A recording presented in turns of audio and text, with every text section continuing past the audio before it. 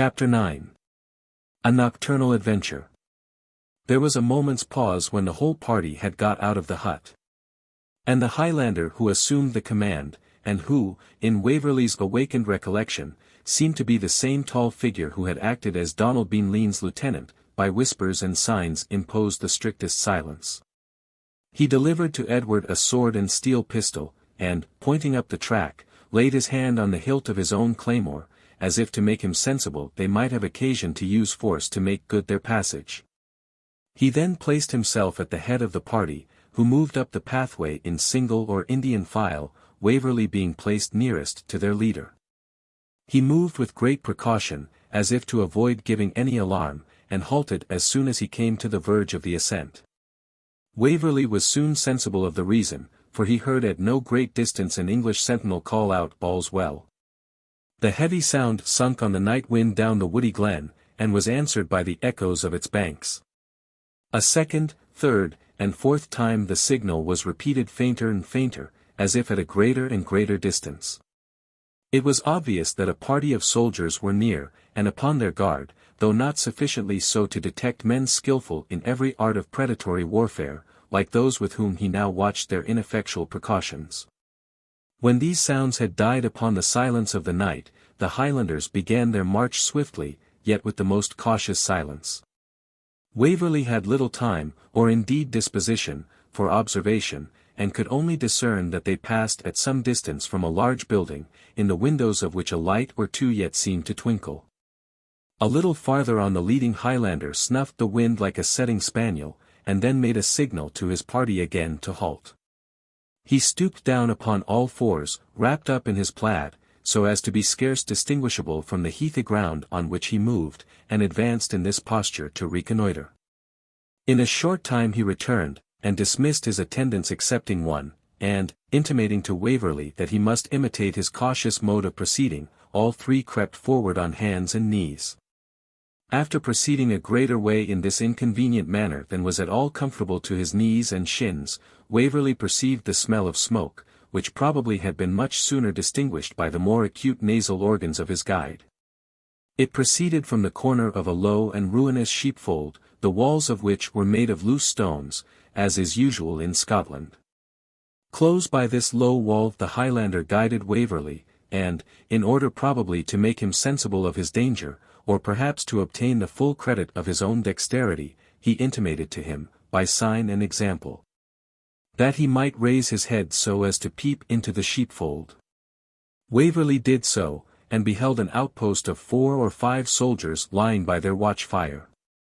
They were all asleep except the sentinel, who paced backwards and forwards with his firelock on his shoulder, which glanced red in the light of the fire as he crossed and recrossed before it in his short walk. Casting his eye frequently to that part of the heavens from which the moon, hitherto obscured by mist, seemed now about to make her appearance. In the course of a minute or two, by one of those sudden changes of atmosphere incident to a mountainous country, a breeze arose and swept before it the clouds which had covered the horizon. And the night planet poured her full effulgence upon a wide and blighted heath, skirted indeed with copse wood and stunted trees in the quarter from which they had come, but open and bare to the observation of the sentinel in that to which their course tended. The wall of the sheepfold indeed concealed them as they lay, but any advance beyond its shelter seemed impossible without certain discovery. The Highlander eyed the blue vault, but far from blessing the useful light with Homer's, or rather Pope's benighted peasant, he muttered a Gaelic curse upon the unseasonable splendour of Macfarlane's butte, i.e. lantern, footnote, see note 26. He looked anxiously around for a few minutes, and then apparently took his resolution. Leaving his attendant with Waverley, after motioning to Edward to remain quiet, and giving his comrade directions in a brief whisper, he retreated, favoured by the irregularity of the ground, in the same direction and in the same manner as they had advanced. Edward, turning his head after him, could perceive him crawling on all fours with the dexterity of an Indian, availing himself of every bush and inequality to escape observation, and never passing over the more exposed parts of his track until the sentinel's back was turned from him. At length he reached the thickets and underwood which partly covered the moor in that direction, and probably extended to the verge of the glen where Waverley had been so long an inhabitant. The Highlander disappeared, but it was only for a few minutes, for he suddenly issued forth from a different part of the thicket, and, advancing boldly upon the open heath as if to invite discovery, he levelled his piece and fired at the sentinel. A wound in the arm proved a disagreeable interruption to the poor fellow's meteorological observations, as well as to the tune of Nancy Dawson, which he was whistling.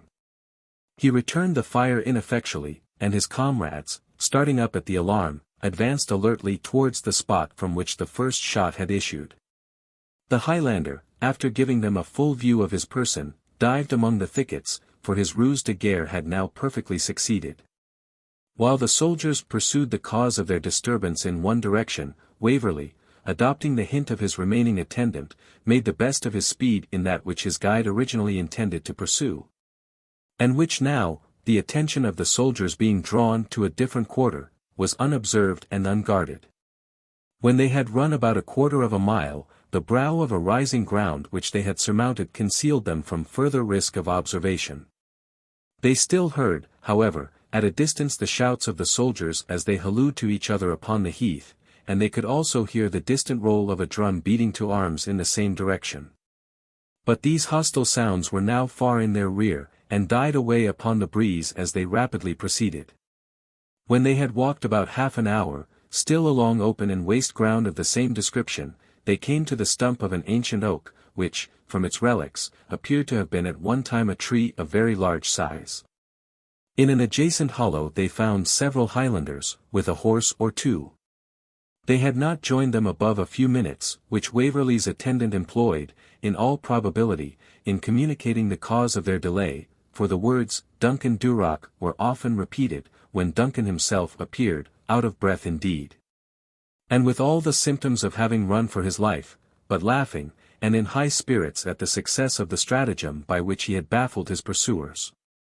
This indeed Waverley could easily conceive might be a matter of no great difficulty to the active mountaineer, who was perfectly acquainted with the ground, and traced his course with a firmness and confidence to which his pursuers must have been strangers. The alarm which he excited seemed still to continue, for a dropping shot or two were heard at a great distance, which seemed to serve as an addition to the mirth of Duncan and his comrades. The mountaineer now resumed the arms with which he had entrusted our hero, giving him to understand that the dangers of the journey were happily surmounted. Waverley was then mounted upon one of the horses, a change which the fatigue of the night and his recent illness rendered exceedingly acceptable. His portmanteau was placed on another pony, Duncan mounted a third, and they set forward at a round pace, accompanied by their escort. No other incident marked the course of that night's journey, and at the dawn of morning they attained the banks of a rapid river. The country around was at once fertile and romantic. Steep banks of wood were broken by cornfields, which this year presented an abundant harvest, already in a great measure cut down. On the opposite bank of the river, and partly surrounded by a winding of its stream, stood a large and massive castle, the half-ruined turrets of which were already glittering in the first rays of the sun. Footnote, see note 27. It was in form an oblong square, of size sufficient to contain a large court in the center. The towers at each angle of the square rose higher than the walls of the building, and were in their turn surmounted by turrets, differing in height and irregular in shape. Upon one of these a sentinel watched, whose bonnet and plaid, streaming in the wind, declared him to be a Highlander, as a broad white ensign, which floated from another tower, announced that the garrison was held by the insurgent adherents of the House of Stuart. Passing hastily through a small and mean town, where their appearance excited neither surprise nor curiosity in the few peasants whom the labors of the harvest began to summon from their repose, the party crossed an ancient and narrow bridge of several arches, and, turning to the left up an avenue of huge old sycamores, Waverley found himself in front of the gloomy yet picturesque structure which he had admired at a distance. A huge iron-grated door, which formed the exterior defence of the gateway, was already thrown back to receive them. And a second, heavily constructed of oak and studded thickly with iron nails, being next opened, admitted them into the interior courtyard. A gentleman, dressed in the Highland garb and having a white cockade in his bonnet, assisted Waverley to dismount from his horse, and with much courtesy bid him welcome to the castle. The governor, for so we must term him, having conducted Waverley to a half-ruinous apartment, where, however, there was a small camp bed, and having offered him any refreshment which he desired, was then about to leave him. "Will you not add to your civilities," said Waverley, after having made the usual acknowledgment, "by having the kindness to inform me where I am, and whether or not I am to consider myself as a prisoner? I am not at liberty to be so explicit upon this subject as I could wish. Briefly, however, you are in the castle of Doune, in the district of Menteith, and in no danger whatever." "And how am I assured of that?" "By the honour of Donald Stuart, governor of the garrison, and lieutenant colonel in the service of His Royal Highness Prince Charles Edward." So saying, he hastily left the apartment, as if to avoid further discussion. Exhausted by the fatigues of the night, our hero now threw himself upon the bed, and was in a few minutes fast asleep. Chapter 10. The journey is continued. Before Waverley awakened from his repose, the day was far advanced, and he began to feel that he had passed many hours without food. This was soon supplied in form of a copious breakfast, but Colonel Stuart, as if wishing to avoid the queries of his guest, did not again present himself. His compliments were, however, delivered by a servant, with an offer to provide anything in his power that could be useful to Captain Waverley on his journey, which he intimated would be continued that evening. To Waverley's further inquiries, the servant opposed the impenetrable barrier of real or affected ignorance and stupidity. He removed the table and provisions, and Waverley was again consigned to his own meditations. As he contemplated the strangeness of his fortune, which seemed to delight in placing him at the disposal of others, without the power of directing his own motions, Edward's eye suddenly rested upon his portmanteau, which had been deposited in his apartment during his sleep. The mysterious appearance of Alice in the cottage of the Glen immediately rushed upon his mind, and he was about to secure and examine the packet which she had deposited among his clothes, when the servant of Colonel Stuart again made his appearance, and took up the portmanteau upon his shoulders. "May I not take out a change of linen, my friend? Your honour saul get ane o' the colonel's ein ruffled sarks, but this maun gang in the baggage cart." And so saying, he very coolly carried off the portmanteau, without waiting further remonstrance, leaving our hero in a state where disappointment and indignation struggled for the mastery. In a few minutes he heard a cart rumble out of the rugged courtyard, and made no doubt that he was now dispossessed, for a space at least, if not for ever, of the only documents which seemed to promise some light upon the dubious events which had of late influenced his destiny. With such melancholy thoughts he had to beguile about 4 or 5 hours of solitude. When this space was elapsed, the trampling of horse was heard in the courtyard, and Colonel Stuart soon after made his appearance to request his guest to take some further refreshment before his departure. The offer was accepted, for a late breakfast had by no means left our hero incapable of doing honour to dinner, which was now presented. The conversation of his host was that of a plain country gentleman, mixed with some soldier-like sentiments and expressions. He cautiously avoided any reference to the military operations or civil politics of the time. And to Waverley's direct inquiries concerning some of these points replied, that he was not at liberty to speak upon such topics. When dinner was finished the governor arose, and, wishing Edward a good journey, said that, having been informed by Waverley's servant that his baggage had been sent forward, he had taken the freedom to supply him with such changes of linen as he might find necessary till he was again possessed of his own. With this compliment he disappeared. A servant acquainted Waverley an instant afterwards that his horse was ready. Upon this hint he descended into the courtyard, and found a trooper holding a saddled horse, on which he mounted and sallied from the portal of Doune Castle, attended by about a score of armed men on horseback. These had less the appearance of regular soldiers than of individuals who had suddenly assumed arms from some pressing motive of unexpected emergency.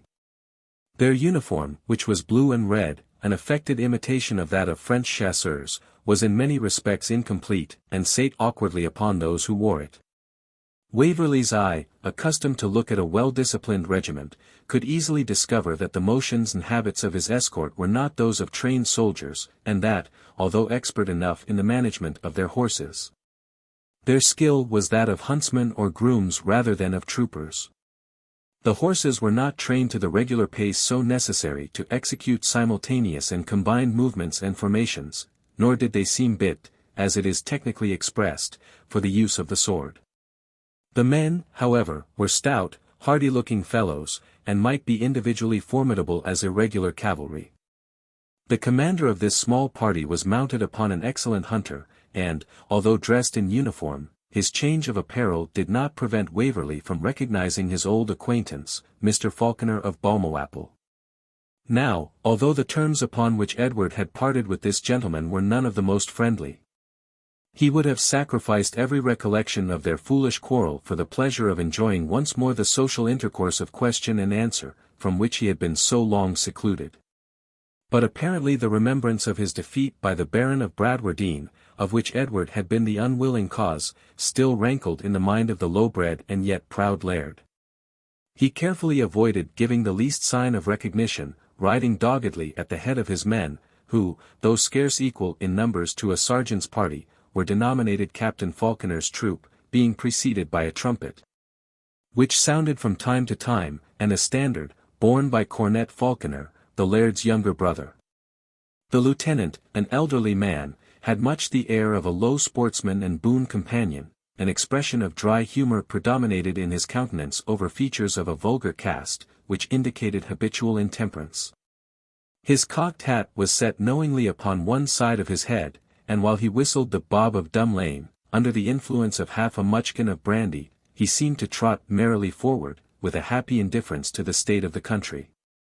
The conduct of the party, the end of the journey, and all other sublunary matters whatever. From this wight, who now and then dropped alongside of his horse, Waverley hoped to acquire some information, or at least to beguile the way with talk.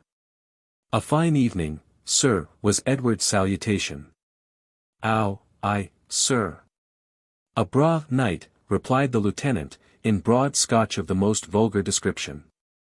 "And a fine harvest, apparently," continued Waverley, following up his first attack. "Aye, the aits will be got bravely in. But the farmers, deal burst them, and the cornmongers will make the auld price good against them as has horses till keep. You perhaps act as quartermaster, sir?" "Aye, quartermaster, riding master, and lieutenant," answered this officer of all work. "And, to be sure, was fitter to look after the breaking and the keeping of the poor beasts than Missile, that bought and sold every ane o' them. And pray, sir, if it be not too great a freedom, may I beg to know where we are going just now?" "A fool's errand, I fear," answered this communicative personage. "In that case," said Waverley, determined not to spare civility, "I should have thought a person of your appearance would not have been found on the road." Vera true, sir," replied the officer, "but every why has its wherefore. Ye maun ken, the laird there bought thir beasts frae me to munt his troop, and agreed to pay for them according to the necessities and prices of the time. But then he hadna the ready penny, and I hae been advised his bond will not be worth a bottle against the estate, and then I had my dealers to settle why, at Martinmas. And so, as he very kindly offered me this commission, and as the Auld 15, footnote, the judges of the Supreme Court of Session in Scotland are proverbially termed among the country people, the 15. Wad never help me to my siller for sending out nags against the government, why, conscience. Sir, I thought my best chance for payment was e'en to gae out, footnote, see note 28, Missile. And ye may judge, sir, as I hae dealt my life in halters, I think na mickle o' putting my craig in peril of a St. Johnstone's tippet." "You are not, then, by profession a soldier," said Waverley. "Na. Thank God," answered this doughty partisan, "I wasna bred at sae short a tether, I was brought up to hack and manger. I was bred a horse cooer, sir. And if I might live to see you at Whitsun Tryst, or at Stagshawbank, or the winter fair at Hoyk, and ye wanted a spanker that would lead the field, I see be caution I would serve ye easy. For Jamie Jinker was ne'er the lad to impose upon a gentleman. Ye're a gentleman, sir, and should ken a horse's points, ye see that through, ganging thing that Balmawapple's on, I selled her till him. She was bred out of Lick the Ladle, that won the King's Plate at Caverton Edge, by Duke Hamilton's White Foot, etc., etc., etc. But as Jinker was entered full sail upon the pedigree of Balmawapple's mare, having already got as far as great-grandsire and great-granddam, and while Waverley was watching for an opportunity to obtain from him intelligence of more interest, the noble captain checked his horse until they came up, and then, without directly appearing to notice Edward, said sternly to the genealogist, "I thought, Lieutenant, my orders were precise, that no one should speak to the prisoner." The metamorphosed horse-dealer was silenced of course, and slunk to the rear, where he consoled himself by entering into a vehement dispute upon the price of hay with a farmer who had reluctantly followed his laird to the field rather than give up his farm, whereof the lease had just expired. Waverley was therefore once more consigned to silence, foreseeing that further attempts at conversation with any of the party would only give Balmawapple a wished-for opportunity to display the insolence of authority, and the sulky spite of a temper naturally dogged, and rendered more so by habits of low indulgence and the incense of servile adulation. In about 2 hours' time the party were near the castle of Stirling, over whose battlements the Union flag was brightened as it waved in the evening sun. To shorten his journey, or perhaps to display his importance and insult the English garrison, Balmawapple, inclining to the right, took his route through the Royal Park, which reaches to and surrounds the rock upon which the fortress is situated. With a mind more at ease Waverley could not have failed to admire the mixture of romance and beauty which renders interesting the scene through which he was now passing, the field which had been the scene of the tournaments of old, the rock from which the ladies beheld the contest. While each made vows for the success of some favourite knight, the towers of the Gothic church, where these vows might be paid, and, surmounting all, the fortress itself, at once a castle and palace, where valour received the prize from royalty. And knights and dames closed the evening amid the revelry of the dance, the song, and the feast. All these were objects fitted to arouse and interest a romantic imagination. But Waverley had other objects of meditation, and an incident soon occurred of a nature to disturb meditation of any kind. Balmawapple, in the pride of his heart, as he wheeled his little body of cavalry round the base of the castle, commanded his trumpet to sound a flourish and his standard to be displayed. This insult produced apparently some sensation. For when the cavalcade was at such distance from the southern battery as to admit of a gun being depressed so as to bear upon them, a flash of fire issued from one of the embrasures upon the rock. And ere the report with which it was attended could be heard, the rushing sound of a cannonball passed over Balmawapple's head, and the bullet, burying itself in the ground at a few yards' distance, covered him with the earth which it drove up. There was no need to bid the party trudge. In fact, every man, acting upon the impulse of the moment, soon brought Mr. Jinker's steeds to show their mettle, and the cavaliers, retreating with more speed than regularity, never took to a trot, as the lieutenant afterwards observed, until an intervening eminence had secured them from any repetition of so undesirable a compliment on the part of Stirling Castle. I must do Balmawapple, however, the justice to say that he not only kept the rear of his troop, and laboured to maintain some order among them, but, in the height of his gallantry, answered the fire of the castle by discharging one of his horse pistols at the battlements. Although, the distance being nearly half a mile, I could never learn that this measure of retaliation was attended with any particular effect. The travellers now passed the memorable field of Bannockburn and reached the Torwood, a place glorious or terrible to the recollections of the Scottish peasant, as the feats of Wallace or the cruelties of Wouda Willie Grime predominate in his recollection. At Falkirk, a town formerly famous in Scottish history, and soon to be again distinguished as the scene of military events of importance, Balmawapple proposed to halt and repose for the evening. This was performed with very little regard to military discipline, his worthy quartermaster being chiefly solicitous to discover where the best brandy might be come at. Sentinels were deemed unnecessary, and the only vigils performed were those of such of the party as could procure liquor. A few resolute men might easily have cut off the detachment. But of the inhabitants some were favourable, many indifferent, and the rest overawed. So nothing memorable occurred in the course of the evening, except that Waverley's rest was sorely interrupted by the revellers hallooing forth their Jacobite songs, without remorse or mitigation of voice.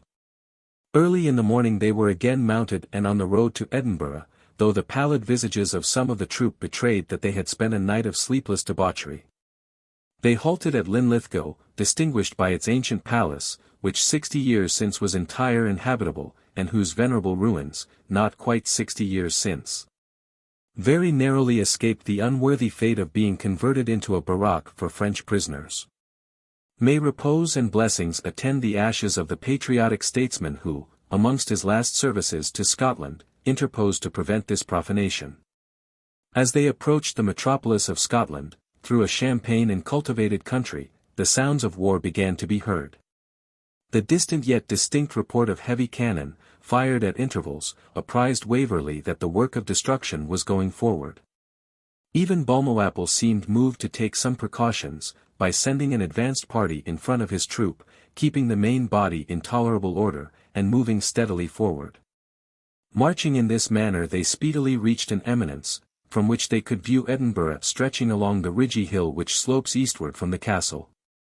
The latter, being in a state of siege, or rather of blockade, by the northern insurgents, who had already occupied the town for 2 or 3 days, fired at intervals upon such parties of Highlanders as exposed themselves, either on the main street or elsewhere in the vicinity of the fortress. The morning being calm and fair, the effect of this dropping fire was to invest the castle in wreaths of smoke, the edges of which dissipated slowly in the air, while the central vale was darkened ever and anon by fresh clouds poured forth from the battlements. The whole giving, by the partial concealment, an appearance of grandeur and gloom, rendered more terrific when Waverley reflected on the cause by which it was produced, and that each explosion might ring some brave man's knell. Ere they approached the city the partial cannonade had wholly ceased. Balmawhapple, however, having in his recollection the unfriendly greeting which his troop had received from the battery at Stirling, had apparently no wish to tempt the forbearance of the artillery of the castle. He therefore left the direct road, and, sweeping considerably to the southward so as to keep out of the range of the cannon, approached the ancient palace of Holyrood without having entered the walls of the city. He then drew up his men in front of that venerable pile, and delivered Waverley to the custody of a guard of Highlanders, whose officer conducted him into the interior of the building. A long, low, and ill-proportioned gallery, hung with pictures, affirmed to be the portraits of kings, who, if they ever flourished at all, lived several hundred years before the invention of painting in oil colours, served as a sort of guard chamber or vestibule to the apartments which the adventurous Charles Edward now occupied in the palace of his ancestors.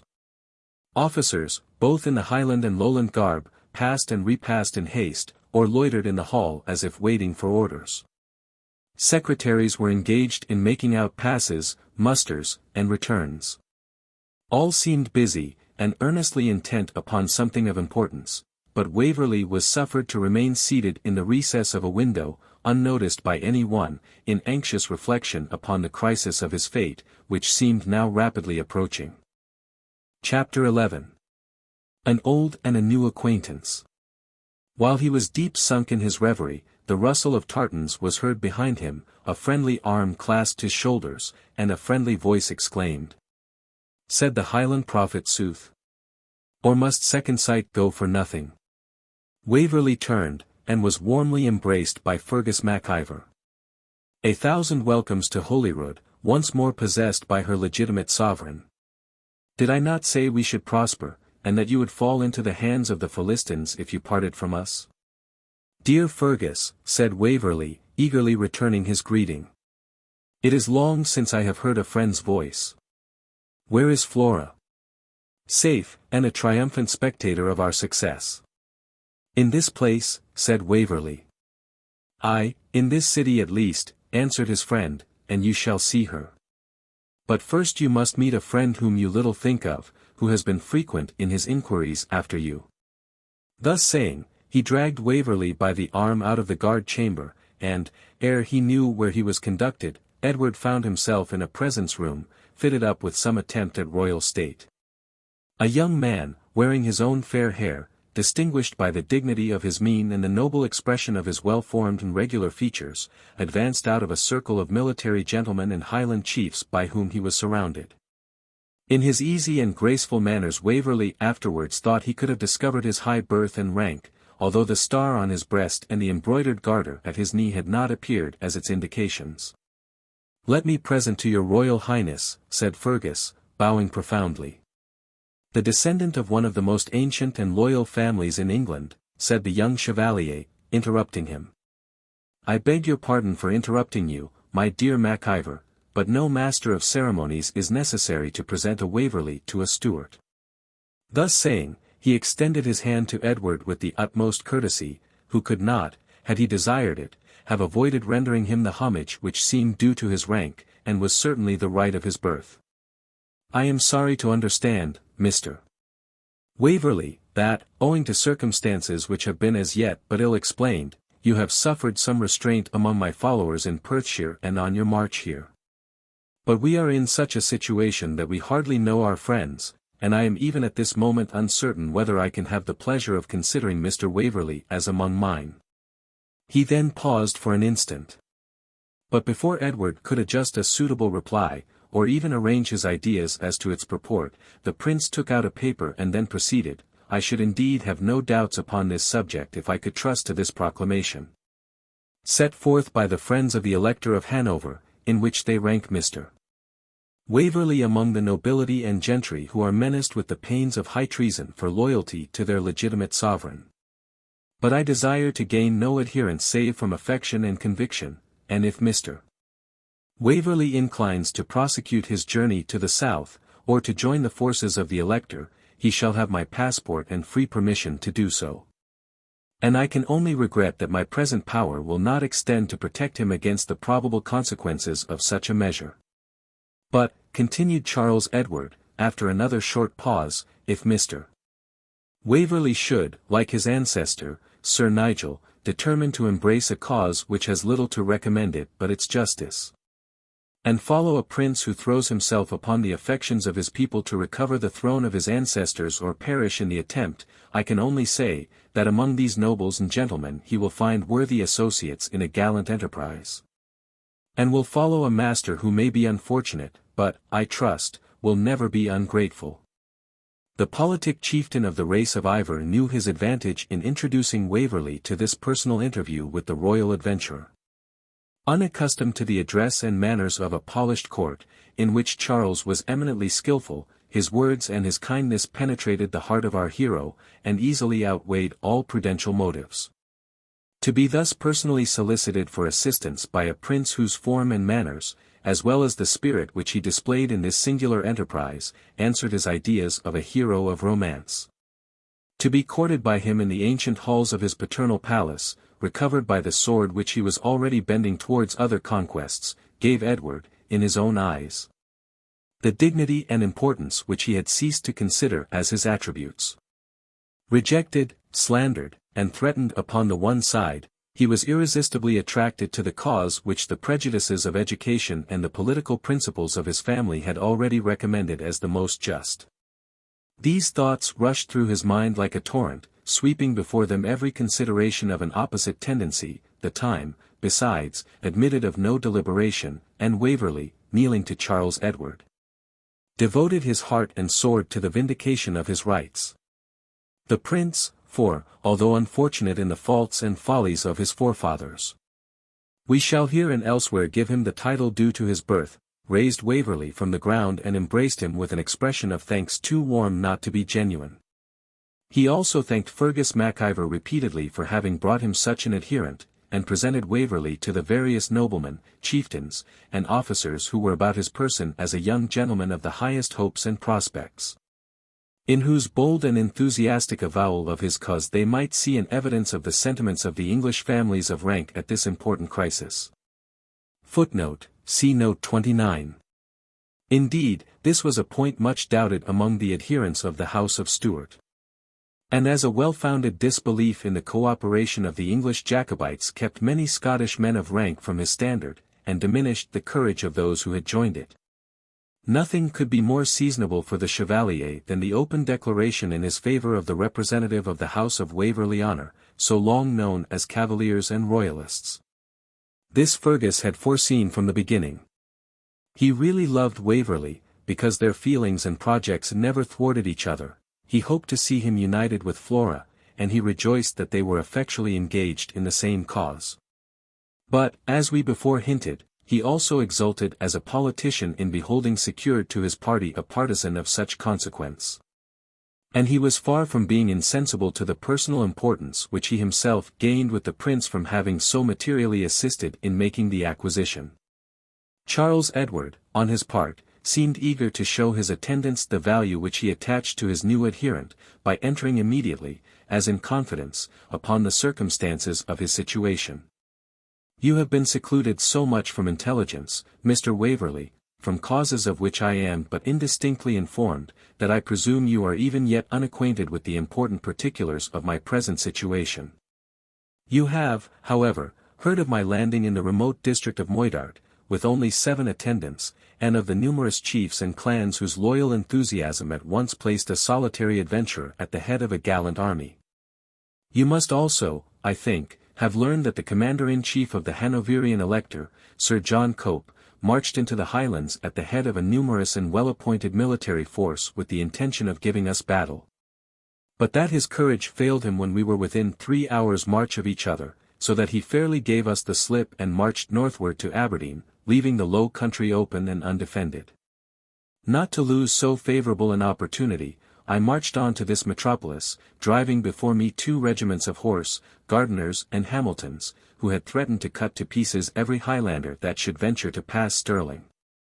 And while discussions were carrying forward among the magistracy and citizens of Edinburgh whether they should defend themselves or surrender, my good friend Lochiel, laying his hand on the shoulder of that gallant and accomplished chieftain, saved them the trouble of farther deliberation by entering the gates with 500 Camerons.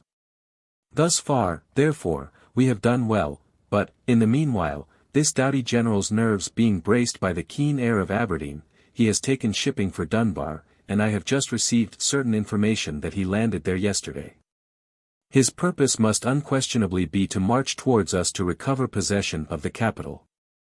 Now there are 2 opinions in my council of war, 1, that being inferior probably in numbers, and certainly in discipline and military appointments, not to mention our total want of artillery and the weakness of our cavalry, it will be safest to fall back towards the mountains, and there protract the war until fresh succours arrive from France, and the whole body of the Highland clans shall have taken arms in our favour.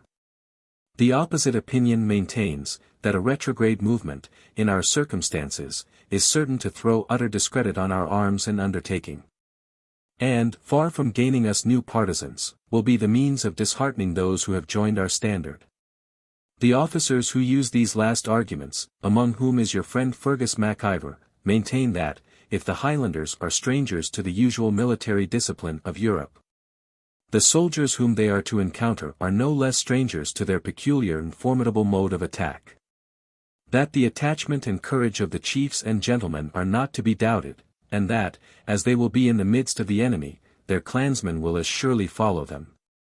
In fine, that having drawn the sword we should throw away the scabbard, and trust our cause to battle and to the God of battles. Will Mr. Waverley favour us with his opinion in these arduous circumstances?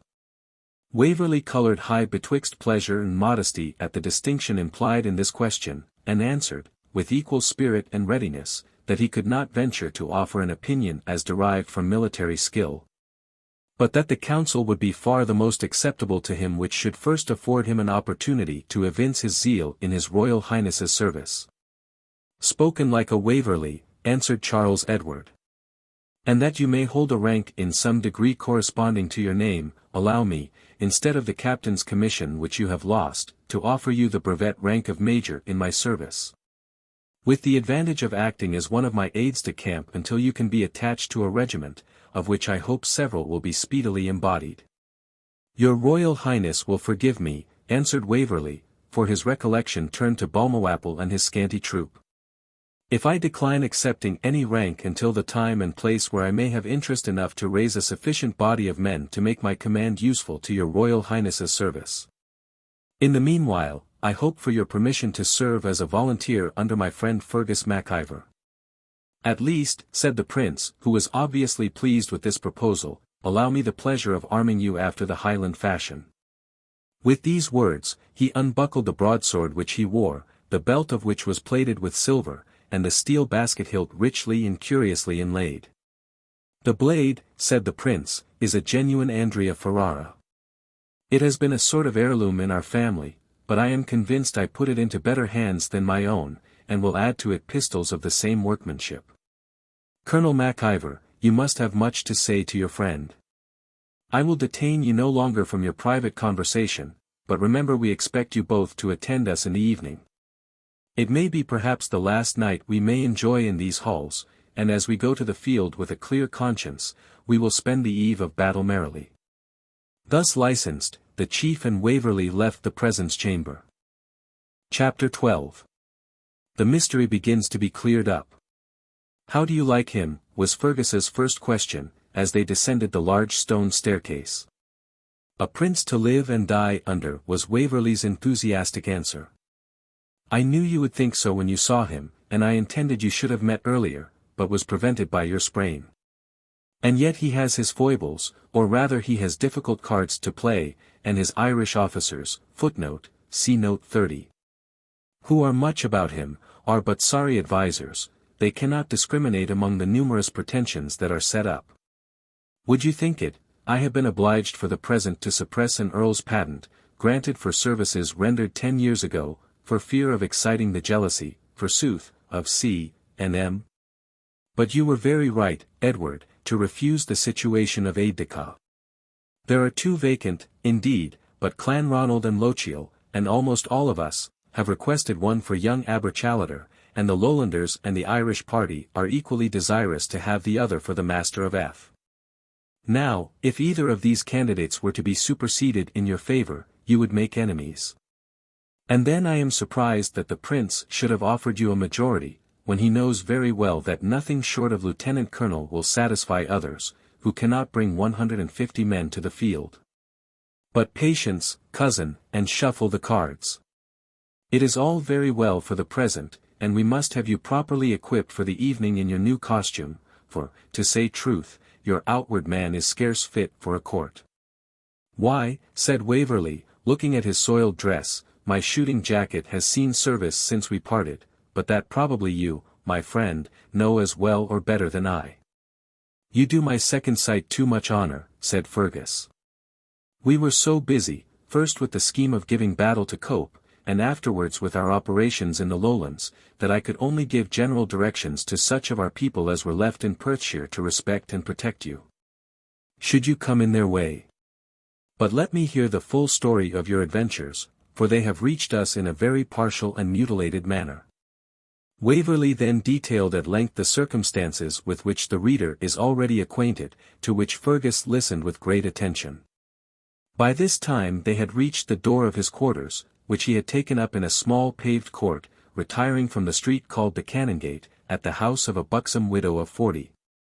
Who seemed to smile very graciously upon the handsome young chief, she being a person with whom good looks and good humour were sure to secure an interest, whatever might be the party's political opinions. Here Callum Beg received them with a smile of recognition. Callum, said the chief, call Shemus and Snacked, James of the Needle. This was the hereditary tailor of Vichlawn Vor. Shemus, Mr. Waverley is to wear the cath dath, battle colour, or tartan, his trews must be ready in 4 hours. You know the measure of a well-made man, 2 double nails to the small of the leg. 11 from haunch to heel, 7 round the waist. I give your honour leave to hang Shemus, if there's a pair of shears in the Highlands that has a balder sneck than hers een at the Cumid and Truays, shape of the trews. Get a plaid of MacIver tartan and sash, continued the chieftain, and a blue bonnet of the prince's pattern, at Mr. Muat's in the Crams. My short green coat, with silver lace and silver buttons, will fit him exactly, and I have never worn it. Tell Ensign Maccombich to pick out a handsome target from among mine. The prince has given Mr. Waverley broadsword and pistols, I will furnish him with a dirk and purse. Add but a pair of low-heeled shoes, and then, my dear Edward, turning to him, you will be a complete son of Ivor. These necessary directions given, the chieftain resumed the subject of Waverley's adventures. It is plain, he said, that you have been in the custody of Donald Bean Lean. You must know that, when I marched away my clan to join the prince, I laid my injunctions on that worthy member of society to perform a certain piece of service, which done, he was to join me with all the force he could muster. But, instead of doing so, the gentleman, finding the coast clear, thought it better to make war on his own account, and has scoured the country, plundering, I believe, both friend and foe, under pretence of levying blackmail. Sometimes as if by my authority, and sometimes, and be cursed to his consummate impudence, in his own great name. Upon my honour, if I live to see the cairn of Benmore again, I shall be tempted to hang that fellow. I recognize his hand particularly in the mode of your rescue from that canting rascal Gilfillan, and I have little doubt that Donald himself played the part of the peddler on that occasion. But how he should not have plundered you, or put you to ransom, or availed himself in some way or other of your captivity for his own advantage, passes my judgment. When and how did you hear the intelligence of my confinement? Asked Waverley. The prince himself told me, said Fergus, and inquired very minutely into your history. He then mentioned your being at that moment in the power of one of our northern parties. You know I could not ask him to explain particulars, and requested my opinion about disposing of you. I recommended that you should be brought here as a prisoner, because I did not wish to prejudice you farther with the English government, in case you pursued your purpose of going southward. I knew nothing, you must recollect, of the charge brought against you of aiding and abetting high treason, which, I presume, had some share in changing your original plan. That sullen, good-for-nothing brute, Balmawhapple, was sent to escort you from Doune, with what he calls his troop of horse. As to his behaviour, in addition to his natural antipathy to everything that resembles a gentleman, I presume his adventure with Bradwardine rankles in his recollection. The rather that I dare say his mode of telling that story contributed to the evil reports which reached your quondam regiment. Very likely, said Waverley, but now surely, my dear Fergus, you may find time to tell me something of Flora. Why, replied Fergus, I can only tell you that she is well, and residing for the present with a relation in this city. I thought it better she should come here, as since our success a good many ladies of rank attend our military court. And I assure you that there is a sort of consequence annexed to the near relative of such a person as Flora MacIver, and where there is such a justling of claims and requests, a man must use every fair means to enhance his importance. There was something in this last sentence which grated on Waverley's feelings. He could not bear that Flora should be considered as conducing to her brother's preferment by the admiration which she must unquestionably attract. And although it was in strict correspondence with many points of Fergus's character, it shocked him as selfish, and unworthy of his sister's high mind and his own independent pride. Fergus, to whom such manoeuvres were familiar, as to one brought up at the French court, did not observe the unfavourable impression which he had unwarily made upon his friend's mind, and concluded by saying that they could hardly see Flora before the evening, when she would be at the concert and ball with which the prince's party were to be entertained. She and I had a quarrel about her not appearing to take leave of you. I am unwilling to renew it by soliciting her to receive you this morning, and perhaps my doing so might not only be ineffectual, but prevent your meeting this evening. While thus conversing, Waverley heard in the court, before the windows of the parlour, a well-known voice. I aver to you, my worthy friend, said the speaker, that it is a total dereliction of military discipline. And were you not as it were a tyro, your purpose would deserve strong reprobation. For a prisoner of war is on no account to be coerced with fetters, or debinded in ergastulo, as would have been the case had you put this gentleman into the pit of the Peel House at Balmawhapple. I grant, indeed, that such a prisoner may for security be coerced in carcere, that is, in a public prison. The growling voice of Balmawhapple was heard as taking leave in displeasure, but the word landlooper alone was distinctly audible. He had disappeared before Waverley reached the house in order to greet the worthy Baron of Bradwardine. The uniform in which he was now attired, a blue coat, namely, with gold lace, a scarlet waistcoat and breeches, and immense jack-boots, seemed to have added fresh stiffness and rigidity to his tall, perpendicular figure. And the consciousness of military command and authority had increased, in the same proportion, the self-importance of his demeanour and the dogmatism of his conversation. He received Waverley with his usual kindness, and expressed immediate anxiety to hear an explanation of the circumstances attending the loss of his commission in Gardiner's Dragoons. Not, he said, that he had the least apprehension of his young friend having done aught which could merit such ungenerous treatment as he had received from government, but because it was right and seemly that the Baron of Bradwardine should be, in point of trust and in point of power, fully able to refute all calumnies against the heir of Waverley honour, whom he had so much right to regard as his own son. Fergus Mac Ivor, who had now joined them, went hastily over the circumstances of Waverley's story, and concluded with the flattering reception he had met from the young chevalier. The Baron listened in silence, and at the conclusion shook Waverley heartily by the hand and congratulated him upon entering the service of his lawful prince. For, continued he, although it has been justly held in all nations a matter of scandal and dishonour to infringe the Sacramenta Militare, and that whether it was taken by each soldier singly, whilk the Romans denominated per conjurationem, or by one soldier in name of the rest, yet no one ever doubted that the allegiance so sworn was discharged by the demisio, or discharging of a soldier, whose case would be as hard as that of colliers, salters, and other adscripti glebes, or slaves of the soil, were it to be accounted otherwise. This is something like the brocard expressed by the learned Sanchez in his work De Jure Jurando, which you have questionless consulted upon this occasion. As for those who have calumniated you by leasing-making, I protest to heaven I think they have justly incurred the penalty of the Memnonia Lex, also called Lex Remnia, which is prelected upon by Tullius in his oration, In Ver Rem. I should have deemed, however, Mr.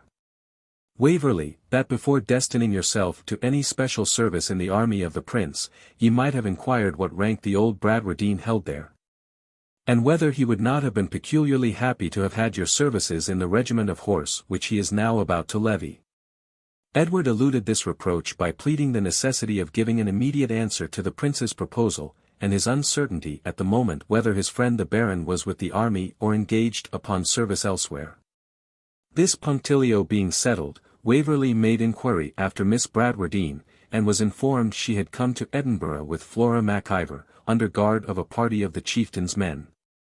This step was indeed necessary, Tully Veolan having become a very unpleasant, and even dangerous, place of residence for an unprotected young lady, on account of its vicinity to the Highlands, and also to one or two large villages which, from aversion as much to the Caterans as zeal for presbytery, had declared themselves on the side of government, and formed irregular bodies of partisans, who had frequent skirmishes with the mountaineers, and sometimes attacked the houses of the Jacobite gentry in the braes, or frontier betwixt the mountain and plain. I would propose to you, continued the Baron, to walk as far as my quarters in the Luckenbooths, and to admire in your passage the High Street, whilk is, beyond a shadow of dubitation, finer than any street whether in London or Paris. But Rose, poor thing, is sorely discomposed with the firing of the castle, though I have proved to her from Blondel and Cohorn, that it is impossible a bullet can reach these buildings. And, besides, I have it in charge from His Royal Highness to go to the camp, or leaguer of our army, to see that the men do condamare vesa, that is, truss up their bag and baggage for tomorrow's march. That will be easily done by most of us, said Mac Ivor, laughing. Craving your pardon, Colonel Mac Ivor, not quite so easily as ye seem to opine. I grant most of your folk left the Highlands expedited as it were, and free from the encumbrance of baggage, but it is unspeakable the quantity of useless sprechery which they have collected on their march. I saw one fellow of yours, craving your pardon once more, with a pier-glass upon his back. Ay, said Fergus, still in good humour, he would have told you, if you had questioned him, a ganging foot is I getting. But come, my dear Baron, you know as well as I that 100 Ulan, or a single troop of Schmierschütz Pandours, would make more havoc in a country than the Knight of the Mirror and all the rest of our clans put together. And that is very true likewise, replied the Baron, they are, as the heathen author says, ferociores in aspectu, mischiores in actu, of a horrid and grim visage, but more benign in demeanour than their physiognomy or aspect might infer. But I stand here talking to you two youngsters when I should be in the King's Park. But you will dine with Waverley and me on your return. I assure you, Baron, though I can live like a Highlander when needs must, I remember my Paris education, and understand perfectly fair la Myler share. And wha the deal doubts it, quoth the Baron, laughing, when ye bring only the cookery and the good tune must furnish the materials. Weel, I have some business in the tune too, but I'll join you at 3, if the weavers can tarry so long. So saying, he took leave of his friends and went to look after the charge which had been assigned him. Chapter 13. A Soldier's Dinner. James of the Needle was a man of his word when whiskey was no party to the contract. And upon this occasion Callum Beg, who still thought himself in Waverley's debt, since he had declined accepting compensation at the expense of mine host of the Candlestick's person, took the opportunity of discharging the obligation by mounting guard over the hereditary tailor of Slyock nan Ivor. And, as he expressed himself, targed him tightly, till the finishing of the job. To rid himself of this restraint, Seamus's needle flew through the tartan like lightning. And as the artist kept chanting some dreadful skirmish of Finn MacColl, he accomplished at least 3 stitches to the death of every hero. The dress was, therefore, soon ready, for the short coat fitted the wearer, and the rest of the apparel required little adjustment. Our hero having now fairly assumed the garb of old Gaul, well calculated as it was to give an appearance of strength to a figure which, though tall and well-made, was rather elegant than robust. I hope my fair readers will excuse him if he looked at himself in the mirror more than once, and could not help acknowledging that the reflection seemed that of a very handsome young fellow. In fact, there was no disguising it. His light brown hair, for he wore no periwig, notwithstanding the universal fashion of the time, became the bonnet which surmounted it. His person promised firmness and agility, to which the ample folds of the tartan added an air of dignity.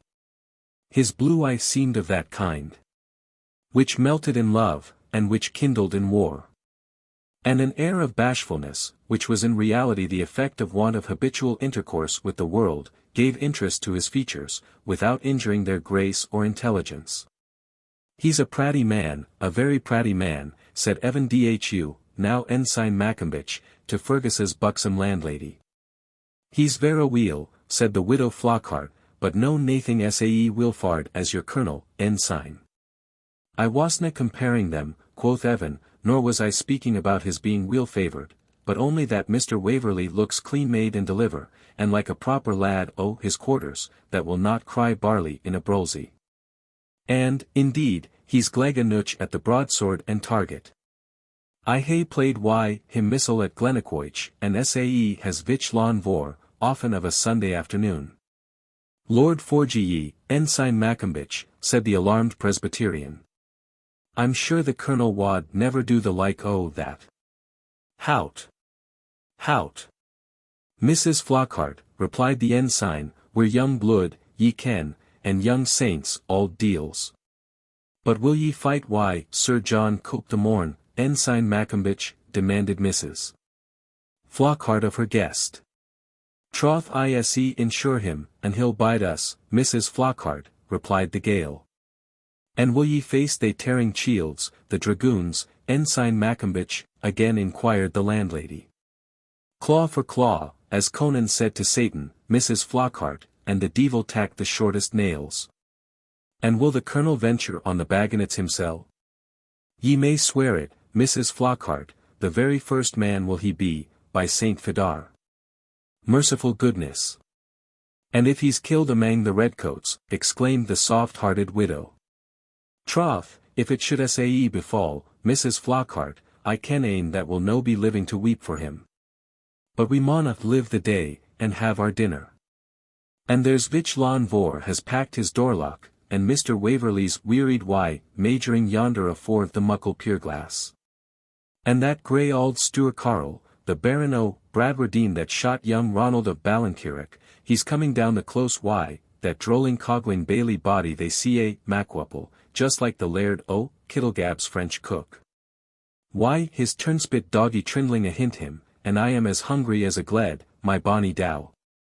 Sae bid Kate set on the brew, and do ye put on your pinners, for ye ken Vich Lawn Vor winna sit down till ye be at the head o' the table, and dinna forget the pint bottle o' brandy, my woman." This hint produced dinner. Mrs. Flockhart, smiling in her weeds like the sun through a mist, took the head of the table, thinking within herself, perhaps, that she cared not how long the rebellion lasted that brought her into company so much above her usual associates. She was supported by Waverley in the Baron, with the advantage of the chieftain vis-a-vis. The men of peace and of war, that is, Bailie Macwheeble and Ensign Maccombich, after many profound congés to their superiors and each other, took their places on each side of the chieftain. Their fare was excellent, time, place, and circumstances considered, and Fergus's spirits were extravagantly high. Regardless of danger, and sanguine from temper, youth, and ambition, he saw in imagination all his prospects crowned with success, and was totally indifferent to the probable alternative of a soldier's grave. The Baron apologized slightly for bringing Macwheeble. They had been providing, he said, for the expenses of the campaign. And, by my faith, said the old man, as I think this will be my last, so I just end where I began, I hae evermore found the sinews of war, as a learned author calls the caisse militaire, mair difficult to come by than either its flesh, blood, or bones. What? Have you raised our only efficient body of cavalry and got ye none of the Louis d'Or out of the Doutelle? Footnote: the Doutelle was an armed vessel which brought a small supply of money and arms from France for the use of the insurgents. To help you?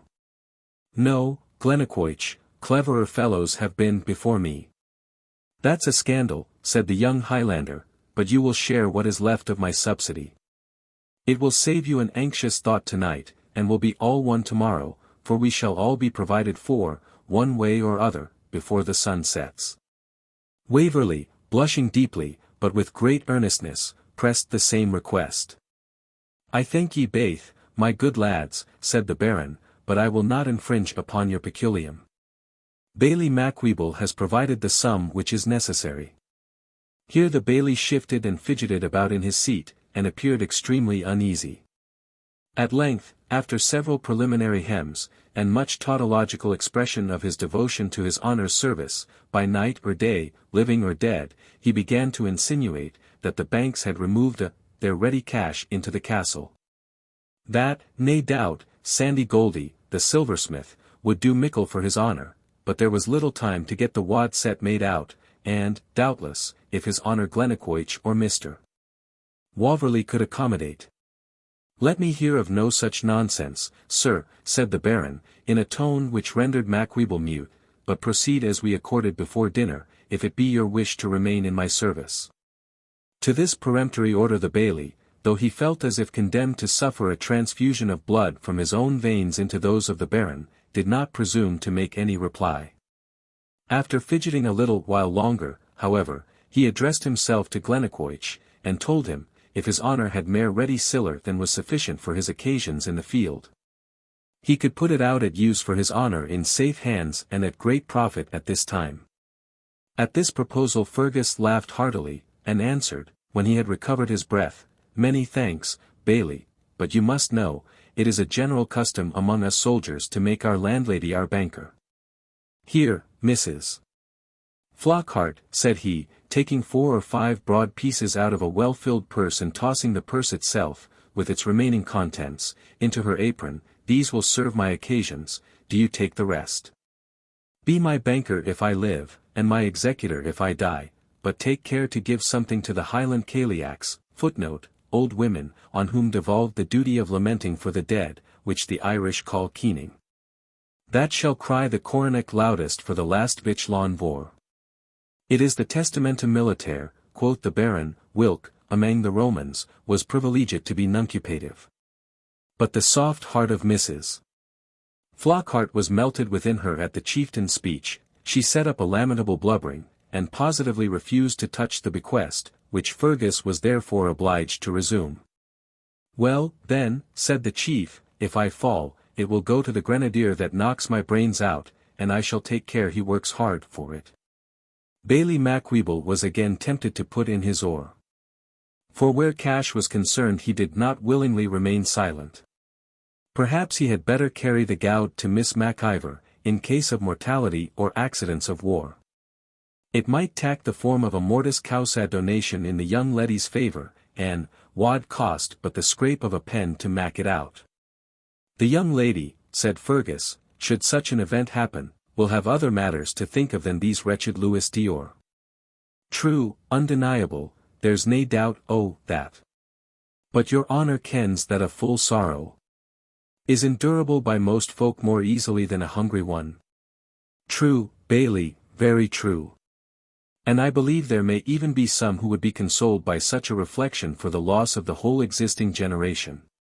But there is a sorrow which knows neither hunger nor thirst. And poor Flora, he paused, and the whole company sympathized in his emotion.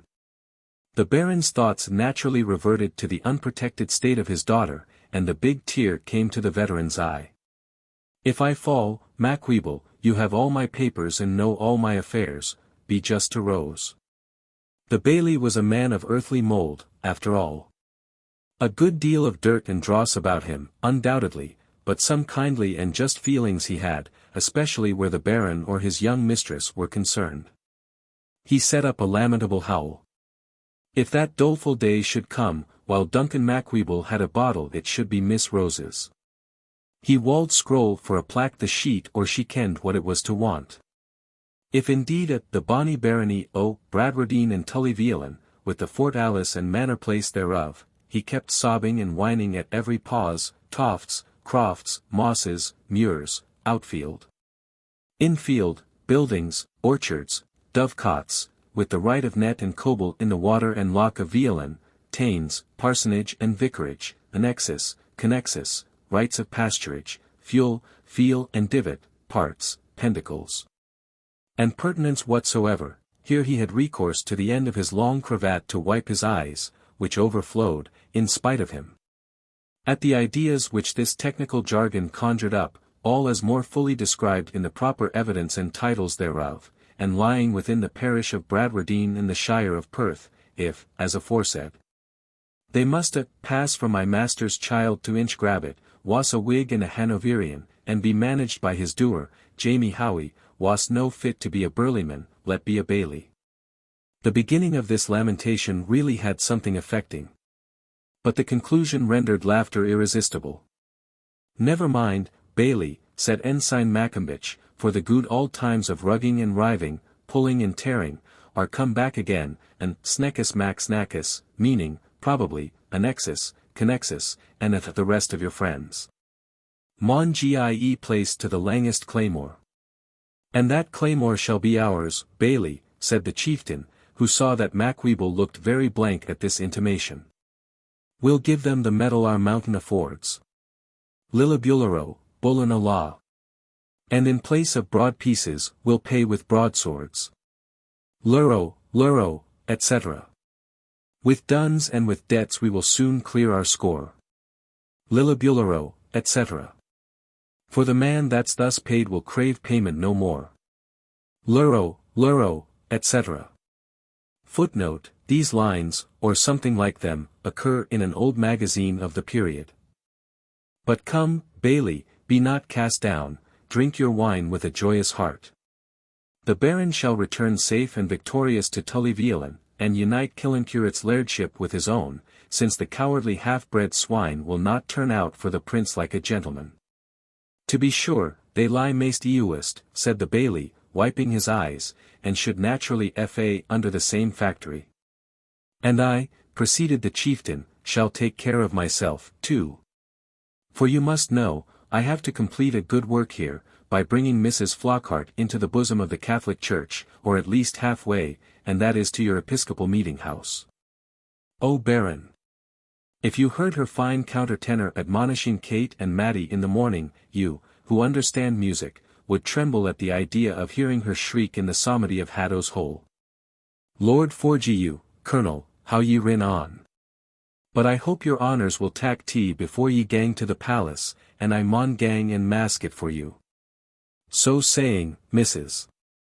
Flockhart left the gentlemen to their own conversation, which, as might be supposed, turned chiefly upon the approaching events of the campaign.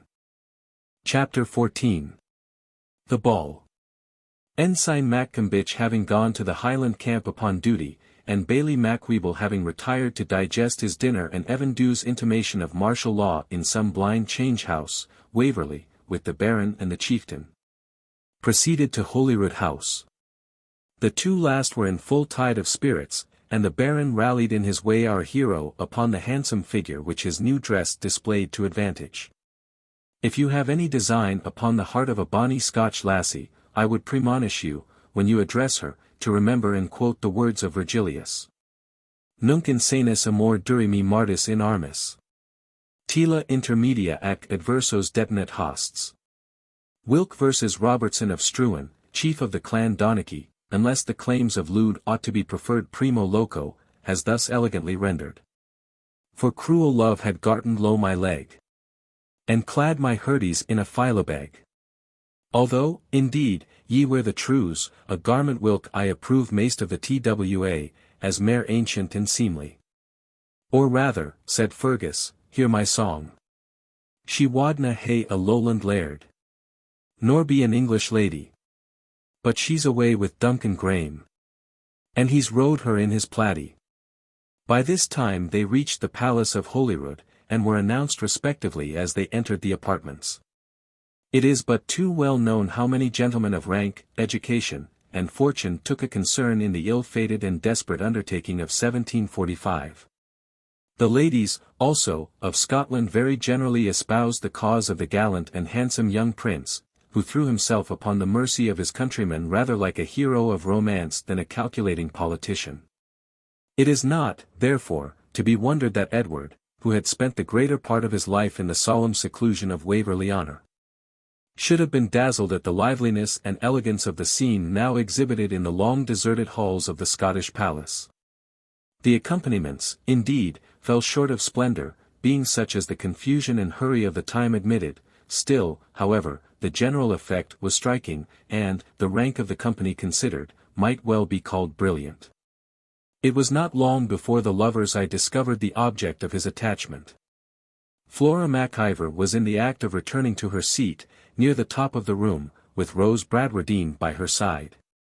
Among much elegance and beauty, they had attracted a great degree of the public attention, being certainly two of the handsomest women present. The prince took much notice of both, particularly of Flora, with whom he danced, a preference which she probably owed to her foreign education and command of the French and Italian languages.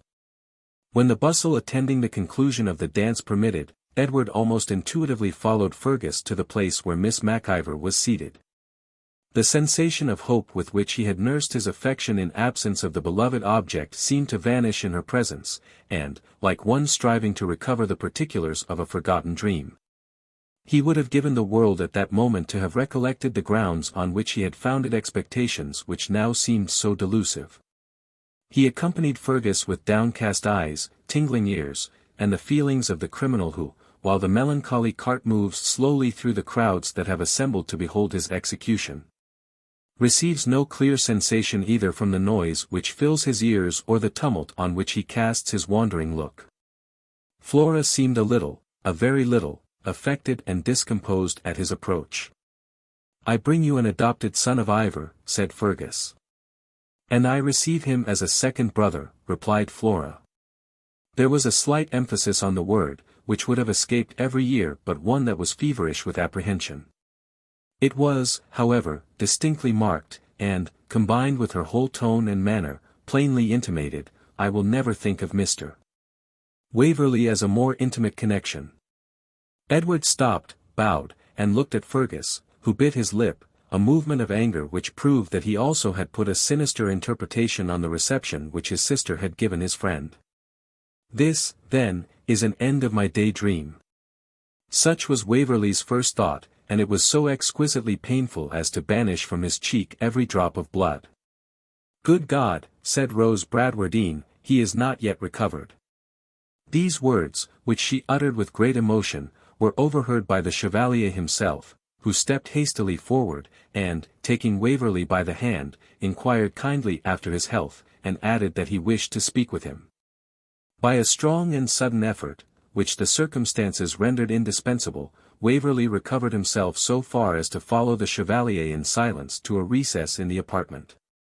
Here the prince detained him some time, asking various questions about the great Tory and Catholic families of England, their connections, their influence, and the state of their affections towards the House of Stuart. To these queries Edward could not at any time have given more than general answers, and it may be supposed that, in the present state of his feelings, his responses were indistinct even to confusion. The Chevalier smiled once or twice at the incongruity of his replies, but continued the same style of conversation, although he found himself obliged to occupy the principal share of it. Until he perceived that Waverley had recovered his presence of mind. It is probable that this long audience was partly meant to further the idea which the prince desired should be entertained among his followers, that Waverley was a character of political influence. But it appeared, from his concluding expressions, that he had a different and good-natured motive, personal to our hero, for prolonging the conference. "I cannot resist the temptation," he said, "of boasting of my own discretion as a lady's confidant. You see, Mr. Waverley, that I know all, and I assure you I am deeply interested in the affair. But, my good young friend, you must put a more severe restraint upon your feelings. There are many here whose eyes can see as clearly as mine, but the prudence of whose tongues may not be equally trusted." So saying, he turned easily away and joined a circle of officers at a few paces distance. Leaving Waverley to meditate upon his parting expression, which, though not intelligible to him in its whole purport, was sufficiently so in the caution which the last word recommended.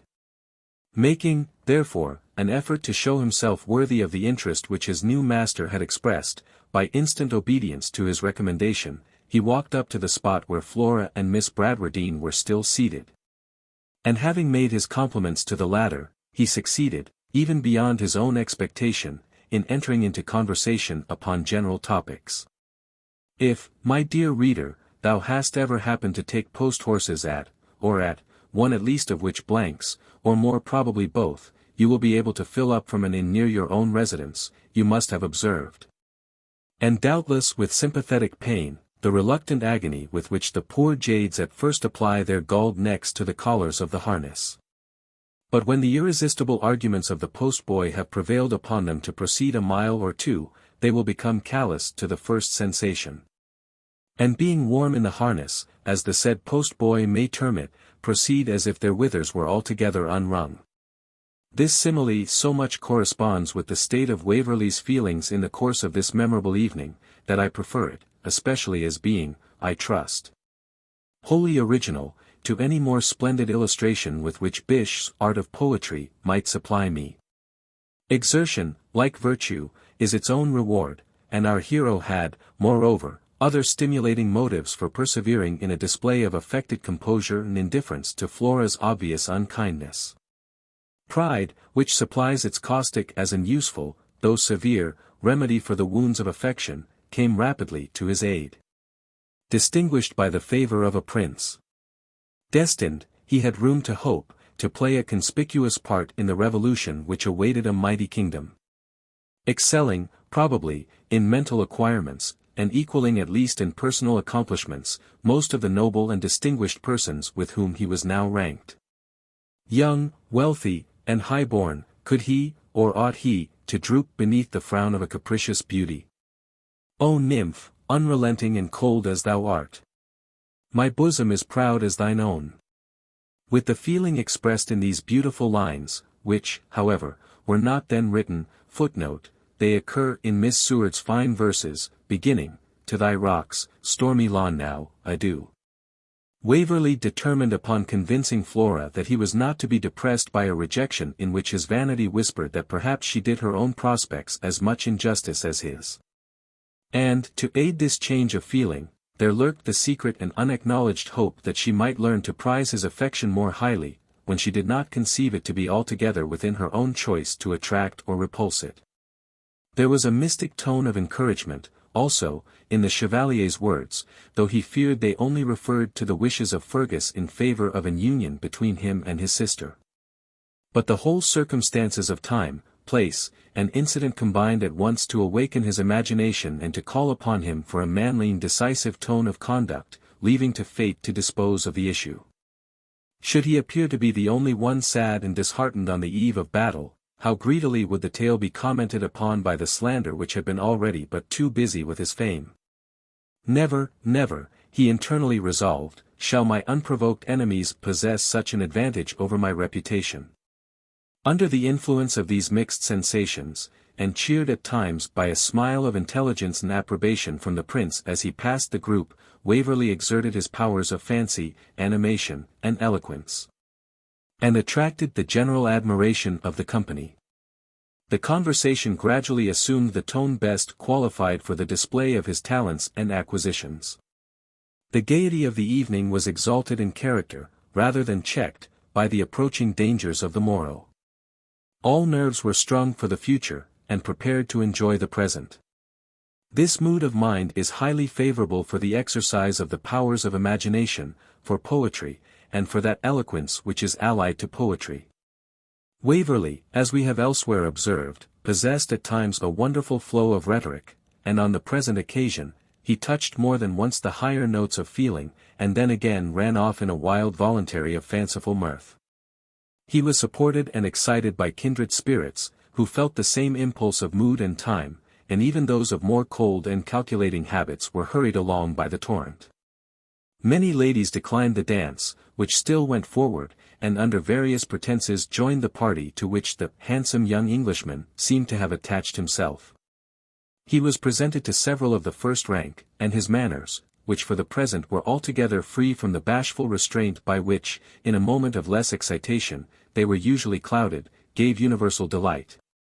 Flora MacIver appeared to be the only female present who regarded him with a degree of coldness and reserve. Yet even she could not suppress a sort of wonder at talents which, in the course of their acquaintance, she had never seen displayed with equal brilliancy and impressive effect. I do not know whether she might not feel a momentary regret at having taken so decisive a resolution upon the addresses of a lover who seemed fitted so well to fill a high place in the highest stations of society. Certainly she had hitherto accounted among the incurable deficiencies of Edward's disposition the mauvaise honte which, as she had been educated in the first foreign circles, and was little acquainted with the shyness of English manners, was in her opinion too nearly related to timidity and imbecility of disposition. But if a passing wish occurred that Waverley could have rendered himself uniformly thus amiable and attractive, its influence was momentary. For circumstances had arisen since they met which rendered in her eyes the resolution she had formed respecting him final and irrevocable. With opposite feelings Rose Bradwardine bent her whole soul to listen. She felt a secret triumph at the public tribute paid to one whose merit she had learned to prize too early and too fondly. Without a thought of jealousy, without a feeling of fear, pain, or doubt, and undisturbed by a single selfish consideration, she resigned herself to the pleasure of observing the general murmur of applause. When Waverley spoke, her ear was exclusively filled with his voice; when others answered, her eye took its turn of observation, and seemed to watch his reply. Perhaps the delight which she experienced in the course of that evening, though transient, and followed by much sorrow, was in its nature the most pure and disinterested which the human mind is capable of enjoying. "Baron," said the Chevalier, "I would not trust my mistress in the company of your young friend. He is really, though perhaps somewhat romantic, one of the most fascinating young men whom I have ever seen."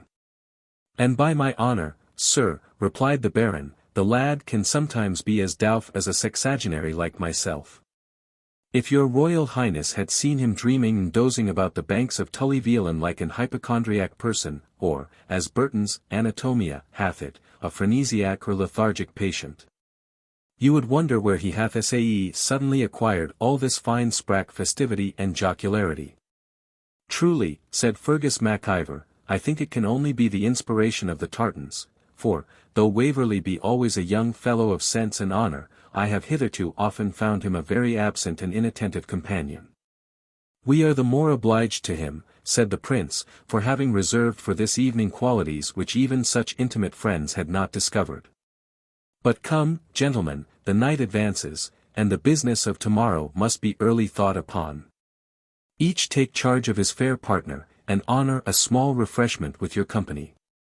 He led the way to another suite of apartments, and assumed the seat and canopy at the head of a long range of tables with an air of dignity, mingled with courtesy, which well became his high birth and lofty pretensions.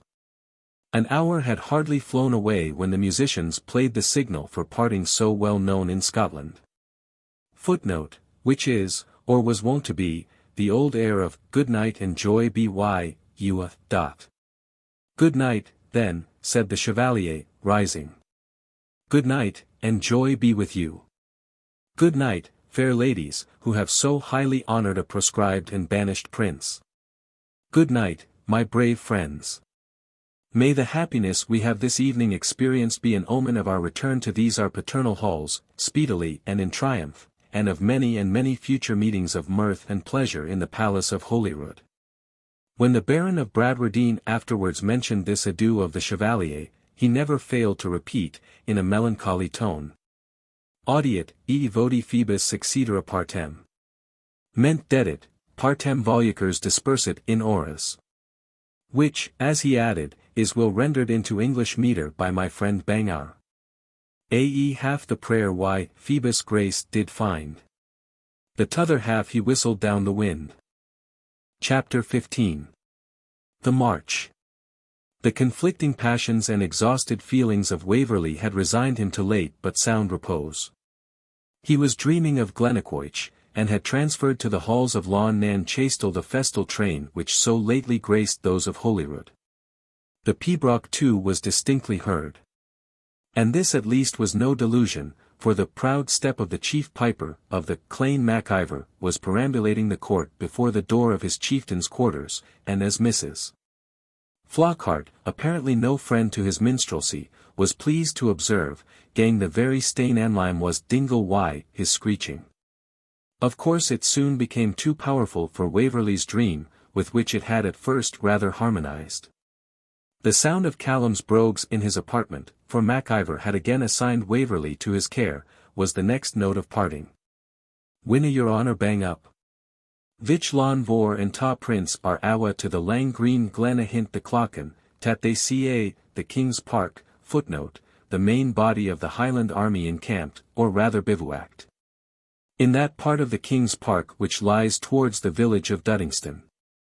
"And Mony aints on his ein shanks the day that will be carried on ither folks ere night." Waverley sprung up, and, with Callum's assistance and instructions, adjusted his tartans in proper costume. Callum told him also, tat his leather doorlock why, the lock on her was come frae Doon, and she was awa again in the wain why, vich Ian Vor's wayless. By this periphrasis Waverley readily apprehended his portmanteau was intended. He thought upon the mysterious packet of the Maid of the Cavern, which seemed always to escape him when within his very grasp. But this was no time for indulgence of curiosity, and having declined Mrs. Flockhart's compliment of a morning, i.e. a matutinal dram, being probably the only man in the Chevalier's army by whom such a courtesy would have been rejected, he made his adieus and departed with Callum. "Callum," said he, as they proceeded down a dirty close to gain the southern skirts of the Canongate, "what shall I do for a horse?" "Ta deal in ye maun think o," said Callum. "Vich Ian Vor's marching on foot at the head o' his kin, not to say Ta Prince, what is the like, why, his target on his shoulder, and ye maun Ian be neighbour-like." "And so I will, Callum, give me my target, so, there we are fixed. How does it look?" "Like the braw Highlander tats painted on the board afore the mickle change house they ca Lucky Middlemasses," answered Callum. Meaning, I must observe, a high compliment, for in his opinion Lucky Middlemas's sign was an exquisite specimen of art. Waverley, however, not feeling the full force of this polite simile, asked him no further questions. Upon extricating themselves from the mean and dirty suburbs of the metropolis, and emerging into the open air, Waverley felt a renewal of both health and spirits, and turned his recollection with firmness upon the events of the preceding evening, and with hope and resolution towards those of the approaching day. When he had surmounted a small craggy eminence called St. Leonard's Hill, the King's Park, or the hollow between the mountain of Arthur's Seat and the rising grounds on which the southern part of Edinburgh is now built, lay beneath him, and displayed a singular and animating prospect. It was occupied by the army of the Highlanders, now in the act of preparing for their march. Waverley had already seen something of the kind at the hunting match which he attended with Fergus MacIver. But this was on a scale of much greater magnitude, and incomparably deeper interest. The rocks, which formed the background of the scene, and the very sky itself, rang with the clang of the bagpipers, summoning forth, each with his appropriate pibroch, his chieftain and clan.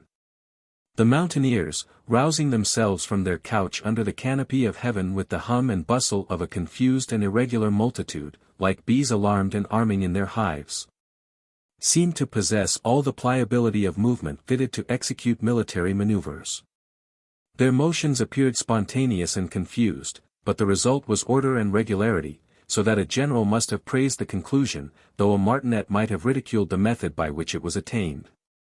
The sort of complicated medley created by the hasty arrangements of the various clans under their respective banners, for the purpose of getting into the order of march, was in itself a gay and lively spectacle. They had no tents to strike, having generally, and by choice, slept upon the open field, although the autumn was now waning and the nights began to be frosty. For a little space, while they were getting into order, there was exhibited a changing, fluctuating, and confused appearance of waving tartans and floating plumes, and of banners displaying the proud gathering word of Clan Ronald. Gon Ion Coheriga, gainsay who dares, Loch Sloy, the watchword of the MacFarlanes. Fourth, Fortune, and fill the fetters, the motto of the Marquis of Tullibardine, Bidand, that of Lord Lewis Gordon, and the appropriate signal words and emblems of many other chieftains and clans. At length the mixed and wavering multitude arranged themselves into a narrow and dusky column of great length, stretching through the whole extent of the valley. In the front of the column the standard of the Chevalier was displayed, bearing a red cross upon a white ground, with the motto Tandem Triumphans. The few cavalry, being chiefly lowland gentry, with their domestic servants and retainers, formed the advanced guard of the army. And their standards, of which they had rather too many in respect of their numbers, were seen waving upon the extreme verge of the horizon.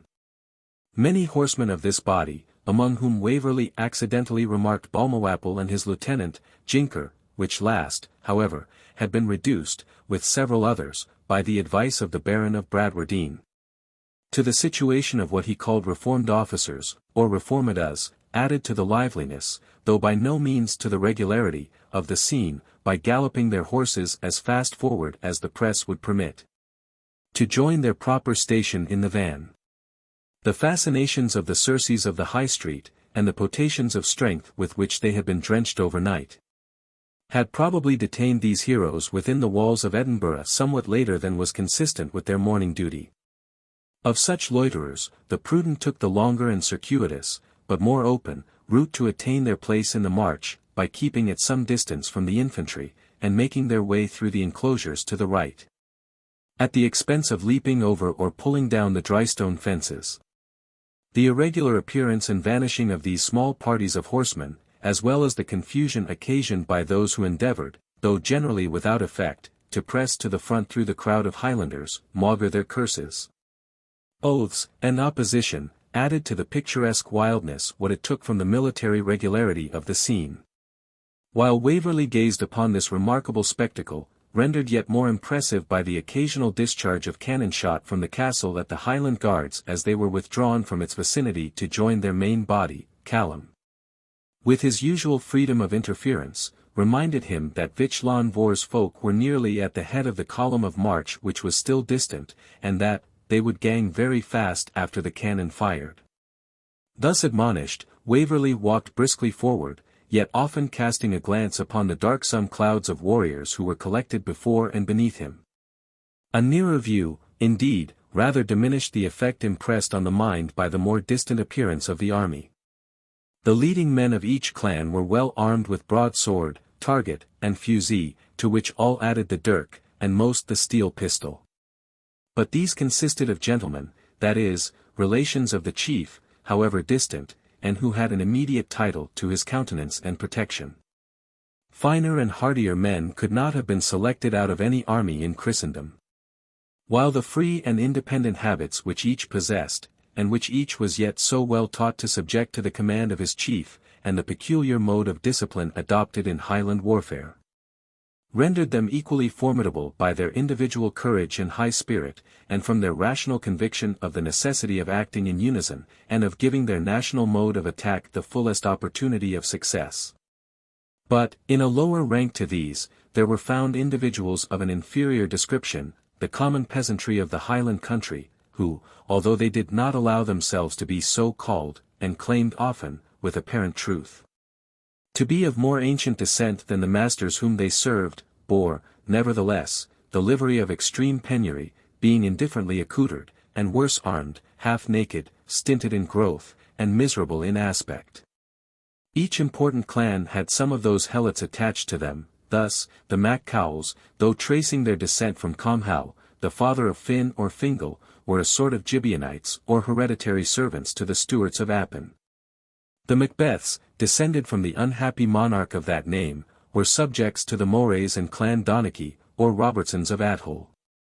And many other examples might be given, were it not for the risk of hurting any pride of clanship which may yet be left, and thereby drawing a Highland tempest into the shop of my publisher. Now these same helots, though forced into the field by the arbitrary authority of the chieftains under whom they hewed wood and drew water, were in general very sparingly fed, ill-dressed, and worse armed.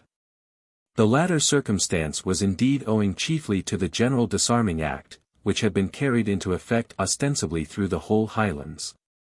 Although most of the chieftains contrived to elude its influence by retaining the weapons of their own immediate clansmen, and delivering up those of less value, which they collected from these inferior satellites. It followed, as a matter of course, that, as we have already hinted, many of these poor fellows were brought to the field in a very wretched condition. From this it happened that, in bodies, the van of which were admirably well armed in their own fashion, the rear resembled actual banditti. Here was a pole-axe, there a sword without a scabbard. Here a gun without a lock, there a scythe set straight upon a pole, and some had only their dirks, and bludgeons or stakes pulled out of hedges. The grim, uncombed, and wild appearance of these men, most of whom gazed with all the admiration of ignorance upon the most ordinary productions of domestic art, created surprise in the lowlands, but it also created terror. So little was the condition of the Highlands known at that late period that the character and appearance of their population, while thus sallying forth as military adventurers, conveyed to the South Country lowlanders as much surprise as if an invasion of African Negroes or Eskimo Indians had issued forth from the northern mountains of their own native country. It cannot therefore be wondered if Waverley, who had hitherto judged of the Highlanders generally from the samples which the policy of Fergus had from time to time exhibited, should have felt damped and astonished at the daring attempt of a body not then exceeding 4,000 men, and of whom not above half the number, at the utmost, were armed, to change the fate and alter the dynasty of the British kingdoms. As he moved along the column, which still remained stationary, an iron gun, the only piece of artillery possessed by the army which meditated so important a revolution, was fired as the signal of march. The Chevalier had expressed a wish to leave this useless piece of ordnance behind him. But, to his surprise, the Highland chiefs interposed to solicit that it might accompany their march, pleading the prejudices of their followers, who, little accustomed to artillery, attached a degree of absurd importance to this field piece, and expected it would contribute essentially to a victory which they could only owe to their own muskets and broadswords. 2 or 3 French artillerymen were therefore appointed to the management of this military engine, which was drawn along by a string of Highland ponies, and was, after all, only used for the purpose of firing signals. Footnote: see note 31. No sooner was its voice heard upon the present occasion than the whole line was in motion. A wild cry of joy from the advancing battalions rent the air, and was then lost in the shrill clangor of the bagpipes, as the sound of these, in their turn, was partially drowned by the heavy tread of so many men put at once into motion. The banners glittered and shook as they moved forward, and the horse hastened to occupy their station as the advance guard, and to push on reconnoitering parties to ascertain and report the motions of the enemy. They vanished from Waverley's eye as they wheeled round the base of Arthur's Seat, under the remarkable ridge of basaltic rocks which fronts the little lake of Duddingston. The infantry followed in the same direction, regulating their pace by another body which occupied a road more to the southward. It cost Edward some exertion of activity to attain the place which Fergus's followers occupied in the line of march. Chapter 16. An incident gives rise to unavailing reflections.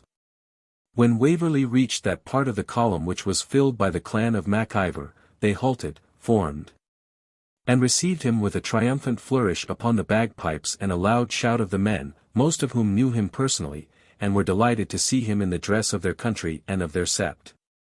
"You shout," said a Highlander of a neighbouring clan to Evan Dhu, "as if the chieftain were just come to your head. Mar e Bran is a Brathair, if it be not Bran, it is Bran's brother," was the proverbial reply of Maccombich. Footnote: Bran, the well-known dog of Fingal, is often the theme of Highland proverb as well as song. "Oh, then, it is the handsome Sassenach Duin Wassel that is to be married to Lady Flora? That may be, or it may not be. And it is neither your matter nor mine, Gregor." Fergus advanced to embrace the volunteer, and afford him a warm and hearty welcome. But he thought it necessary to apologize for the diminished numbers of his battalion, which did not exceed 300 men, by observing he had sent a good many out upon parties. The real fact, however, was, that the defection of Donald Bean Lean had deprived him of at least 30 hardy fellows, whose services he had fully reckoned upon. And that many of his occasional adherents had been recalled by their several chiefs to the standards to which they most properly owed their allegiance. The rival chief of the great northern branch, also, of his own clan had mustered his people, although he had not yet declared either for the government or for the Chevalier. And by his intrigues had in some degree diminished the force with which Fergus took the field. To make amends for these disappointments, it was universally admitted that the followers of Vich Ian Vor, in point of appearance, equipment, arms, and dexterity in using them, equalled the most choice troops which followed the standard of Charles Edward. Old Ballincurich acted as his major, and, with the other officers who had known Waverley when at Glennaquoich, gave our hero a cordial reception, as the sharer of their future dangers and expected honours.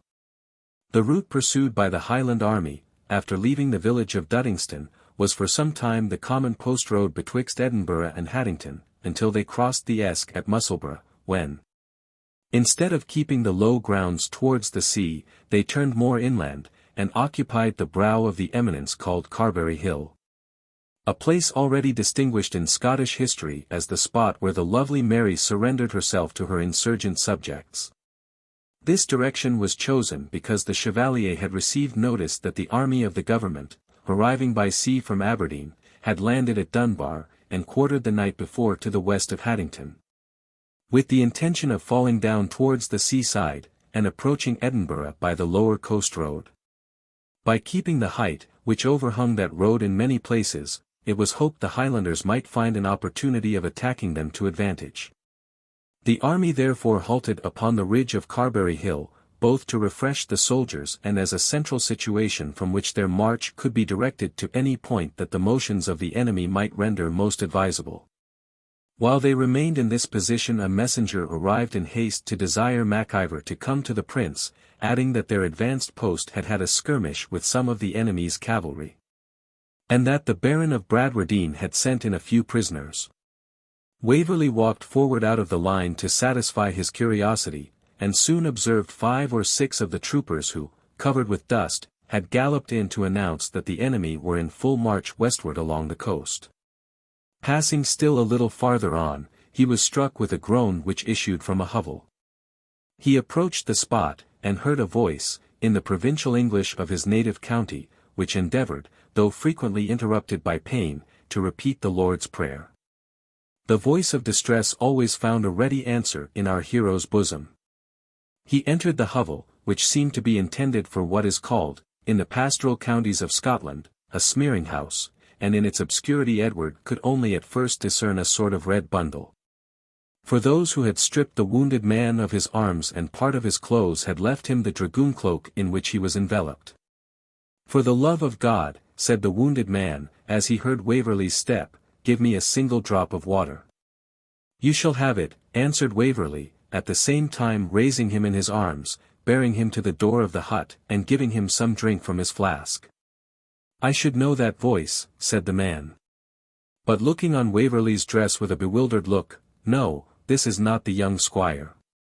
This was the common phrase by which Edward was distinguished on the estate of Waverley Honour. And the sound now thrilled to his heart with the thousand recollections which the well-known accents of his native country had already contributed to awaken. "Houghton," he said, gazing on the ghastly features which death was fast disfiguring, "can this be you?" "I never thought to hear an English voice again," said the wounded man. "They left me to live or die here as I could, when they found I would say nothing about the strength of the regiment. But, oh squire! How could you stay from us so long, and let us be tempted by that fiend of the pit, Ruffin? We should have followed you through flood and fire, to be sure." "Ruffin! I assure you, Houghton, you have been vilely imposed upon." "I often thought so," said Houghton, "though they showed us your very seal.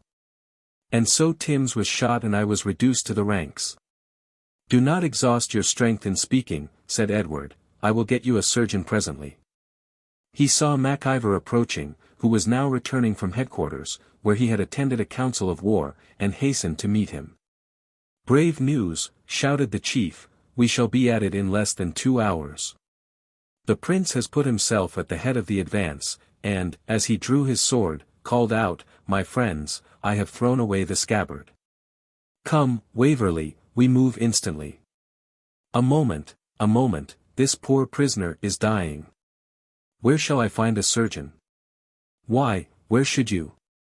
We have none, you know, but 2 or 3 French fellows, who, I believe, are little better than garçons apothecaires.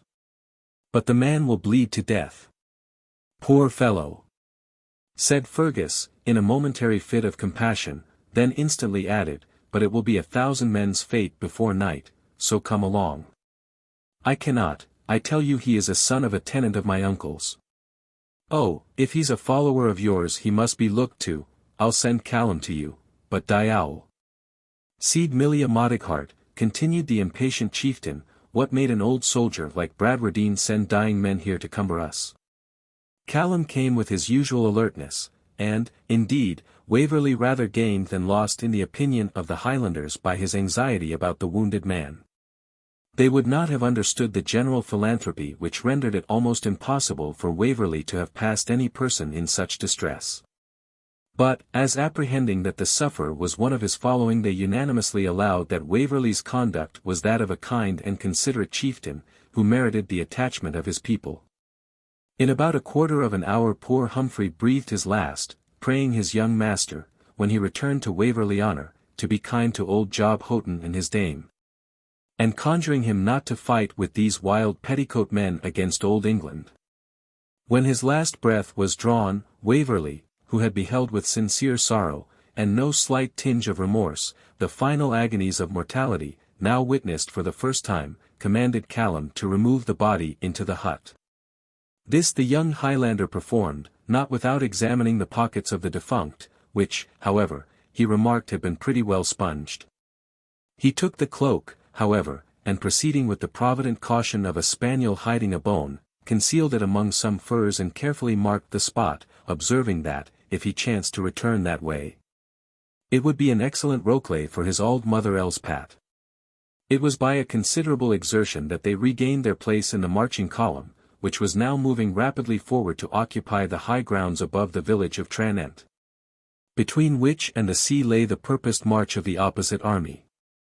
This melancholy interview with his late sergeant forced many unavailing and painful reflections upon Waverley's mind. It was clear from the confession of the man that Colonel Gardiner's proceedings had been strictly warranted, and even rendered indispensable, by the steps taken in Edward's name to induce the soldiers of his troop to mutiny. The circumstance of the seal he now, for the first time, recollected, and that he had lost it in the cavern of the robber, Bean Lean. That the artful villain had secured it, and used it as the means of carrying on an intrigue in the regiment for his own purposes, was sufficiently evident. And Edward had now little doubt that in the packet placed in his portmanteau by his daughter he should find farther light upon his proceedings. In the meanwhile the repeated expostulation of Houghton, "Squire, why did you leave us?" rung like a knell in his ears. "Yes," he said, "I have indeed acted towards you with thoughtless cruelty.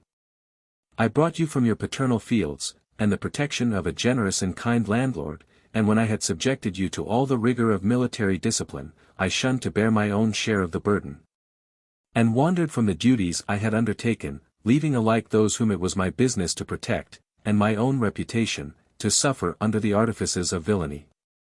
Oh, indolence and indecision of mind, if not in yourselves vices, to how much exquisite misery and mischief do you frequently prepare the way. Chapter 17.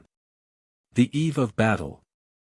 Although the Highlanders marched on very fast, the sun was declining when they arrived upon the brow of those high grounds which command an open and extensive plain stretching northward to the sea, on which are situated, but at a considerable distance from each other, the small villages of Seaton and Cockenzie, and the larger one of Preston.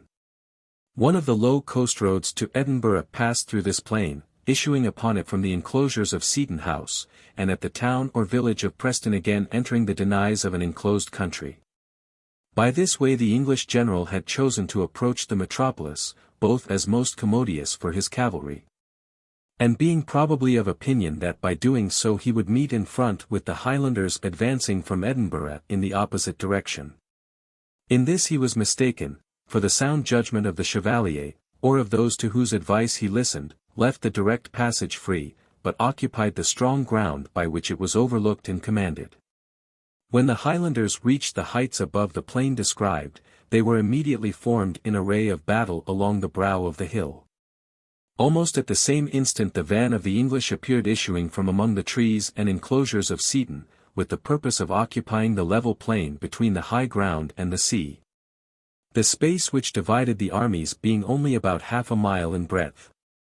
Waverley could plainly see the squadrons of dragoons issue, one after another, from the defile, with their vedettes in front, and form upon the plain, with their front opposed to that of the prince's army. They were followed by a train of field pieces, which, when they reached the flank of the dragoons, were also brought into line and pointed against the heights. The march was continued by 3 or 4 regiments of infantry marching in open column, their fixed bayonets showing like successive hedges of steel, and their arms glancing like lightning, as, at a signal given, they also at once wheeled up, and were placed in direct opposition to the Highlanders. A second train of artillery, with another regiment of horse, closed the long march, and formed on the left flank of the infantry, the whole line facing southward. While the English army went through these evolutions, the Highlanders showed equal promptitude and zeal for battle. As fast as the clans came upon the ridge which fronted their enemy, they were formed into line, so that both armies got into complete order of battle at the same moment. When this was accomplished, the Highlanders set up a tremendous yell, which was re-echoed by the heights behind them. The regulars, who were in high spirits, returned a loud shout of defiance, and fired 1 or 2 of their cannon upon an advanced post of the Highlanders. The latter displayed great earnestness to proceed instantly to the attack, Evan Dhu urging to Fergus, by way of argument, that the City Roy was tottering like an egg upon a staff, and that they had the vantage of the onset. For even a haggis, God bless her, could charge downhill. But the ground through which the mountaineers must have descended, although not of great extent, was impracticable in its character, being not only marshy but intersected with walls of dry stone, and traversed in its whole length by a very broad and deep ditch, circumstances which must have given the musketry of the regulars dreadful advantages before the mountaineers could have used their swords, on which they were taught to rely. The authority of the commanders was therefore interposed to curb the impetuosity of the Highlanders, and only a few marksmen were sent down the descent to skirmish with the enemy's advanced posts and to reconnoitre the ground. Here, then, was a military spectacle of no ordinary interest or usual occurrence. The two armies, so different in aspect and discipline, yet each admirably trained in its own peculiar mode of war, upon whose conflict the temporary fate at least of Scotland appeared to depend, now faced each other like 2 gladiators in the arena, each meditating upon the mode of attacking their enemy. The leading officers and the general staff of each army could be distinguished in front of their lines, busied with spyglasses to watch each other's motions, and occupied in dispatching the orders and receiving the intelligence conveyed by the aides-de-camp and orderly men, who gave life to the scene by galloping along in different directions. as if the fate of the day depended upon the speed of their horses. The space between the armies was at times occupied by the partial and irregular contest of individual sharpshooters, and a hat or bonnet was occasionally seen to fall, as a wounded man was borne off by his comrades. These, however, were but trifling skirmishes, for it suited the views of neither party to advance in that direction. From the neighboring hamlets the peasantry cautiously showed themselves, as if watching the issue of the expected engagement. And at no great distance in the bay were two square-rigged vessels, bearing the English flag, whose tops and yards were crowded with less timid spectators.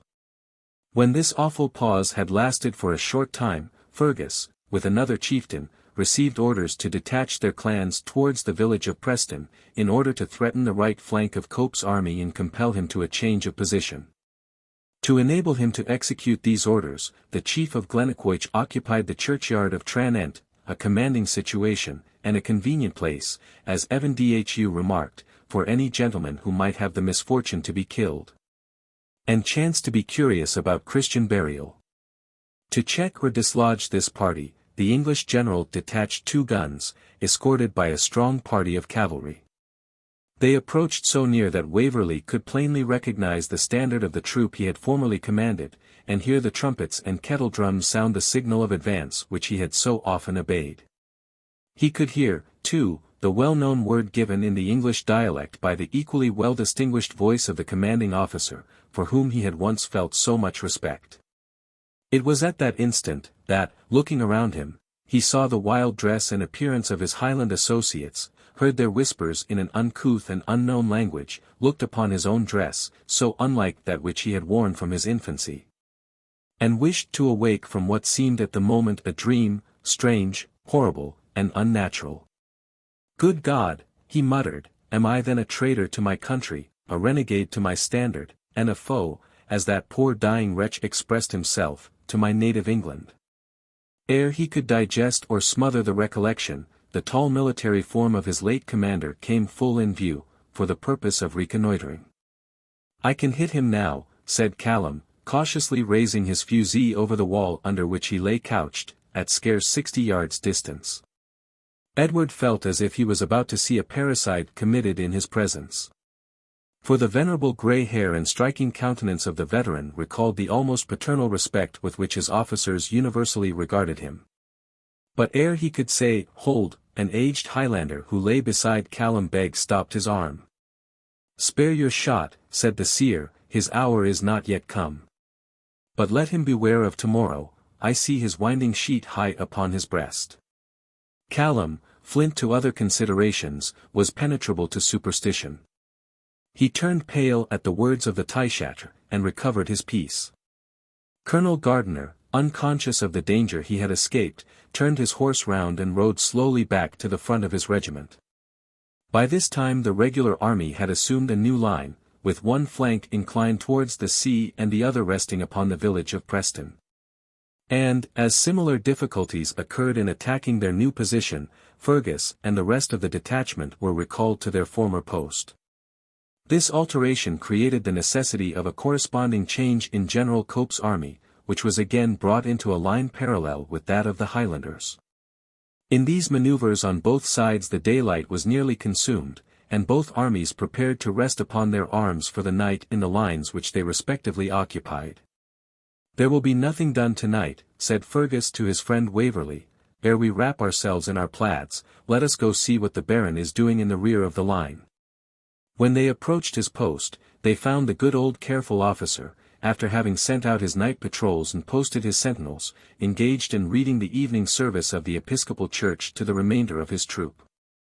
His voice was loud and sonorous, and though his spectacles upon his nose, and the appearance of Saunders Saunderson, in military array, performing the functions of clerk, had something ludicrous, yet the circumstances of danger in which they stood, the military costume of the audience, and the appearance of their horses saddled and piqueted behind them, gave an impressive and solemn effect to the office of devotion. "I have confessed today, ere you were awake," whispered Fergus to Waverley, "yet I am not so strict a Catholic as to refuse to join in this good man's prayers." Edward assented, and they remained till the Baron had concluded the service. As he shut the book, "Now, lads," said he, "have at them in the morning with heavy hands and light consciences." He then kindly greeted MacIver and Waverley, who requested to know his opinion of their situation. "Why, you know Tacitus saith, in rebus bellicis maxime dominor fortuna, which is equiponderate with our vernacular adage, luck can maste in the melee. But credit me, gentlemen, yon man is not a deacon o' his craft. He damps the spirits of the poor lads he commands by keeping them on the defensive, whilk of itself implies inferiority or fear. Now will they lie on their arms yonder as anxious and as ill at ease as a toad under a harrow, while our men will be quite fresh and blithe for action in the morning. Well, good night. One thing troubles me, but if tomorrow goes well off, I will consult you about it, Glennaquoich." I could almost apply to Mr. Bradwardine the character which Henry gives of Fluellen, said Waverley, as his friend, and he walked towards their bivouac. Though it appears a little out of fashion. There is much care and valour in this Scotchman. He has seen much service, answered Fergus, and one is sometimes astonished to find how much nonsense and reason are mingled in his composition. I wonder what can be troubling his mind, probably something about Rose. Hark! The English are setting their watch. The roll of the drum and shrill accompaniment of the fifes swelled up the hill, died away, resumed its thunder, and was at length hushed. The trumpets and kettle drums of the cavalry were next heard to perform the beautiful and wild point of war appropriated as a signal for that piece of nocturnal duty, and then finally sunk upon the wind with a shrill and mournful cadence. The friends, who had now reached their post, stood and looked round them ere they lay down to rest. The western sky twinkled with stars, but a frost mist, rising from the ocean, covered the eastern horizon, and rolled in white wreaths along the plain where the adverse army lay couched upon their arms. Their advanced posts were pushed as far as the side of the great ditch at the bottom of the descent, and had kindled large fires at different intervals, gleaming with obscure and hazy lustre through the heavy fog which encircled them with a doubtful halo. The Highlanders, thick as leaves in Vallombrosa, lay stretched upon the ridge of the hill, buried, excepting their sentinels, in the most profound repose. "How many of these brave fellows will sleep more soundly before tomorrow night, Fergus?" said Waverley, with an involuntary sigh. "You must not think of that," answered Fergus, whose ideas were entirely military. "You must only think of your sword, and by whom it was given. All other reflections are now too late." With the opiate contained in this undeniable remark Edward endeavoured to lull the tumult of his conflicting feelings. The chieftain and he, combining their plaids, made a comfortable and warm couch. Callum, sitting down at their head, for it was his duty to watch upon the immediate person of the chief, began a long mournful song in Gaelic, to a low and uniform tune, which, like the sound of the wind at a distance, soon lulled them to sleep. Chapter 18. The Conflict. When Fergus MacIver and his friend had slept for a few hours, they were awakened and summoned to attend the prince. The distant village clock was heard to toll 3 as they hastened to the place where he lay. He was already surrounded by his principal officers and the chiefs of clans. A bundle of pea straw, which had been lately his couch, now served for his seat. Just as Fergus reached the circle, the consultation had broken up. "Courage, my brave friends," said the chevalier, and each one put himself instantly at the head of his command. "A faithful friend, footnote, see note 32. has offered to guide us by a practicable, though narrow and circuitous, route, which, sweeping to our right, traverses the broken ground and morass, and enables us to gain the firm and open plain upon which the enemy are lying. This difficulty surmounted, Heaven and your good swords must do the rest." The proposal spread unanimous joy, and each leader hastened to get his men into order with as little noise as possible. The army, moving by its right from off the ground on which they had rested, soon entered the path through the morass, conducting their march with astonishing silence and great rapidity. The mist had not risen to the higher grounds, so that for some time they had the advantage of starlight. But this was lost as the stars faded before approaching day, and the head of the marching column, continuing its descent, plunged as it were into the heavy ocean of fog, which rolled its white waves over the whole plain, and over the sea by which it was bounded.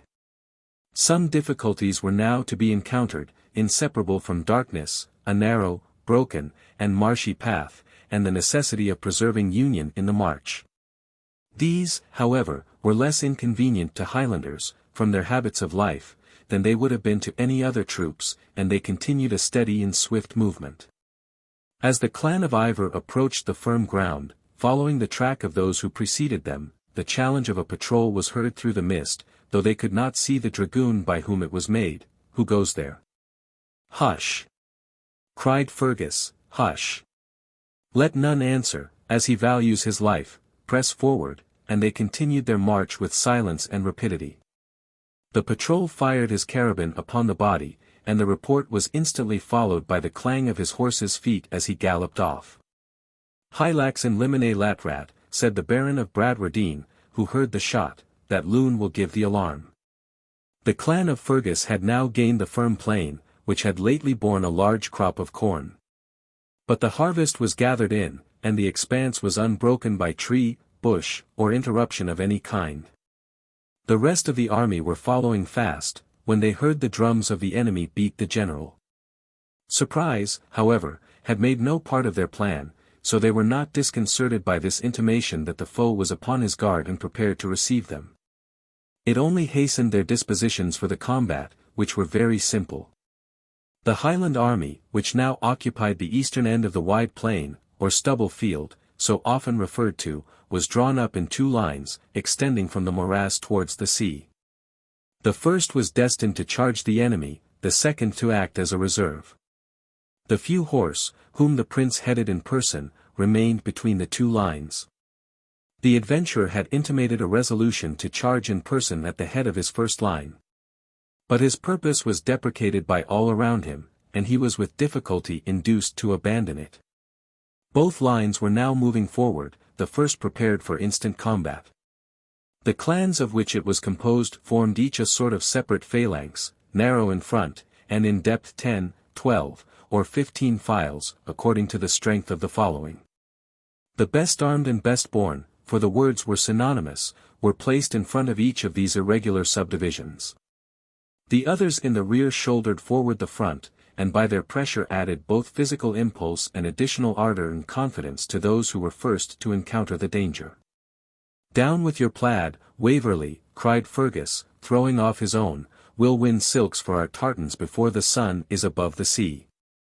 The clansmen on every side stripped their plaids, prepared their arms, and there was an awful pause of about 3 minutes, during which the men, pulling off their bonnets, raised their faces to heaven and uttered a short prayer.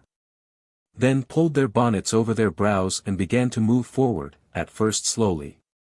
Waverley felt his heart at that moment throb as it would have burst from his bosom. It was not fear, it was not ardor, it was a compound of both, a new and deeply energetic impulse that with its first emotion chilled and astounded, then fevered and maddened his mind. The sounds around him combined to exalt his enthusiasm. The pipes played, and the clans rushed forward, each in its own dark column. As they advanced they mended their pace, and the muttering sounds of the men to each other began to swell into a wild cry. At this moment the sun, which was now risen above the horizon, dispelled the mist. The vapors rose like a curtain, and showed the two armies in the act of closing. The line of the regulars was formed directly fronting the attack of the Highlanders, it glittered with the appointments of a complete army, and was flanked by cavalry and artillery. But the sight impressed no terror on the assailants. "Forward, sons of Ivor," cried their chief, "or the Camerons will draw the first blood." They rushed on with a tremendous yell. The rest is well known. The horse, who were commanded to charge the advancing Highlanders in the flank, received an irregular fire from their fusées as they ran on and, seized with a disgraceful panic, wavered, halted, disbanded, and galloped from the field. The artillerymen, deserted by the cavalry, fled after discharging their pieces, and the Highlanders, who dropped their guns when fired and drew their broadswords, rushed with headlong fury against the infantry. It was at this moment of confusion and terror that Waverley remarked an English officer, apparently of high rank, standing, alone and unsupported, by a field piece, which, after the flight of the men by whom it was wrought, he had himself levelled and discharged against the clan of MacIver, the nearest group of Highlanders within his aim.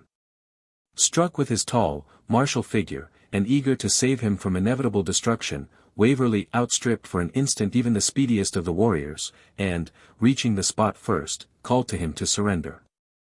The officer replied by a thrust with his sword, which Waverley received in his target, and in turning it aside the Englishman's weapon broke.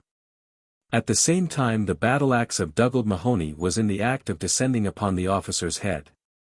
Waverley intercepted and prevented the blow, and the officer, perceiving further resistance unavailing, and struck with Edward's generous anxiety for his safety, resigned the fragment of his sword, and was committed by Waverley to Dougald, with strict charge to use him well, and not to pillage his person, promising him, at the same time, full indemnification for the spoil.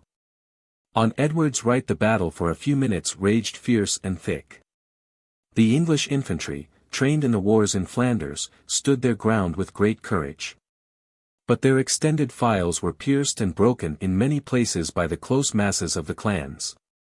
And in the personal struggle which ensued the nature of the Highlanders' weapons, and their extraordinary fierceness and activity, gave them a decided superiority over those who had been accustomed to trust much to their array and discipline, and felt that the one was broken and the other useless. Waverley, as he cast his eyes towards this scene of smoke and slaughter, observed Colonel Gardiner, deserted by his own soldiers in spite of all his attempts to rally them, yet spurring his horse through the field to take the command of a small body of infantry, who, with their backs arranged against the wall of his own park, for his house was close by the field of battle, continued a desperate and unavailing resistance. Waverley could perceive that he had already received many wounds, his clothes and saddle being marked with blood. To save this good and brave man became the instant object of his most anxious exertions. But he could only witness his fall. Ere Edward could make his way among the Highlanders, who, furious and eager for spoil, now thronged upon each other, he saw his former commander brought from his horse by the blow of a scythe, and beheld him receive, while on the ground, more wounds than would have let out 20 lives. When Waverley came up, however, perception had not entirely fled. The dying warrior seemed to recognize Edward, for he fixed his eye upon him with an upbraiding, yet sorrowful, look, and appeared to struggle, for utterance. But he felt that death was dealing closely with him, and resigning his purpose, and folding his hands as if in devotion, he gave up his soul to his Creator. The look with which he regarded Waverley in his dying moments did not strike him so deeply at that crisis of hurry and confusion as when it recurred to his imagination at the distance of some time. Footnote, see note 33. Loud shouts of triumph now echoed over the whole field. The battle was fought and won, and the whole baggage, artillery, and military stores of the regular army remained in possession of the victors. Never was a victory more complete. Scarce any escaped from the battle, excepting the cavalry, who had left it at the very onset, and even these were broken into different parties and scattered all over the country. So far as our tale is concerned, we have only to relate the fate of Balmawhapple, who, mounted on a horse as headstrong and stiff-necked as his rider, pursued the flight of the dragoons above 4 miles from the field of battle. When some dozen of the fugitives took heart of grace, turned round, and cleaving his skull with their broadswords, satisfied the world that the unfortunate gentleman had actually brains.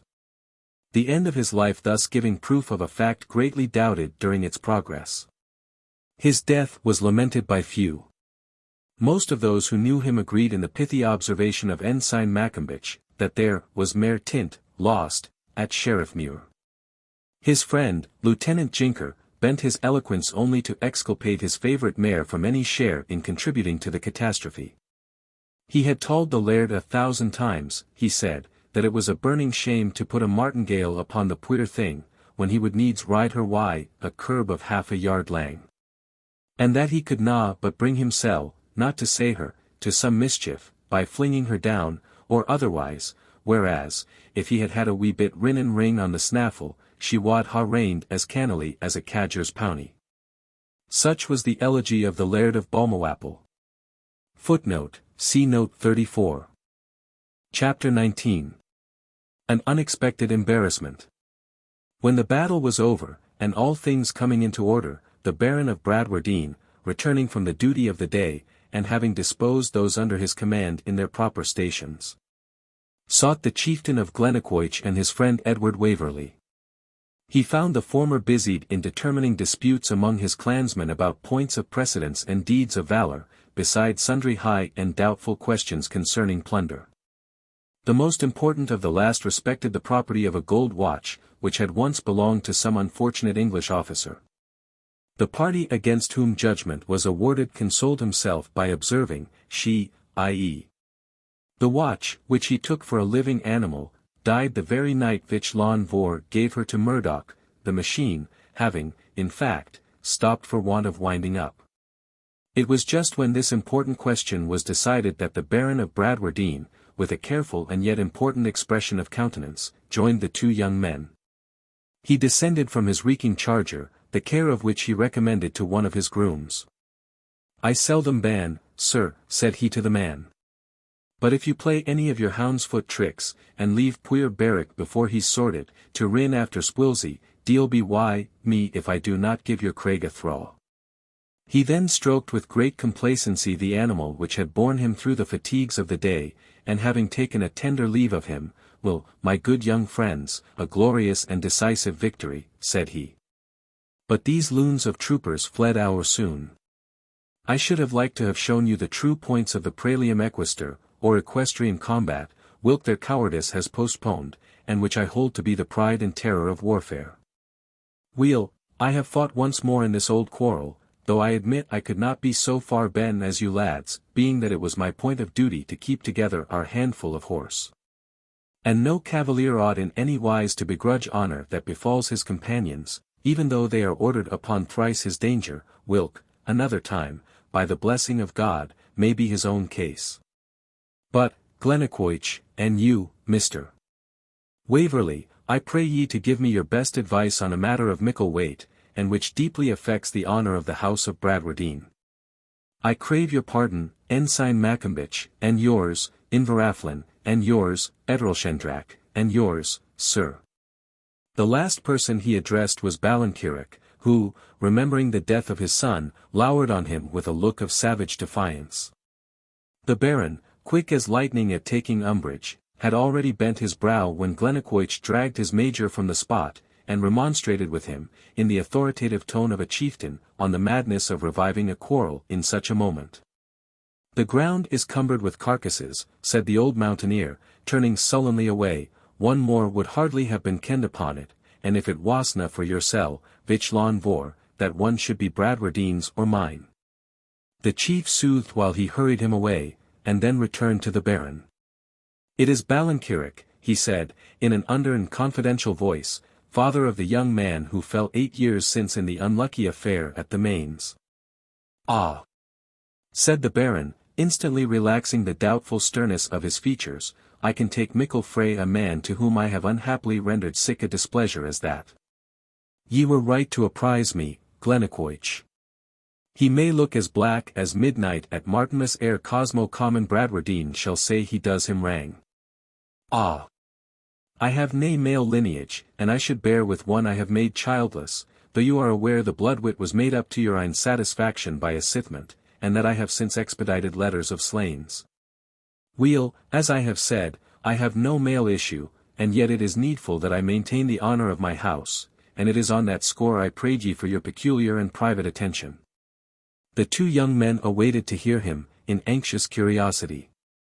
"I doubt na, lads," he proceeded, "but your education has been seen to that ye understand the true nature of the feudal tenures." Fergus, afraid of an endless dissertation, answered, "Intimately, Baron," and touched Waverley as a signal to express no ignorance. "And ye are aware, I doubt not, that the holding of the barony of Bradwardine is of a nature alike honourable and peculiar, being Blanche, which Craig opines ought to be Latinate Blancum, or rather Francum, a free holding, pro servitio detrahendi. Seu exwendi, caligas regis post battalium." Here Fergus turned his falcon eye upon Edward, with an almost imperceptible rise of his eyebrow, to which his shoulders corresponded in the same degree of elevation. Now, TWA points of dubitation occur to me upon this topic. First, whether this service, or feudal homage, be at any event due to the person of the prince, the words being, per expressum, caligas regis, the boots of the king himself, and I pray your opinion anent that particular before we proceed farther. Why, he is Prince Regent, answered MacIver, with laudable composure of countenance, and in the court of France all the honours are rendered to the person of the regent which are due to that of the king. Besides, were I to pull off either of their boots, I would render that service to the young chevalier 10 times more willingly than to his father. But I talk not of personal predilections. However, your authority is of great weight as to the usages of the court of France. And doubtless the prince, as alter ego, may have a right to claim the homagium of the great tenants of the crown, since all faithful subjects are commanded, in the commission of regency, to respect him as the king's own person. Far, therefore, be it from me to diminish the lustre of his authority by withholding this act of homage, so peculiarly calculated to give it splendor, for I question if the Emperor of Germany hath his boots taken off by a free baron of the empire. But here lieth the second difficulty, the prince wears no boots, but simply brogues and trews. This last dilemma had almost disturbed Fergus's gravity. Why, said he, you know, Baron, the proverb tells us, it's ill taking the breeks off a Highland man, and the boots are here in the same predicament. The word caligy, however, continued the Baron, though I admit that, by family tradition, and even in our ancient evidence, it is explained, lie boots, means, in its primitive sense, rather sandals. And Caius Caesar, the nephew and successor of Caius Tiberius, received the agnomen of Caligula, a Caligula's sign caliges levioribus, cabus adolescentur usus fuerat in exercitu Germanici patris suae. And the caligi were also proper to the monastic bodies, for we read in an ancient glossarium upon the rule of Saint Benedict, in the abbey of Saint Amand, that caligi were tied with latchets. That will apply to the brogues, said Fergus. It will so, my dear Glennaquoich, and the words are express, caligi, dicta sunt quia ligantur, non soci non ligantur, sed tantum intramittuntur, that is, caligi are denominated from the ligatures wherewith they are bound. Whereas soci, which may be analogous to our mules, whilk the English denominate slippers, are only slipped upon the feet. The words of the Charter are also alternative, exura seu detrahir. That is, to undo, as in the case of sandals or brogues, and to pull of, as we say vernacularly concerning boots. Yet I would we had more light, but I fear there is little chance of finding hereabout any erudite author de re vestiaria. I should doubt it very much, said the chieftain, looking around on the straggling Highlanders, who were returning loaded with spoils of the slain, though the residential vestiaria itself seems to be in some request at present. This remark coming within the Baron's idea of jocularity, he honoured it with a smile, but immediately resumed what to him appeared very serious business. Baillie Macwheeble indeed holds an opinion that this honorary service is due, from its very nature, si petitur tantum, only if His Royal Highness shall require of the great tenant of the crown to perform that personal duty. And indeed he pointed out the case in Doulton's Doubts and Queries, Grip Pit versus Spicer, anent the eviction of an estate ob non salutum canonum. That is, for non-payment of a fooduty of 3 peppercorns a year, whilk were taxed to be worth 7/8 of a penny Scots, in whilk the defender was a soilseed. But I deem it safest, why, your good favour, to place myself in the way of rendering the prince this service, and to proffer performance thereof. And I shall cause the baillie to attend with a schedule of a protest, whilk he has here prepared, taking out a paper, intimating that if it shall be His Royal Highness's pleasure to accept of other assistance at pulling off his caligi, whether the same shall be rendered boots or brogues, save that of the said Baron of Bradwardine, who is in presence ready and willing to perform the same, it shall in no wise impinge upon or prejudice the right of the said Cosmo Common Bradwardine to perform the said service in future. Nor shall it give any esquire, valet of the chamber, squire, or page, whose assistance it may please His Royal Highness to employ, any right, title, or ground for evicting from the said Cosmo Common Bradwardine the estate in barony of Bradwardine, and others held as aforesaid, by the due and faithful performance thereof. Fergus highly applauded this arrangement, and the Baron took a friendly leave of them, with a smile of contented importance upon his visage. "Long live our dear friend the Baron," exclaimed the chief, as soon as he was out of hearing, "for the most absurd original that exists north of the Tweed. I wish to heaven I had recommended him to attend the circle this evening with a boot ketch under his arm. I think he might have adopted the suggestion if it had been made with suitable gravity. And how can you take pleasure in making a man of his worth so ridiculous? Begging pardon, my dear Waverley, you are as ridiculous as he. Why, do you not see that the man's whole mind is wrapped up in this ceremony? He has heard and thought of it since infancy as the most august privilege and ceremony in the world, and I doubt not but the expected pleasure of performing it was a principal motive with him for taking up arms. Depend upon it, had I endeavoured to divert him from exposing himself he would have treated me as an ignorant, conceited coxcomb, or perhaps might have taken a fancy to cut my throat. A pleasure which he once proposed to himself upon some point of etiquette not half so important, in his eyes, as this matter of boots or brogues, or whatever the caliga shall finally be pronounced by the learned. But I must go to headquarters, to prepare the prince for this extraordinary scene. My information will be well taken, for it will give him a hearty laugh at present, and put him on his guard against laughing when it might be very malapropos. So, au revoir, my dear Waverley. Chapter 20. The English Prisoner. The first occupation of Waverley, after he departed from the chieftain, was to go in quest of the officer whose life he had saved. He was guarded, along with his companions in misfortune, who were very numerous, in a gentleman's house near the field of battle. On entering the room where they stood crowded together, Waverley easily recognized the object of his visit, not only by the peculiar dignity of his appearance, but by the appendage of Dugald Mahony, with his battle-axe, who had stuck to him from the moment of his captivity as if he had been skewered to his side. This close attendance was perhaps for the purpose of securing his promised reward from Edward, but it also operated to save the English gentleman from being plundered in a scene of general confusion. For Dugald sagaciously argued that the amount of the salvage which he might be allowed would be regulated by the state of the prisoner when he should deliver him over to Waverley.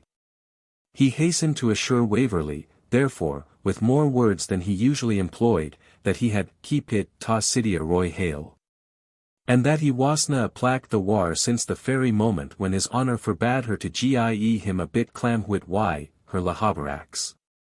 Waverley assured Dugald of a liberal recompense, and, approaching the English officer, expressed his anxiety to do anything which might contribute to his convenience under his present unpleasant circumstances. "I am not so inexperienced a soldier, sir," answered the Englishman, "as to complain of the fortune of war. I am only grieved to see those scenes acted in our own island which I have often witnessed elsewhere with comparative indifference."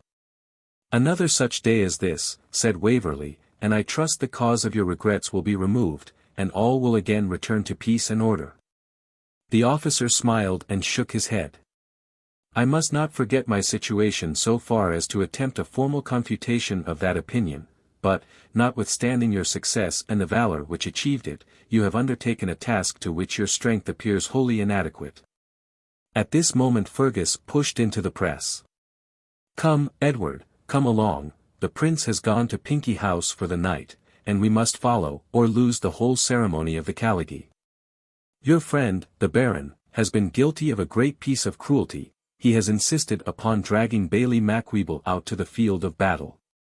Now, you must know, the Bailie's greatest horror is an armed Highlander or a loaded gun. And there he stands, listening to the Baron's instructions concerning the protest, ducking his head like a seagull at the report of every gun and pistol that our idle boys are firing upon the fields, and undergoing, by way of penance, at every symptom of flinching, a severe rebuke from his patron, who would not admit the discharge of a whole battery of cannon, within point-blank distance, as an apology for neglecting a discourse in which the honour of his family is interested." "But how has Mr. Bradwardine got him to venture so far?" said Edward. "Why, he had come as far as Musselburgh, I fancy, in hopes of making some of our wills. And the peremptory commands of the Baron dragged him forward to Preston after the battle was over. He complains of one or two of our ragamuffins having put him in peril of his life by presenting their pieces at him. But as they limited his ransom to an English penny, I don't think we need trouble the Provost Marshal upon that subject. So come along, Waverley. Waverley, said the English officer, with great emotion.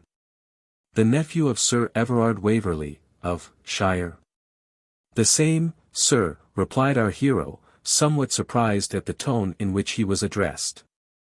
I am at once happy and grieved, said the prisoner, to have met with you. I am ignorant, sir, answered Waverley, how I have deserved so much interest. Did your uncle never mention a friend called Talbot? I have heard him talk with great regard of such a person, replied Edward.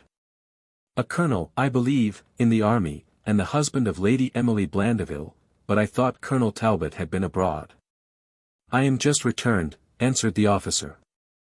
And being in Scotland, thought it my duty to act where my services promised to be useful.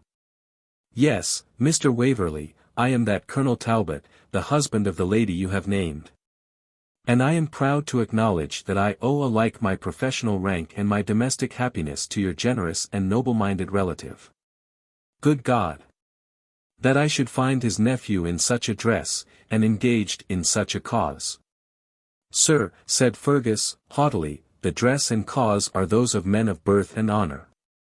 My situation forbids me to dispute your assertion, said Colonel Talbot. Otherwise it were no difficult matter to show that neither courage nor pride of lineage can gild a bad cause. But, with Mr. Waverley's permission and yours, sir, if yours also must be asked, I would willingly speak a few words with him on affairs connected with his own family. Mr. Waverley, sir, regulates his own motions. You will follow me, I suppose, to Pinkie, said Fergus, turning to Edward, when you have finished your discourse with this new acquaintance. So saying, the chief of Glennaquoich adjusted his plaid with rather more than his usual air of haughty assumption and left the apartment. The interest of Waverley readily procured for Colonel Talbot the freedom of adjourning to a large garden belonging to his place of confinement. They walked a few paces in silence, Colonel Talbot apparently studying how to open what he had to say. At length he addressed Edward. Mr. Waverley, you have this day saved my life, and yet I would to God that I had lost it, ere I had found you wearing the uniform and cockade of these men. I forgive your reproach, Colonel Talbot. It is well meant, and your education and prejudices render it natural. But there is nothing extraordinary in finding a man whose honour has been publicly and unjustly assailed in the situation which promised most fair to afford him satisfaction on his calumniators. I should rather say, in the situation most likely to confirm the reports which they have circulated, said Colonel Talbot, by following the very line of conduct ascribed to you. Are you aware, Mr. Waverley, of the infinite distress, and even danger, which your present conduct has occasioned to your nearest relatives? Danger. Yes, sir, danger. When I left England your uncle and father had been obliged to find bail to answer a charge of treason, to which they were only admitted by the exertion of the most powerful interest. I came down to Scotland with the sole purpose of rescuing you from the gulf into which you have precipitated yourself. Nor can I estimate the consequences to your family of your having openly joined the rebellion, since the very suspicion of your intention was so perilous to them. Most deeply do I regret that I did not meet you before this last and fatal error. I am really ignorant, said Waverley, in a tone of reserve, why Colonel Talbot should have taken so much trouble on my account. Mr. Waverley, answered Talbot, I am dull at apprehending irony. And therefore I shall answer your words according to their plain meaning. I am indebted to your uncle for benefits greater than those which a son owes to a father. I acknowledge to him the duty of a son. And as I know there is no manner in which I can requite his kindness so well as by serving you, I will serve you, if possible, whether you will permit me or no. The personal obligation which you have this day laid me under, although, in common estimation, as great as one human being can bestow on another, adds nothing to my zeal on your behalf. Nor can that zeal be abetted by any coolness with which you may please to receive it. Your intentions may be kind, sir, said Waverley, drily, but your language is harsh, or at least peremptory. On my return to England, continued Colonel Talbot, after long absence, I found your uncle, Sir Edward Waverley, in the custody of a king's messenger, in consequence of the suspicion brought upon him by your conduct. He is my oldest friend, how often shall I repeat it, my best benefactor. He sacrificed his own views of happiness to mine, he never uttered a word, he never harbored a thought, that benevolence itself might not have thought or spoken. I found this man in confinement, rendered harsher to him by his habits of life, his natural dignity of feeling, and, forgive me, Mr. Waverley, by the cause through which this calamity had come upon him. I cannot disguise from you my feelings upon this occasion, they were most painfully unfavourable to you. Having by my family interest, which you probably know is not inconsiderable, succeeded in obtaining Sir Everard's release, I set out for Scotland. I saw Colonel Gardiner, a man whose fate alone is sufficient to render this insurrection for ever execrable. In the course of conversation with him I found that, from late circumstances, from a re-examination of the persons engaged in the mutiny, and from his original good opinion of your character, he was much softened towards you. And I doubted not that, if I could be so fortunate as to discover you, all might yet be well. But this unnatural rebellion has ruined all. I have, for the first time in a long and active military life, seen Britons disgrace themselves by a panic flight, and that before a foe without either arms or discipline. And now I find the heir of my dearest friend, the son, I may say, of his affections, sharing a triumph for which he ought the first to have blushed. Why should I lament Gardiner? His lot was happy compared to mine.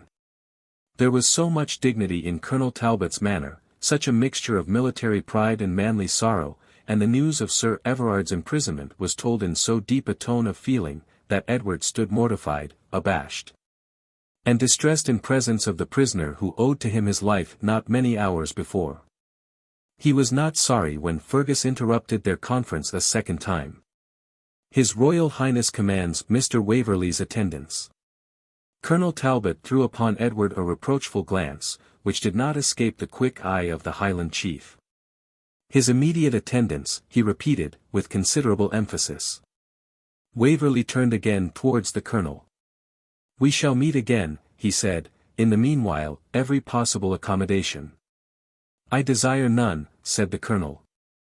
Let me fare like the meanest of those brave men who, on this day of calamity, have preferred wounds and captivity to flight. I would almost exchange places with one of those who have fallen to know that my words have made a suitable impression on your mind. Let Colonel Talbot be carefully secured, said Fergus to the Highland officer who commanded the guard over the prisoners, it is the prince's particular command, he is a prisoner of the utmost importance. But let him want no accommodation suitable to his rank, said Waverley. Consistent always with secure custody, reiterated Fergus. The officer signified his acquiescence in both commands, and Edward followed Fergus to the garden gate, where Callum Beg, with 3 saddle horses, awaited them. Turning his head, he saw Colonel Talbot reconducted to his place of confinement by a file of Highlanders. He lingered on the threshold of the door and made a signal with his hand towards Waverley, as if enforcing the language he had held towards him. Horses, said Fergus, as he mounted, are now as plenty as blackberries.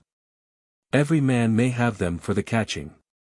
Come, let Callum adjust your stirrups and let us to Pinkie House. Footnote, Charles Edward took up his quarters after the battle at Pinkie House, adjoining to Musselburgh. As fast as these ci-devant dragoon horses choose to carry us. Chapter 21. Rather unimportant. I was turned back, said Fergus to Edward, as they galloped from Preston to Pinkie House, by a message from the prince. But I suppose you know the value of this most noble Colonel Talbot as a prisoner. He is held one of the best officers among the redcoats, a special friend and favourite of the Elector himself, and of that dreadful hero, the Duke of Cumberland, who has been summoned from his triumphs at Fontenoy to come over and devour us poor Highlanders alive. Has he been telling you how the bells of St. James's ring? Not, turn again, Whittington, like those of Bow, in the days of yore? Fergus, said Waverley, with a reproachful look. Nay, I cannot tell what to make of you, answered the chief of Mac Ivor, you are blown about with every wind of doctrine. Here have we gained a victory unparalleled in history, and your behavior is praised by every living mortal to the skies, and the prince is eager to thank you in person, and all our beauties of the White Rose are pulling caps for you. And you, the per chevalier of the day, are stooping on your horse's neck like a butter woman riding to market, and looking as black as a funeral. I am sorry for poor Colonel Gardiner's death, he was once very kind to me. Why, then, be sorry for 5 minutes, and then be glad again, his chance today may be ours tomorrow, and what does it signify? The next best thing to victory is honorable death. But it is a P.S. Aller, and one would rather a foe had it than oneself. But Colonel Talbot has informed me that my father and uncle are both imprisoned by government on my account. We'll put in bail, my boy. Old Andrew Ferrara, footnote, see note 10, shall lodge his security, and I should like to see him put to justify it in Westminster Hall. Nay, they are already at liberty, upon bail of a more civic disposition. Then why is thy noble spirit cast down, Edward? Dost think that the elector's ministers are such doves as to set their enemies at liberty at this critical moment if they could or durst confine and punish them? Assure thyself that either they have no charge against your relations on which they can continue their imprisonment, or else they are afraid of our friends, the jolly cavaliers of Old England. At any rate, you need not be apprehensive upon their account, and we will find some means of conveying to them assurances of your safety. Edward was silenced but not satisfied with these reasons. He had now been more than once shocked at the small degree of sympathy which Fergus exhibited for the feelings even of those whom he loved, if they did not correspond with his own mood at the time. And more especially if they thwarted him while earnest in a favourite pursuit. Fergus sometimes indeed observed that he had offended Waverley, but, always intent upon some favourite plan or project of his own, he was never sufficiently aware of the extent or duration of his displeasure. So that the reiteration of these petty offences somewhat cooled the volunteer's extreme attachment to his officer. The Chevalier received Waverley with his usual favour, and paid him many compliments on his distinguished bravery. He then took him apart, made many inquiries concerning Colonel Talbot, and when he had received all the information which Edward was able to give concerning him and his connections, he proceeded, I cannot but think, Mr. Waverley, that since this gentleman is so particularly connected with our worthy and excellent friend, Sir Everard Waverley, and since his lady is of the house of Blandeville, whose devotion to the true and loyal principles of the Church of England is so generally known, the Colonel's own private sentiments cannot be unfavourable to us, whatever mask he may have assumed to accommodate himself to the times. If I am to judge from the language he this day held to me, I am under the necessity of differing widely from your Royal Highness. Well, it is worth making a trial at least. I therefore entrust you with the charge of Colonel Talbot, with power to act concerning him as you think most advisable, and I hope you will find means of ascertaining what are his real dispositions towards our royal father's restoration. I am convinced, said Waverley, bowing, that if Colonel Talbot chooses to grant his parole, it may be securely depended upon. But if he refuses it, I trust your Royal Highness will devolve on some other person than the nephew of his friend the task of laying him under the necessary restraint. I will trust him with no person but you, said the prince, smiling, but peremptorily repeating his mandate. It is of importance to my service that there should appear to be a good intelligence between you, even if you are unable to gain his confidence in earnest. You will therefore receive him into your quarters, and in case he declines giving his parole, you must apply for a proper guard. I beg you will go about this directly. We return to Edinburgh tomorrow. Being thus remanded to the vicinity of Preston, Waverley lost the Baron of Bradwardine's solemn act of homage. So little, however, was he at this time in love with vanity, that he had quite forgotten the ceremony in which Fergus had laboured to engage his curiosity. But next day a formal Gazette was circulated, containing a detailed account of the Battle of Gladsmere, as the Highlanders chose to denominate their victory. It concluded with an account of the court afterwards held by the Chevalier at Pinkie House, which contained this among other high-flown descriptive paragraphs. Since that fatal treaty which annihilates Scotland as an independent nation, it has not been our happiness to see her princes receive, and her nobles discharge, those acts of feudal homage which, founded upon the splendid actions of Scottish valour, recall the memory of her early history. With the manly and chivalrous simplicity of the ties which united to the crown the homage of the warriors by whom it was repeatedly upheld and defended. But on the evening of the 20th our memories were refreshed with one of those ceremonies which belonged to the ancient days of Scotland's glory. After the circle was formed, Cosmo Common Bradwardine of that ilk, colonel in the service, etc., etc., etc., came before the prince, attended by Mr. D. Macwheeble, the baillie of his ancient barony of Bradwardine, who, we understand, has been lately named a commissary, and, under form of instrument, claimed permission to perform to the person of his Royal Highness, as representing his father, the service used and wont, for which, under a charter of Robert Bruce, of which the original was produced and inspected by the masters of his Royal Highness's Chancery for the time being. The claimant held the barony of Bradwardine and lands of Tully-Veolan.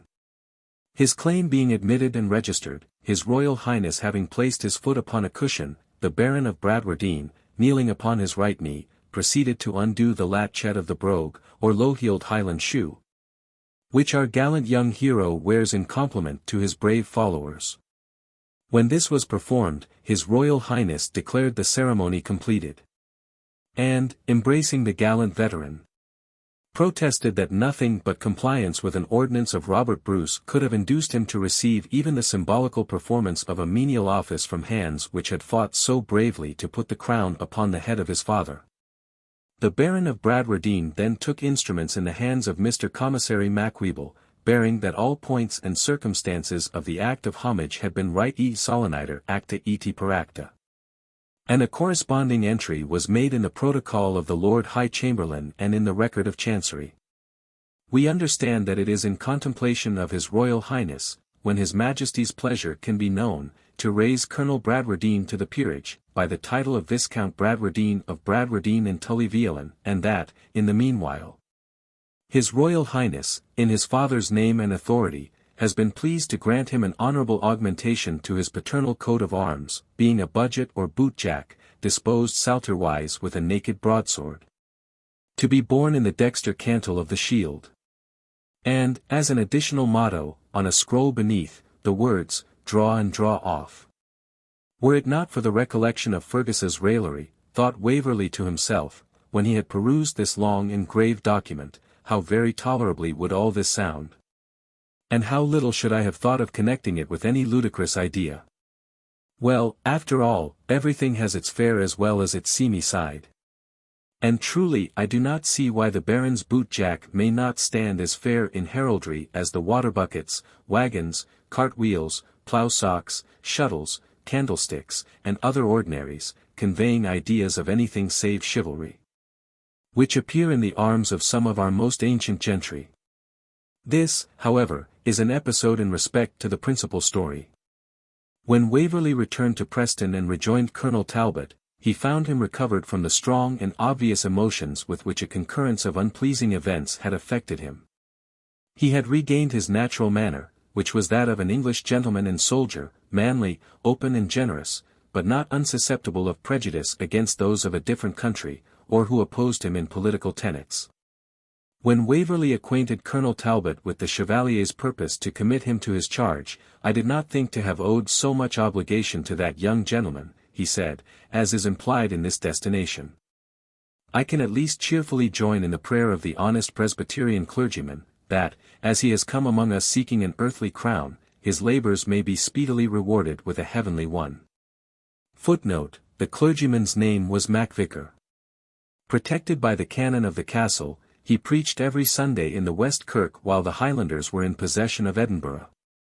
And it was in presence of some of the Jacobites that he prayed for Prince Charles Edward in the terms quoted in the text. "I shall willingly give my parole not to attempt an escape without your knowledge, since, in fact, it was to meet you that I came to Scotland, and I am glad it has happened even under this predicament. But I suppose we shall be but a short time together. Your Chevalier, that is a name we may both give to him, with his plaids and blue caps, will, I presume, be continuing his crusade southward. Not as I hear. I believe the army makes some stay in Edinburgh to collect reinforcements. And to besiege the castle, said Talbot, smiling sarcastically.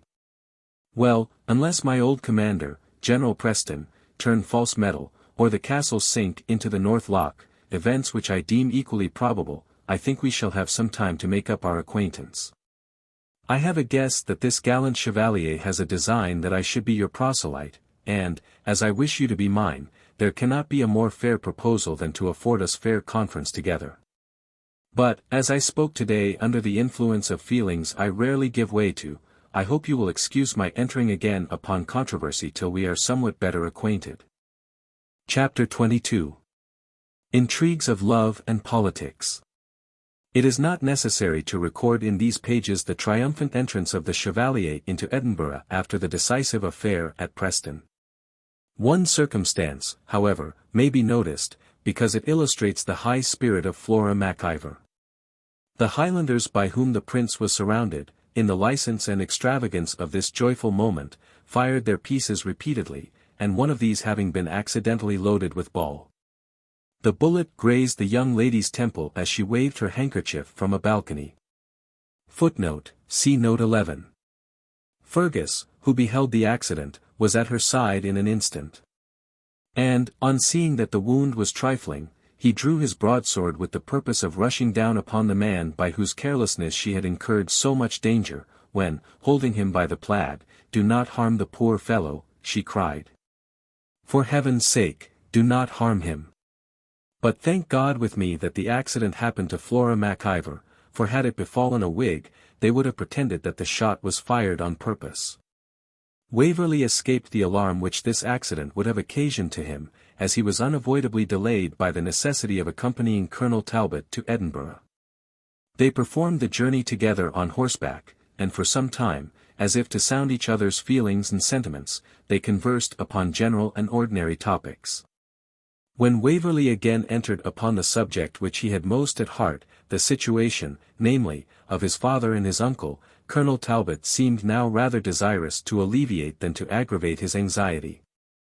This appeared particularly to be the case when he heard Waverley's history, which he did not scruple to confide to him. "And so," said the colonel, "there has been no malice prepense, as lawyers, I think, term it, in this rash step of yours. And you have been trepanned into the service of this Italian knight-errant by a few civil speeches from him and one or two of his Highland recruiting sergeants. It is sadly foolish, to be sure, but not nearly so bad as I was led to expect. However, you cannot desert, even from the Pretender, at the present moment, that seems impossible. But I have little doubt that, in the dissensions incident to this heterogeneous mass of wild and desperate men, some opportunity may arise, by availing yourself of which you may extricate yourself honorably from your rash engagement before the bubble burst. If this can be managed, I would have you go to a place of safety in Flanders which I shall point out. And I think I can secure your pardon from government after a few months' residence abroad. I cannot permit you, Colonel Talbot," answered Waverley, "to speak of any plan which turns on my deserting an enterprise in which I may have engaged hastily, but certainly voluntarily, and with the purpose of abiding the issue." "Well," said Colonel Talbot, smiling, "leave me my thoughts and hopes at least at liberty, if not my speech. But have you never examined your mysterious packet?" "It is in my baggage," replied Edward, "we shall find it in Edinburgh." In Edinburgh they soon arrived. Waverley's quarters had been assigned to him, by the prince's express orders, in a handsome lodging, where there was accommodation for Colonel Talbot. His first business was to examine his portmanteau, and, after a very short search, out tumbled the expected packet. Waverley opened it eagerly. Under a blank cover, simply addressed to E. Waverley, Esq., he found a number of open letters. The uppermost were two from Colonel Gardiner addressed to himself. The earliest in date was a kind and gentle remonstrance for neglect of the writer's advice respecting the disposal of his time during his leave of absence, the renewal of which, he reminded Captain Waverley, would speedily expire. Indeed, the letter proceeded, had it been otherwise, the news from abroad and my instructions from the War Office must have compelled me to recall it, as there is great danger, since the disaster in Flanders. both of foreign invasion and insurrection among the disaffected at home. I therefore entreat you will repair as soon as possible to the headquarters of the regiment. And I am concerned to add that this is still the more necessary as there is some discontent in your troop, and I postpone inquiry into particulars until I can have the advantage of your assistance. The second letter, dated 8 days later, was in such a style as might have been expected from the colonel's receiving no answer to the first. It reminded Waverley of his duty as a man of honour, an officer, and a Briton. Took notice of the increasing dissatisfaction of his men, and that some of them had been heard to hint that their captain encouraged and approved of their mutinous behaviour. And, finally, the writer expressed the utmost regret and surprise that he had not obeyed his commands by repairing to headquarters, reminded him that his leave of absence had been recalled, and conjured him, in a style in which paternal remonstrance was mingled with military authority, to redeem his error by immediately joining his regiment. That I may be certain, concluded the letter, that this actually reaches you, I dispatch it by Corporal Timms of your troop, with orders to deliver it into your own hand. Upon reading these letters Waverley, with great bitterness of feeling, was compelled to make the amende honourable to the memory of the brave and excellent writer. For surely, as Colonel Gardiner must have had every reason to conclude they had come safely to hand, less could not follow, on their being neglected, than that third and final summons, which Waverley actually received at Glennaquoich, though too late to obey it. And his being superseded, in consequence of his apparent neglect of this last command, was so far from being a harsh or severe proceeding, that it was plainly inevitable. The next letter he unfolded was from the major of the regiment, acquainting him that a report to the disadvantage of his reputation was public in the country, stating, that one Mr. Falconer of Ballyhopple, or some such name, had proposed in his presence a treasonable toast, which he permitted to pass in silence, although it was so gross an affront to the royal family that a gentleman in company, not remarkable for his zeal for government, had nevertheless taken the matter up, and that, supposing the account true, Captain Waverley had thus suffered another, comparatively unconcerned, to resent an affront directed against him personally as an officer, and to go out with the person by whom it was offered. The Major concluded that no one of Captain Waverley's brother officers could believe this scandalous story, but that it was necessarily their joint opinion that his own honour, equally with that of the regiment, depended upon its being instantly contradicted by his authority, etc. etc. etc. What do you think of all this? Said Colonel Talbot, to whom Waverley handed the letters after he had perused them. Think. It renders thought impossible. It is enough to drive me mad. Be calm, my young friend. Let us see what are these dirty scrawls that follow. The first was addressed, for Master W. Ruffin, these. Dear Sir, some of our young gulpins will not bite, thof I told them you shewed me the squire's own seal. But Timms will deliver you the letters as desired, and tell old Adam he gave them to squire's bond, as to be sure yours is the same, and shall be ready for signal, and hoy for Hoychurch and Sachefrel, as Fader sings at Harvestwome. Yours, dear Sir. H. Postscript. Do ye tell squire we longs to hear from him, and has dutings about his not writing himself, and Lieutenant Bottler is smoky. This Ruffin, I suppose, then, is your Donald of the Cavern, who has intercepted your letters, and carried on a correspondence with the poor devil Houghton, as if under your authority? It seems too true. But who can Adam be? Possibly Adam, for poor Gardiner, a sort of pun on his name. The other letters were to the same purpose, and they soon received yet more complete light upon Donald Bean's machinations. John Hodges, one of Waverley's servants, who had remained with the regiment and had been taken at Preston, now made his appearance. He had sought out his master with the purpose of again entering his service. From this fellow they learned that some time after Waverley had gone from the headquarters of the regiment, a pedlar, called Ruffin, or Ryvane, known among the soldiers by the name of Wily Will, had made frequent visits to the town of Dundee. He appeared to possess plenty of money, sold his commodities very cheap, seemed always willing to treat his friends at the ale-house, and easily ingratiated himself with many of Waverley's troop, particularly Sergeant Houghton and one Timms, also a non-commissioned officer. To these he unfolded, in Waverley's name, a plan for leaving the regiment and joining him in the Highlands, where report said the clans had already taken arms in great numbers. The men, who had been educated as Jacobites, so far as they had any opinion at all, and who knew their landlord, Sir Everard, had always been supposed to hold such tenets, easily fell into the snare.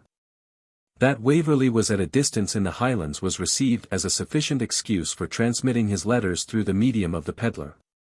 And the sight of his well-known seal seemed to authenticate the negotiations in his name, where writing might have been dangerous. The cabal, however, began to take air, from the premature mutinous language of those concerned. Wiley will justify his appellative, for, after suspicion arose, he was seen no more. When the Gazette appeared in which Waverley was superseded, great part of his troop broke out into actual mutiny, but were surrounded and disarmed by the rest of the regiment. In consequence of the sentence of a court-martial, Houghton and Timms were condemned to be shot, but afterwards permitted to cast lots for life. Houghton, the survivor, showed much penitence, being convinced, from the rebukes and explanations of Colonel Gardiner, that he had really engaged in a very heinous crime. It is remarkable that, as soon as the poor fellow was satisfied of this, he became also convinced that the instigator had acted without authority from Edward, saying, if it was dishonourable and against old England, the squire could know naught about it. He never did, or thought to do, anything dishonourable, no more didn't Sir Everard, nor none of them afore him, and in that belief he would live and die that Ruffin had done it all of his own head. The strength of conviction with which he expressed himself upon this subject, as well as his assurances that the letters intended for Waverley had been delivered to Ruthven, made that revolution in Colonel Gardiner's opinion which he expressed to Talbot. The reader has long since understood that Donald Bean Lean played the part of tempter on this occasion. His motives were shortly these. Of an active and intriguing spirit, he had been long employed as a subaltern agent and spy by those in the confidence of the Chevalier, to an extent beyond what was suspected even by Fergus MacIver, whom, though obliged to him for protection, he regarded with fear and dislike. To success in this political department he naturally looked for raising himself by some bold stroke above his present hazardous and precarious trade of rapine. He was particularly employed in learning the strength of the regiments in Scotland, the character of the officers, etc., and had long had his eye upon Waverley's troop as open to temptation. Donald even believed that Waverley himself was at bottom in the Stuart interest, which seemed confirmed by his long visit to the Jacobite Baron of Bradwardine. When, therefore, he came to his cave with one of Glennaquoich's attendants, the robber, who could never appreciate his real motive, which was mere curiosity, was so sanguine as to hope that his own talents were to be employed in some intrigue of consequence, under the auspices of this wealthy young Englishman. Nor was he undeceived by Waverley's neglecting all hints and openings afforded for explanation. His conduct passed for prudent reserve, and somewhat piqued Donald Bean, who, supposing himself left out of a secret where confidence promised to be advantageous, determined to have his share in the drama, whether a regular part were assigned him or not. For this purpose during Waverley's sleep he possessed himself of his seal, as a token to be used to any of the troopers whom he might discover to be possessed of the captain's confidence. His first journey to Dundee, the town where the regiment was quartered, undeceived him in his original supposition, but opened to him a new field of action. He knew there would be no service so well rewarded by the friends of the Chevalier as seducing a part of the regular army to his standard. For this purpose he opened the machinations with which the reader is already acquainted, and which form a clue to all the intricacies and obscurities of the narrative previous to Waverley's leaving Glennaquoich. By Colonel Talbot's advice, Waverley declined detaining in his service the lad whose evidence had thrown additional light on these intrigues. He represented to him, that it would be doing the man an injury to engage him in a desperate undertaking, and that, whatever should happen, his evidence would go some length at least in explaining the circumstances under which Waverley himself had embarked in it. Waverley therefore wrote a short state of what had happened to his uncle and his father, cautioning them, however, in the present circumstances, not to attempt to answer his letter. Talbot then gave the young man a letter to the commander of one of the English vessels of war cruising in the Frith, requesting him to put the bearer ashore at Berwick, with a pass to proceed to Shire. He was then furnished with money to make an expeditious journey, and directed to get on board the ship by means of bribing a fishing boat, which, as they afterwards learned, he easily effected. Tired of the attendance of Callum Beg, who, he thought, had some disposition to act as a spy on his motions, Waverley hired as a servant a simple Edinburgh swain, who had mounted the white cockade in a fit of spleen and jealousy. Because Jenny Jopp had danced a whole night with Corporal Bullock of the Fusiliers. Chapter 23. Intrigues of Society and Love. Colonel Talbot became more kindly in his demeanour towards Waverley after the confidence he had reposed in him, and, as they were necessarily much together, the character of the colonel rose in Waverley's estimation. There seemed at first something harsh in his strong expressions of dislike and censure, although no one was in the general case more open to conviction. The habit of authority had also given his manners some peremptory hardness, notwithstanding the polish which they had received from his intimate acquaintance with the higher circles. As a specimen of the military character, he differed from all whom Waverley had as yet seen. The soldiership of the Baron of Bradwardine was marked by pedantry. That of Major Melville by a sort of martinet attention to the minutiae and technicalities of discipline, rather suitable to one who was to maneuver a battalion than to him who was to command an army. The military spirit of Fergus was so much warped and blended with his plans and political views, that it was less that of a soldier than of a petty sovereign. But Colonel Talbot was in every point the English soldier. His whole soul was devoted to the service of his king and country, without feeling any pride in knowing the theory of his art with the Baron, or its practical minutiae with the Major, or in applying his science to his own particular plans of ambition, like the chieftain of Glennaquoich. Added to this, he was a man of extended knowledge and cultivated taste, although strongly tinged, as we have already observed, with those prejudices which are peculiarly English. The character of Colonel Talbot dawned upon Edward by degrees. For the delay of the Highlanders in the fruitless siege of Edinburgh Castle occupied several weeks, during which Waverley had little to do excepting to seek such amusement as society afforded. He would willingly have persuaded his new friend to become acquainted with some of his former intimates. But the colonel, after one or two visits, shook his head, and declined farther experiment. Indeed he went farther, and characterized the Baron as the most intolerable formal pedant he had ever had the misfortune to meet with, and the chief of Glennaquoich as a Frenchified Scotchman, possessing all the cunning and plausibility of the nation where he was educated, with the proud, vindictive, and turbulent humour of that of his birth. If the devil, he said, had sought out an agent expressly for the purpose of embroiling this miserable country, I do not think he could find a better than such a fellow as this, whose temper seems equally active, supple, and mischievous, and who is followed, and implicitly obeyed, by a gang of such cutthroats as those whom you are pleased to admire so much. The ladies of the party did not escape his censure.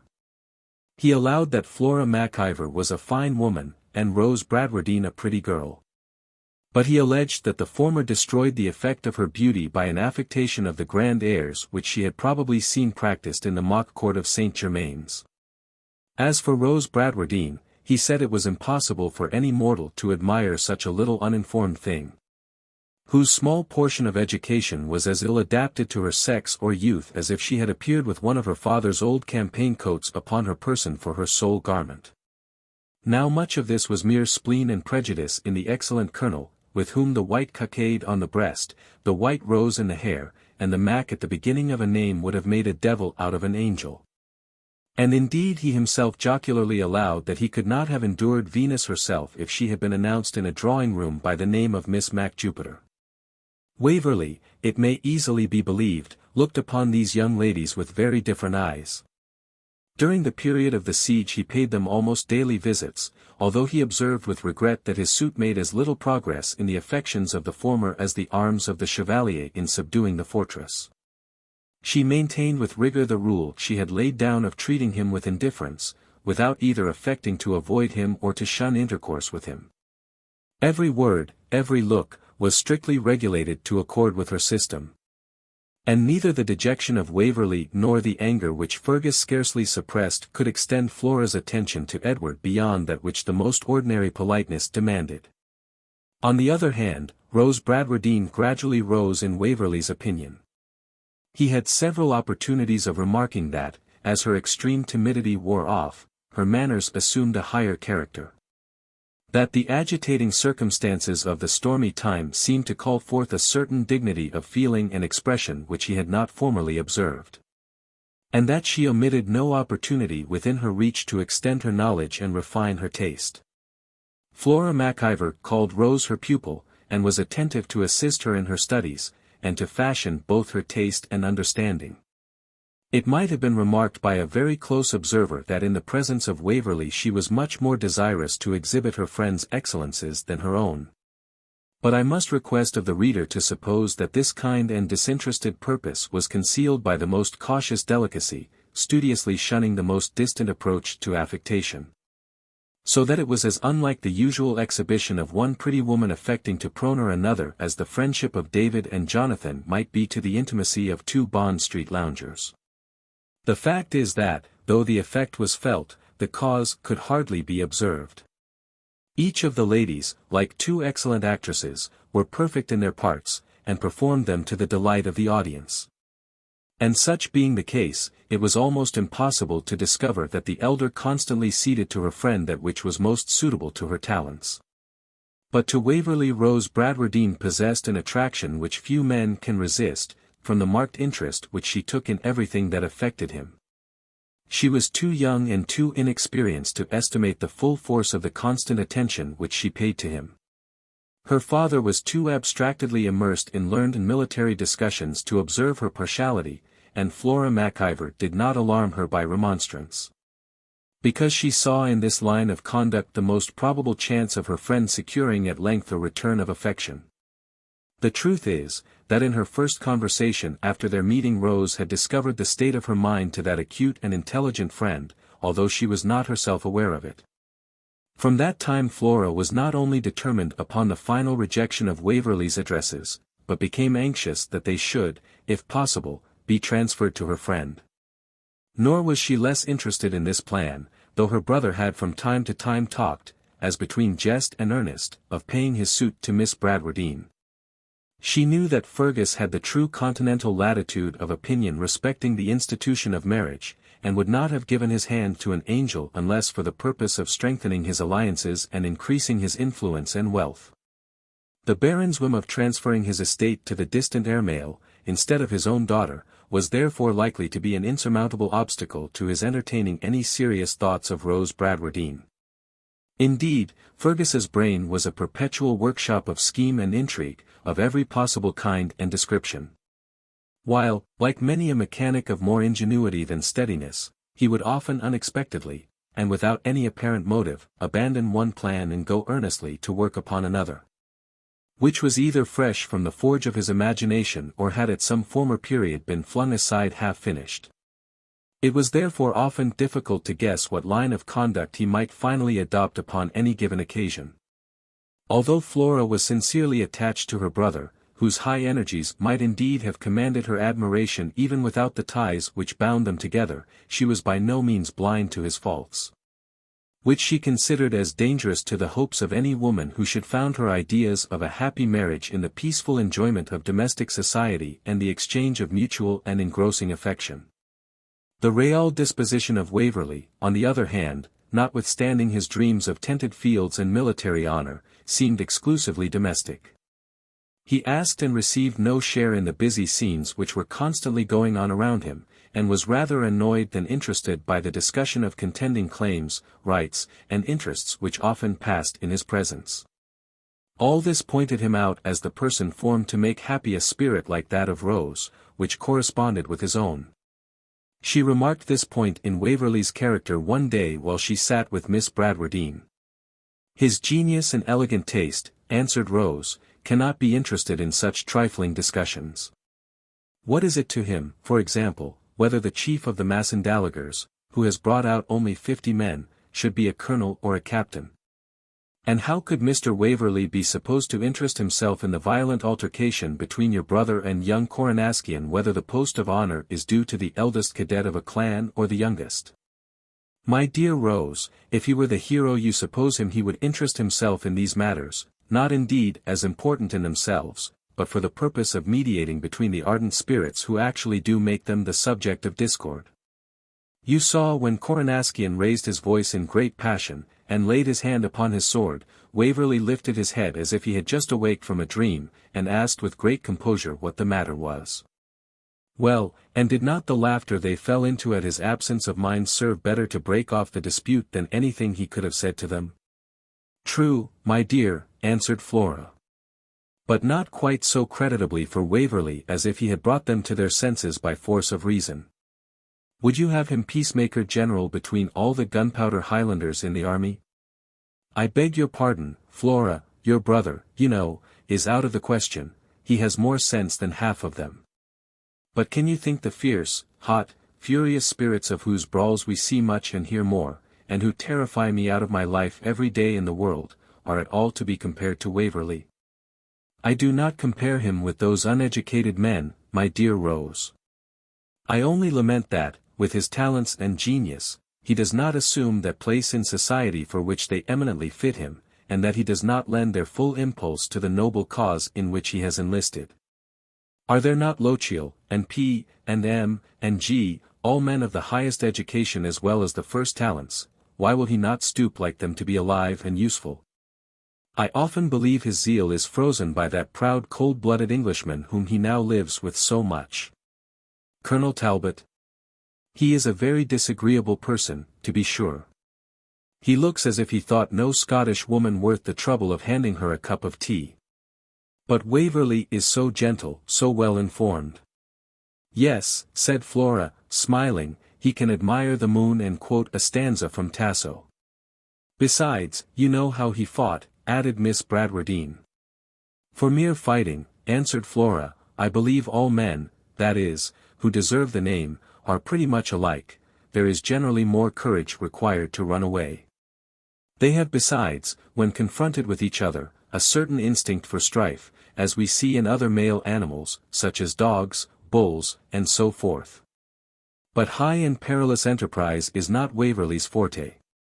He would never have been his celebrated ancestor Sir Nigel, but only Sir Nigel's eulogist and poet. I will tell you where he will be at home, my dear, and in his place, in the quiet circle of domestic happiness, lettered indolence, and elegant enjoyments of Waverley honour. And he will refit the old library in the most exquisite Gothic taste, and garnish its shelves with the rarest and most valuable volumes, and he will draw plans and landscapes, and write verses, and rear temples, and dig grottos. And he will stand in a clear summer night in the colonnade before the hall, and gaze on the deer as they stray in the moonlight, or lie shadowed by the boughs of the huge old fantastic oaks. And he will repeat verses to his beautiful wife, who will hang upon his arm, and he will be a happy man.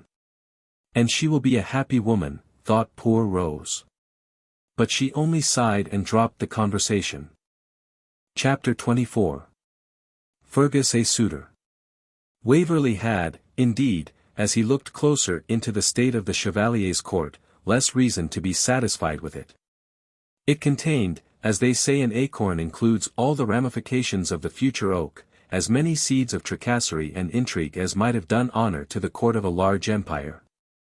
Every person of consequence had some separate object, which he pursued with a fury that Waverley considered as altogether disproportioned to its importance. Almost all had their reasons for discontent, although the most legitimate was that of the worthy old Baron, who was only distressed on account of the common cause. We shall hardly, said he one morning to Waverley when they had been viewing the castle, we shall hardly gain the obsidianal crown, which you wot well was made of the roots or grain which takes root within the place besieged. Or it may be of the herb woodbine, Parieteria, or Pellitory.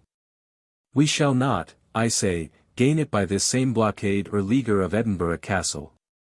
For this opinion he gave most learned and satisfactory reasons, that the reader may not care to hear repeated. Having escaped from the old gentleman, Waverley went to Fergus's lodgings by appointment, to await his return from Holyrood House. "I am to have a particular audience tomorrow," said Fergus to Waverley overnight, "and you must meet me to wish me joy of the success which I securely anticipate." The morrow came, and in the chief's apartment he found Ensign Maccombich waiting to make report of his turn of duty in a sort of ditch which they had dug across the castle hill and called a trench. In a short time the chief's voice was heard on the stair in a tone of impatient fury, "Callum." "Why, Callum beg. Diawl." He entered the room with all the marks of a man agitated by a towering passion. And there were few upon whose features rage produced a more violent effect. The veins of his forehead swelled when he was in such agitation, his nostril became dilated, his cheek and eye inflamed, and his look that of a demoniac. These appearances of half-suppressed rage were the more frightful because they were obviously caused by a strong effort to temper with discretion an almost ungovernable paroxysm of passion, and resulted from an internal conflict of the most dreadful kind, which agitated his whole frame of mortality. As he entered the apartment he unbuckled his broadsword, and throwing it down with such violence that the weapon rolled to the other end of the room, "I know not what," he exclaimed, "withholds me from taking a solemn oath that I will never more draw it in his cause. Load my pistols, Callum, and bring them hither instantly, instantly." Callum, whom nothing ever startled, dismayed, or disconcerted, obeyed very coolly. Evan Dhu, upon whose brow the suspicion that his chief had been insulted called up a corresponding storm, swelled in sullen silence, awaiting to learn where or upon whom vengeance was to descend. "So, Waverley, you are there," said the chief, after a moment's recollection. "Yes, I remember I asked you to share my triumph, and you have come to witness my disappointment, we shall call it." Evan now presented the written report he had in his hand, which Fergus threw from him with great passion. "I wish to God," he said, "the old den would tumble down upon the heads of the fools who attack and the knaves who defend it. I see, Waverley, you think I am mad. Leave us, Evan, but be within call." "The colonel's in an unco kippage," said Mrs. Flockhart to Evan as he descended. "I wish he may be weel, the very veins on his brent brow are swelled like whipcord. Wad he no tak something?" "He usually lets blood for these fits," answered the Highland ancient with great composure. When this officer left the room, the chieftain gradually reassumed some degree of composure. "I know, Waverley," he said, "that Colonel Talbot has persuaded you to curse 10 times a day your engagement with us. Nay, never deny it, for I am at this moment tempted to curse my own. Would you believe it, I made this very morning 2 suits to the prince, and he has rejected them both. What do you think of it?" "What can I think," answered Waverley, "till I know what your requests were?" "Why, what signifies what they were, man? I tell you it was I that made them, I to whom he owes more than to any 3 who have joined the standard, for I negotiated the whole business, and brought in all the Perthshire men when not one would have stirred. I am not likely, I think, to ask anything very unreasonable, and if I did, they might have stretched a point. Well, but you shall know all, now that I can draw my breath again with some freedom. You remember my Earl's patent. It is dated some years back, for services then rendered, and certainly my merit has not been diminished, to say the least, by my subsequent behavior. Now, sir, I value this bauble of a coronet as little as you can, or any philosopher on earth. For I hold that the chief of such a clan as the Sliach Nan Ivor is superior in rank to any earl in Scotland. But I had a particular reason for assuming this cursed title at this time. You must know that I learned accidentally that the prince has been pressing that old foolish Baron of Bradwardine to disinherit his male heir, or 19th or 20th cousin, who has taken a command in the Elector of Hanover's militia, and to settle his estate upon your pretty little friend Rose. And this, as being the command of his king and overlord, who may alter the destination of a fief at pleasure, the old gentleman seems well reconciled to. And what becomes of the homage? Curse the homage. I believe Rose is to pull off the Queen's slipper on her coronation day, or some such trash. Well, sir, as Rose Bradwardine would always have made a suitable match for me but for this idiotical predilection of her father for the heir male. It occurred to me there now remained no obstacle unless that the Baron might expect his daughter's husband to take the name of Bradwardine, which you know would be impossible in my case.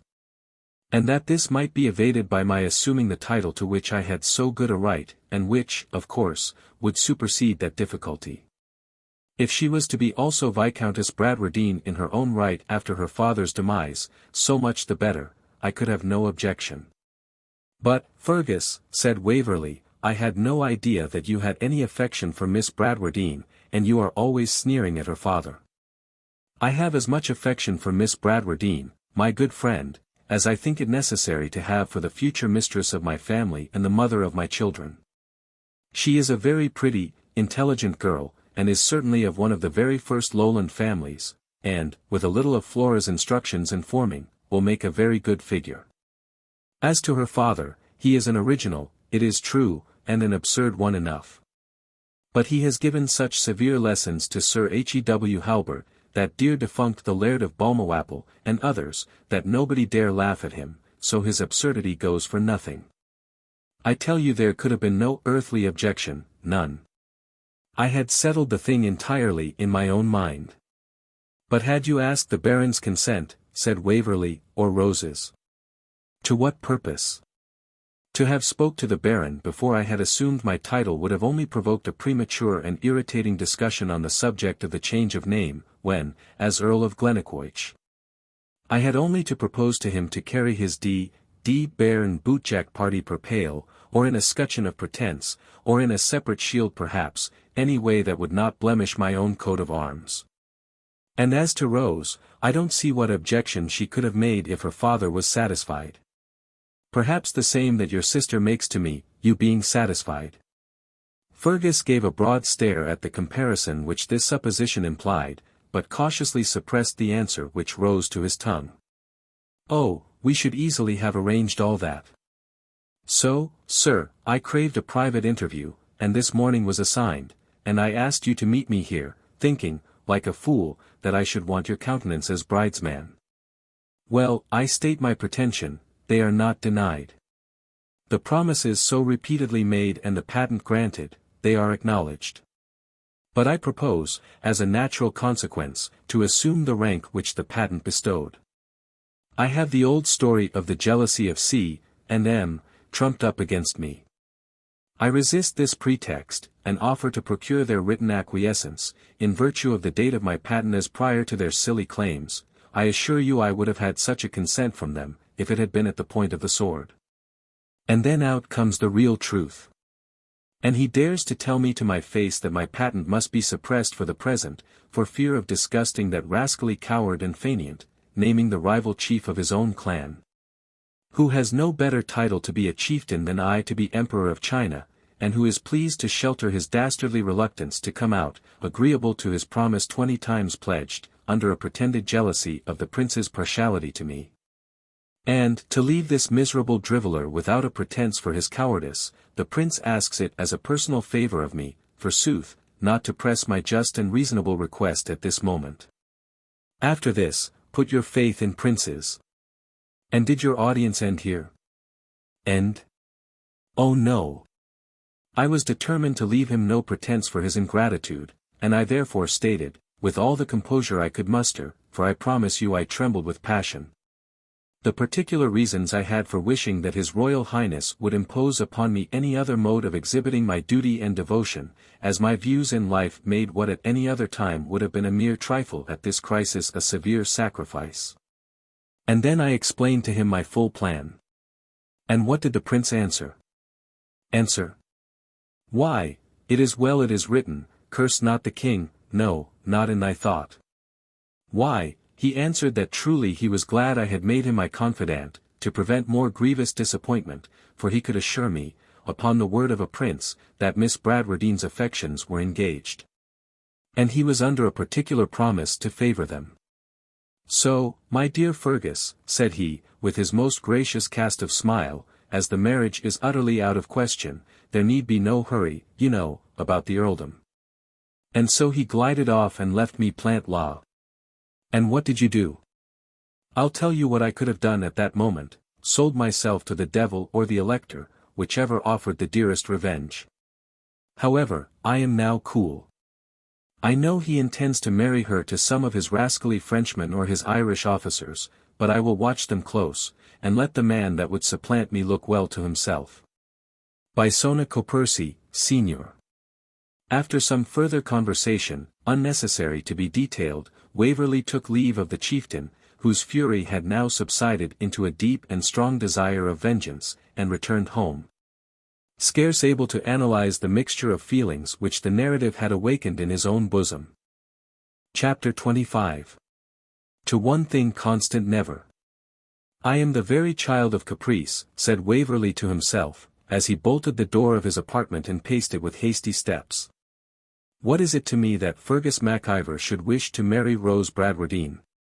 I love her not, I might have been loved by her perhaps. But rejected her simple, natural, and affecting attachment, instead of cherishing it into tenderness, and dedicated myself to one who will never love mortal man, unless old Warwick, the kingmaker, should arise from the dead. The Baron too, I would not have cared about his estate, and so the name would have been no stumbling block. The devil might have taken the Baron Moors and drawn off the royal Caligy for anything I would have minded. But, framed as she is for domestic affection and tenderness, for giving and receiving all those kind and quiet attentions which sweeten life to those who pass it together, she is sought by Fergus MacIvor. He will not use her ill, to be sure. Of that he is incapable. But he will neglect her after the first month. He will be too intent on subduing some rival chieftain or circumventing some favourite at court, on gaining some heathy hill and lake or adding to his band some new troop of caterans, to inquire what she does, or how she amuses herself. And then will canker sorrow eat her bud. And chase the native beauty from her cheek. And she will look as hollow as a ghost. And dim and meagre as an ague fit. And so she'll die. And such a catastrophe of the most gentle creature on earth might have been prevented if Mr. Edward Waverley had had his eyes. Upon my word, I cannot understand how I thought Flora so much, that is, so very much, handsomer than Rose. She is taller indeed, and her manner more formed, but many people think Miss Bradwardine's more natural, and she is certainly much younger. I should think Flora is 2 years older than I am. I will look at them particularly this evening. And with this resolution Waverley went to drink tea, as the fashion was 60 years since, at the house of a lady of quality attached to the cause of the Chevalier, where he found, as he expected, both the ladies. All rose as he entered, but Flora immediately resumed her place and the conversation in which she was engaged. Rose, on the contrary, almost imperceptibly made a little way in the crowded circle for his advancing the corner of a chair. Her manner, upon the whole, is most engaging, said Waverley to himself. A dispute occurred whether the Gaelic or Italian language was most liquid, and best adapted for poetry. The opinion for the Gaelic, which probably might not have found supporters elsewhere, was here fiercely defended by 7 Highland ladies, who talked at the top of their lungs, and screamed the company deaf with examples of Celtic euphonia. Flora, observing the Lowland ladies sneer at the comparison, produced some reasons to show that it was not altogether so absurd. But Rose, when asked for her opinion, gave it with animation in praise of Italian, which she had studied with Waverley's assistance. She has a more correct ear than Flora, though a less accomplished musician, said Waverley to himself. I suppose Miss MacIvor will next compare Macmurrough nan Fawn to Ariosto. Lastly, it so befell that the company differed whether Fergus should be asked to perform on the flute, at which he was an adept, or Waverley invited to read a play of Shakspeare. And the lady of the house good-humouredly undertook to collect the votes of the company for poetry or music, under the condition that the gentlemen whose talents were not laid under contribution that evening should contribute them to enliven the next. It chanced that Rose had the casting vote. Now Flora, who seemed to impose it as a rule upon herself never to countenance any proposal which might seem to encourage Waverley, had voted for music, providing the Baron would take his violin to accompany Fergus. I wish you joy of your taste, Miss MacIvor, thought Edward, as they sought for his book. I thought it better when we were at Glennaquoich, but certainly the Baron is no great performer, and Shakspeare is worth listening to. Romeo and Juliet was selected, and Edward read with taste, feeling, and spirit several scenes from that play. All the company applauded with their hands, and many with their tears. Flora, to whom the drama was well known, was among the former. Rose, to whom it was altogether new, belonged to the latter class of admirers. "She has more feeling too," said Waverley, internally. The conversation turning upon the incidents of the play and upon the characters, Fergus declared that the only one worth naming, as a man of fashion and spirit, was Mercutio. "I could not," he said, "quite follow all his old-fashioned wit, but he must have been a very pretty fellow, according to the ideas of his time." "And it was a shame," said Ensign Maccombich, who usually followed his colonel everywhere, "for that Tibert, or Taggart, or whatever was his name, to stick him under the other gentleman's arm while he was reading the fray." The ladies, of course, declared loudly in favour of Romeo, but this opinion did not go undisputed. The mistress of the house and several other ladies severely reprobated the levity with which the hero transfers his affections from Rosalind to Juliet.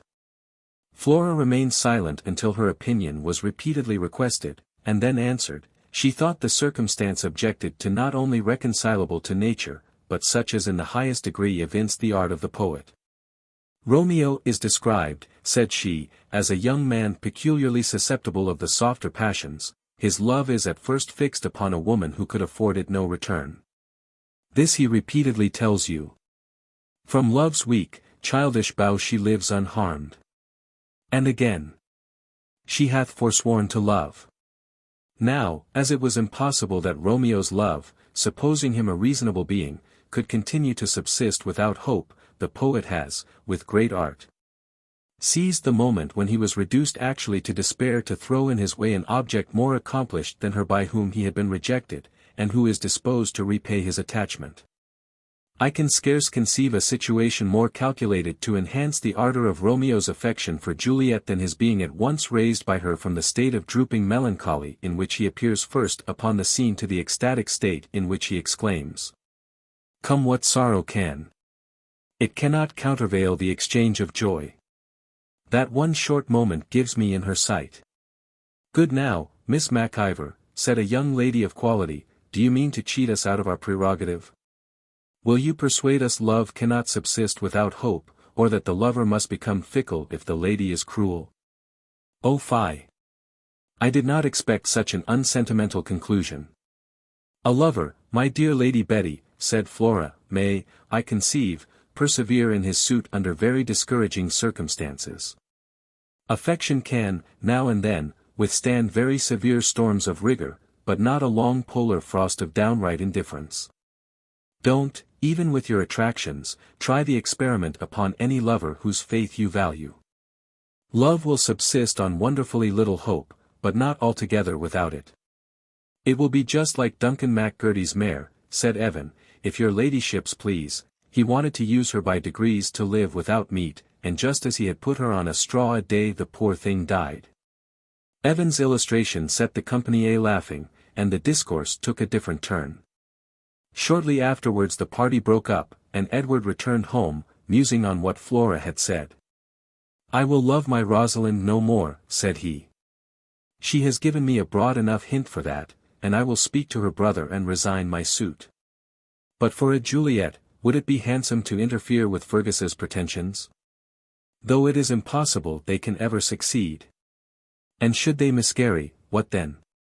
Why then allure come allure." And with this resolution of being guided by circumstances did our hero commit himself to repose. Chapter 26. A brave man in sorrow. If my fair readers should be of opinion that my hero's levity in love is altogether unpardonable, I must remind them that all his griefs and difficulties did not arise from that sentimental source. Even the lyric poet who complains so feelingly of the pains of love could not forget, that at the same time he was in debt and in drink, which, doubtless, were great aggravations of his distress. There were, indeed, whole days in which Waverley thought neither of Flora nor Rose Bradwardine, but which were spent in melancholy conjectures on the probable state of matters at Waverley Honour, and the dubious issue of the civil contest in which he was pledged. Colonel Talbot often engaged him in discussions upon the justice of the cause he had espoused. Not, he said, that it is possible for you to quit it at this present moment, for, come what will, you must stand by your rash engagement. But I wish you to be aware that the right is not with you, that you are fighting against the real interests of your country. And that you ought, as an Englishman and a patriot, to take the first opportunity to leave this unhappy expedition before the snowball melts. In such political disputes Waverley usually opposed the common arguments of his party, with which it is unnecessary to trouble the reader. But he had little to say when the colonel urged him to compare the strength by which they had undertaken to overthrow the government with that which was now assembling very rapidly for its support. To this statement Waverley had but one answer: if the cause I have undertaken be perilous, there would be the greater disgrace in abandoning it. And in his turn he generally silenced Colonel Talbot, and succeeded in changing the subject. One night, when, after a long dispute of this nature, the friends had separated and our hero had retired to bed, he was awakened about midnight by a suppressed groan. He started up and listened. It came from the apartment of Colonel Talbot, which was divided from his own by a wainscot partition, with a door of communication. Waverley approached this door and distinctly heard one or two deep-drawn sighs. What could be the matter? The colonel had parted from him apparently in his usual state of spirits. He must have been taken suddenly ill. Under this impression he opened the door of communication very gently, and perceived the colonel, in his nightgown, seated by a table, on which lay a letter and a picture. He raised his head hastily, as Edward stood uncertain whether to advance or retire, and Waverley perceived that his cheeks were stained with tears.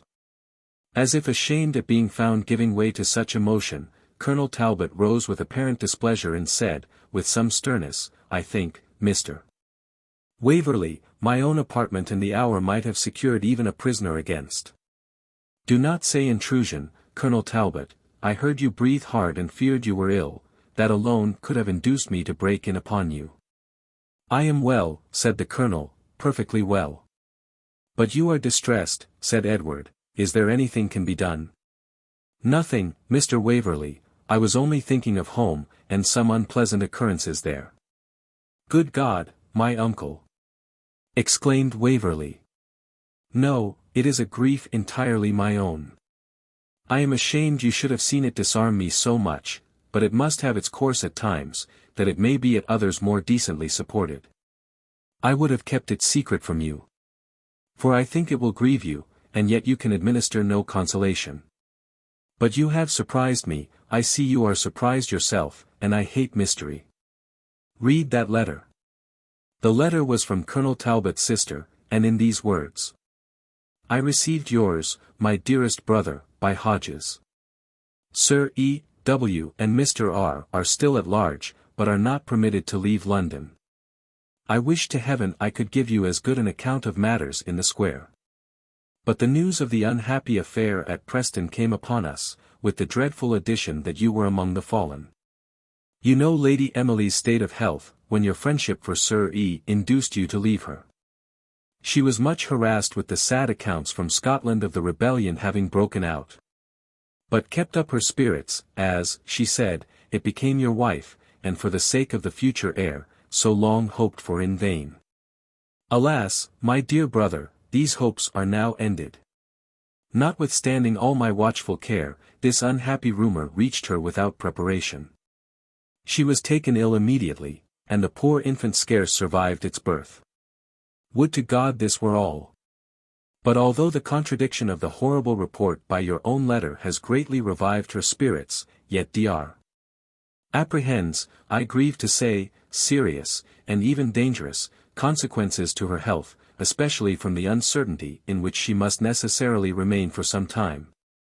Aggravated by the ideas she has formed of the ferocity of those with whom you are a prisoner. Do therefore, my dear brother, as soon as this reaches you, endeavor to gain your release, by parole, by ransom, or any way that is practicable. I do not exaggerate Lady Emily's state of health, but I must not, dare not, suppress the truth. Ever, my dear Philip, your most affectionate sister, Lucy Talbot. Edward stood motionless when he had perused this letter, for the conclusion was inevitable, that, by the colonel's journey in quest of him, he had incurred this heavy calamity. It was severe enough, even in its irremediable part, for Colonel Talbot and Lady Emily, long without a family, had fondly exulted in the hopes which were now blasted. But this disappointment was nothing to the extent of the threatened evil. And Edward, with horror, regarded himself as the original cause of both.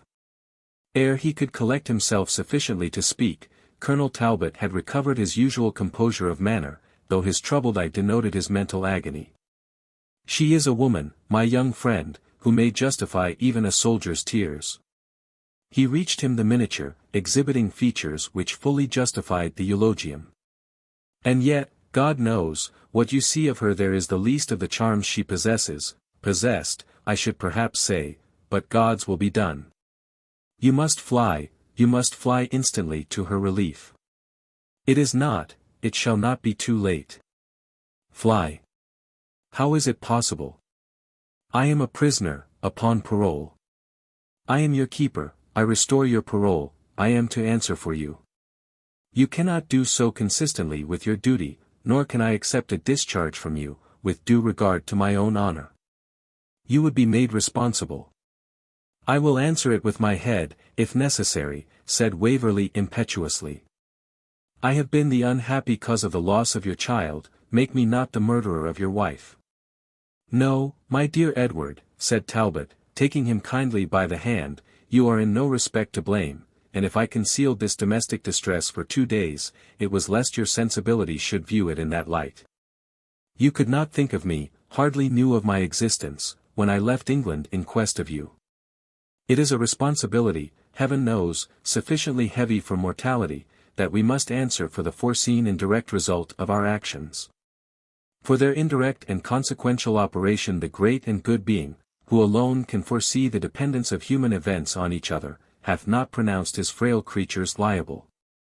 But that you should have left Lady Emily," said Waverley, with much emotion, "in the situation of all others the most interesting to a husband, to seek a—" "I only did my duty," answered Colonel Talbot, calmly, "and I ought not to regret it. If the path of gratitude and honor were always smooth and easy, there would be little merit in following it, but it moves often in contradiction to our interest and passions, and sometimes to our better affections. These are the trials of life, and this, though not the least bitter, the tears came unbidden to his eyes, is not the first which it has been my fate to encounter. But we will talk of this tomorrow," he said, wringing Waverley's hands. "Good night, strive to forget it for a few hours. It will dawn, I think, by 6, and it is now past 2. Good night." Edward retired, without trusting his voice with a reply. Chapter 27. Exertion. When Colonel Talbot entered the breakfast parlour next morning, he learned from Waverley's servant that our hero had been abroad at an early hour and was not yet returned. The morning was well advanced before he again appeared. He arrived out of breath, but with an air of joy that astonished Colonel Talbot. "There," said he, throwing a paper on the table, "there is my morning's work. Alick, pack up the colonel's clothes. Make haste, make haste." The colonel examined the paper with astonishment. It was a pass from the Chevalier to Colonel Talbot, to repair to Leith, or any other port in possession of His Royal Highness's troops, and there to embark for England or elsewhere, at his free pleasure. He only giving his parole of honour not to bear arms against the house of Stuart for the space of a 12-month. "In the name of God," said the colonel, his eyes sparkling with eagerness, "how did you obtain this?" "I was at the Chevalier's levee as soon as he usually rises. He was gone to the camp at Duddingston. I pursued him thither, asked and obtained an audience, but I will tell you not a word more, unless I see you begin to pack. Before I know whether I can avail myself of this passport, or how it was obtained. Oh, you can take out the things again, you know. Now I see you busy, I will go on. When I first mentioned your name, his eyes sparkled almost as bright as yours did 2 minutes since. Had you, he earnestly asked, shown any sentiments favorable to his cause? Not in the least, nor was there any hope you would do so. His countenance fell. I requested your freedom. Impossible, he said, your importance as a friend and confidant of such and such personages made my request altogether extravagant. I told him my own story and yours. And asked him to judge what my feelings must be by his own. He has a heart, and a kind one, Colonel Talbot, you may say what you please. He took a sheet of paper and wrote the pass with his own hand. I will not trust myself with my counsel, he said, they will argue me out of what is right. I will not endure that a friend, valued as I value you, should be loaded with the painful reflections which must afflict you in case of further misfortune in Colonel Talbot's family, nor will I keep a brave enemy a prisoner under such circumstances. Besides, said he, I think I can justify myself to my prudent advisers by pleading the good effect such lenity will produce on the minds of the great English families with whom Colonel Talbot is connected. There the politician peeped out, said the colonel. Well, at least he concluded like a king's son, take the passport, I have added a condition for form's sake, but if the colonel objects to it, let him depart without giving any parole whatever. I come here to war with men, but not to distress or endanger women. Well, I never thought to have been so much indebted to the pretend. To the prince, said Waverley, smiling. To the chevalier, said the colonel. It is a good travelling name, and which we may both freely use. Did he say anything more? Only asked if there was anything else he could oblige me in. And when I replied in the negative, he shook me by the hand, and wished all his followers were as considerate, since some friends of mine not only asked all he had to bestow, but many things which were entirely out of his power. Or that of the greatest sovereign upon earth. Indeed, he said, no prince seemed, in the eyes of his followers, so like the deity as himself, if you were to judge from the extravagant requests which they daily preferred to him. Poor young gentleman, said the colonel, I suppose he begins to feel the difficulties of his situation. Well, dear Waverley, this is more than kind, and shall not be forgotten while Philip Talbot can remember anything. My life, Shaw, let Emily thank you for that, this is a favour worth 50 lives. I cannot hesitate on giving my parole in the circumstances, there it is, he wrote it out in form. And now, how am I to get off? All that is settled, your baggage is packed, my horses wait, and a boat has been engaged, by the prince's permission, to put you on board the Fox frigate. I sent a messenger down to Leith on purpose. That will do excellently well. Captain Beaver is my particular friend, he will put me ashore at Berwick or Shields, from whence I can ride post to London, and you must entrust me with the packet of papers which you recovered by means of your Miss Bean Lean. I may have an opportunity of using them to your advantage. But I see your Highland friend, Glenn, what do you call his barbarous name? And his orderly with him, I must not call him his orderly cutthroat any more, I suppose. See how he walks as if the world were his own, with the bonnet on one side of his head and his plaid puffed out across his breast. I should like now to meet that youth where my hands were not tied, would tame his pride, or he should tame mine. For shame, Colonel Talbot. You swell at sight of tartan as the bull is said to do at scarlet. You and MacIver have some points not much unlike, so far as national prejudice is concerned. The latter part of this discourse took place in the street. They passed the chief, the colonel and he sternly and punctiliously greeting each other, like two duelists before they take their ground. It was evident the dislike was mutual. I never see that surly fellow that dogs his heels, said the colonel, after he had mounted his horse, but he reminds me of lines I have somewhere heard, upon the stage, I think. Close behind him stalks sullen Bertram, like a sorcerer's fiend, pressing to be employed. I assure you, Colonel, said Waverley, that you judge too harshly of the Highlanders. Not a whit, I cannot spare them a jot, I cannot bait them an ace. Let them stay in their own barren mountains, and puff and swell, and hang their bonnets on the horns of the moon, if they have a mind, but what business have they to come where people wear breeches, and speak an intelligible language? I mean intelligible in comparison to their gibberish, for even the Lowlanders talk a kind of English little better than the Negroes in Jamaica. I could pity the the Chevalier himself, for having so many desperadoes about him. And they learn their trade so early. There is a kind of subaltern imp, for example, a sort of sucking devil, whom your friend Glenamuck there, has sometimes in his train. To look at him, he is about 15 years. But he is a century old in mischief and villainy. He was playing at quoits the other day in the court, a gentleman, a decent-looking person enough, came past, and as a quoit hit his shin, he lifted his cane. But my young bravo whips out his pistol, like Beau Clincher in the Trip to the Jubilee, and had not a scream of guard as low from an upper window set all parties scampering for fear of the inevitable consequences. The poor gentleman would have lost his life by the hands of that little cockatrice. A fine character you'll give of Scotland upon your return, Colonel Talbot.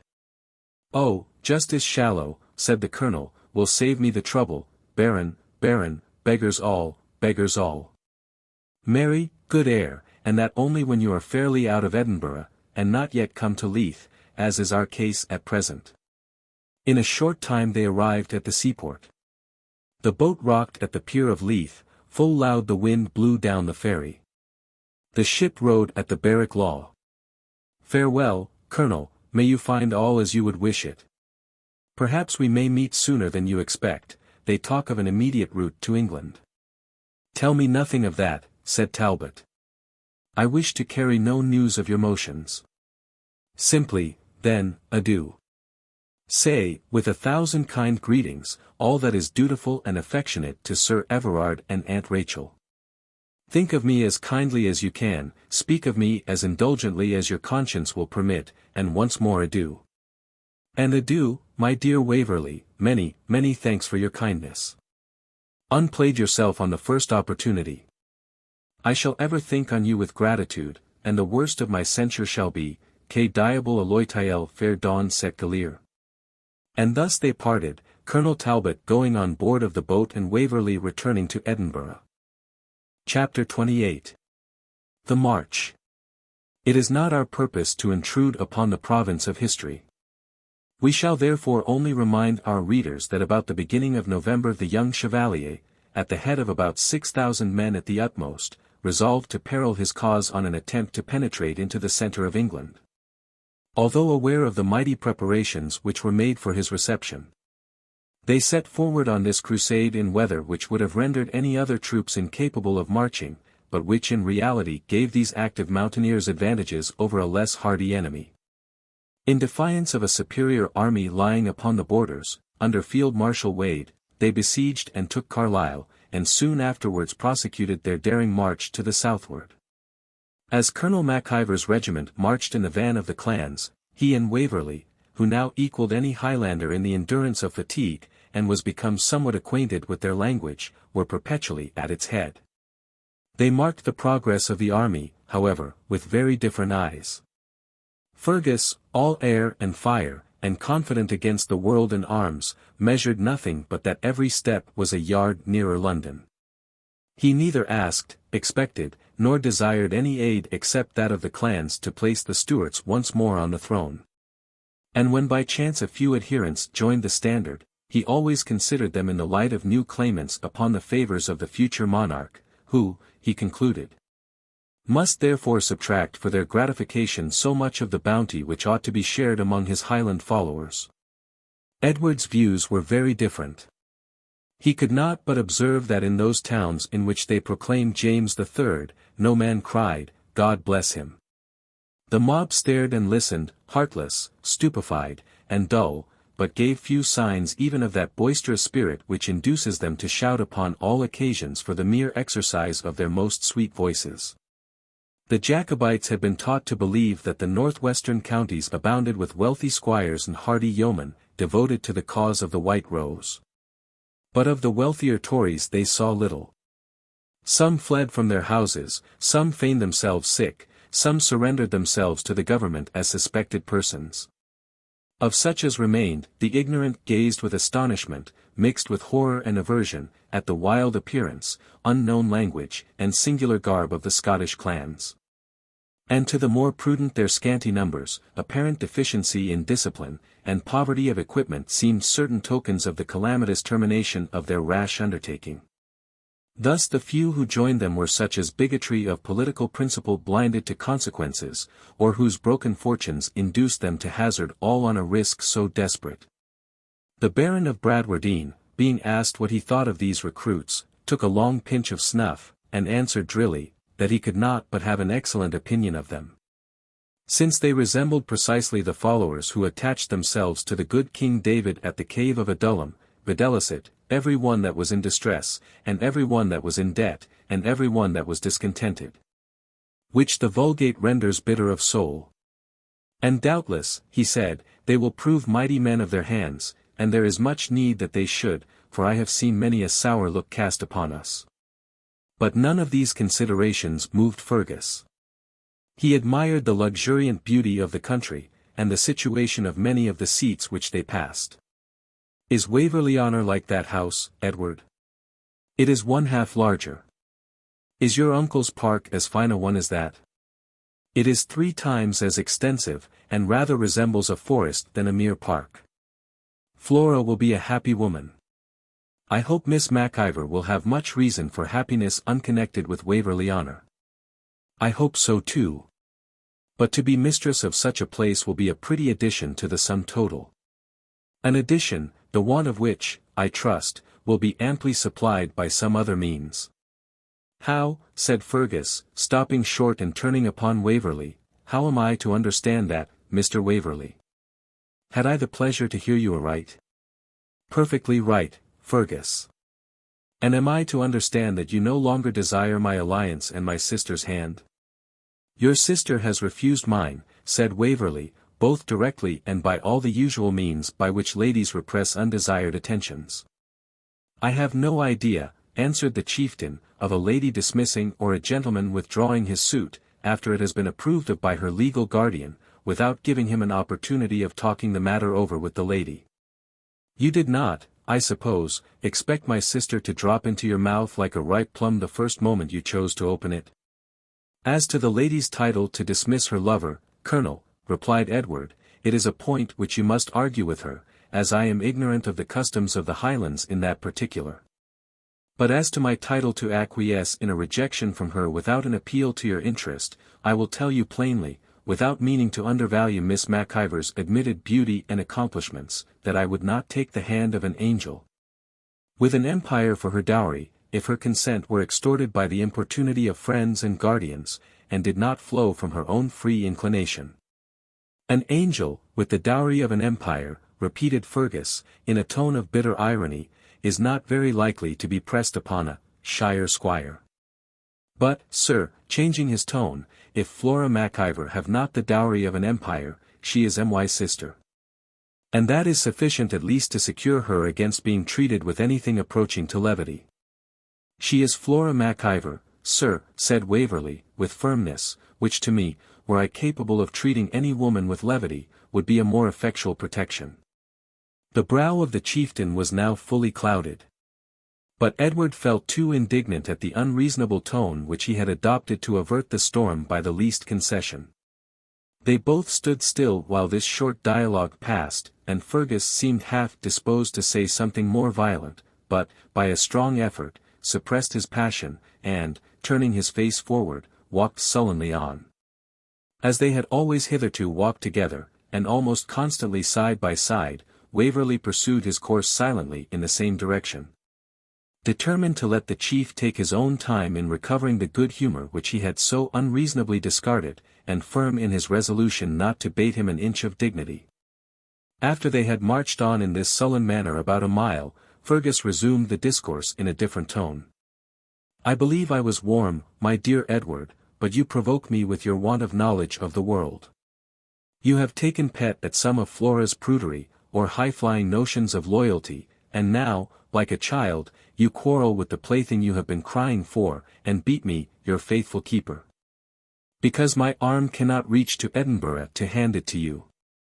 I am sure, if I was passionate, the mortification of losing the alliance of such a friend, after your arrangement had been the talk of both Highlands and Lowlands, and that without so much as knowing why or wherefore, might well provoke calmer blood than mine.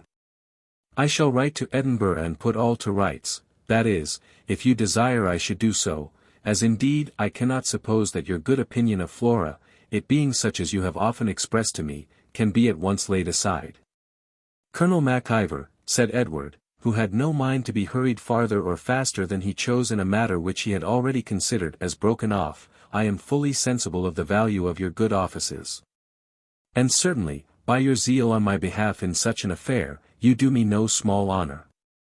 But as Miss MacIver has made her election freely and voluntarily, and as all my attentions in Edinburgh were received with more than coldness, I cannot, in justice either to her or myself, consent that she should again be harassed upon this topic. I would have mentioned this to you some time since, but you saw the footing upon which we stood together, and must have understood it. Had I thought otherwise I would have earlier spoken. But I had a natural reluctance to enter upon a subject so painful to us both. Oh, very well, Mr. Waverley, said Fergus, haughtily, the thing is at an end. I have no occasion to press my sister upon any man. Nor have I any occasion to court repeated rejection from the same young lady, answered Edward, in the same tone. I shall make due inquiry, however, said the chieftain, without noticing the interruption, and learn what my sister thinks of all this, we will then see whether it is to end here. Respecting such inquiries, you will of course be guided by your own judgment, said Waverley. It is, I am aware, impossible Miss MacIver can change her mind, and were such an unsupposable case to happen, it is certain I will not change mine. I only mention this to prevent any possibility of future misconstruction. Gladly at this moment would MacIver have put their quarrel to a personal arbitrament, his eye flashed fire, and he measured Edward as if to choose where he might best plant a mortal wound. But although we do not now quarrel according to the modes and figures of Carranza or Vincent Saviola, no one knew better than Fergus that there must be some decent pretext for a mortal duel. For instance, you may challenge a man for treading on your corn in a crowd, or for pushing you up to the wall, or for taking your seat in the theatre. But the modern code of honor will not permit you to found a quarrel upon your right of compelling a man to continue addresses to a female relative which the fair lady has already refused. So that Fergus was compelled to stomach this supposed affront until the whirligig of time, whose motion he promised himself he would watch most sedulously, should bring about an opportunity of revenge. Waverley's servant always led a saddle horse for him in the rear of the battalion to which he was attached, though his master seldom rode. But now, incensed at the domineering and unreasonable conduct of his late friend, he fell behind the column and mounted his horse, resolving to seek the Baron of Bradwardine, and request permission to volunteer in his troop instead of the MacIver regiment. A happy time of it I should have had, thought he, after he was mounted, to have been so closely allied to this superb specimen of pride and self-opinion and passion. A colonel. Why, he should have been a generalissimo. A petty chief of 300 or 400 men. His pride might suffice for the Cham of Tartary, the Grand Seigneur, the Great Mogul. I am well free of him. Were Flora an angel, she would bring with her a second Lucifer of ambition and wrath for a brother-in-law. The Baron, whose learning, like Sancho's jests while in the Sierra Morena, seemed to grow mouldy for want of exercise, joyfully embraced the opportunity of Waverley's offering his service in his regiment, to bring it into some exertion. The good-natured old gentleman, however, laboured to effect a reconciliation between the two quondam friends. Fergus turned a cold ear to his remonstrances, though he gave them a respectful hearing. And as for Waverley, he saw no reason why he should be the first in courting a renewal of the intimacy which the chieftain had so unreasonably disturbed. The Baron then mentioned the matter to the prince, who, anxious to prevent quarrels in his little army, declared he would himself remonstrate with Colonel MacIver on the unreasonableness of his conduct. But, in the hurry of their march, it was a day or two before he had an opportunity to exert his influence in the manner proposed. In the meanwhile Waverley turned the instructions he had received while in Gardiner's dragoons to some account, and assisted the Baron in his command as a sort of adjutant. Parmi les aveugles un bon est roi, says the French proverb. And the cavalry, which consisted chiefly of lowland gentlemen, their tenants and servants, formed a high opinion of Waverley's skill and a great attachment to his person. This was indeed partly owing to the satisfaction which they felt at the distinguished English volunteers leaving the Highlanders to rank among them. For there was a latent grudge between the horse and foot, not only owing to the difference of the services, but because most of the gentlemen, living near the Highlands, had at one time or other had quarrels with the tribes in their vicinity. And all of them looked with a jealous eye on the Highlanders' avowed pretensions to superior valor and utility in the prince's service. Chapter 29. The confusion of King Agramant's camp. It was Waverley's custom sometimes to ride a little apart from the main body, to look at any object of curiosity which occurred on the march. They were now in Lancashire, when, attracted by a castellated old hall, he left the squadron for half an hour to take a survey and slight sketch of it. As he returned down the avenue he was met by Ensign Maccombich. This man had contracted a sort of regard for Edward since the day of his first seeing him at Tullyveolan and introducing him to the Highlands. He seemed to loiter, as if on purpose to meet with our hero. Yet, as he passed him, he only approached his stirrup and pronounced the single word "Beware," and then walked swiftly on, shunning all further communication. Edward, somewhat surprised at this hint, followed with his eyes the course of Evan, who speedily disappeared among the trees. His servant, Alec Polwarth, who was in attendance, also looked after the Highlander, and then riding up close to his master, said, "The ne'er be in me, sir, if I think you're safe amang they Highland rennerouts." "What do you mean, Alec?" said Waverley. "The Macivers, sir, hae gotten it into their heads that ye hae affronted their young leddy, Miss Flora, and I hae heard mair than ane say, they wadna tak muckle to mak a black cock o' ye. And ye ken well enough there's mony o' them wadna mind a bobby the wising a ball through the prince himsel, and the chief gie them the wink, or whether he did or no, if they thought it a thing that would please him when it was dune." Waverley, though confident that Fergus MacIver was incapable of such treachery, was by no means equally sure of the forbearance of his followers. He knew that, where the honour of the chief or his family was supposed to be touched, the happiest man would be he that could first avenge the stigma. And he had often heard them quote a proverb, that the best revenge was the most speedy and most safe. Coupling this with the hint of Evan, he judged it most prudent to set spurs to his horse and ride briskly back to the squadron. Ere he reached the end of the long avenue, however, a ball whistled past him, and the report of a pistol was heard. "It was that devil's buckle, Callum Beg," said Alec, "I saw him whisk away through amang the Rheses." Edward, justly incensed at this act of treachery, galloped out of the avenue, and observed the battalion of MacIver at some distance moving along the common in which it terminated. He also saw an individual running very fast to join the party.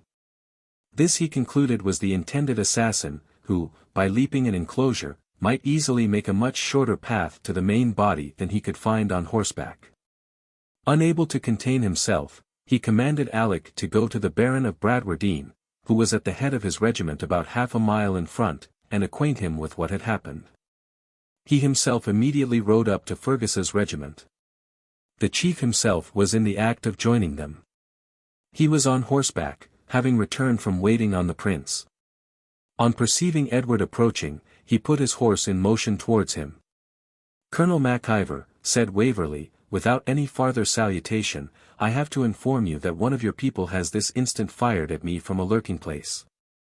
"As that," answered MacIver, "accepting the circumstance of a lurking place, is a pleasure which I presently propose to myself, I should be glad to know which of my clansmen dared to anticipate me." "I shall certainly be at your command whenever you please, the gentleman who took your office upon himself is your page there, Callum Beg. Stand forth from the ranks, Callum. Did you fire at Mr. Waverley?" "No," answered the unblushing Callum. "You did," said Alec Polwarth, who was already returned, having met a trooper by whom he dispatched an account of what was going forward to the Baron of Bradwardine, while he himself returned to his master at full gallop, neither sparing the rowels of his spurs nor the sides of his horse. "You did, I saw you as plainly as I ever saw the Auld Kirk at Cowdingham." "You lie," replied Callum, with his usual impenetrable obstinacy. The combat between the knights would certainly, as in the days of chivalry, have been preceded by an encounter between the squires, for Alec was a stout-hearted merceman, and feared the bow of Cupid far more than a Highlander's dirk or claymore. But Fergus, with his usual tone of decision, demanded Callum's pistol.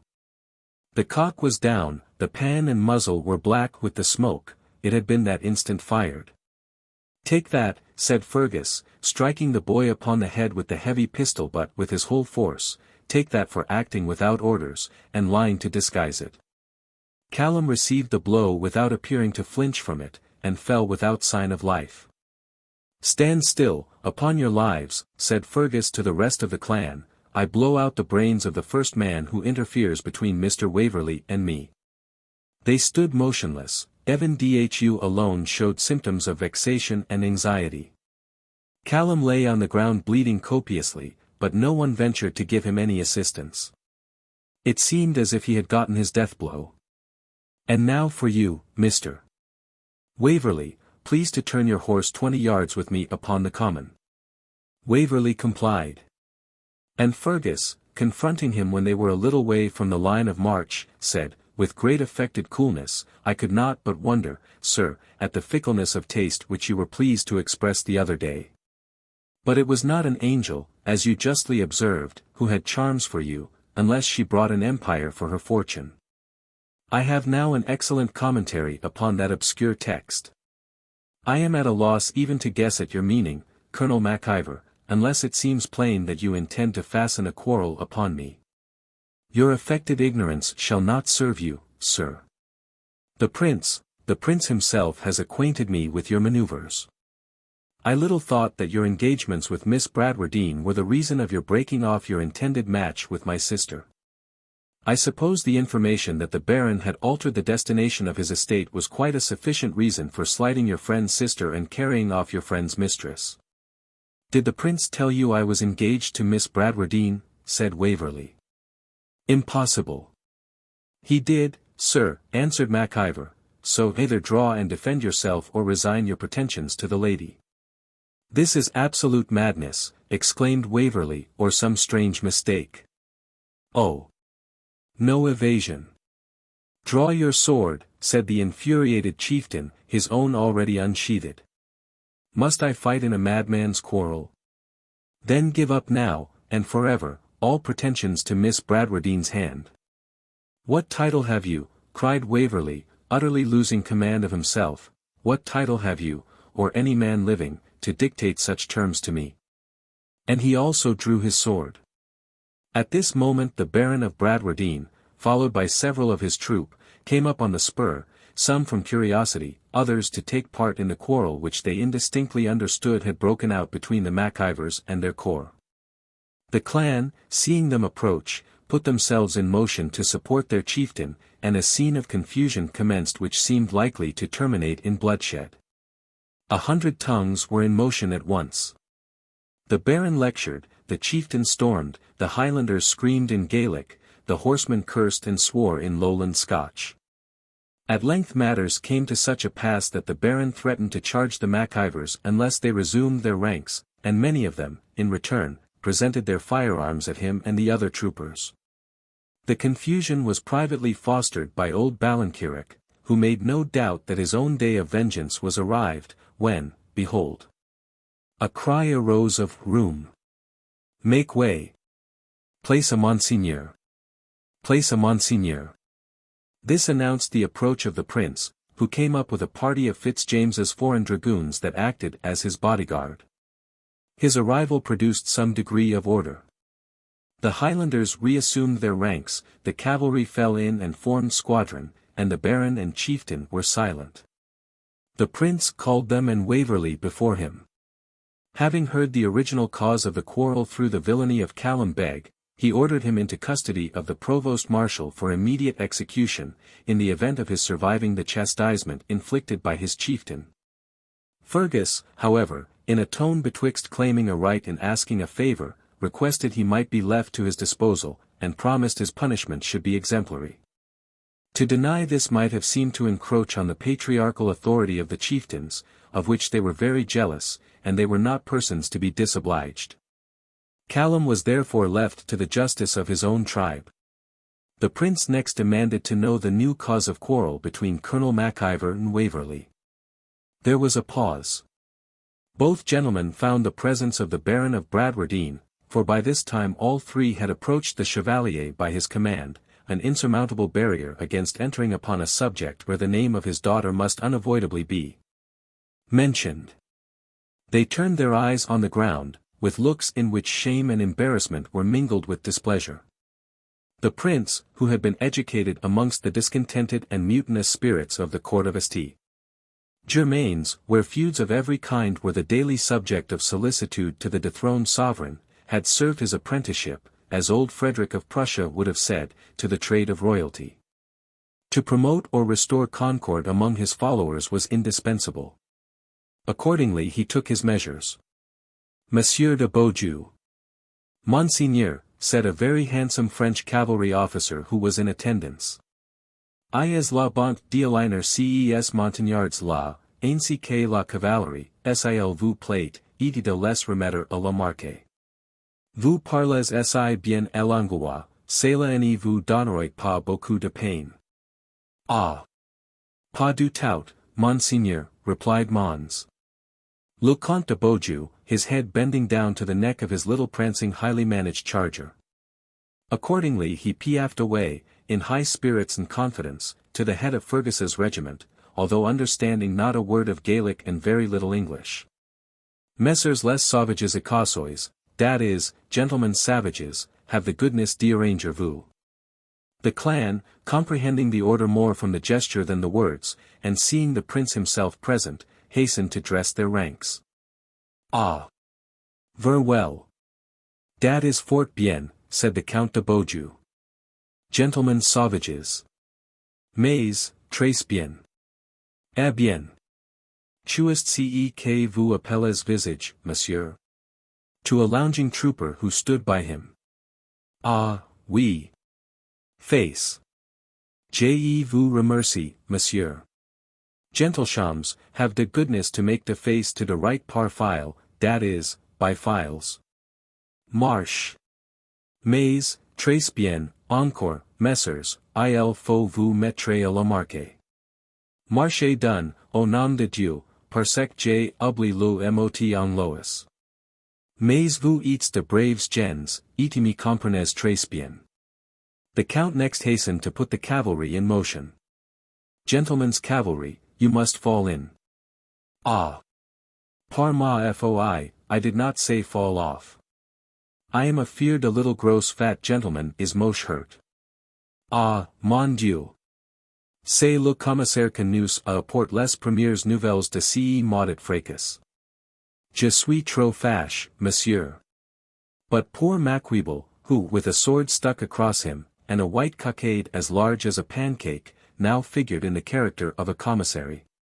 Being overturned in the bustle occasioned by the troopers hastening to get themselves in order in the prince's presence, before he could rally his galloway, slunk to the rear amid the unrestrained laughter of the spectators.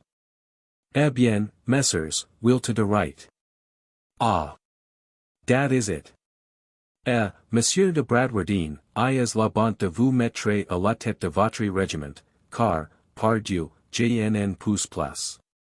The Baron of Bradwardine was obliged to go to the assistance of Monsieur de Beaujeu, after he had fairly expended his few English military phrases. One purpose of the Chevalier was thus answered. The other he proposed was, that in the eagerness to hear and comprehend commands issued through such an indistinct medium in his own presence, the thoughts of the soldiers in both corps might get a current different from the angry channel in which they were flowing at the time.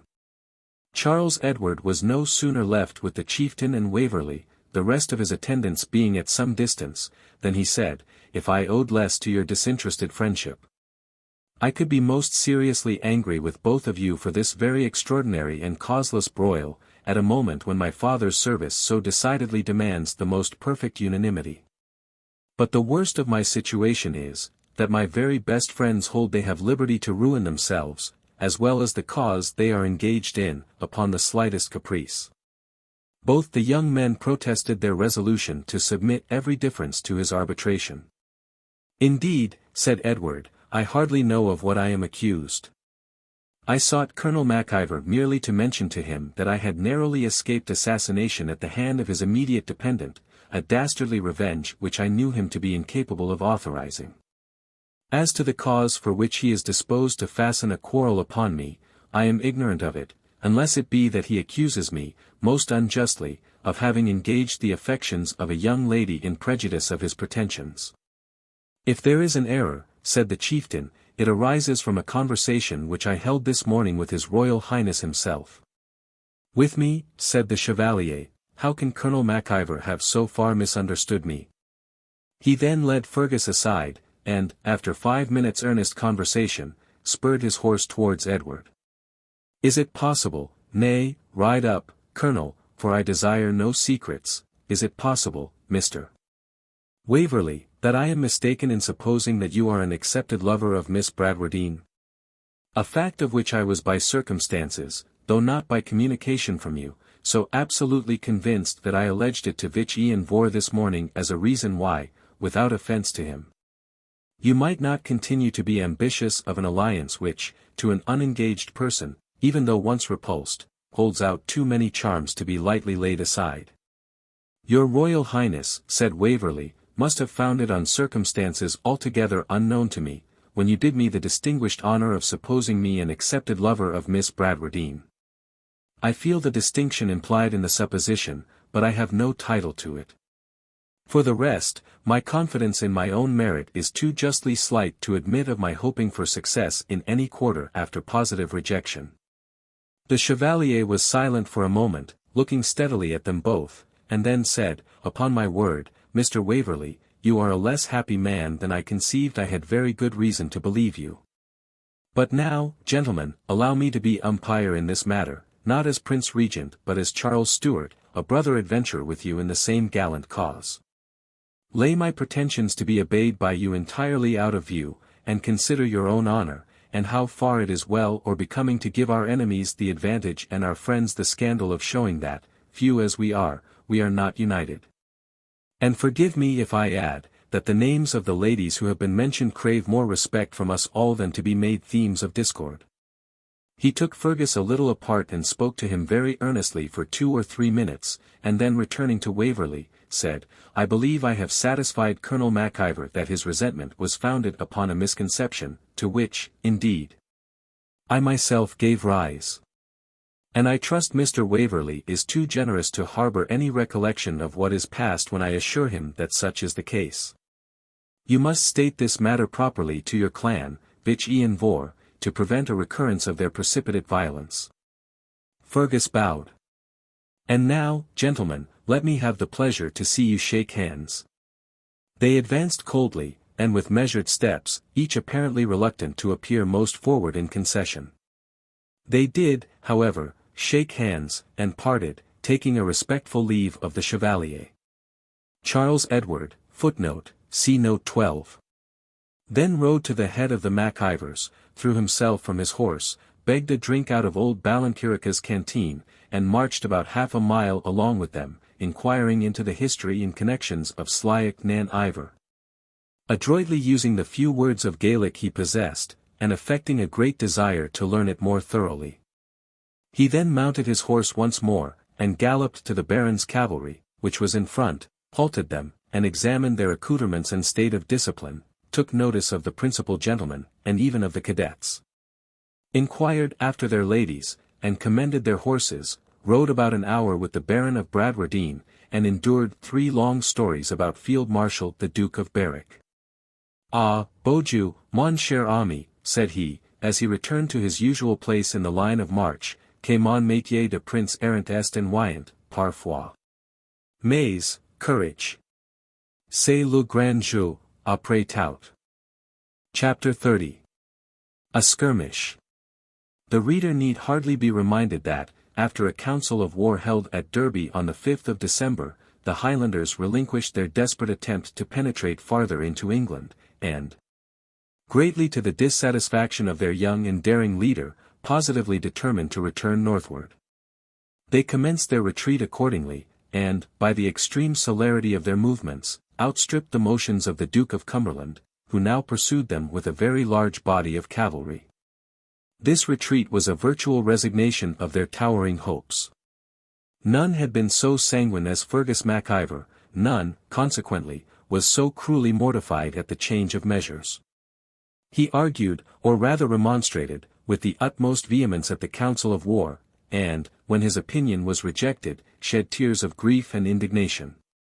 From that moment his whole manner was so much altered that he could scarcely have been recognized for the same soaring and ardent spirit, for whom the whole earth seemed too narrow but a week before.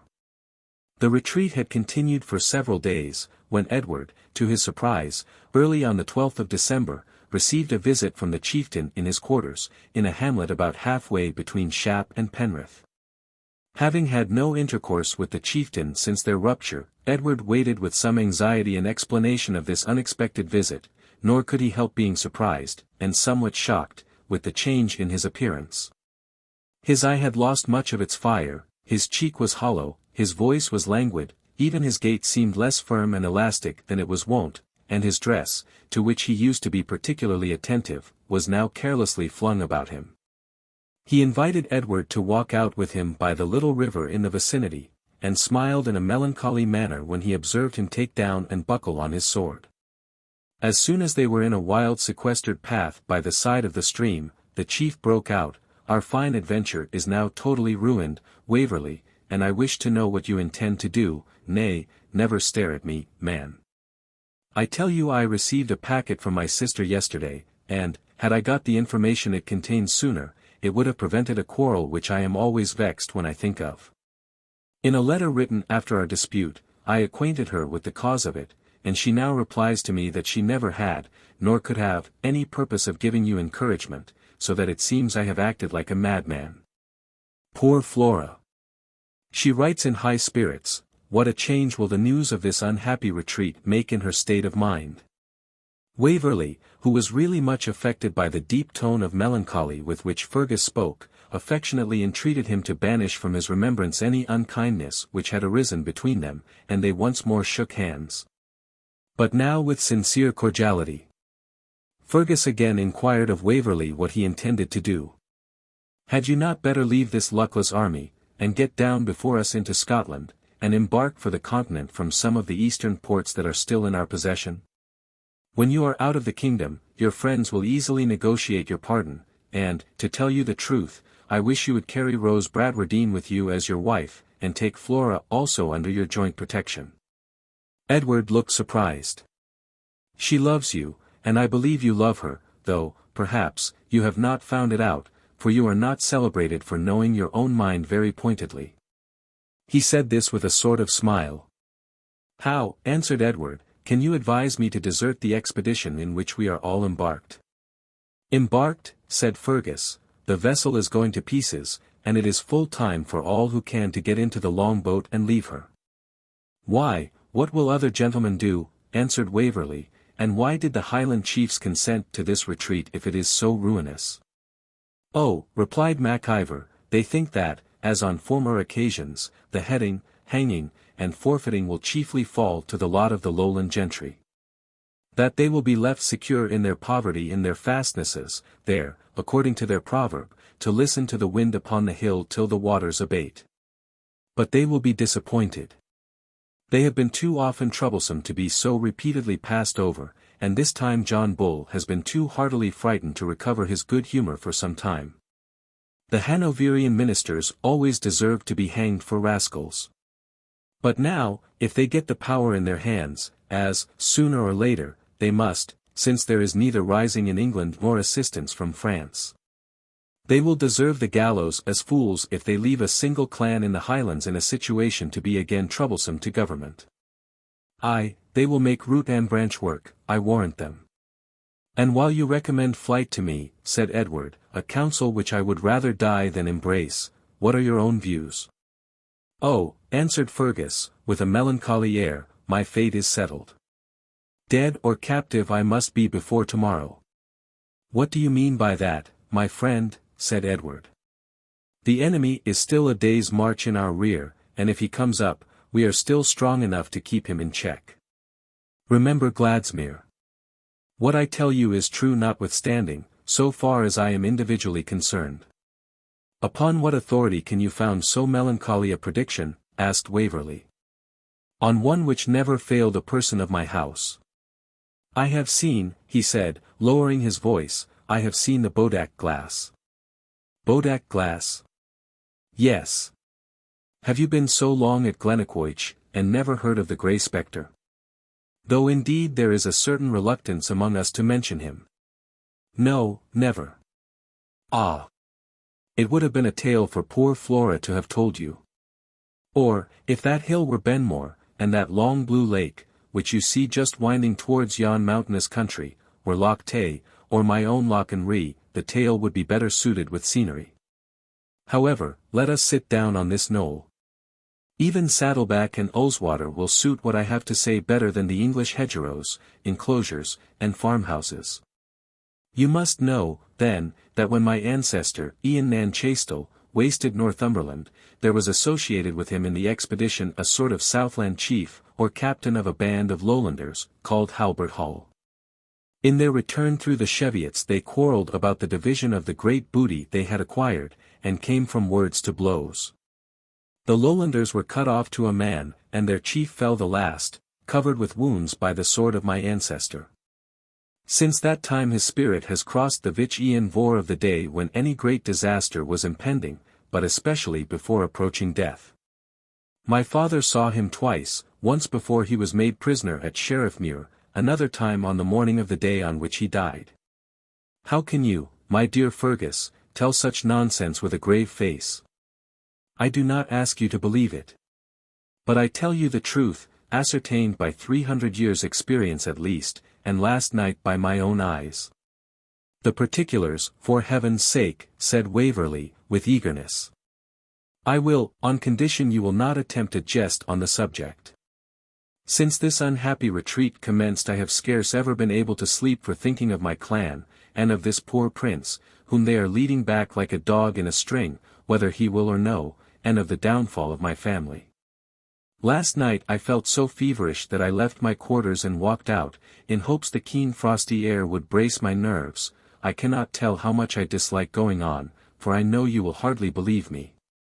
However, I crossed a small footbridge, and kept walking backwards and forwards, when I observed with surprise by the clear moonlight a tall figure in a grey plaid, such as shepherds wear in the south of Scotland, which, move at what pace I would, kept regularly about 4 yards before me. You saw a Cumberland peasant in his ordinary dress, probably. No, I thought so at first, and was astonished at the man's audacity in daring to dog me. I called to him, but received no answer. I felt an anxious throbbing at my heart, and to ascertain what I dreaded, I stood still and turned myself on the same spot successively to the 4 points of the compass. By heaven, Edward, turn where I would, the figure was instantly before my eyes, at precisely the same distance. I was then convinced it was the Bodak glass. My hair bristled and my knees shook. I manned myself, however, and determined to return to my quarters. My ghastly visitant glided before me, for I cannot say he walked, until he reached the footbridge. There he stopped and turned full round. I must either wade the river or pass him as close as I am to you. A desperate courage, founded on the belief that my death was near, made me resolve to make my way in despite of him. I made the sign of the cross, drew my sword, and uttered, in the name of God, evil spirit, give place. Vich Ian Vor, it said, in a voice that made my very blood curdle, beware of tomorrow. It seemed at that moment not half a yard from my sword's point, but the words were no sooner spoken than it was gone, and nothing appeared further to obstruct my passage. I got home and threw myself on my bed, where I spent a few hours heavily enough, and this morning, as no enemy was reported to be near us, I took my horse and rode forward to make up matters with you. I would not willingly fall until I am in charity with a wronged friend. Edward had little doubt that this phantom was the operation of an exhausted frame and depressed spirits, working on the belief common to all Highlanders in such superstitions. He did not the less pity Fergus, for whom, in his present distress, he felt all his former regard revive. With the view of diverting his mind from these gloomy images, he offered, with the Baron's permission, which he knew he could readily obtain, to remain in his quarters till Fergus's corps should come up, and then to march with them as usual. The chief seemed much pleased, yet hesitated to accept the offer. "We are, you know, in the rear, the post of danger in a retreat. And therefore the post of honor." "Well," replied the chieftain, "let Alec have your horse in readiness, in case we should be overmatched, and I shall be delighted to have your company once more." The rear guard were late in making their appearance, having been delayed by various accidents and by the badness of the roads. At length they entered the hamlet. When Waverley joined the clan MacIver, arm in arm with their chieftain, all the resentment they had entertained against him seemed blown off at once. Evan Dhu received him with a grin of congratulation. And even Callum, who was running about as active as ever, pale indeed, and with a great patch on his head, appeared delighted to see him. "That gallows bird's skull," said Fergus, "must be harder than marble. The lock of the pistol was actually broken." "How could you strike so young a lad so hard?" said Waverley, with some interest. "Why, if I did not strike hard sometimes, the rascals would forget themselves." They were now in full march, every caution being taken to prevent surprise.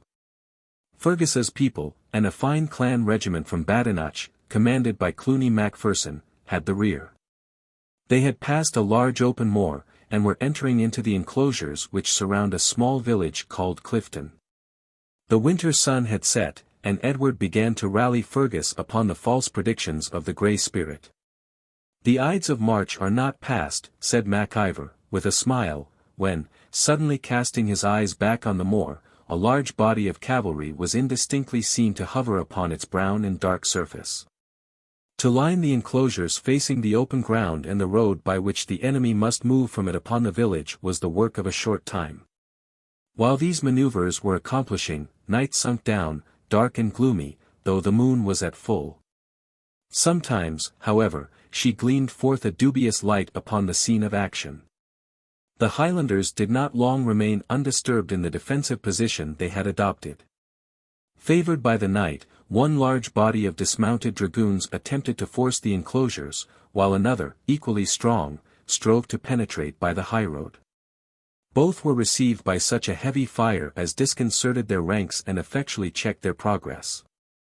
Unsatisfied with the advantage thus gained, Fergus, to whose ardent spirit the approach of danger seemed to restore all its elasticity, drawing his sword and calling out "Claymore," encouraged his men, by voice and example, to break through the hedge which divided them and rush down upon the enemy.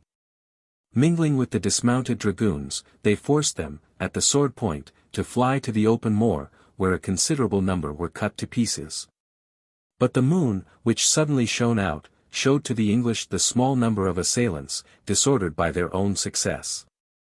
Two squadrons of horse moving to the support of their companions, the Highlanders endeavoured to recover the enclosures. But several of them, amongst others their brave chieftain, were cut off and surrounded before they could effect their purpose. Waverley, looking eagerly for Fergus, from whom, as well as from the retreating body of his followers, he had been separated in the darkness and tumult, saw him, with Evan Dhu and Callum, defending themselves desperately against a dozen of horsemen, who were hewing at them with their long broadswords. The moon was again at that moment totally overclouded, and Edward, in the obscurity, could neither bring aid to his friends nor discover which way lay his own road to rejoin the rearguard. After once or twice narrowly escaping being slain or made prisoner by parties of the cavalry whom he encountered in the darkness, he at length reached an enclosure, and, clambering over it, concluded himself in safety and on the way to the Highland forces, whose pipes he heard at some distance. For Fergus hardly a hope remained, unless that he might be made prisoner. Revolving his fate with sorrow and anxiety, the superstition of the Bodak glass recurred to Edward's recollection, and he said to himself, with internal surprise, "What, can the devil speak truth?" Footnote, see note 13. Chapter 31. Chapter of Accidents. Edward was in a most unpleasant and dangerous situation. He soon lost the sound of the bagpipes.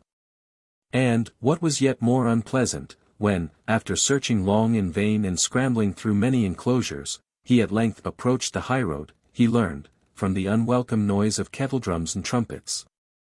That the English cavalry now occupied it, and consequently were between him and the Highlanders. Precluded, therefore, from advancing in a straight direction, he resolved to avoid the English military and endeavour to join his friends by making a circuit to the left, for which a beaten path, deviating from the main road in that direction, seemed to afford facilities. The path was muddy and the night dark and cold, but even these inconveniences were hardly felt amidst the apprehensions which falling into the hands of the king's forces reasonably excited in his bosom. After walking about 3 miles, he at length reached a hamlet. Conscious that the common people were in general unfavourable to the cause he had espoused, yet desirous, if possible, to procure a horse and guide to Penrith, where he hoped to find the rear, if not the main body, of the Chevalier's army. He approached the alehouse of the place. There was a great noise within. He paused to listen. A round English oath or two, and the burden of a campaign song, convinced him the hamlet also was occupied by the Duke of Cumberland's soldiers. Endeavouring to retire from it as softly as possible, and blessing the obscurity which hitherto he had murmured against, Waverley groped his way the best he could along a small paling, which seemed the boundary of some cottage garden. As he reached the gate of this little enclosure, his outstretched hand was grasped by that of a female, whose voice at the same time uttered, "Edward, is't thou, man?" "Here is some unlucky mistake," thought Edward, struggling, but gently, to disengage himself. "Nay, oh, thy foun, now, man, or the red quotes will hear thee. They hae been howlerying and poolerying every ane that passed alehouse door this night to make them drive their wagons and sic loik. Come into fathers, or they'll do ho a mischief." A good hint, thought Waverley, following the girl through the little garden into a brick-paved kitchen, where she set herself to kindle a match at an expiring fire, and with the match to light a candle. She had no sooner looked on Edward than she dropped the light, with a shrill scream of "O father, father!" The father, thus invoked, speedily appeared, a sturdy old farmer, in a pair of leather breeches, and boots pulled on without stockings, having just started from his bed. The rest of his dress was only a Westmoreland statesman's robe de chamber, that is, his shirt. His figure was displayed to advantage by a candle which he bore in his left hand, in his right he brandished a poker. "What hast ho here, wench?" "Oh!" cried the poor girl, almost going off in hysterics, "I thought it was Ned Williams, and it is one of the plaid men. And what was thee ganging to do Ned Williams at this time o' night?" To this, which was, perhaps, one of the numerous class of questions more easily asked than answered, the rosy-cheeked damsel made no reply, but continued sobbing and wringing her hands. "And thee, lad, dost ho know that the dragoons be a town? Dost ho know that, mon? Ad, they'll sliver thee loike a turnip, mon." "I know my life is in great danger," said Waverley, "but if you can assist me, I will reward you handsomely. I am no Scotchman, but an unfortunate English gentleman." "Be ho Scot or no," said the honest farmer, "I wish thou hadst kept the other side of the Hallan. But since thou art here, Jacob Jobson will betray no man's bluid. And the plaids were gay canny, and did not do so much mischief when they were here yesterday." Accordingly, he set seriously about sheltering and refreshing our hero for the night. The fire was speedily rekindled, but with precaution against its light being seen from without. The jolly yeoman cut a rasher of bacon, which Cicely soon broiled, and her father added a swinging tankard of his best ale. It was settled that Edward should remain there till the troops marched in the morning, then hire or buy a horse from the farmer, and, with the best directions that could be obtained, endeavour to overtake his friends.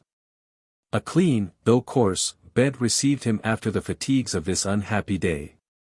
With the morning arrived the news that the Highlanders had evacuated Penrith, and marched off towards Carlisle. That the Duke of Cumberland was in possession of Penrith, and that detachments of his army covered the roads in every direction. To attempt to get through undiscovered would be an act of the most frantic temerity. Ned Williams, the right Edward, was now called to council by Cicely and her father. Ned, who perhaps did not care that his handsome namesake should remain too long in the same house with his sweetheart, for fear of fresh mistakes, proposed that Waverley, exchanging his uniform and plaid for the dress of the country, should go with him to his father's farm near Ullswater, and remain in that undisturbed retirement until the military movements in the country should have ceased to render his departure hazardous. A price was also agreed upon, at which the stranger might board with Farmer Williams if he thought proper, till he could depart with safety. It was of moderate amount. The distress of his situation, among this honest and simple-hearted race, being considered as no reason for increasing their demand. The necessary articles of dress were accordingly procured, and, by following bypaths known to the young farmer, they hoped to escape any unpleasant rencontre.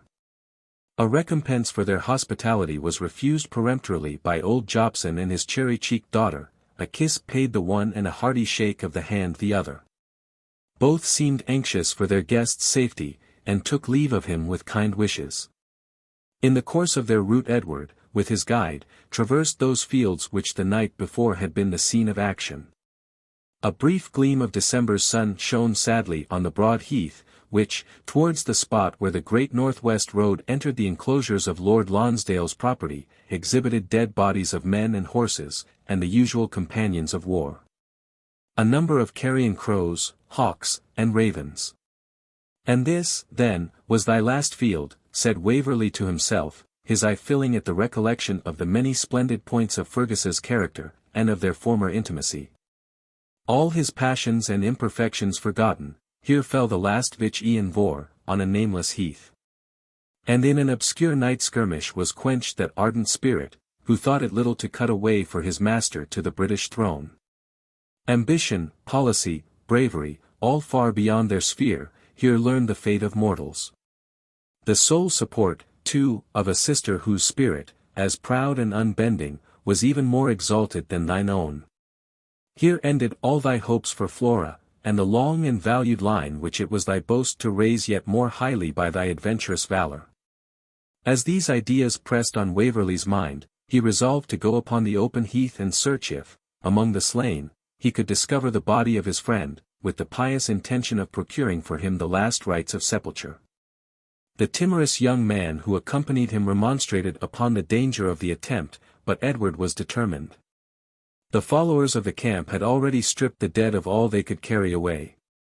But the country people, unused to scenes of blood, had not yet approached the field of action, though some stood fearfully gazing at a distance. About 60 or 70 dragoons lay slain within the first enclosure, upon the highroad, and on the open moor. Of the Highlanders, not above a dozen had fallen, chiefly those who, venturing too far on the moor, could not regain the strong ground. He could not find the body of Fergus among the slain. On a little knoll, separated from the others, lay the carcasses of 3 English dragoons, 2 horses, and the page Callum Beg, whose hard skull a trooper's broadsword had, at length, effectually cloven. It was possible his clan had carried off the body of Fergus, but it was also possible he had escaped, especially as Evan Dhu, who would never leave his chief, was not found among the dead. Or he might be prisoner, and the less formidable denunciation inferred from the appearance of the Bodak glass might have proved the true one. The approach of a party sent for the purpose of compelling the country people to bury the dead, and who had already assembled several peasants for that purpose, now obliged Edward to rejoin his guide, who awaited him in great anxiety and fear under shade of the plantations. After leaving this field of death, the rest of their journey was happily accomplished. At the house of Farmer Williams, Edward passed for a young kinsman, educated for the church, who was come to reside there till the civil tumults permitted him to pass through the country. This silenced suspicion among the kind and simple yeomanry of Cumberland, and accounted sufficiently for the grave manners and retired habits of the new guest. The precaution became more necessary than Waverley had anticipated, as a variety of incidents prolonged his stay at Fastwaite, as the farm was called.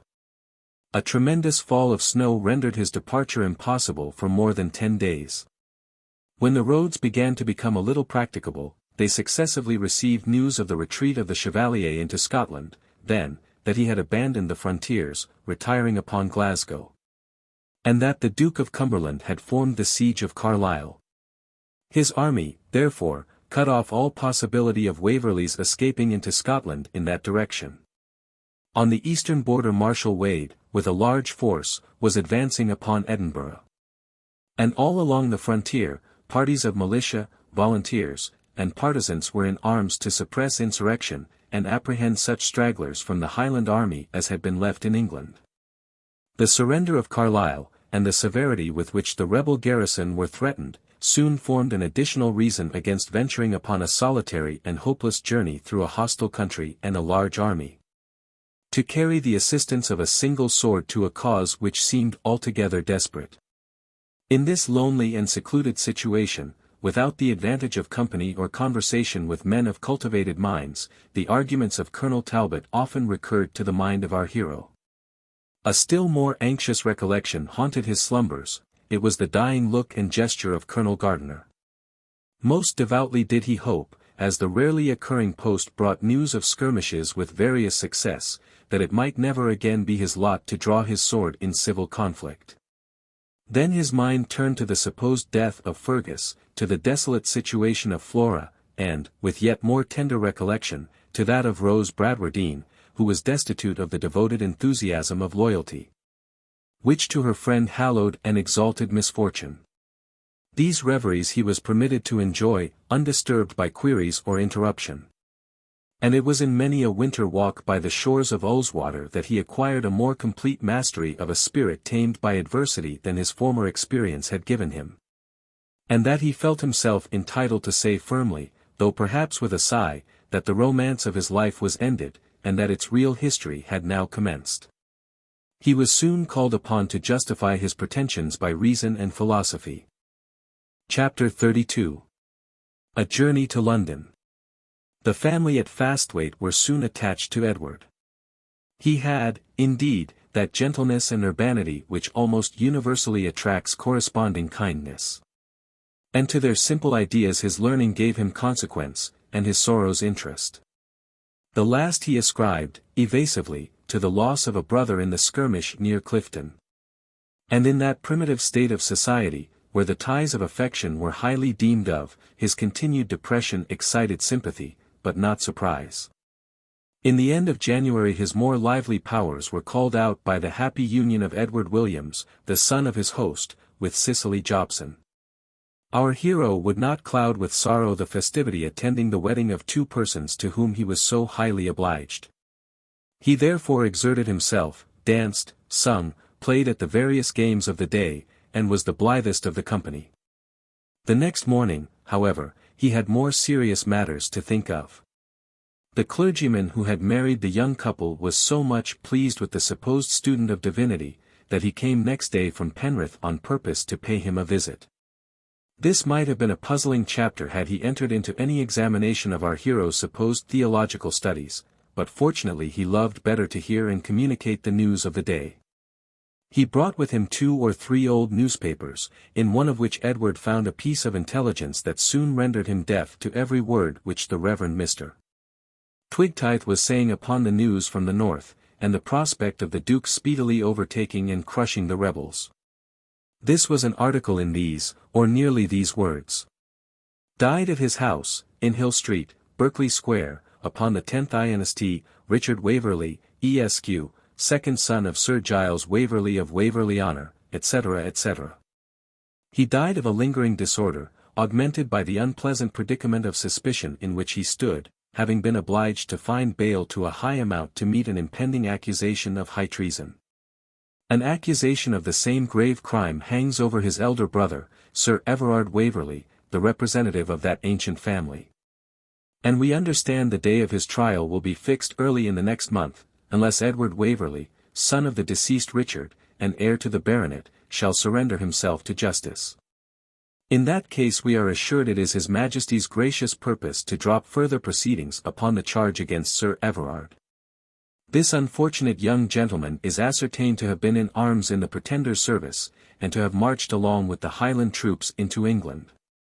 But he has not been heard of since the skirmish at Clifton, on the December 18th last.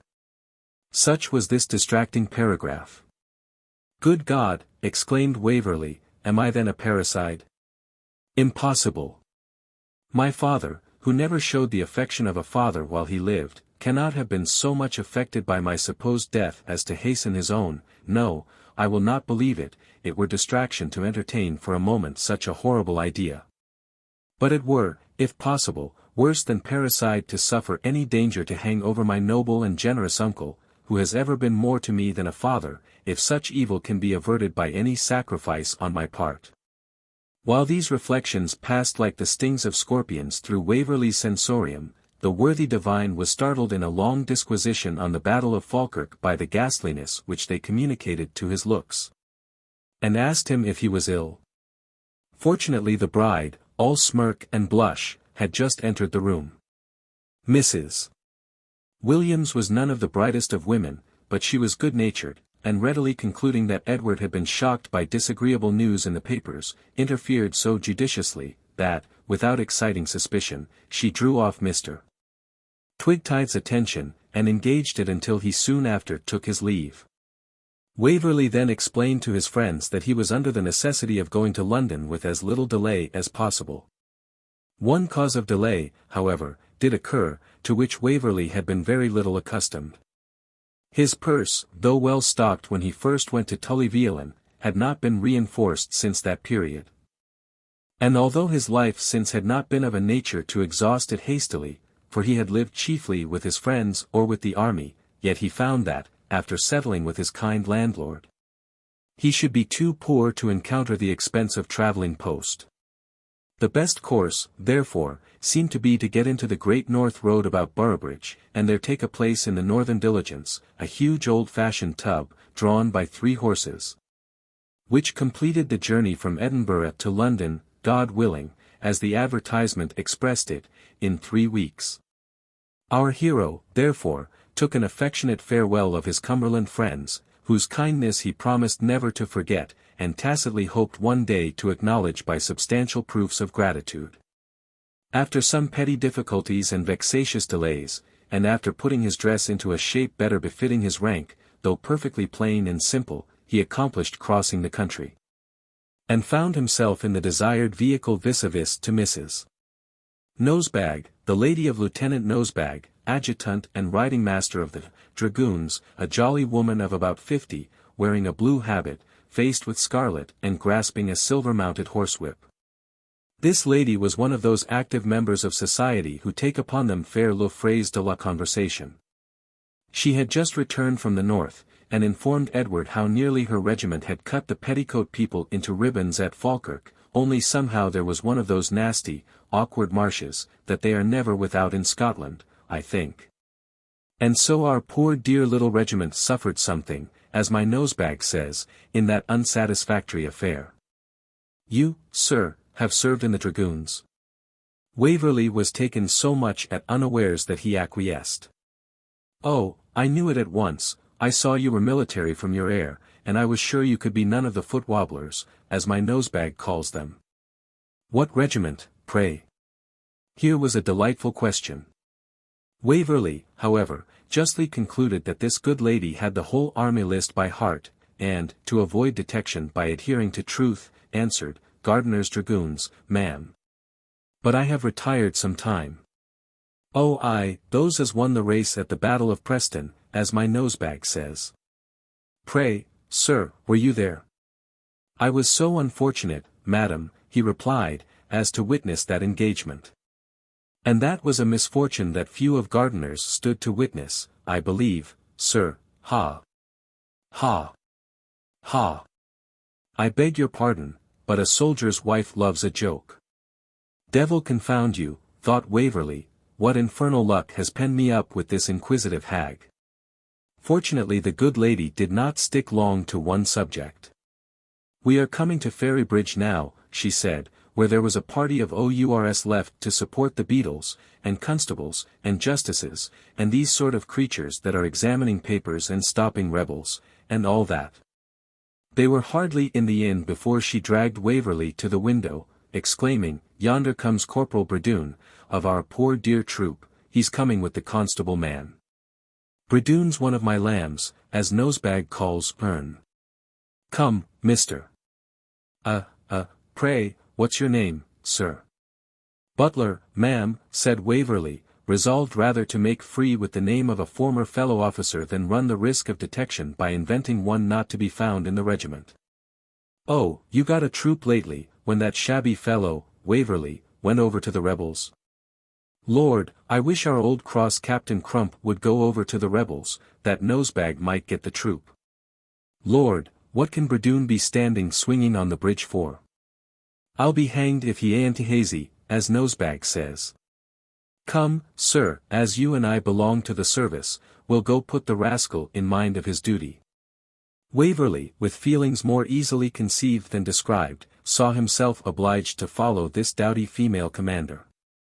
The gallant trooper was as like a lamb as a drunk corporal of dragoons, about 6 feet high, with very broad shoulders, and very thin legs, not to mention a great scar across his nose, could well be. "Mrs. Nosebag addressed him with something which, if not an oath, sounded very like one, and commanded him to attend to his duty. "UBD, D for a," commenced the gallant cavalier.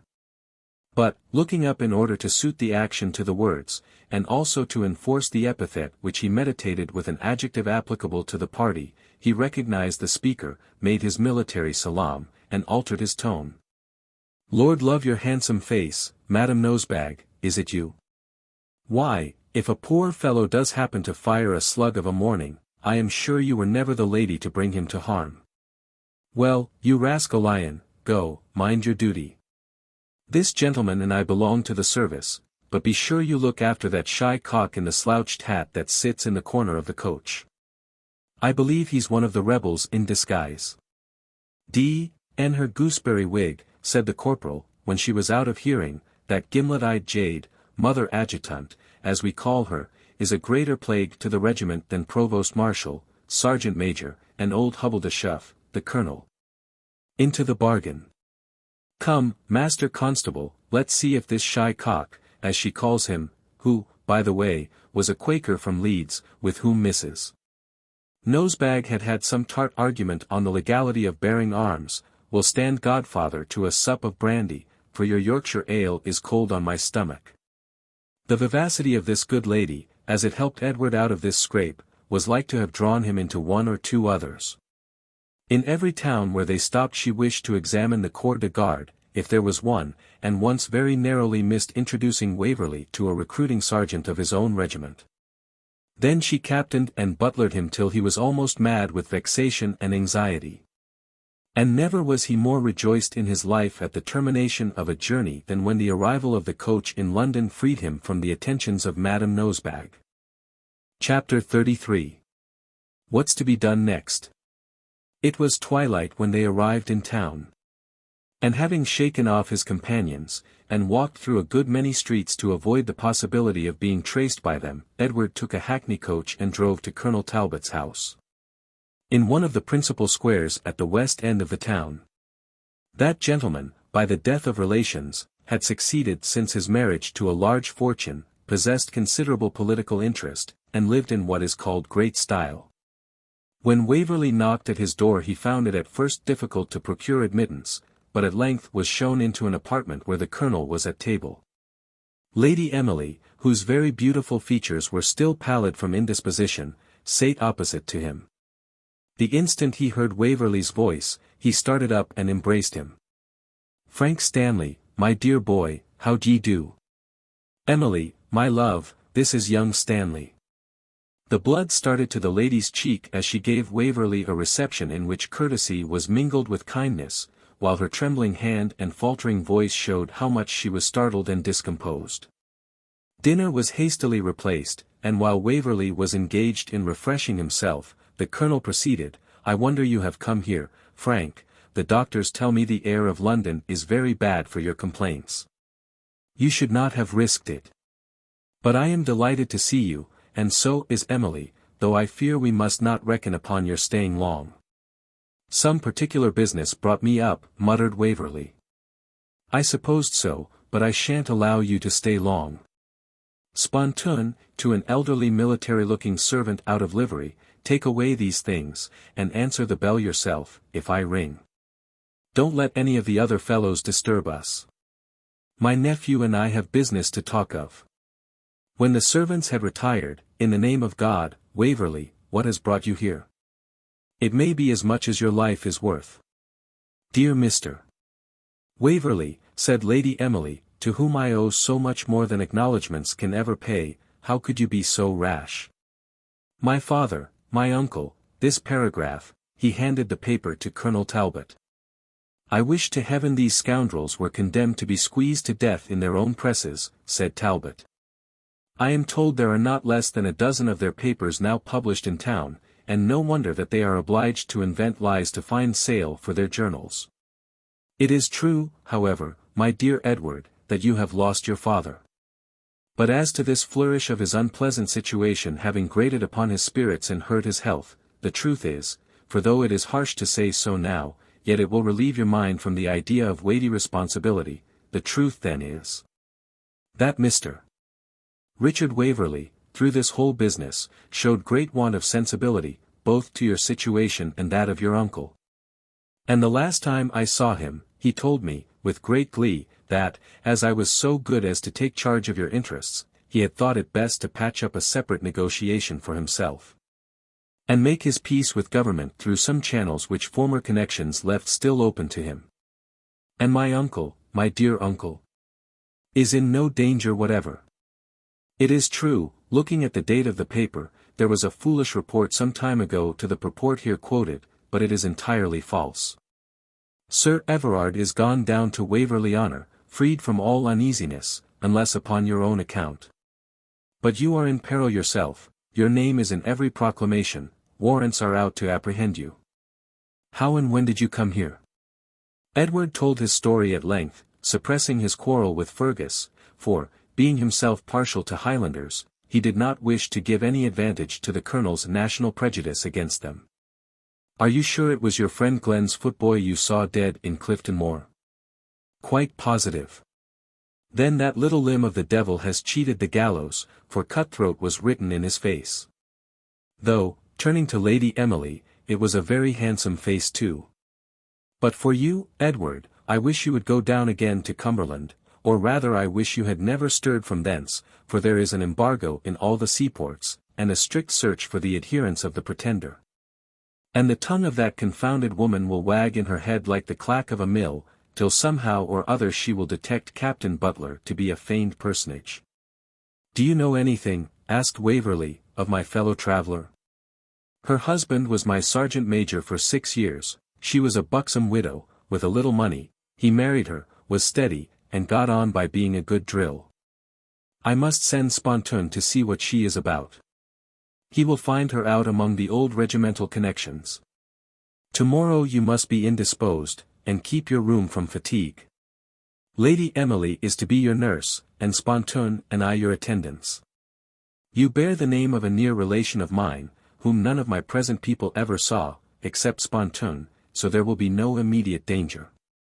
So pray feel your head ache and your eyes grow heavy as soon as possible, that you may be put upon the sick list, and, Emily, do you order an apartment for Frank Stanley, with all the attentions which an invalid may require." In the morning the Colonel visited his guest. "Now," said he, "I have some good news for you. Your reputation as a gentleman and officer is effectually cleared of neglect of duty and accession to the mutiny in Gardiner's regiment. I have had a correspondence on this subject with a very zealous friend of yours, your Scottish parson, Morton. His first letter was addressed to Sir Everard, but I relieved the good baronet of the trouble of answering it. You must know, that your freebooting acquaintance, Donald of the Cave, has at length fallen into the hands of the Philistines. He was driving off the cattle of a certain proprietor, called Killen, something or other. Killen-curate? The same. Now the gentleman being, it seems, a great farmer, and having a special value for his breed of cattle, being, moreover, rather of a timid disposition, had got a party of soldiers to protect his property. So Donald ran his head unawares into the lion's mouth, and was defeated and made prisoner. Being ordered for execution, his conscience was assailed on the one hand by a Catholic priest, on the other by your friend Morton. He repulsed the Catholic chiefly on account of the doctrine of extreme unction, which this economical gentleman considered as an excessive waste of oil. So his conversion from a state of impenitence fell to Mr.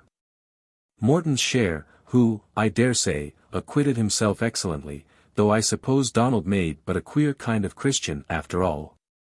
He confessed, however, before a magistrate, one Major Melville, who seems to have been a correct, friendly sort of person, his full intrigue with Houghton, explaining particularly how it was carried on, and fully acquitting you of the least accession to it. He also mentioned his rescuing you from the hands of the volunteer officer, and sending you, by orders of the Chevalier, I mean, as a prisoner to Doune, from whence he understood you were carried prisoner to Edinburgh. These are particulars which cannot but tell in your favour. He hinted that he had been employed to deliver and protect you, and rewarded for doing so.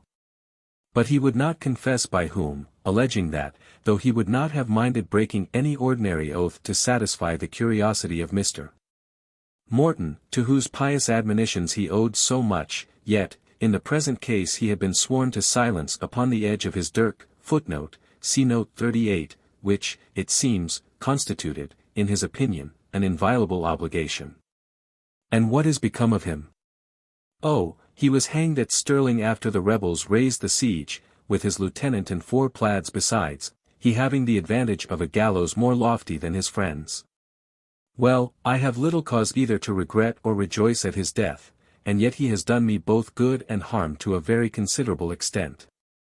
His confession, at least, will serve you materially, since it wipes from your character all those suspicions which gave the accusation against you a complexion of a nature different from that with which so many unfortunate gentlemen, now or lately in arms against the government, may be justly charged. Their treason, I must give it its name, though you participate in its guilt, is an action arising from mistaken virtue, and therefore cannot be classed as a disgrace, though it be doubtless highly criminal.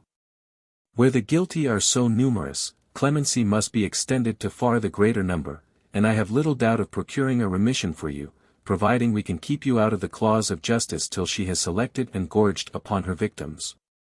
For in this, as in other cases, it will be according to the vulgar proverb, first come, first served. Besides, government are desirous at present to intimidate the English Jacobites, among whom they can find few examples for punishment. This is a vindictive and timid feeling which will soon wear off, for of all nations the English are least bloodthirsty by nature. But it exists at present, and you must therefore be kept out of the way in the meantime. Now entered Spontoon with an anxious countenance. By his regimental acquaintances he had traced out Madame Nosebag, and found her full of ire, fuss, and fidget at discovery of an impostor who had travelled from the north with her under the assumed name of Captain Butler of Gardiner's Dragoons. She was going to lodge an information on the subject, to have him sought for as an emissary of the pretender, but Spontoon, an old soldier, while he pretended to approve, contrived to make her delay her intention. No time, however, was to be lost. The accuracy of this good dame's description might probably lead to the discovery that Waverley was the pretended Captain Butler, an identification fraught with danger to Edward, perhaps to his uncle, and even to Colonel Talbot. Which way to direct his course was now, therefore, the question. "To Scotland," said Waverley. "To Scotland," said the colonel, "with what purpose? Not to engage again with the rebels, I hope." "No. I considered my campaign ended when, after all my efforts, I could not rejoin them, and now, by all accounts, they are gone to make a winter campaign in the Highlands, where such adherents as I am would rather be burdensome than useful. Indeed, it seems likely that they only prolong the war to place the Chevalier's person out of danger, and then to make some terms for themselves. To burden them with my presence would merely add another party, whom they would not give up and could not defend.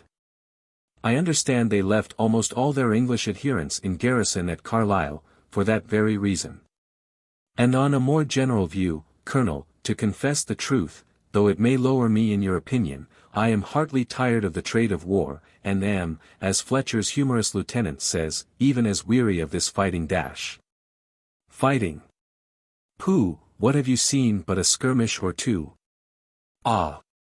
If you saw war on the grand scale, 60 or 100,000 men in the field on each side. I am not at all curious, Colonel. Enough, says our homely proverb, is as good as a feast. The plumed troops and the big war used to enchant me in poetry, but the night marches, vigils, couches under the wintry sky, and such accompaniments of the glorious trade, are not at all to my taste in practice. Then, for dry blows, I had my fill of fighting at Clifton, where I escaped by a hair's breadth half a dozen times, and you, I should think, he stopped. Had enough of it at Preston? You mean to say, answered the colonel, laughing. But 'tis my vocation, how? It is not mine, though, said Waverley, and having honourably got rid of the sword, which I drew only as a volunteer, I am quite satisfied with my military experience, and shall be in no hurry to take it up again. I am very glad you are of that mind, but then what would you do in the north? In the first place, there are some seaports on the eastern coast of Scotland still in the hands of the Chevalier's friends.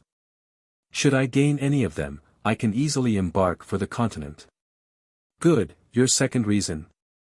Why, to speak the very truth, there is a person in Scotland upon whom I now find my happiness depends more than I was always aware, and about whose situation I am very anxious. Then Emily was right, and there is a love affair in the case after all. And which of these two pretty Scotch women, whom you insisted upon my admiring, is the distinguished fair? Not Miss Glen, I hope. No. Ah, pass for the other.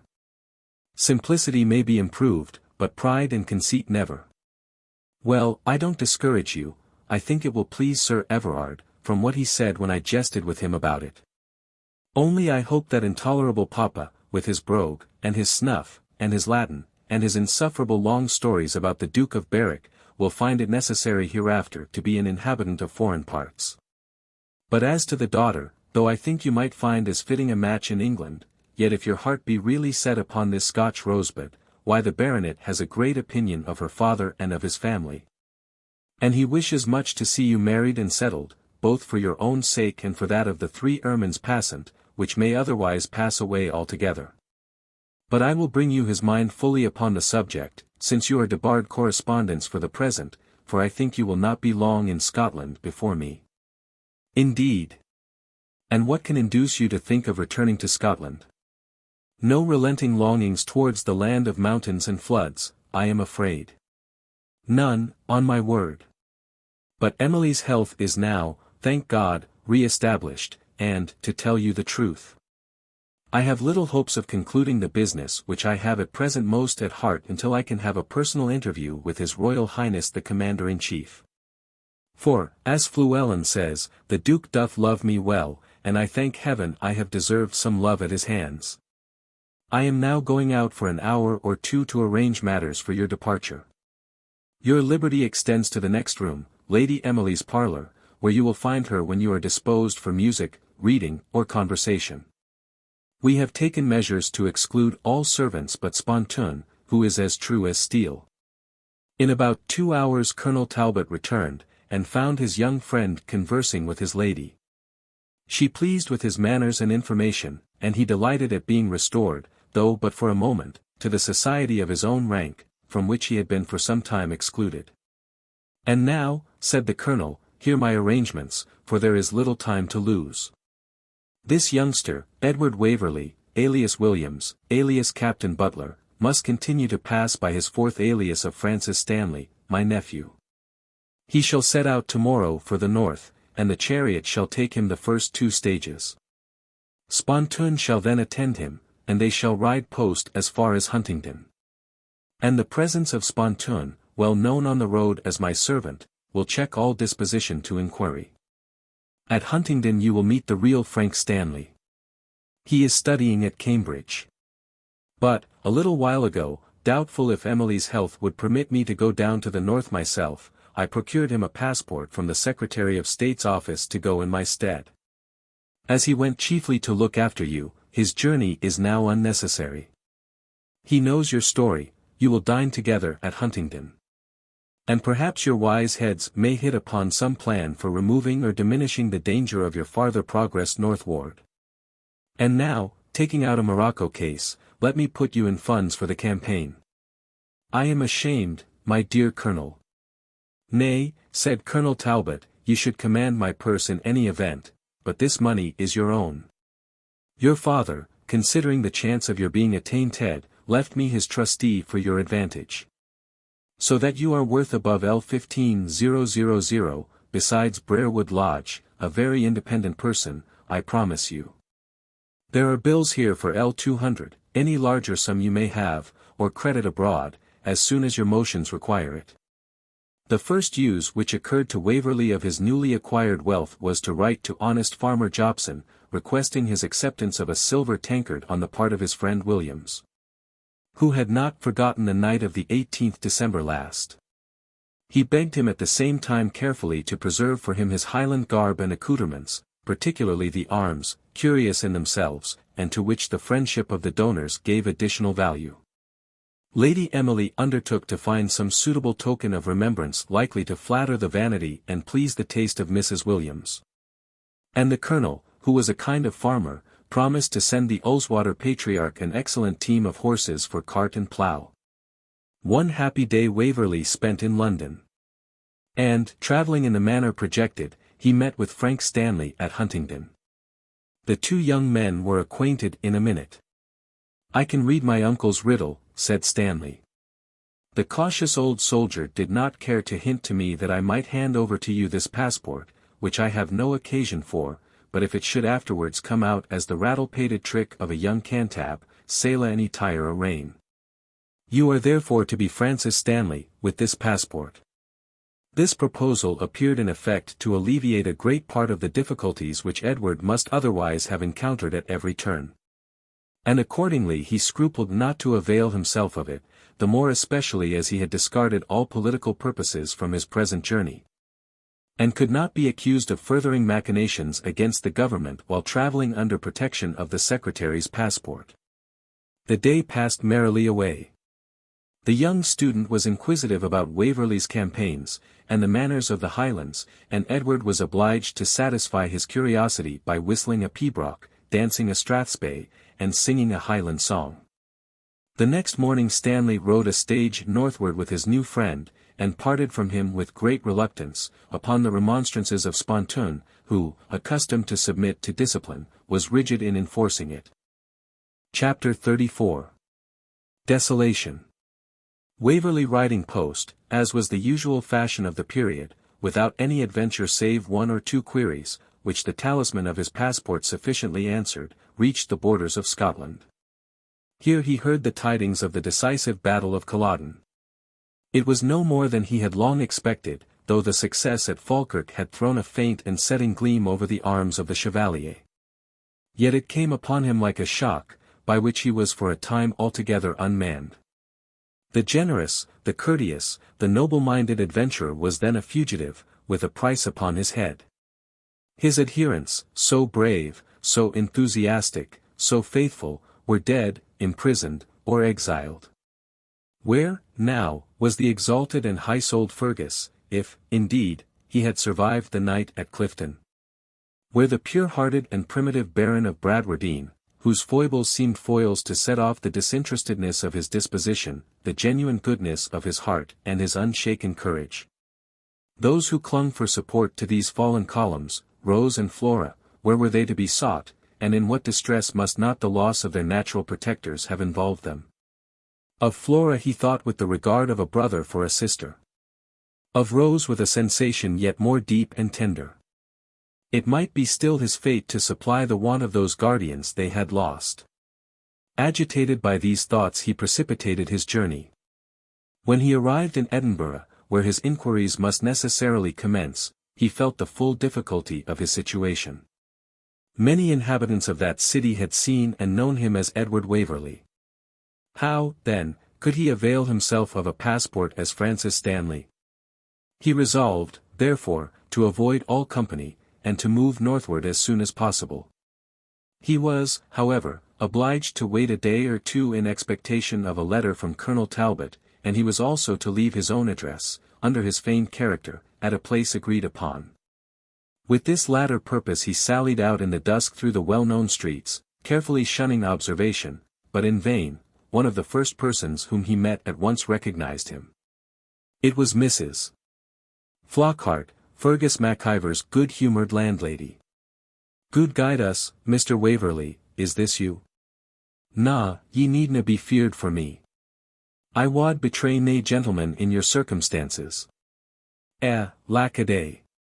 Lack-a-day. Here's a change, oh, markets.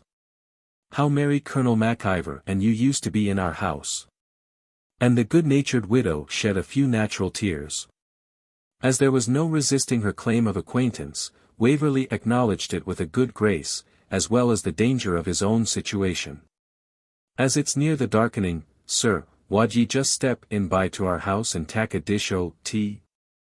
And I am sure if ye like to sleep in the little room, I wad tak care ye are no disturbed, and naebody wad ken ye, for Kate and Matty, the limmers, gied fy, TWA Hawley's Dragoons, and I hae TWA New Queens instead o' them.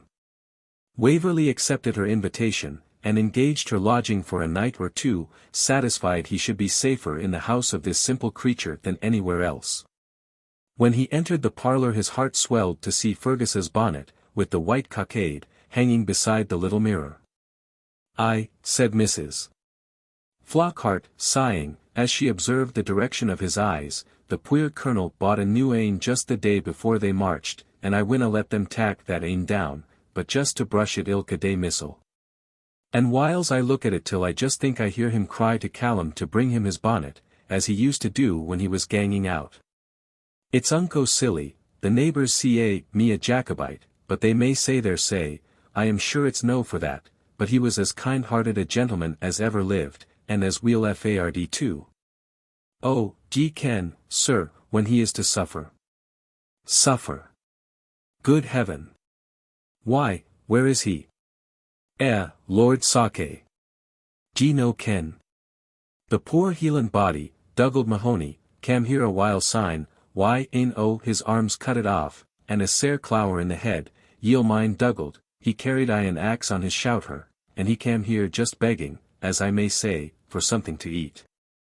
Aweel, he told us the chief, as they CA'd him, but I CA him the colonel, and Ensign Maccombich, that ye mind will, were ta'en somewhere beside the English border, when it was sae dark that his folk never missed him till it was hour late. And they were like to gang clean daft. And he said that little Callum Beg, he was a bald mischievous callant that, and your honour were killed that same night in the Toolsey, and mony may braw men. But he grat when he spak the colonel, ye never saw the like. And now the word gangs the colonel is to be tried, and to suffer why them that were ta'en at Carlisle. And his sister? Aye, that they CA'd the Lady Flora, well, she's away up to Carlisle to him, and lives some grand papist lady thereabouts to be near him.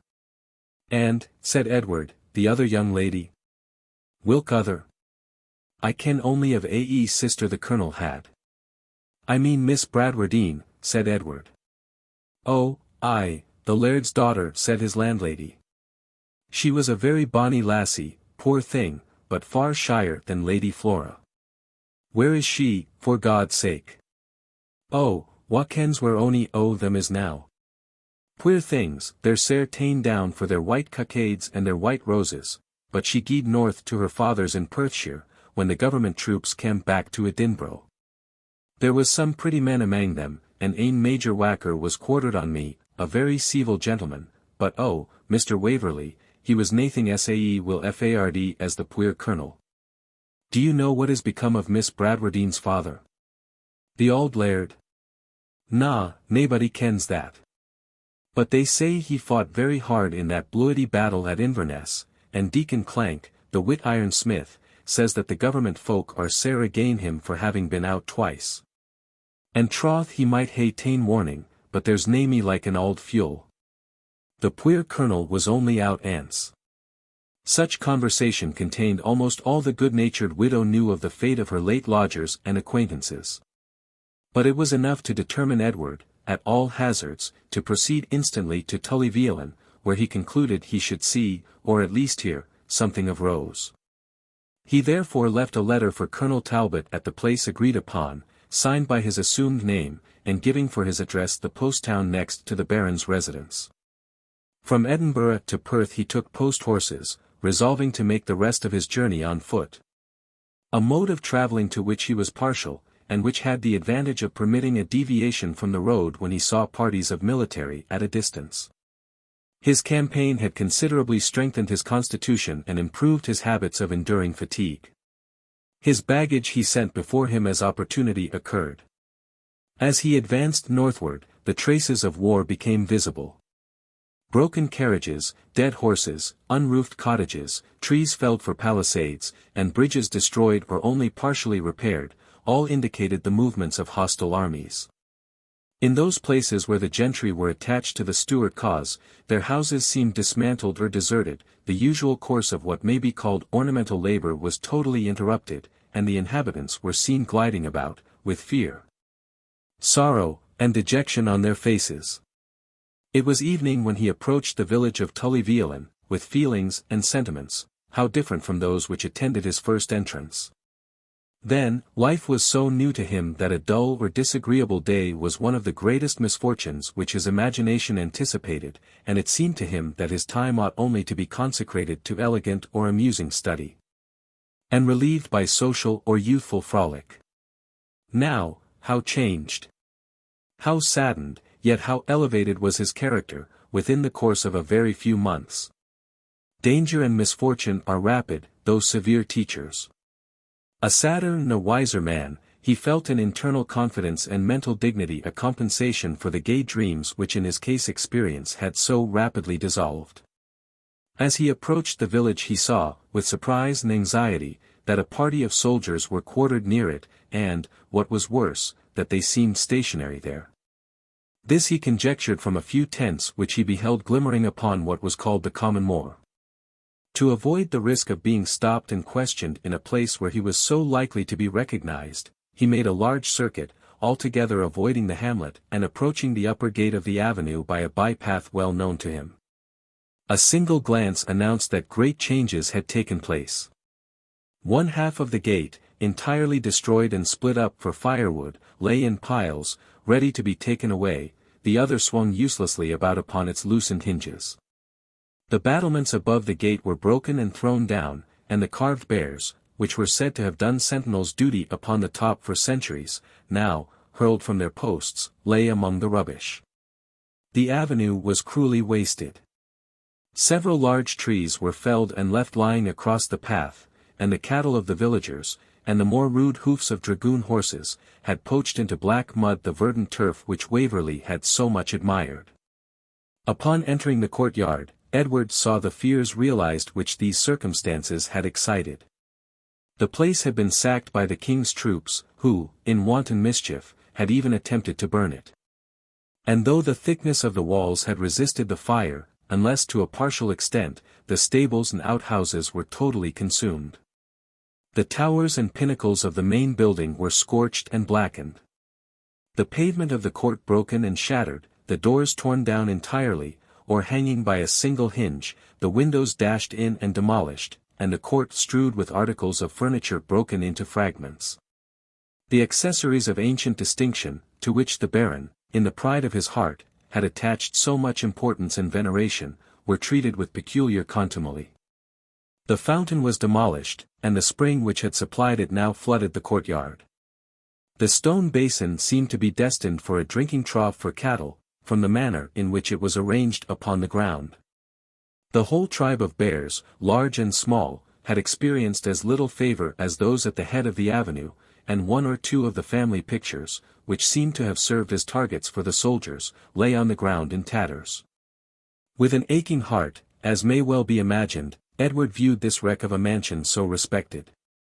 But his anxiety to learn the fate of the proprietors, and his fears as to what that fate might be, increased with every step. When he entered upon the terrace new scenes of desolation were visible. The balustrade was broken down, the walls destroyed, the borders overgrown with weeds, and the fruit trees cut down or grubbed up.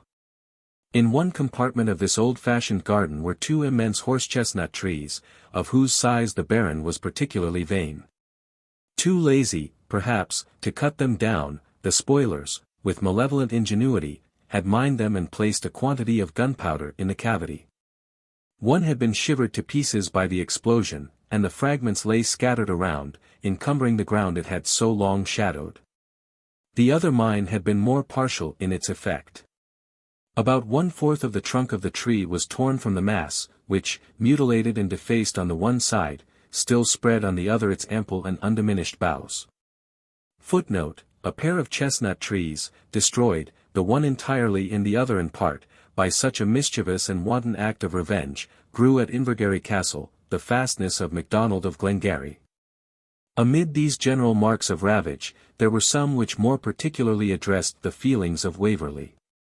Viewing the front of the building thus wasted and defaced, his eyes naturally sought the little balcony which more properly belonged to Rose's apartment, her troisième, or rather cinquième, étage. It was easily discovered, for beneath it lay the stage flowers and shrubs with which it was her pride to decorate it, and which had been hurled from the bartizan. Several of her books were mingled with broken flower pots and other remnants. Among these Waverley distinguished one of his own, a small copy of Ariosto, and gathered it as a treasure, though wasted by the wind and rain. While, plunged in the sad reflections which the scene excited, he was looking around for someone who might explain the fate of the inhabitants, he heard a voice from the interior of the building singing, in well-remembered accents, an old Scottish song. They came upon us in the night, and brake my bower and slew my knight. My servants for life did flee, and left us in extremity. They slew my knight, to me sae dear. They slew my knight, and drave his gear. The moon may set, the sun may rise, but a deadly sleep has closed his eyes. Footnote: the first 3 couplets are from an old ballad, called the Border Widow's Lament. Alas, thought Edward, is it thou? Poor helpless being, art thou alone left, to gibber and moan, and fill with thy wild and unconnected scraps of minstrelsy the halls that protected thee? He then called, first low, and then louder, Davy, Davy Gelatly. The poor simpleton showed himself from among the ruins of a sort of greenhouse, that once terminated what was called the terrace walk, but at first sight of a stranger retreated, as if in terror. Waverley, remembering his habits, began to whistle a tune to which he was partial, which Davy had expressed great pleasure in listening to, and had picked up from him by the ear. Our hero's minstrelsy no more equalled that of Blondel than poor Davy resembled Coeur de Lion, but the melody had the same effect of producing recognition. Davy again stole from his lurking place, but timidly, while Waverley, afraid of frightening him, stood making the most encouraging signals he could devise. "It's his gayest," muttered Davy. Yet, coming nearer, he seemed to acknowledge his living acquaintance. The poor fool himself appeared the ghost of what he had been. The peculiar dress in which he had been attired in better days showed only miserable rags of its whimsical finery, the lack of which was oddly supplied by the remnants of tapestried hangings, window curtains, and shreds of pictures with which he had bedizened his tatters. His face, too, had lost its vacant and careless air, and the poor creature looked hollow-eyed, meagre, half-starved, and nervous to a pitiable degree. After long hesitation, he at length approached Waverley with some confidence, stared him sadly in the face, and said, "Dead and Gane, dead and Gane." "Who are dead?" said Waverley, forgetting the incapacity of Davy to hold any connected discourse. "Baron, and Bailey, and Saunders Saunderson, and Lady Rose that sang sae sweet, dead and Gane, dead and Gane. But follow, follow me, while glowworms light the lea. I'll show ye where the dead should be, each in his shroud, while winds pipe loud, and the red moon peeps dim through the cloud. Follow, follow me. Brave should he be, that treads by night the dead man's lea." With these words, chanted in a wild and earnest tone, he made a sign to Waverley to follow him, and walked rapidly towards the bottom of the garden, tracing the bank of the stream which, it may be remembered, was its eastern boundary. Edward, over whom an involuntary shuddering stole at the import of his words, followed him in some hope of an explanation. As the house was evidently deserted, he could not expect to find among the ruins any more rational informer. Davy, walking very fast, soon reached the extremity of the garden, and scrambled over the ruins of the wall that once had divided it from the wooded glen in which the old tower of Tully Veolan was situated. He then jumped down into the bed of the stream, and, followed by Waverley, proceeded at a great pace, climbing over some fragments of rock and turning with difficulty round others. They passed beneath the ruins of the castle. Waverley followed, keeping up with his guide with difficulty, for the twilight began to fall. Following the descent of the stream a little lower, he totally lost him, but a twinkling light which he now discovered among the tangled copsewood and bushes seemed a surer guide. He soon pursued a very uncouth path, and by its guidance at length reached the door of a wretched hut. A fierce barking of dogs was at first heard, but it stilled at his approach. A voice sounded from within, and he held it most prudent to listen before he advanced. "What hast thou brought here, thou unsonsy villain, thou?" said an old woman, apparently in great indignation. He heard Davy Gellatley in answer whistle a part of the tune by which he had recalled himself to the simpleton's memory, and had now no hesitation to knock at the door. There was a dead silence instantly within, except the deep growling of the dogs, and he next heard the mistress of the hut approach the door, not probably for the sake of undoing a latch, but of fastening a bolt. To prevent this Waverley lifted the latch himself. In front was an old wretched-looking woman, exclaiming, "What comes into folks' houses in this gate, at this time o' the night?" On one side, two grim and half-starved deer greyhounds laid aside their ferocity at his appearance, and seemed to recognize him. On the other side, half concealed by the open door, yet apparently seeking that concealment reluctantly, with a cocked pistol in his right hand and his left in the act of drawing another from his belt, stood a tall bony gaunt figure in the remnants of a faded uniform and a beard of 3 weeks' growth. It was the Baron of Bradwardine. It is unnecessary to add, that he threw aside his weapon and greeted Waverley with a hearty embrace. Chapter 35. Comparing of Notes. Theron's story was short, when divested of the adages and commonplaces, Latin, English, and Scotch, with which his erudition garnished it.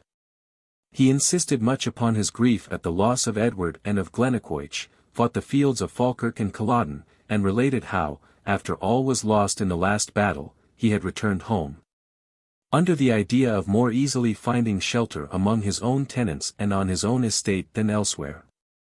A party of soldiers had been sent to lay waste his property, for clemency was not the order of the day. Their proceedings, however, were checked by an order from the civil court.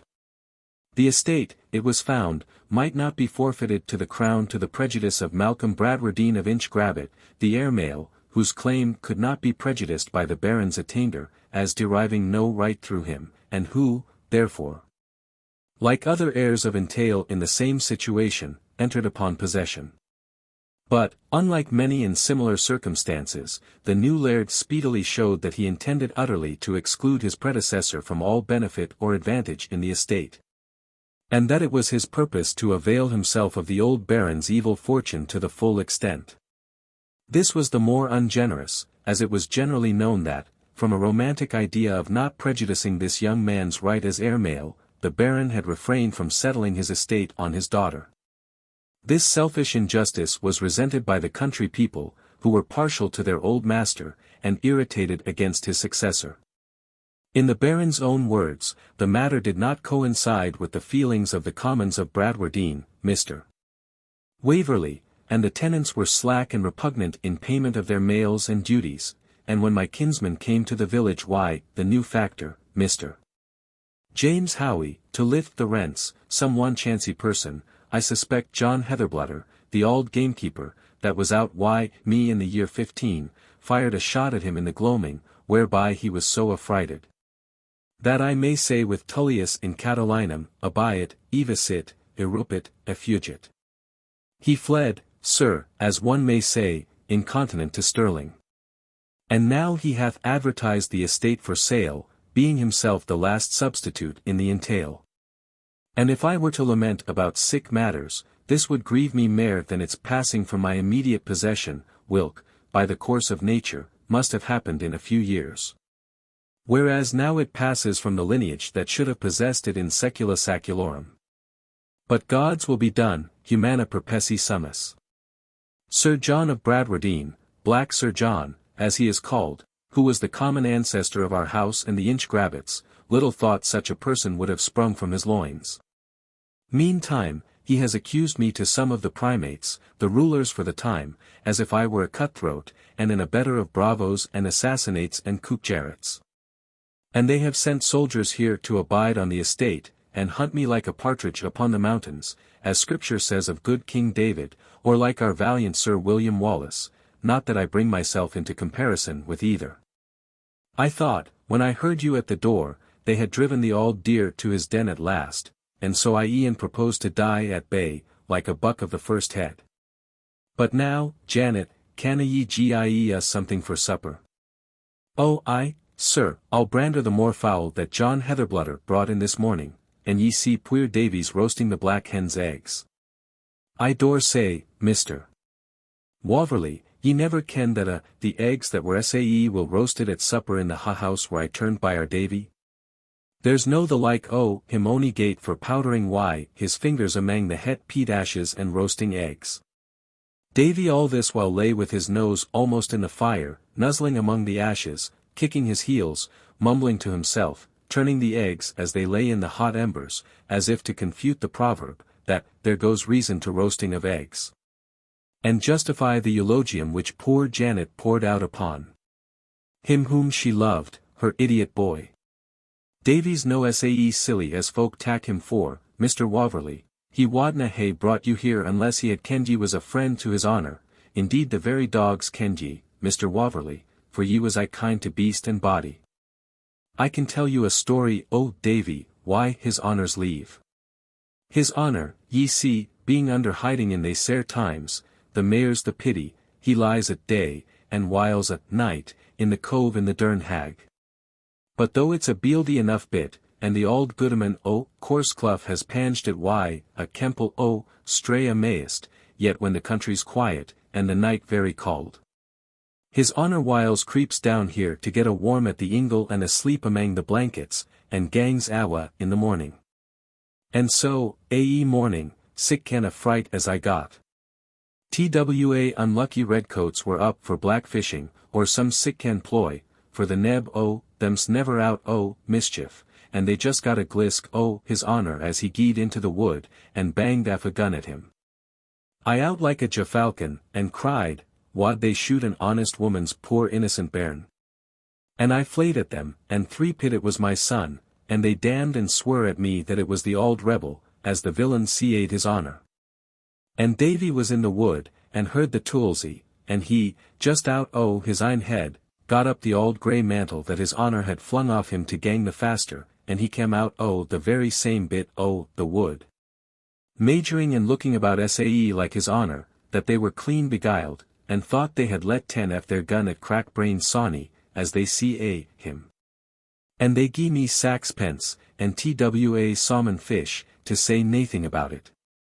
Na, Davy's no just like other folk, puir fallow, but he's no sae silly as folk tak him for.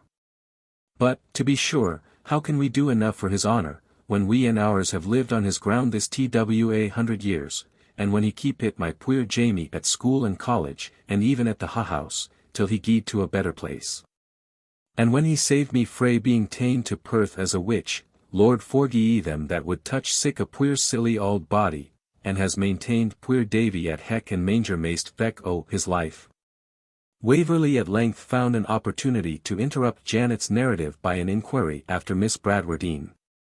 She's weel and safe, thank God. At the Duckrin, answered the Baron. The laird's distantly related to us, and more nearly to my chaplain, Mr. Rubrick, and, though he be of Whig principles, yet he's not forgetful of auld friendship at this time. The Bailie's doing what he can to save something out of the wreck for puir Rose, but I doubt, I shall never see her again, for I maun lay my banes in some far country. Hout na, your honour, said old Janet, ye were just as ill af in the 15, and got the bonny barony back, and now the eggs is ready, and the muircocks brandered, and there's ilk ane a trencher and some sot, and the heel the white loaf that cam frae the Baileys, and there's plenty brandy in the greybeard that Lucky McCleary sent down. And winna ye be suppered like princes? I wish one prince, at least, of our acquaintance may be no worse off, said the Baron to Waverley, who joined him in cordial hopes for the safety of the unfortunate chevalier. They then began to talk of their future prospects. The Baron's plan was very simple. It was, to escape to France, where, by the interest of his old friends, he hoped to get some military employment, of which he still conceived himself capable. He invited Waverley to go with him, a proposal in which he acquiesced, providing the interest of Colonel Talbot should fail in procuring his pardon. Tacitly he hoped the Baron would sanction his addresses to Rose, and give him a right to assist him in his exile, but he forbore to speak on this subject until his own fate should be decided. They then talked of Glennaquoich, for whom the Baron expressed great anxiety, although, he observed, he was the very Achilles of Horatius Flaccus. Impiger, iracundus, inexorabilis, acer. Which, he continued, has been thus rendered, vernacularly, by Struan Robertson. A fiery etter cap, a fractious cheel. As het as ginger, and as steve as steel. Flora had a large and unqualified share of the good old man's sympathy. It was now wearing late. Old Janet got into some kind of kennel behind the hallan. Davy had been long asleep and snoring between Ban and Busker. These dogs had followed him to the hut after the mansion house was deserted, and there constantly resided, and their ferocity, with the old woman's reputation of being a witch, contributed a good deal to keep visitors from the glen. With this view, Bailie Macwheeble provided Janet underhand with meal for their maintenance, and also with little articles of luxury for his patron's use, in supplying which much precaution was necessarily used. After some compliments, the Baron occupied his usual couch, and Waverley reclined in an easy chair of tattered velvet, which had once garnished the state bedroom of Tullyveolan, for the furniture of this mansion was now scattered through all the cottages in the vicinity, and went to sleep as comfortably as if he had been in a bed of down. Chapter 36. More explanation. With the first dawn of day, old Janet was scuttling about the house to wake the Baron, who usually slept sound and heavily. "I must go back," he said to Waverley, "to my cove. Will you walk down the glen wi' me?" They went out together, and followed a narrow and entangled footpath, which the occasional passage of anglers or woodcutters had traced by the side of the stream. On their way the Baron explained to Waverley that he would be under no danger in remaining a day or two at Tullyveolan, and even in being seen walking about, if he used the precaution of pretending that he was looking at the estate as agent or surveyor for an English gentleman who designed to be purchaser. With this view he recommended to him to visit the Bailey, who still lived at the factor's house, called Little Veolan, about a mile from the village, though he was to remove at next term.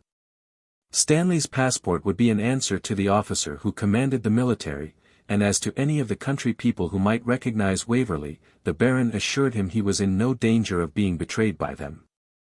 "I believe," said the old man, "half the people of the barony know that their poor auld laird is somewhere hereabout, for I see they do not suffer a single bairn to come here a bird nesting. A practice whilk, when I was in full possession of my power as Baron, I was unable totally to inhibit. Nay, I often find bits of things in my way, that the poor bodies, God help them, leave there, because they think they may be useful to me. I hope they will get a wiser master, and as kind a one as I was." A natural sigh closed the sentence, but the quiet equanimity with which the Baron endured his misfortunes had something in it venerable and even sublime. There was no fruitless repining, no turbid melancholy. He bore his lot, and the hardships which it involved, with a good-humoured, though serious composure, and used no violent language against the prevailing party. "I did what I thought my duty," said the good old man, "and questionless they are doing what they think theirs. It grieves me sometimes to look upon these blackened walls of the house of my ancestors. But doubtless officers cannot always keep the soldier's hand from depredation and squilsy, and Gustavus Adolphus himself, as ye may read in Colonel Monro his expedition with the worthy Scotch regiment called Mackay's regiment, did often permit it. Indeed I have myself seen as sad sights as Tullyveolan now is when I served with the Marichal Duke of Berwick. To be sure we may say with Virgilius Morrow, Fuimus tros, and there's the end of an auld sang. But houses and families and men have stood lang enough when they have stood till they fall with honour, and now I hae gotten a house that is not unlike a domus ultima. They were now standing below a steep rock. We poor Jacobites, continued the Baron, looking up, are now like the conies in Holy Scripture, which the great traveller Pocock calleth Jerboa, a feeble people, that make our abode in the rocks. So, fare you well, my good lad, till we meet at Janet's in the even, for I must get into my Patmos, which is no easy matter for my old stiff limbs. With that he began to ascend the rock, striding, with the help of his hands, from one precarious footstep to another, till he got about halfway up, where 2 or 3 bushes concealed the mouth of a hole, resembling an oven, into which the Baron insinuated, first his head and shoulders, and then, by slow gradation, the rest of his long body. His legs and feet finally disappearing, coiled up like a huge snake entering his retreat, or a long pedigree introduced with care and difficulty into the narrow pigeonhole of an old cabinet. Waverley had the curiosity to clamber up and look in upon him in his den, as the lurking-place might well be termed. Upon the whole, he looked not unlike that ingenious puzzle called a reel in a bottle, the marvel of children, and of some grown people too, myself for one, who can neither comprehend the mystery how it has got in or how it is to be taken out. The cave was very narrow, too low in the roof to admit of his standing, or almost of his sitting up, though he made some awkward attempts at the latter posture. His sole amusement was the perusal of his old friend Titus Livius, varied by occasionally scratching Latin proverbs and texts of Scripture with his knife on the roof and walls of his fortalice, which were of sandstone. As the cave was dry, and filled with clean straw and withered fern, it made, as he said, coiling himself up with an air of snugness and comfort which contrasted strangely with his situation, unless when the wind was due north. A very passable jeet for an old soldier. Neither, as he observed, was he without sentries for the purpose of reconnoitring. Davy and his mother were constantly on the watch to discover and avert danger. And it was singular what instances of address seemed dictated by the instinctive attachment of the poor simpleton when his patron's safety was concerned. With Janet, Edward now sought an interview. He had recognized her at first sight as the old woman who had nursed him during his sickness after his delivery from gifted Gilfillan. The hut also, although a little repaired and somewhat better furnished, was certainly the place of his confinement. And he now recollected on the common moor of Tullyveolan the trunk of a large decayed tree, called the Tri-Sting tree, which he had no doubt was the same at which the Highlanders rendezvoused on that memorable night.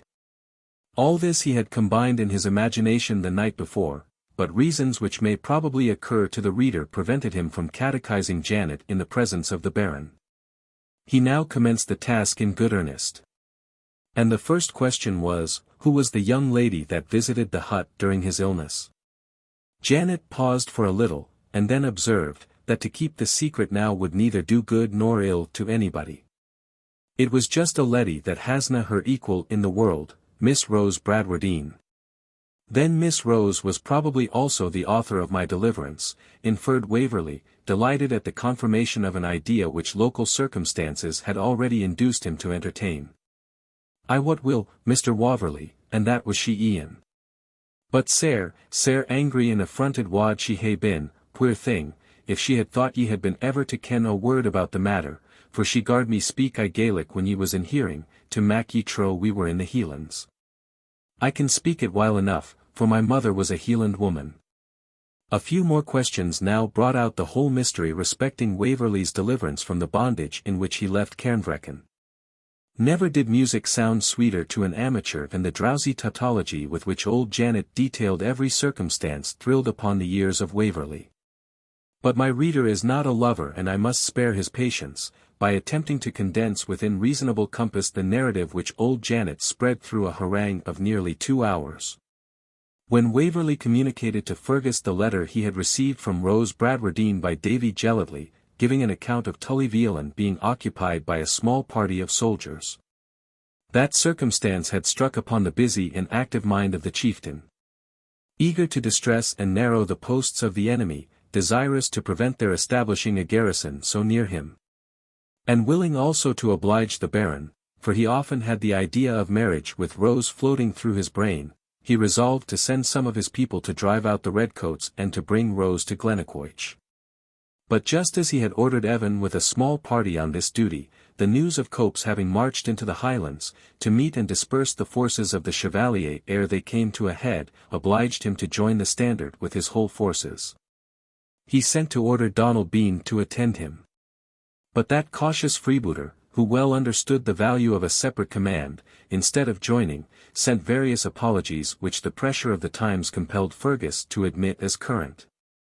Though not without the internal resolution of being revenged on him for his procrastination, time and place convenient. However, as he could not amend the matter, he issued orders to Donald to descend into the Low Country, drive the soldiers from Tullyveolan, and, paying all respect to the mansion of the Baron, to take his abode somewhere near it. For protection of his daughter and family, and to harass and drive away any of the armed volunteers or small parties of military which he might find moving about the vicinity.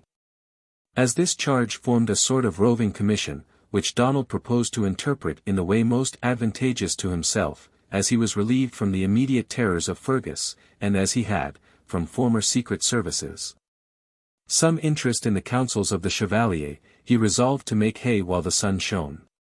He achieved without difficulty the task of driving the soldiers from Tullyveolan. But, although he did not venture to encroach upon the interior of the family, or to disturb Miss Rose, being unwilling to make himself a powerful enemy in the Chevalier's army. For well he knew the Baron's wrath was deadly. Yet he set about to raise contributions and exactions upon the tenantry, and otherwise to turn the war to his own advantage. Meanwhile he mounted the white cockade, and waited upon Rose with a pretext of great devotion for the service in which her father was engaged, and many apologies for the freedom he must necessarily use for the support of his people. It was at this moment that Rose learned, by open-mouthed fame, with all sorts of exaggeration, that Waverley had killed the smith at Cairnvreckan, in an attempt to arrest him. Had been cast into a dungeon by Major Melville of Cairnvreckan, and was to be executed by martial law within 3 days. In the agony which these tidings excited she proposed to Donald Bean the rescue of the prisoner. It was the very sort of service which he was desirous to undertake, judging it might constitute a merit of such a nature as would make amends for any peccadilloes which he might be guilty of in the country. He had the art, however, pleading all the while duty and discipline, to hold off, until poor Rose, in the extremity of her distress, offered to bribe him to the enterprise with some valuable jewels which had been her mother's. Donald Bean, who had served in France, knew, and perhaps overestimated, the value of these trinkets. But he also perceived Rose's apprehensions of its being discovered that she had parted with her jewels for Waverley's liberation. Resolved this scruple should not part him and the treasure, he voluntarily offered to take an oath that he would never mention Miss Rose's share in the transaction. And, foreseeing convenience in keeping the oath and no probable advantage in breaking it, he took the engagement, in order, as he told his lieutenant, to deal handsomely by the young lady, in the only mode and form which, by a mental pact ion with himself, he considered as binding, he swore secrecy upon his drawn dirk. He was the more especially moved to this act of good faith by some attentions that Miss Bradwardine showed to his daughter Alice, which, while they gained the heart of the mountain damsel, highly gratified the pride of her father. Alice, who could now speak a little English, was very communicative in return for Rose's kindness, readily confided to her the whole papers respecting the intrigue with Gardiner's regiment, of which she was the depositary, and as readily undertook, at her instance, to restore them to Waverley without her father's knowledge. For, they may oblige the bonny young lady and the handsome young gentleman, said Alice, and what use has my father for a win bits o' scart paper? The reader is aware that she took an opportunity of executing this purpose on the eve of Waverley's leaving the glen. How Donald executed his enterprise the reader is aware. But the expulsion of the military from Tullyveolan had given alarm, and while he was lying in wait for Gilfillan, a strong party, such as Donald did not care to face, was sent to drive back the insurgents in their turn, to encamp there, and to protect the country. The officer, a gentleman and a disciplinarian, neither intruded himself on Miss Bradwardine, whose unprotected situation he respected, nor permitted his soldiers to commit any breach of discipline. He formed a little camp upon an eminence near the house of Tullyveolan, and placed proper guards at the passes in the vicinity.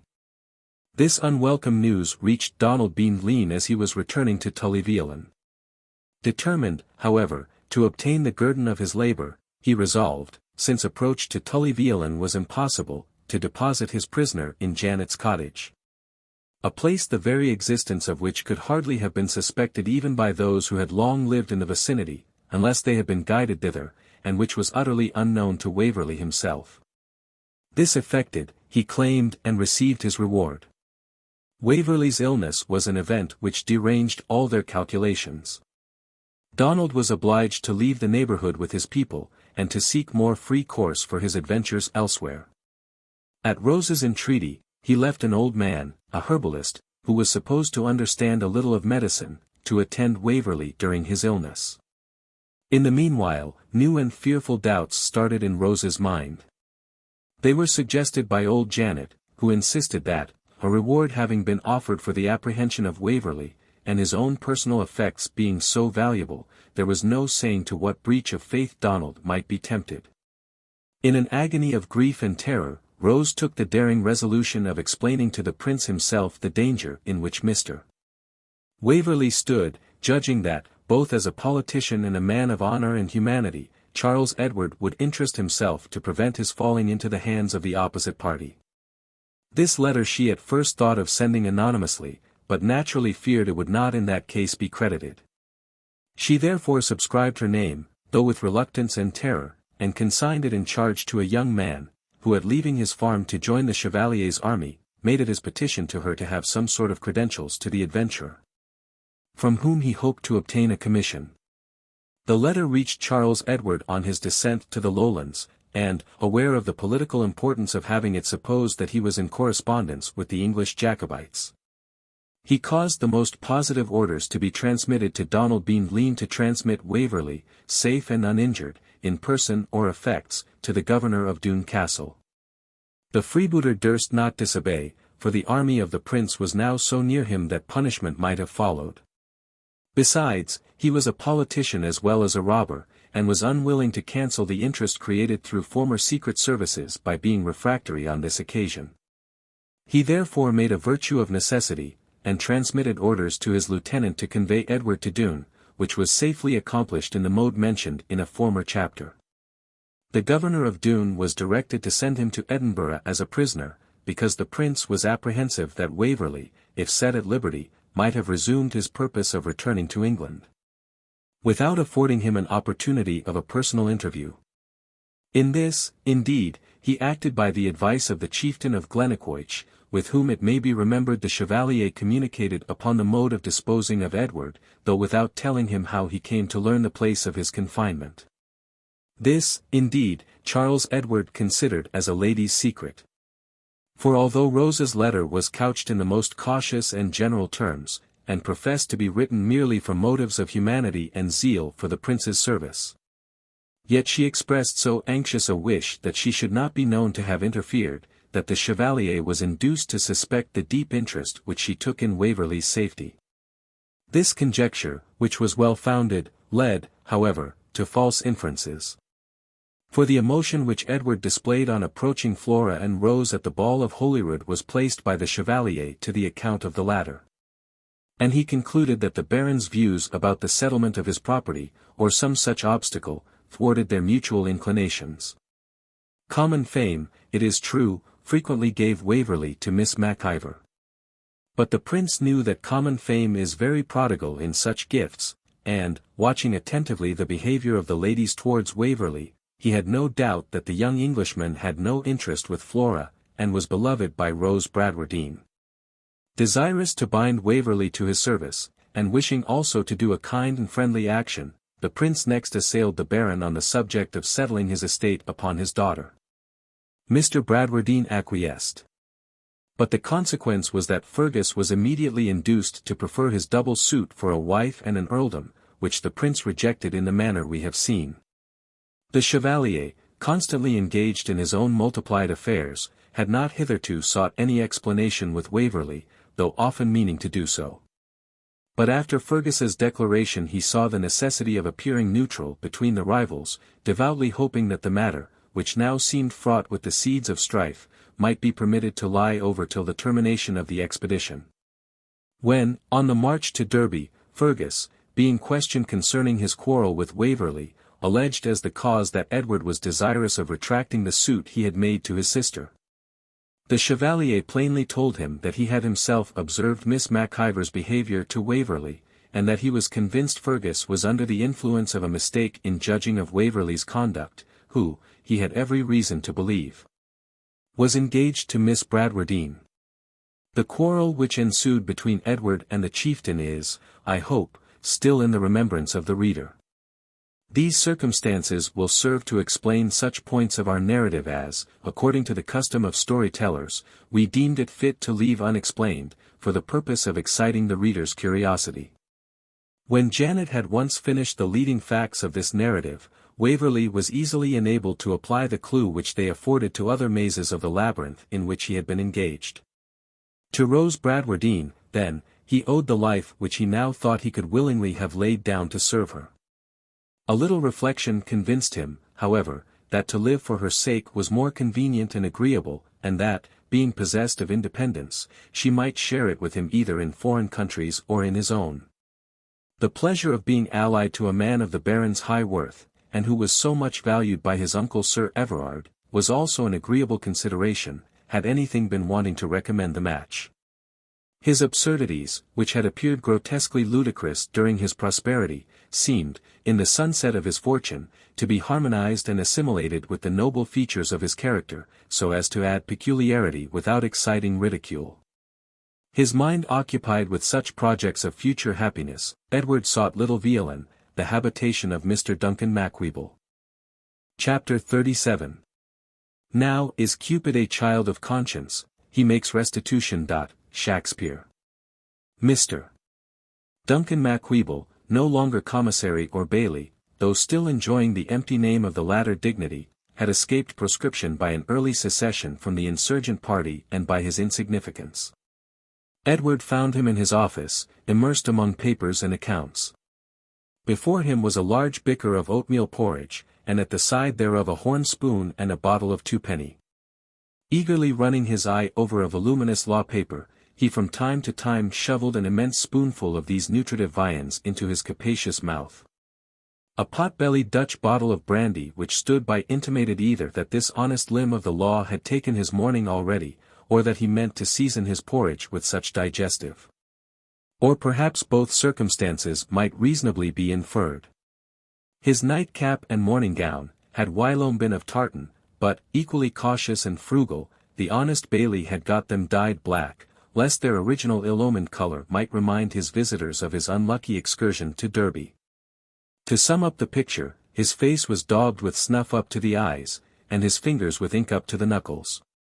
He looked dubiously at Waverley as he approached the little green rail which fenced his desk and stool from the approach of the vulgar. Nothing could give the bailey more annoyance than the idea of his acquaintance being claimed by any of the unfortunate gentlemen who were now so much more likely to need assistance than to afford profit. But this was the rich young Englishman. Who knew what might be his situation? He was the Baron's friend too, what was to be done? While these reflections gave an air of absurd perplexity to the poor man's visage, Waverley, reflecting on the communication he was about to make to him, of a nature so ridiculously contrasted with the appearance of the individual, could not help bursting out laughing, as he checked the propensity to exclaim with Syphax. Cato's a proper person to entrust a love tale with. As Mr. Macwheeble had no idea of any person laughing heartily who was either encircled by peril or oppressed by poverty, the hilarity of Edward's countenance greatly relieved the embarrassment of his own, and, giving him a tolerably hearty welcome to Little Veolan, he asked what he would choose for breakfast. His visitor had, in the first place, something for his private ear, and begged leave to bolt the door. Duncan by no means liked this precaution, which savoured of danger to be apprehended, but he could not now draw back. Convinced he might trust this man, as he could make it his interest to be faithful, Edward communicated his present situation and future schemes to Macwheeble. The wily agent listened with apprehension when he found Waverley was still in a state of proscription, was somewhat comforted by learning that he had a passport, rubbed his hands with glee when he mentioned the amount of his present fortune. Opened huge eyes when he heard the brilliancy of his future expectations, but when he expressed his intention to share them with Miss Rose Bradwardine, ecstasy had almost deprived the honest man of his senses. The Bailey started from his three-footed stool like the pythoness from her tripod, flung his best wig out of the window, because the block on which it was placed stood in the way of his career, chucked his cap to the ceiling, caught it as it fell, whistled Tullocorum, danced a Highland fling with inimitable grace and agility, and then threw himself exhausted into a chair, exclaiming, "Lady Waverley! 10,000 a year the least penny! Lord preserve my poor understanding!" "Amen with all my heart," said Waverley, "but now, Mr. Macwheeble, let us proceed to business." This word had somewhat a sedative effect, but the Bailey's head, as he expressed himself, was still in the bees. He mended his pen, however, marked half a dozen sheets of paper with an ample marginal fold, whipped down Dallas of St. Martin's Styles from a shelf, where that venerable work roosted with Stairs' Institutions, Doulton's Doubts, Balfour's Practiques, and a parcel of old account books, opened the volume at the article Contract of Marriage, and prepared to make what he called ASMA minute to prevent parties frae resiling. With some difficulty Waverley made him comprehend that he was going a little too fast. He explained to him that he should want his assistance, in the first place, to make his residence safe for the time, by writing to the officer at Tullyveolan that Mr. Stanley, an English gentleman nearly related to Colonel Talbot, was upon a visit of business at Mr. Macwheeble's, and, knowing the state of the country, had sent his passport for Captain Foster's inspection. This produced a polite answer from the officer, with an invitation to Mr. Stanley to dine with him, which was declined, as may easily be supposed, under pretence of business. Waverley's next request was, that Mr. Macwheeble would dispatch a man and horse to the post town at which Colonel Talbot was to address him, with directions to wait there until the post should bring a letter for Mr. Stanley, and then to forward it to Little Veolan with all speed. In a moment the Bailey was in search of his apprentice, or servitor, as he was called 60 years since, Jock Screever, and in not much greater space of time Jock was on the back of the white pony. "Tak care ye guide him weel, sir, for he's I been short in the wind since, ahem, Lord be good to me." In a low voice, "I was gone to come out why, since I rode whip and spur to fetch the Chevalier to red Mr. Waverley and Vich Lawnvor. And an uncanny coo I gat for my pains. Lord forgie your honour. I might hae broken my neck, but troth it was in a venture, may ways, nor ane, but this maks amends for a Lady Waverley. 10,000 a year. Lord be good unto me. But you forget, Mr. Macwheeble, we want the Baron's consent, the ladies. Never fear, I be caution for them, segie you my personal warrandis. 10,000 a year. It dings Balmawapple out and out, a year's rent's worth a Balmawapple, fee and life rent. Lord make us thankful." To turn the current of his feelings, Edward inquired if he had heard anything lately of the chieftain of Glennaquoich. "Not one word," answered Macwheeble, "but that he was still in Carlisle Castle, and was soon to be panelled for his life. I dinna wish the young gentleman ill," he said, "but I hope that they that hae got him will keep him, and no let him back to this Hieland border to plague us wi' blackmail and a manner o' violent, wrongness, and masterfew oppression and spoliation. Both by himself and others of his causing, sending, and hounding out. And he couldna tak care o' the siller when he had gotten it neither, but flung it into yon idle queen's lap at Edinburgh, but light come light gain. For my part, I never wish to see a kilt in the country again, nor a red coat, nor a gun, for that matter, unless it were to shoot a pietrick, they're a tard ye stick. And when they have done ye wrang, even when ye hae gotten decreed of spuilsy, oppression, and violent profits against them, what better are ye? They hae na a plaque to pay ye need never extract it." With such discourse, and the intervening topics of business, the time passed until dinner, Macwheeble meanwhile promising to devise some mode of introducing Edward at the Duckran, where Rose at present resided, without risk of danger or suspicion. Which seemed no very easy task, since the laird was a very zealous friend to government. The poultry yard had been laid under requisition, and cockaliki and Scotch collops soon reeked in the bailie's little parlour. The landlord's corkscrew was just introduced into the muzzle of a pint bottle of claret, cribbed possibly from the cellars of Tullyveolan, when the sight of the grey pony passing the window at full trot induced the bailie, but with due precaution, to place it aside for the moment. Enter Jock Screever with a packet for Mr. Stanley. It is Colonel Talbot's seal, and Edward's ringers tremble as he undoes it. 2 official papers, folded, signed, and sealed in all formality, drop out. They were hastily picked up by the bailie, who had a natural respect for everything resembling a deed, and, glancing slyly on their titles, his eyes, or rather spectacles, are greeted with protection by His Royal Highness to the person of Cosmo Common Bradwardine, Esq. Of that ilk, commonly called Baron of Bradwardine, forfeited for his accession to the late rebellion. The other proves to be a protection of the same tenor in favour of Edward Waverley, Esq. Colonel Talbot's letter was in these words. My dear Edward, I am just arrived here, and yet I have finished my business. It has cost me some trouble though, as you shall hear. I waited upon His Royal Highness immediately on my arrival, and found him in no very good humour for my purpose. 3 or 4 Scotch gentlemen were just leaving his levee, after he had expressed himself to me very courteously. Would you think it, he said, Talbot, here have been half a dozen of the most respectable gentlemen and best friends to government north of the Forth, Major Melville of Cairnvreckan, Rubrick of Duckran, and others, who have fairly wrung from me, by their downright importunity, a present protection and the promise of a future pardon for that stubborn old rebel whom they call Baron of Bradwardine. They allege that his high personal character, and the clemency which he showed to such of our people as fell into the rebels' hands, should weigh in his favour, especially as the loss of his estate is likely to be a severe enough punishment. Rubrick has undertaken to keep him at his own house till things are settled in the country, but it's a little hard to be forced in a manner to pardon such a mortal enemy to the House of Brunswick.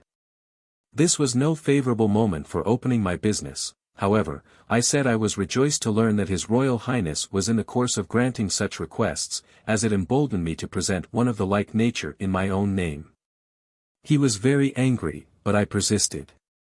I mentioned the uniform support of our 3 votes in the House, touched modestly on services abroad, though valuable only in His Royal Highness's having been pleased kindly to accept them, and founded pretty strongly on his own expressions of friendship and goodwill. He was embarrassed, but obstinate. I hinted the policy of detaching, on all future occasions, the heir of such a fortune as your uncle's from the machinations of the disaffected. But I made no impression. I mentioned the obligations which I lay under to Sir Everard and to you personally, and claimed, as the sole reward of my services, that he would be pleased to afford me the means of evincing my gratitude. I perceived that he still meditated a refusal, and, taking my commission from my pocket, I said, as a last resource, that, as His Royal Highness did not, under these pressing circumstances, think me worthy of a favour which he had not scrupled to grant to other gentlemen whose services I could hardly judge more important than my own, I must beg leave to deposit, with all humility, my commission in His Royal Highness's hands, and to retire from the service. He was not prepared for this. He told me to take up my commission, said some handsome things of my services, and granted my request. You are therefore once more a free man, and I have promised for you that you will be a good boy in future, and remember what you owe to the lenity of government. Thus you see my prince can be as generous as yours. I do not pretend, indeed, that he confers a favour with all the foreign graces and compliments of your chevalier errant. But he has a plain English manner, and the evident reluctance with which he grants your request indicates the sacrifice which he makes of his own inclination to your wishes. My friend, the Adjutant General, has procured me a duplicate of the Baron's protection, the original being in Major Melville's possession, which I send to you, as I know that if you can find him you will have pleasure in being the first to communicate the joyful intelligence. He will of course repair to the Duckran without loss of time, there to ride quarantine for a few weeks. As for you, I give you leave to escort him thither, and to stay a week there, as I understand a certain fair lady is in that quarter. And I have the pleasure to tell you that whatever progress you can make in her good graces will be highly agreeable to Sir Everard and Mrs. Rachel, who will never believe your views and prospects settled, and the 3 ermines passant in actual safety, until you present them with a Mrs. Edward Waverley. Now, certain love affairs of my own, a good many years since, interrupted some measures which were then proposed in favour of the 3 ermines passant, so I am bound in honour to make them amends. Therefore make good use of your time, for, when your week is expired, it will be necessary that you go to London to plead your pardon in the law courts. Ever, dear Waverley, yours most truly, Philip Talbot. Chapter 38. Happy's the wooing that's not long a-doing. When the first rapturous sensation occasioned by these excellent tidings had somewhat subsided, Edward proposed instantly to go down to the glen to acquaint the Baron with their import. But the cautious Bailey justly observed that, if the Baron were to appear instantly in public, the tenantry and villagers might become riotous in expressing their joy, and give offence to the powers that be. A sort of persons for whom the Bailey always had unlimited respect. He therefore proposed that Mr. Waverley should go to Janet Gellatley's and bring the Baron up under cloud of night to Little Veolan, where he might once more enjoy the luxury of a good bed. In the meanwhile, he said, he himself would go to Captain Foster and show him the Baron's protection, and obtain his countenance for harbouring him that night. And he would have horses ready on the morrow to set him on his way to the Duckren along with Mr. Stanley, whilk denomination, I apprehend, your honour will for the present retain, said the Bailey. Certainly, Mr. Macwheeble, but will you not go down to the glen yourself in the evening to meet your patron? That I wad why, my heart. And mickle obliged to your honour for putting me in mind my bounden duty.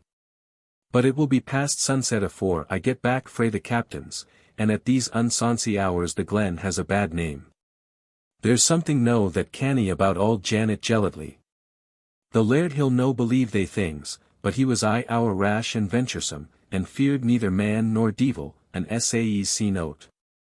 But right sure am I Sir George Mackany says, that no divine can doubt there are witches, since the Bible says thou shalt not suffer them to live, and that no lawyer in Scotland can doubt it, since it is punishable with death by our law. So there's baith law and gospel for it. And his honour winna believe the Leviticus, he might I believe the statute book, but he may tack his ain way out, it's ain to Duncan Macwheeble. However, I shall send to ask up auld Janet this e'en. It's best no to lightly them that have that character, and will want Davy to turn the spit, for I'll gar Ippy put down a fat goose to the fire for your honours to your supper. When it was near sunset Waverley hastened to the hut. And he could not but allow that superstition had chosen no improper locality, or unfit object, for the foundation of her fantastic terrors. It resembled exactly the description of Spenser. There, in a gloomy hollow glen, she found a little cottage built of sticks and reeds, in homely wise, and walled with sods around, in which a witch did dwell in loathly weeds, and wilful want, all careless of her needs, so choosing solitary to abide, far from all neighbours, that her devilish deeds and hellish arts, from people she might hide, and hurt far off, unknown, whomsoever she espied. He entered the cottage with these verses in his memory. Poor old Janet, bent double with age and bleared with peat smoke, was tottering about the hut with a birch broom, muttering to herself as she endeavoured to make her hearth and floor a little clean for the reception of her expected guests. Waverley's step made her start, look up, and fall a-trembling, so much had her nerves been on the rack for her patron's safety. With difficulty Waverley made her comprehend that the Baron was now safe from personal danger. And when her mind had admitted that joyful news, it was equally hard to make her believe that he was not to enter again upon possession of his estate. It behoved to be, she said, he wad get it back again.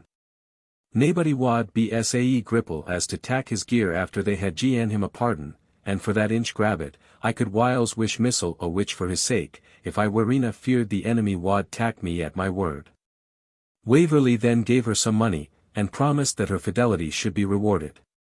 How can I be rewarded, sir, sae weel as just to see my auld maester and Miss Rose come back and brook their een.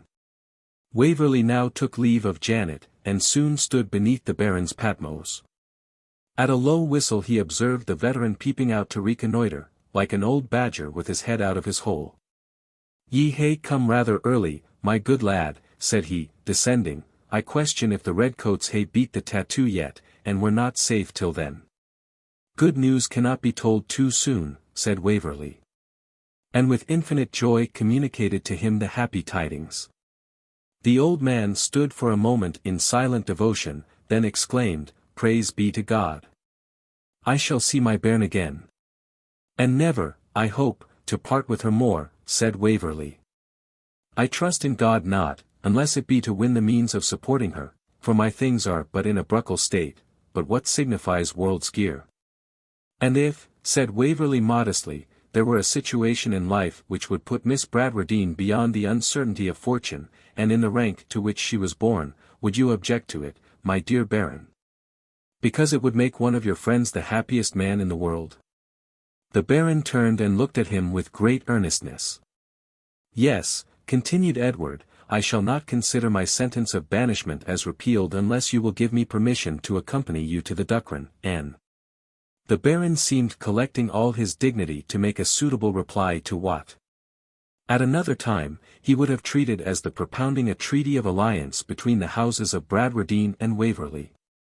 But his efforts were in vain, the father was too mighty for the Baron, the pride of birth and rank were swept away.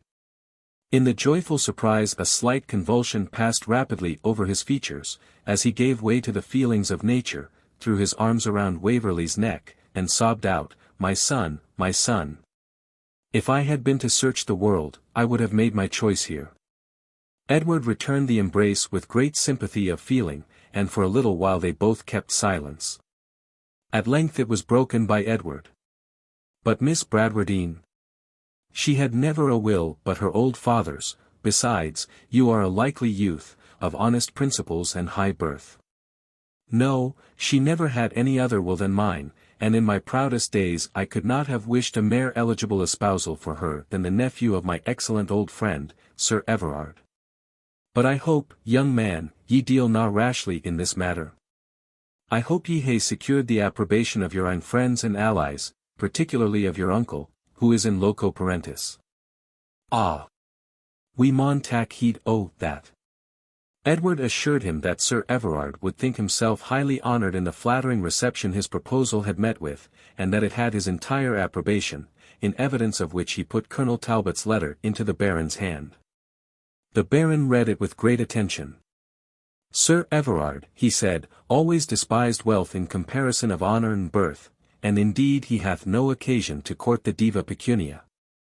Yet I now wish, since this Malcolm turns out such a parricide, for I can call him no better, as to think of alienating the family inheritance, I now wish," his eyes fixed on a part of the roof which was visible above the trees, "that I could have left Rose the auld Hully house and the rigs belanging to it. And yet," said he, resuming more cheerfully, "it's maybe as weel as it is. For, as Baron of Bradwardine, I might have thought it my duty to insist upon certain compliances respecting name and bearings, whilk now, as a landless laird a talkerless daughter, no one can blame me for departing from. Now, heaven be praised, thought Edward, that Sir Everard does not hear these scruples. The three ermines passant and rampant bear would certainly have gone together by the ears." He then, with all the ardour of a young lover, assured the Baron that he sought for his happiness only in Rose's heart and hand, and thought himself as happy in her father's simple approbation as if he had settled an earldom upon his daughter. They now reached Little Veolan. The goose was smoking on the table, and the baillie brandished his knife and fork. A joyous greeting took place between him and his patron. The kitchen, too, had its company. Auld Janet was established at the ingle nook, Davy had turned the spit to his immortal honour, and even Ban and Busker, in the liberality of Macwheeble's joy, had been stuffed to the throat with food, and now lay snoring on the floor. The next day conducted the Baron and his young friend to the Duckren, where the former was expected, in consequence of the success of the nearly unanimous application of the Scottish friends of government in his favour. This had been so general and so powerful that it was almost thought his estate might have been saved, had it not passed into the rapacious hands of his unworthy kinsman, whose right, arising out of the baron's attainder, could not be affected by a pardon from the crown. The old gentleman, however, said, with his usual spirit, he was more gratified by the hold he possessed in the good opinion of his neighbors than he would have been in being rehabilitated and restored in integrum, had it been found practicable.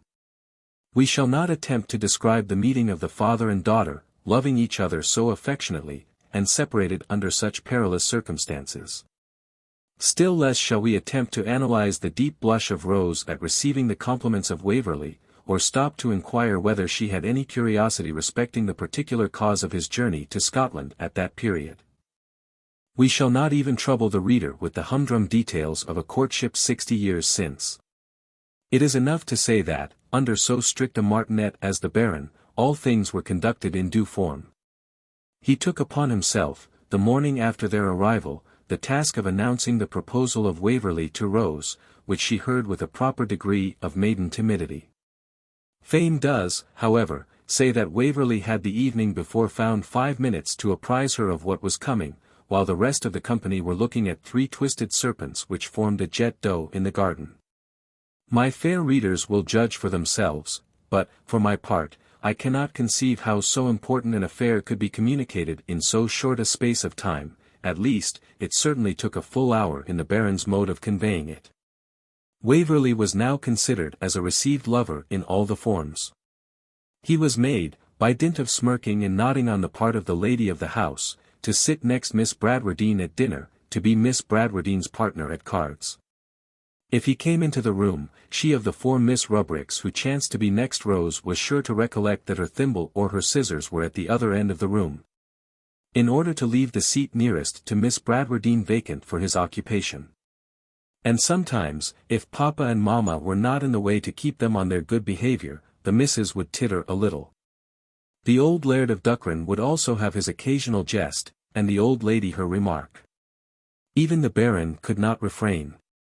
But here Rose escaped every embarrassment but that of conjecture, for his wit was usually couched in a Latin quotation. The very footmen sometimes grinned too broadly, the maidservants giggled mayhap too loud, and a provoking air of intelligence seemed to pervade the whole family. Alice Bean, the pretty maid of the cavern, who, after her father's misfortune, as she called it, had attended Rose as fille de chambre, smiled and smirked with the best of them. Rose and Edward, however, endured all these little vexatious circumstances as other folks have done before and since, and probably contrived to obtain some indemnification, since they are not supposed, on the whole, to have been particularly unhappy during Waverley's 6 days' stay at the Duckran. It was finally arranged that Edward should go to Waverley Honour to make the necessary arrangements for his marriage, thence to London to take the proper measures for pleading his pardon, and return as soon as possible to claim the hand of his plighted bride. He also intended in his journey to visit Colonel Talbot, but, above all, it was his most important object to learn the fate of the unfortunate chief of Glennaquoich, to visit him at Carlisle, and to try whether anything could be done for procuring, if not a pardon, a commutation at least, or alleviation, of the punishment to which he was almost certain of being condemned. And, in case of the worst, to offer the miserable Flora an asylum with Rose, or otherwise to assist her views in any mode which might seem possible. The fate of Fergus seemed hard to be averted. Edward had already striven to interest his friend, Colonel Talbot, in his behalf, but had been given distinctly to understand by his reply that his credit in matters of that nature was totally exhausted. The colonel was still in Edinburgh, and proposed to wait there for some months upon business confided to him by the Duke of Cumberland. He was to be joined by Lady Emily, to whom easy travelling and Goat's Way were recommended, and who was to journey northward under the escort of Francis Stanley. Edward, therefore, met the colonel at Edinburgh, who wished him joy in the kindest manner on his approaching happiness, and cheerfully undertook many commissions which our hero was necessarily obliged to delegate to his charge. But on the subject of Fergus he was inexorable. He satisfied Edward, indeed, that his interference would be unavailing, but, besides, Colonel Talbot owned that he could not conscientiously use any influence in favour of that unfortunate gentleman. Justice, he said, which demanded some penalty of those who had wrapped the whole nation in fear and in mourning, could not perhaps have selected a fitter victim. He came to the field with the fullest light upon the nature of his attempt. He had studied and understood the subject. His father's fate could not intimidate him, the lenity of the laws which had restored to him his father's property and rights could not melt him. That he was brave, generous, and possessed many good qualities only rendered him the more dangerous, that he was enlightened and accomplished made his crime the less excusable. That he was an enthusiast in a wrong cause only made him the more fit to be its martyr. Above all, he had been the means of bringing many hundreds of men into the field who, without him, would never have broken the peace of the country. I repeat it, said the colonel, though heaven knows with a heart distressed for him as an individual, that this young gentleman has studied and fully understood the desperate game which he has played. He threw for life or death, a coronet or a coffin, and he cannot now be permitted, with justice to the country, to draw stakes because the dice have gone against him. Such was the reasoning of those times, held even by brave and humane men towards a vanquished enemy. Let us devoutly hope that, in this respect at least, we shall never see the scenes or hold the sentiments that were general in Britain 60 years since. Chapter 39. Tomorrow. Oh, that's sudden. Spare him, Shakspeare. Edward, attended by his former servant Alec Polwarth, who had re-entered his service at Edinburgh, reached Carlisle while the commission of oyer and terminer on his unfortunate associates was yet sitting. He had pushed forward in haste, not, alas, with the most distant hope of saving Fergus, but to see him for the last time. I ought to have mentioned that he had furnished funds for the defence of the prisoners in the most liberal manner, as soon as he heard that the day of trial was fixed. A solicitor and the first counsel accordingly attended. But it was upon the same footing on which the first physicians are usually summoned to the bedside of some dying man of rank, the doctors to take the advantage of some incalculable chance of an exertion of nature. The lawyers to avail themselves of the barely possible occurrence of some legal flaw. Edward pressed into the court, which was extremely crowded, but by his arriving from the north, and his extreme eagerness and agitation, it was supposed he was a relation of the prisoners, and people made way for him. It was the third sitting of the court, and there were 2 men at the bar. The verdict of guilty was already pronounced. Edward just glanced at the bar during the momentous pause which ensued. There was no mistaking the stately form and noble features of Fergus MacIvor, although his dress was squalid and his countenance tinged with the sickly yellow hue of long and close imprisonment. By his side was Evan Maccombich. Edward felt sick and dizzy as he gazed on them. But he was recalled to himself as the clerk of arraigns pronounced the solemn words, Fergus MacIvor of Glennaquoich, otherwise called Vich Ian Vor, and Evan MacIvor, in the Dhu of Terrasclough, otherwise called Evan Dhu. Otherwise called Evan Maccombich, or Evan Dhu Maccombich, you, and each of you, stand attainted of high treason. What have you to say for yourselves why the court should not pronounce judgment against you, that you die according to law? Fergus, as the presiding judge was putting on the fatal cap of judgment, placed his own bonnet upon his head, regarded him with a steadfast and stern look, and replied in a firm voice. I cannot let this numerous audience suppose that to such an appeal I have no answer to make. But what I have to say you would not bear to hear, for my defense would be your condemnation. Proceed, then, in the name of God, to do what is permitted to you. Yesterday and the day before you have condemned loyal and honorable blood to be poured forth like water. Spare not mine. Were that of all my ancestors in my veins, would have perilled it in this quarrel. He resumed his seat and refused again to rise. Evan Maccombich looked at him with great earnestness, and, rising up, seemed anxious to speak. But the confusion of the court, and the perplexity arising from thinking in a language different from that in which he was to express himself, kept him silent.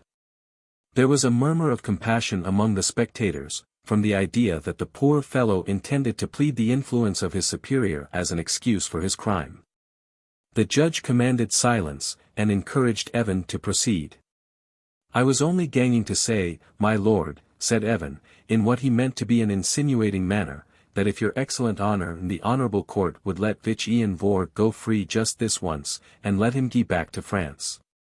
And no to trouble King George's government again, that ony 6-0, the very best of his clan will be willing to be justified in his stead. And if you'll just let me gie down to Glennaquoich, I'll fetch them up to ye missile, to head or hang, and you may begin why, me the very first man.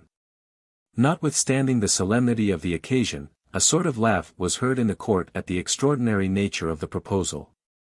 The judge checked this indecency, and Evan, looking sternly around, when the murmur abated, if the Saxon gentlemen are laughing, he said, because a poor man, such as me, thinks my life, or the life of 6 of my degree, is worth that of Vich Ian Vor, it's like enough they may be very right. But if they laugh because they think I would not keep my word and come back to redeem him, I can tell them they ken neither the heart of a Highlandman nor the honour of a gentleman. There was no farther inclination to laugh among the audience, and a dead silence ensued. The judge then pronounced upon both prisoners the sentence of the law of high treason, with all its horrible accompaniments. The execution was appointed for the ensuing day. For you, Fergus MacIver, continued the judge, I can hold out no hope of mercy. You must prepare against tomorrow for your last sufferings here, and your great audit hereafter. I desire nothing else, my lord, answered Fergus, in the same manly and firm tone. The hard eyes of Evan, which had been perpetually bent on his chief, were moistened with a tear.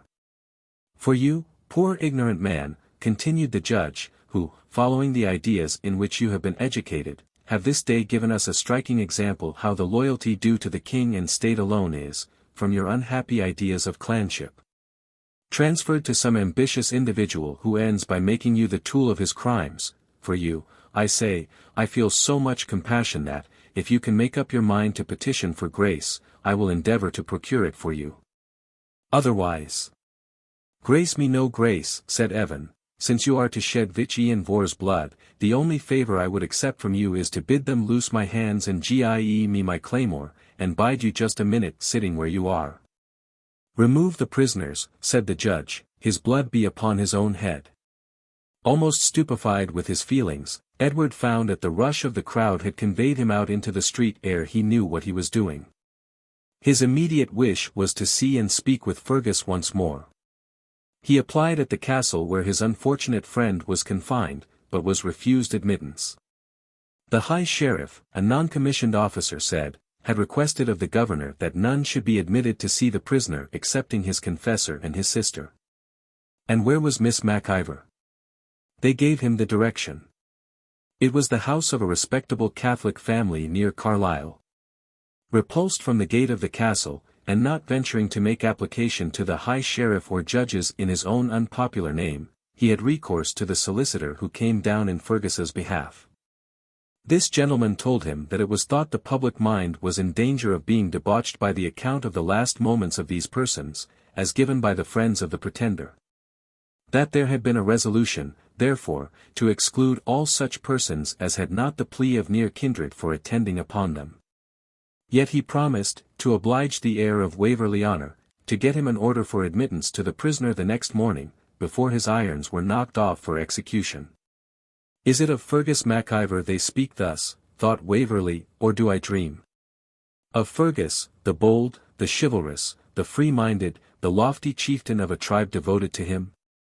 Is it he, that I have seen lead the chase and head the attack, the brave, the active, the young, the noble, the love of ladies, and the theme of song? Is it he who is ironed like a malefactor, who is to be dragged on a hurdle to the common gallows, to die a lingering and cruel death, and to be mangled by the hand of the most outcast of wretches?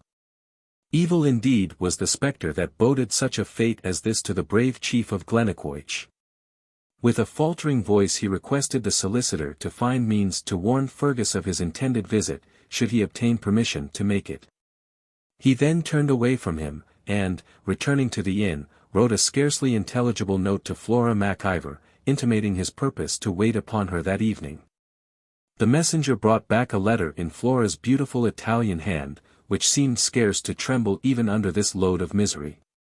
Miss Flora MacIver, the letter bore, could not refuse to see the dearest friend of her dear brother, even in her present circumstances of unparalleled distress. When Edward reached Miss MacIvor's present place of abode he was instantly admitted.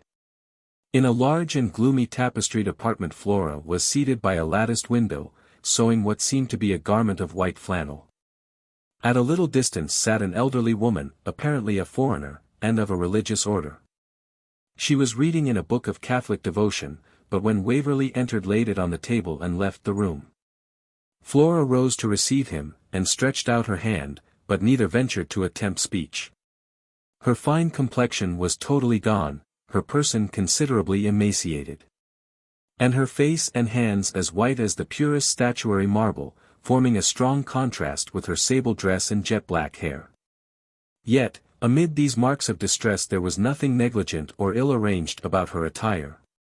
Even her hair, though totally without ornament, was disposed with her usual attention to neatness. The first words she uttered were, "Have you seen him?" "Alas, no," answered Waverley, "I have been refused admittance." "It accords with the rest," she said, "but we must submit." "Shall you obtain leave, do you suppose?" For tomorrow," said Waverley, but muttering the last word so faintly that it was almost unintelligible.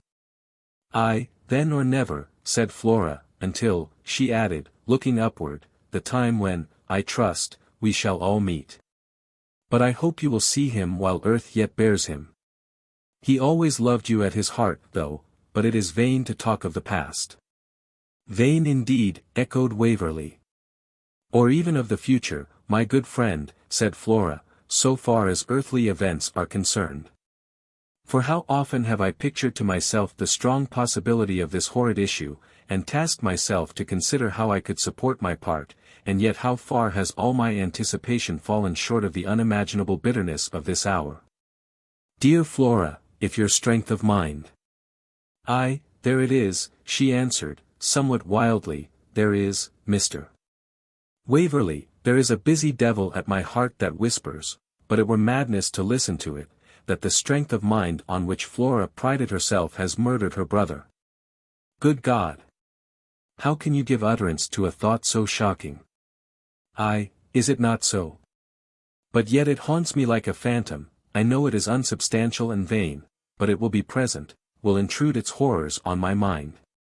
Will whisper that my brother, as volatile as ardent, would have divided his energies amid 100 objects. It was I who taught him to concentrate them and to gauge all on this dreadful and desperate cast. Oh, that I could recollect that I had but once said to him, 'He that striketh with the sword shall die by the sword,' that I had but once said, 'Remain at home, reserve yourself, your vassals, your life, for enterprises within the reach of man.' But oh, Mr. Waverley, I spurred his fiery temper, and half of his ruin at least lies with his sister." The horrid idea which she had intimated, Edward endeavoured to combat by every incoherent argument that occurred to him. He recalled to her the principles on which both thought it their duty to act, and in which they had been educated. "Do not think I have forgotten them," she said, looking up with eager quickness. "I do not regret his attempt because it was wrong. Oh no! On that point I am armed, but because it was impossible it could end otherwise than thus. Yet it did not always seem so desperate and hazardous as it was. And it would have been chosen by the bold spirit of Fergus whether you had approved it or no. Your counsels only served to give unity and consistence to his conduct, to dignify, but not to precipitate, his resolution." Flora had soon ceased to listen to Edward, and was again intent upon her needlework. "Do you remember," she said, looking up with a ghastly smile, "you once found me making Fergus's bride favours, and now I am sewing his bridal garment. Our friends here," she continued, with suppressed emotion, "are to give hallowed earth in their chapel to the bloody relics of the last Vichy in Vor. But they will not all rest together, no, his head. I shall not have the last miserable consolation of kissing the cold lips of my dear, dear Fergus." The unfortunate Flora here, after one or two hysterical sobs, fainted in her chair. The lady, who had been attending in the anteroom, now entered hastily, and begged Edward to leave the room, but not the house. When he was recalled, after the space of nearly half an hour, he found that, by a strong effort, Miss MacIvor had greatly composed herself. It was then he ventured to urge Miss Bradwardine's claim to be considered as an adopted sister, and empowered to assist her plans for the future. "I have had a letter from my dear Rose," she replied, "to the same purpose. Sorrow is selfish and engrossing, or I would have written to express that, even in my own despair, I felt a gleam of pleasure at learning her happy prospects, and at hearing that the good old Baron has escaped the general wreck. Give this to my dearest Rose, it is her poor Flora's only ornament of value, and was the gift of a princess." She put into his hands a case containing the chain of diamonds with which she used to decorate her hair. "To me it is in future useless. The kindness of my friends has secured me a retreat in the convent of the Scottish Benedictine nuns in Paris. Tomorrow, if indeed I can survive tomorrow, I set forward on my journey with this venerable sister. And now, Mr. Waverley, adieu. May you be as happy with Rose as your amiable dispositions deserve, and think sometimes on the friends you have lost. Do not attempt to see me again, it would be mistaken kindness." She gave him her hand, on which Edward shed a torrent of tears, and with a faltering step withdrew from the apartment, and returned to the town of Carlisle. At the inn he found a letter from his law friend intimating that he would be admitted to Fergus next morning as soon as the castle gates were opened, and permitted to remain with him till the arrival of the sheriff gave signal for the fatal procession. Chapter 40. A darker departure is near, the death drum is muffled, and Sable the Bier, Campbell. After a sleepless night, the first dawn of morning found Waverley on the esplanade in front of the old Gothic gate of Carlisle Castle. But he paced it long in every direction before the hour when, according to the rules of the garrison, the gates were opened and the drawbridge lowered. He produced his order to the sergeant of the guard and was admitted. The place of Fergus's confinement was a gloomy and vaulted apartment in the central part of the castle, a huge old tower, supposed to be of great antiquity, and surrounded by outworks, seemingly of Henry VIII's time, or somewhat later. The grating of the large old-fashioned bars and bolts, withdrawn for the purpose of admitting Edward, was answered by the clash of chains, as the unfortunate chieftain, strongly and heavily fettered, shuffled along the stone floor of his prison to fling himself into his friend's arms. "My dear Edward," he said, in a firm and even cheerful voice, "this is truly kind. I heard of your approaching happiness with the highest pleasure. And how does Rose? And how is our old whimsical friend the Baron? Well, I trust, since I see you at freedom. And how will you settle precedence between the three ermines passant and the bear and boot jack? How, oh how, my dear Fergus, can you talk of such things at such a moment? Why, we have entered Carlisle with happier auspices, to be sure, on the 16th of November last, for example, when we marched in side by side, and hoisted the white flag on these ancient towers. But I am no boy, to sit down and weep because the luck has gone against me. I knew the stake which I risked, we played the game boldly and the forfeit shall be paid manfully. And now, since my time is short, let me come to the questions that interest me most. The prince? Has he escaped the bloodhounds? He has, and is in safety. Praised be God for that. Tell me the particulars of his escape." Waverley communicated that remarkable history, so far as it had then transpired, to which Fergus listened with deep interest. He then asked after several other friends, and made many minute inquiries concerning the fate of his own clansmen. They had suffered less than other tribes who had been engaged in the affair. For, having in a great measure dispersed and returned home after the captivity of their chieftain, according to the universal custom of the Highlanders, they were not in arms when the insurrection was finally suppressed, and consequently were treated with less rigor. This Fergus heard with great satisfaction. "You are rich," he said, "Waverley, and you are generous. When you hear of these poor MacIvors being distressed about their miserable possessions by some harsh overseer or agent of government, remember you have worn their tartan and are an adopted son of their race, the Baron, who knows our manners and lives near our country, will apprise you of the time and means to be their protector. Will you promise this to the last Vichy in Vor?" Edward, as may well be believed, pledged his word, which he afterwards so amply redeemed that his memory still lives in these glens by the name of the friend of the sons of Ivor. Would to God, continued the chieftain, I could bequeath to you my rights to the love and obedience of this primitive and brave race. Or at least, as I have striven to do, persuade poor Evan to accept of his life upon their terms, and be to you what he has been to me, the kindest, the bravest, the most devoted. The tears which his own fate could not draw forth fell fast for that of his foster brother. But, said he, drying them, that cannot be. You cannot be to them vich Ian vor. And these three magic words, said he, half smiling, are the only open sesame to their feelings and sympathies, and poor Evan must attend his foster brother in death, as he has done through his whole life.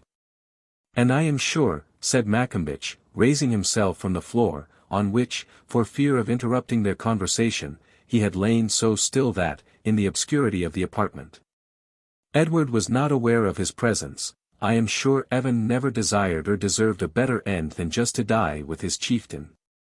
And now, said Fergus, while we are upon the subject of clanship, what think you now of the prediction of the Bodak glass? Then, before Edward could answer, I saw him again last night. He stood in the slip of moonshine which fell from that high and narrow window towards my bed. Why should I fear him? I thought. Tomorrow, long ere this time, I shall be as immaterial as he. False spirit, I said, art thou come to close thy walks on earth and to enjoy thy triumph in the fall of the last descendant of thine enemy? The spectre seemed to beckon and to smile as he faded from my sight. What do you think of it? I asked the same question of the priest, who is a good and sensible man. He admitted that the church allowed that such apparitions were possible, but urged me not to permit my mind to dwell upon it, as imagination plays us such strange tricks. What do you think of it? Much as your confessor, said Waverley, willing to avoid dispute upon such a point at such a moment. A tap at the door now announced that good man, and Edward retired while he administered to both prisoners the last rites of religion, in the mode which the Church of Rome prescribes. In about an hour he was readmitted. Soon after, a file of soldiers entered with a blacksmith, who struck the fetters from the legs of the prisoners. You see the compliment they pay to our Highland strength and courage. We have lain chained here like wild beasts, till our legs are cramped into palsy, and when they free us they send 6 soldiers with loaded muskets to prevent our taking the castle by storm. Edward afterwards learned that these severe precautions had been taken in consequence of a desperate attempt of the prisoners to escape, in which they had very nearly succeeded. Shortly afterwards the drums of the garrison beat to arms. This is the last turnout, said Fergus, that I shall hear and obey. And now, my dear Edward, ere we part let us speak of Flora, a subject which awakes the tenderest feeling that yet thrills within me. We part not here, said Waverley. Oh yes, we do, you must come no farther. Not that I fear what is to follow for myself, he said proudly. Nature has her tortures as well as art, and how happy should we think the man who escapes from the throes of a mortal and painful disorder in the space of a short half-hour. And this matter, spin it out as they will, cannot last longer. But what a dying man can suffer firmly may kill a living friend to look upon.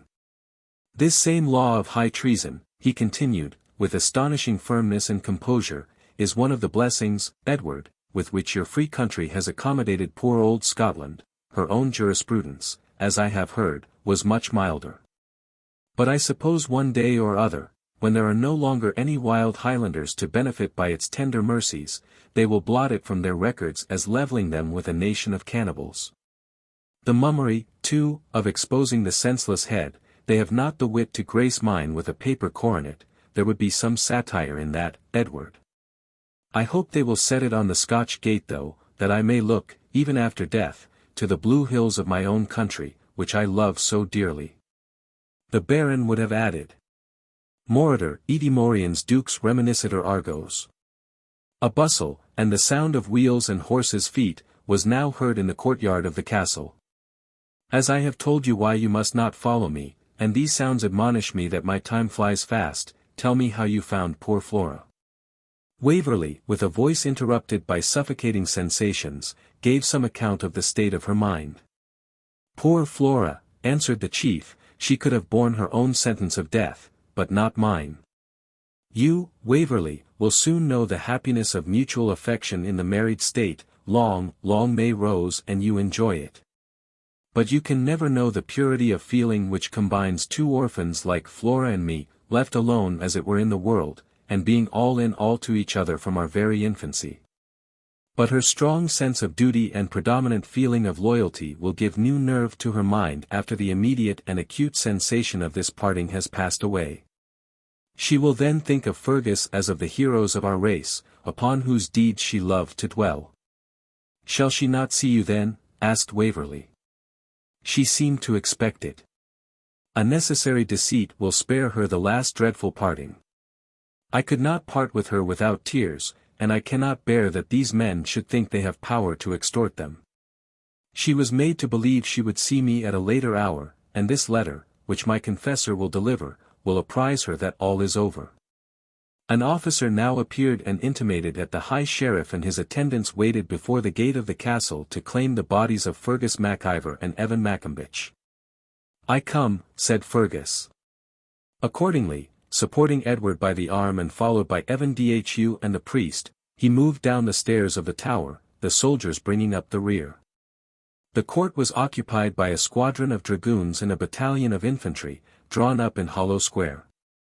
Within their ranks was the sledge or hurdle on which the prisoners were to be drawn to the place of execution, about a mile distant from Carlisle. It was painted black, and drawn by a white horse. At one end of the vehicle sat the executioner, a horrid-looking fellow, as beseemed his trade, with the broad axe in his hand. At the other end, next the horse, was an empty seat for 2 persons. Through the deep and dark Gothic archway that opened on the drawbridge were seen on horseback the High Sheriff and his attendants, whom the etiquette betwixt the civil and military powers did not permit to come farther. "This is well got up for a closing scene," said Fergus, smiling disdainfully as he gazed around upon the apparatus of terror. Evan Dhu exclaimed with some eagerness, after looking at the dragoons, "These are the very shields that galloped off at Gladsmere, before we could kill a dozen of them. They look bold enough now, however." The priest entreated him to be silent. The sledge now approached, and Fergus, turning round, embraced Waverley, kissed him on each side of the face, and stepped nimbly into his place. Evan sat down by his side. The priest was to follow in a carriage belonging to his patron, the Catholic gentleman at whose house Flora resided. As Fergus waved his hand to Edward, the ranks closed around the sledge, and the whole procession began to move forward. There was a momentary stop at the gateway, while the governor of the castle and the High Sheriff went through a short ceremony, the military officer there delivering over the persons of the criminals to the civil power. "God save King George," said the High Sheriff. When the formality concluded, Fergus stood erect in the sledge, and, with a firm and steady voice, replied, "God save King James." These were the last words which Waverley heard him speak. The procession resumed its march, and the sledge vanished from beneath the portal, under which it had stopped for an instant. The Dead March was then heard, and its melancholy sounds were mingled with those of a muffled peal tolled from the neighbouring cathedral. The sound of military music died away as the procession moved on. The sullen clang of the bells was soon heard to sound alone. The last of the soldiers had now disappeared from under the vaulted archway through which they had been filing for several minutes. The courtyard was now totally empty, but Waverley still stood there as if stupefied, his eyes fixed upon the dark pass where he had so lately seen the last glimpse of his friend. At length a female servant of the governor's, struck with compassion, at the stupefied misery which his countenance expressed, asked him if he would not walk into her master's house and sit down. She was obliged to repeat her question twice ere he comprehended her, but at length it recalled him to himself. Declining the courtesy by a hasty gesture, he pulled his hat over his eyes, and, leaving the castle, walked as swiftly as he could through the empty streets till he regained his inn, then rushed into an apartment and bolted the door. In about an hour and a half, which seemed an age of unutterable suspense, the sound of the drums and fifes performing a lively air, and the confused murmur of the crowd which now filled the streets, so lately deserted, apprised him that all was finished, and that the military and populace were returning from the dreadful scene. I will not attempt to describe his sensations. In the evening the priest made him a visit, and informed him that he did so by directions of his deceased friend, to assure him that Fergus MacIver had died as he lived, and remembered his friendship to the last. He added, he had also seen Flora, whose state of mind seemed more composed since all was over. With her and sister Teresa the priest proposed next day to leave Carlisle for the nearest seaport from which they could embark for France. Waverley forced on this good man a ring of some value and a sum of money to be employed, as he thought might gratify Flora, in the services of the Catholic Church for the memory of his friend. Fungark in the munera, he repeated, as the ecclesiastic retired. Yet why not class these acts of remembrance with other honours, with which affection in all sects pursues the memory of the dead? The next morning ere daylight he took leave of the town of Carlisle, promising to himself never again to enter its walls. He dared hardly look back towards the Gothic battlements of the fortified gate under which he passed, for the place is surrounded with an old wall. "There no there," said Alec Polwarth, who guessed the cause of the dubious look which Waverley cast backward, and who, with the vulgar appetite for the horrible, was master of each detail of the butchery. "The heads are our the Scotchiate, as they see it. It's a great pity of Evan Dhu, who was a very well-meaning, good-natured man, to be a Highlandman, and indeed so was the Laird o' Glennaquoich too, for that matter, when he wasna in ane o' his tiravies." Chapter 41. Dulce Domum. The impression of horror with which Waverley left Carlisle softened by degrees into melancholy, a gradation which was accelerated by the painful yet soothing task of writing to Rose. And, while he could not suppress his own feelings of the calamity, he endeavoured to place it in a light which might grieve her without shocking her imagination. The picture which he drew for her benefit he gradually familiarized to his own mind, and his next letters were more cheerful, and referred to the prospects of peace and happiness which lay before them. Yet, though his first horrible sensations had sunk into melancholy, Edward had reached his native country before he could, as usual on former occasions, look round for enjoyment upon the face of nature. He then, for the first time since leaving Edinburgh, began to experience that pleasure which almost all feel who return to a verdant, populous, and highly cultivated country from scenes of waste desolation or of solitary and melancholy grandeur. But how were those feelings enhanced when he entered on the domain so long possessed by his forefathers, recognized the old oaks of Waverley Chase, thought with what delight he should introduce Rose to all his favourite haunts, beheld at length the towers of the venerable hall arise above the woods which embowered it, and finally threw himself into the arms of the venerable relations to whom he owed so much duty and affection. The happiness of their meeting was not tarnished by a single word of reproach. On the contrary, whatever pained Sir Everard and Mrs. Rachel had felt during Waverley's perilous engagement with the young Chevalier, it assorted too well with the principles in which they had been brought up to incur reprobation, or even censure. Colonel Talbot also had smoothed the way with great address for Edward's favourable reception by dwelling upon his gallant behaviour in the military character, particularly his bravery and generosity at Preston. Until, warmed at the idea of their nephew's engaging in single combat, making prisoner, and saving from slaughter so distinguished an officer as the colonel himself, the imagination of the baronet and his sister ranked the exploits of Edward with those of Wilobert, Hildebrand, and Nigel, the vaunted heroes of their line. The appearance of Waverley, embrowned by exercise and dignified by the habits of military discipline, had acquired an athletic and hardy character, which not only verified the colonel's narration, but surprised and delighted all the inhabitants of Waverley Honour. They crowded to see, to hear him, and to sing his praises. Mr.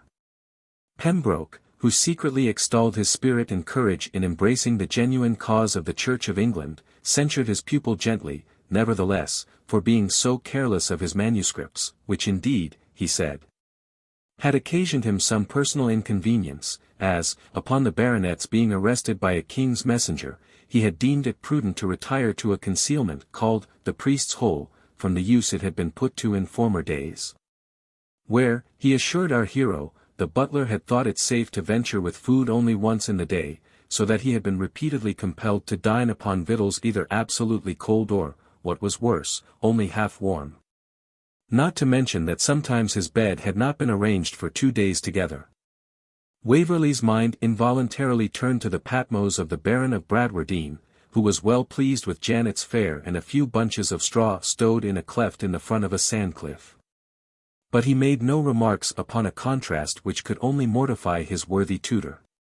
All was now in a bustle to prepare for the nuptials of Edward, an event to which the good old baronet and Mrs. Rachel looked forward as if to the renewal of their own youth. The match, as Colonel Talbot had intimated, had seemed to them in the highest degree eligible, having every recommendation but wealth, of which they themselves had more than enough. Mr. Clippurse was therefore summoned to Waverley Honour, under better auspices than at the commencement of our story. But Mr. Clippurse came not alone. For, being now stricken in years, he had associated with him a nephew, a younger vulture, as our English Juvenal, who tells the tale of Swallow the attorney, might have called him, and they now carried on business as Messrs. Clippurse and Hookham. These worthy gentlemen had directions to make the necessary settlements on the most splendid scale of liberality, as if Edward were to wed a peeress in her own right, with her paternal estate tacked to the fringe of her ermine.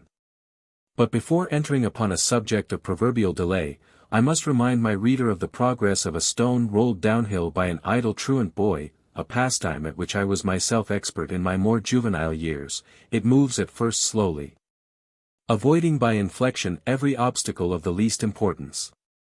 But when it has attained its full impulse, and draws near the conclusion of its career, it smokes and thunders down, taking a rood at every spring, clearing hedge and ditch like a Yorkshire huntsman, and becoming most furiously rapid in its course when it is nearest to being consigned to rest forever.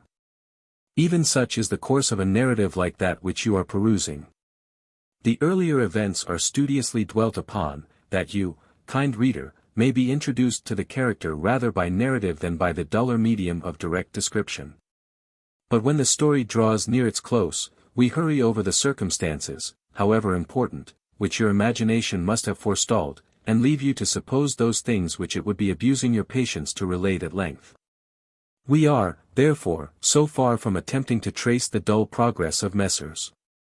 Clippurse and Hookham, or that of their worthy official brethren who had the charge of suing out the pardons of Edward Waverley and his intended father-in-law, that we can but touch upon matters more attractive.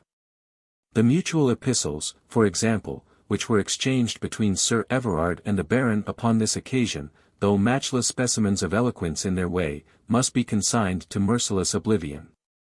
Nor can I tell you at length how worthy Aunt Rachel, not without a delicate and affectionate allusion to the circumstances which had transferred Rose's maternal diamonds to the hands of Donald Bean Lean, stocked her casket with a set of jewels that a duchess might have envied. Moreover, the reader will have the goodness to imagine that Job Houghton and his dame were suitably provided for, although they could never be persuaded that their son fell otherwise than fighting by the young squire's side. So that Alick, who, as a lover of truth, had made many needless attempts to expound the real circumstances to them, was finally ordered to say not a word more upon the subject.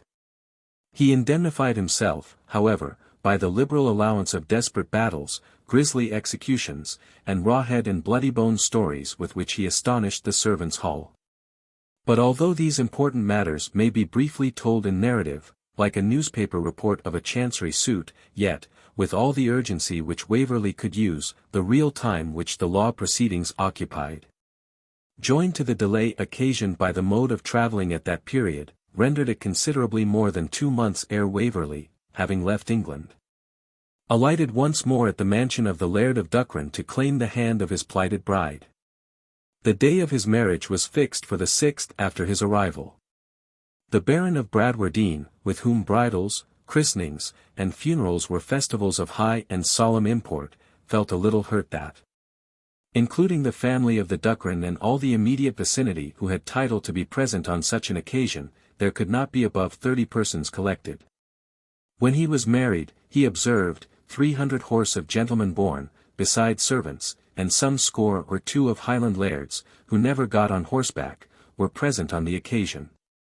But his pride found some consolation in reflecting that, he and his son-in-law having been so lately in arms against government, it might give matter of reasonable fear and offence to the ruling powers if they were to collect together the kith, kin, and allies of their houses, arrayed in a fear of war, as was the ancient custom of Scotland on these occasions, and, without dubitation, he concluded with a sigh.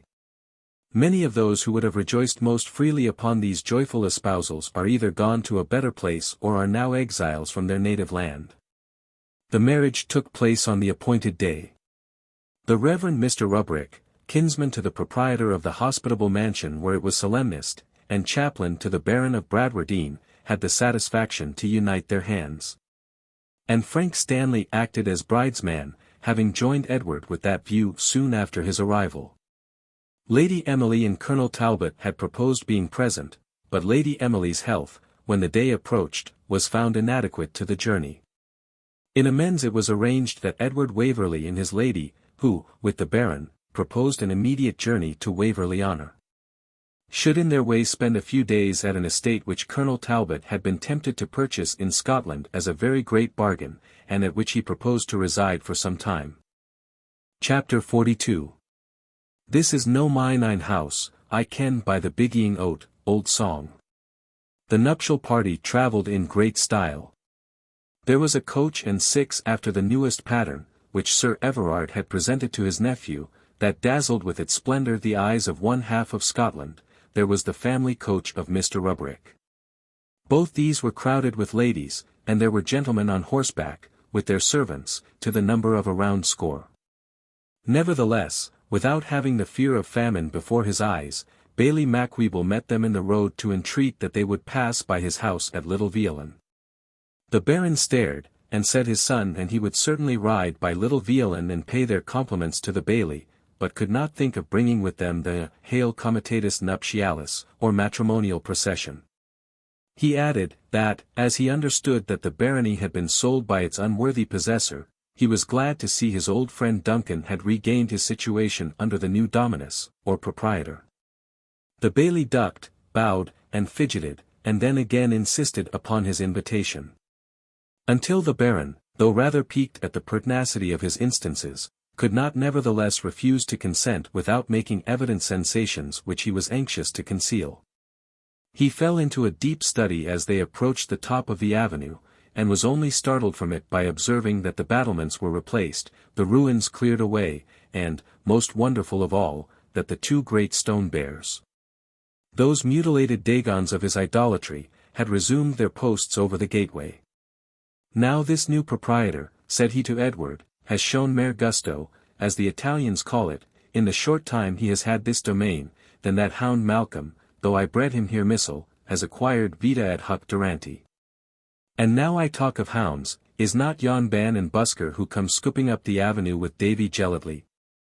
I vote we should go to meet them, sir, said Waverley, for I believe the present master of the house is Colonel Talbot, who will expect to see us.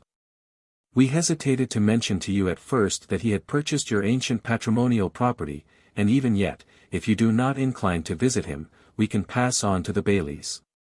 The Baron had occasion for all his magnanimity.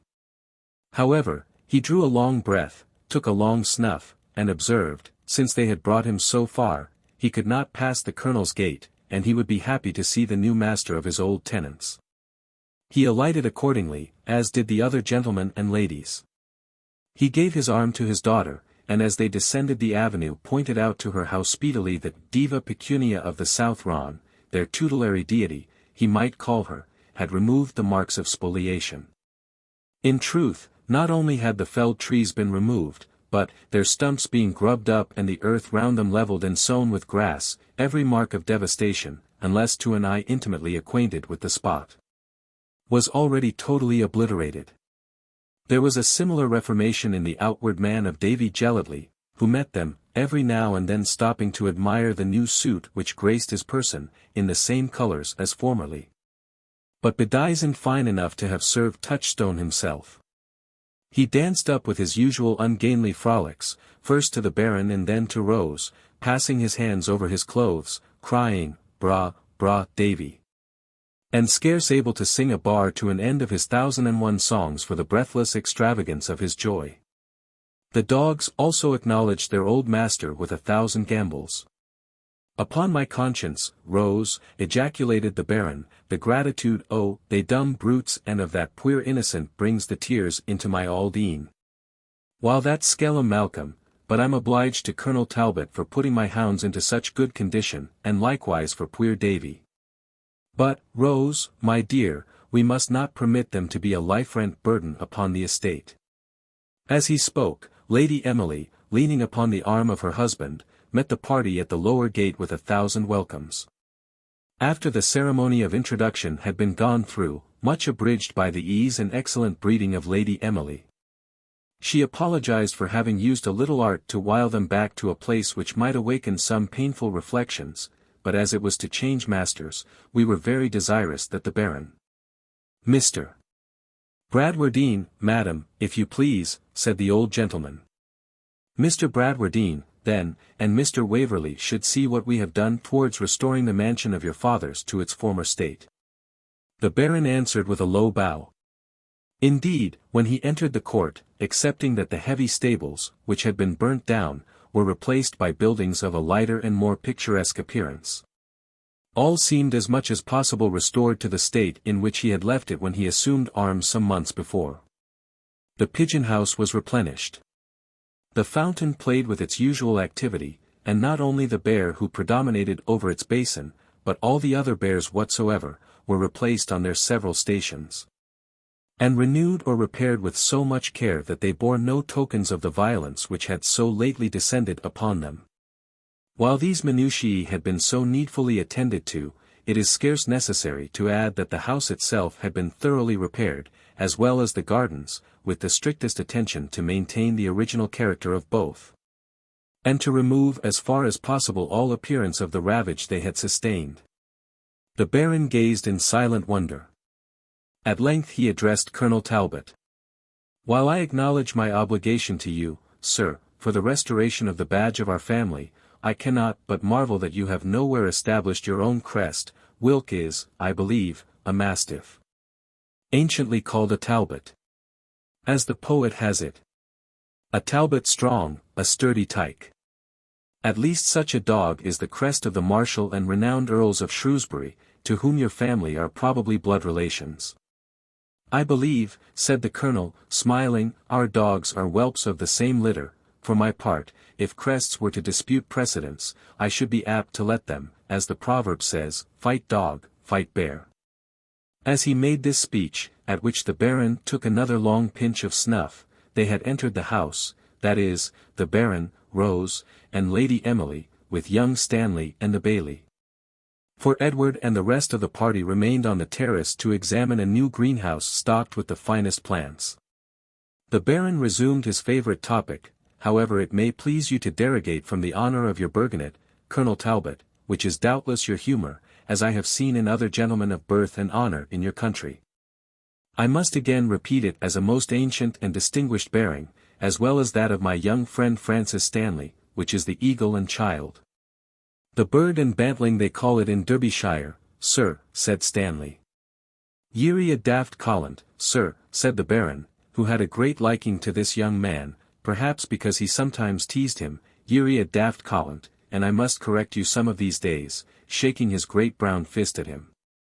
"But what I meant to say, Colonel Talbot, is, that yours is an ancient prosapia, or descent, and since you have lawfully and justly acquired the estate for you and yours which I have lost for me and mine, I wish it may remain in your name as many centuries as it has done in that of the late proprietors." "That," answered the Colonel, "is very handsome, Mr. Bradwardine, indeed. And yet, sir, I cannot but marvel that you, Colonel, whom I noted to have so much of the amour patriots when we met in Edinburgh as even to vilipend other countries, should have chosen to establish your Laras, or household gods, procula patris finibus, and in a manner to expatriate yourself. Why really, Baron, I do not see why, to keep the secret of these foolish boys, Waverley and Stanley, and of my wife, who is no wiser, one old soldier should continue to impose upon another. You must know, then, that I have so much of that same prejudice in favor of my native country, that the sum of money which I advance to the seller of this extensive barony has only purchased for me a box in shire, called Brerewood Lodge. With about 250 acres of land, the chief merit of which is, that it is within a very few miles of Waverley Honour. And who, then, in the name of heaven, has bought this property? That, said the colonel, it is this gentleman's profession to explain. The bailey, whom this reference regarded, and who had all this while shifted from one foot to another with great impatience, like a hen, as he afterwards said, upon a het girdle. And chuckling, he might have added, like the said hen in all the glory of laying an egg, now pushed forward. That I can, your honour, drawing from his pocket a budget of papers, and untying the red tape with a hand trembling with eagerness. Here is the disposition and assignation by Malcolm Bradwardine of Inchgrabbit, regularly signed and tested in terms of the statute, whereby, for a certain sum of sterling money presently contented and paid to him, he has dispossessed, alienated, and conveyed the whole estate and barony of Bradwardine, Tully-Veolan, and others, with the Fort Alice and Manor Place. For God's sake, to the point, sir. I have all that by heart, said the colonel. To Cosmo Common Bradwardine, Esq., pursued the bailey, his heirs and assignees, simply and irredeemably, to be held either a me vel de me. Pray read short, sir. On the conscience of an honest man, colonel, I read as short as is consistent with style, under the burden and reservation always. Mr. Macweeble, this would outlast a Russian winter, give me leave. In short, Mr. Bradwardine, your family estate is your own once more in full property, and at your absolute disposal, but only burdened with the sum advanced to repurchase it, which I understand is utterly disproportioned to its value. An auld sang, if it please your honours, cried the bailey, rubbing his hands, look at the rental book. Which sum being advanced, by Mr. Edward Waverley, chiefly from the price of his father's property which I bought from him, is secured to his lady your daughter and her family by this marriage. It is a Catholic security, shouted the bailey, to Rose Common Bradwardine, alias Waverley, in life rent, and the children of the said marriage in fee. And I made up a wee bit minute of an antenuptial contract, intuita matrimonige, so it cannot be subject to reduction hereafter, as a donation inter virum et uxorum. It is difficult to say whether the worthy baron was most delighted with the restitution of his family property or with the delicacy and generosity that left him unfettered to pursue his purpose in disposing of it after his death, and which avoided as much as possible even the appearance of laying him under pecuniary obligation. When his first pause of joy and astonishment was over, his thoughts turned to the unworthy heir male, who, he pronounced, had sold his birthright, like Esau, for a mess o' pottage. But wha cookit the porridge for him, exclaimed the bailey. I wad like to ken that, wha but your honours to command, Duncan Macweeble. His honour, young Mr. Waverley, put it into my hand frae the beginning, frae the first calling o' the summons, as I may say. I circumvented them, I played at bogle about the bush wi' them, I cajoled them, and if I havena Jean Inchgrabbit and Jamie Howie a bonny begunk, they ken themselves. Him a writer. I didna gie slapdash to them why our young bridegroom, to gar them bought up the market. Na. I scared them why our wild tenantry, and the Macivers, that are but ill settled yet, till they durstna on ony errand whatsoever gang ower the doorstane after gloaming, for fear John Heatherblutter, or some sicken dare the deal, should tak a bath at them. Then, on the other hand, I beflummed them why, Colonel Talbot, wad they offer to keep up the price again, the Duke's friend? Did they na ken wha was master? Had they na seen enough, by the sad example of mony a puir misguided unhappy body, who went to Derby, for example, Mr. Macweeble, said the colonel to him aside. O wished, colonel, for the love o' God, let that flea stick I the wa. There were mony good folk at Derby, and it's ill speaking of halters, with a sly cast of his eye toward the baron, who was in a deep reverie. Starting out of it at once, he took Macwheeble by the button and led him into one of the deep window recesses, whence only fragments of their conversation reached the rest of the party. It certainly related to stamp paper and parchment. For no other subject, even from the mouth of his patron, and he once more an efficient one, could have arrested so deeply the bailie's reverent and absorbed attention. "I understand your honour perfectly. It can be done as easy as taking out a decreet in absence. To her and him, after my demise, and to their heirs male, but preferring the second son, if God shall bless them with two, who is to carry the name and arms of Bradwardine of that ilk, without any other name or armorial bearings whatsoever." "Tut, your honour," whispered the baillie, "I'll mak a slight jotting the morn, it will cost but a charter of resignation in favour'em, and I'll hae it ready for the next term in Exchequer."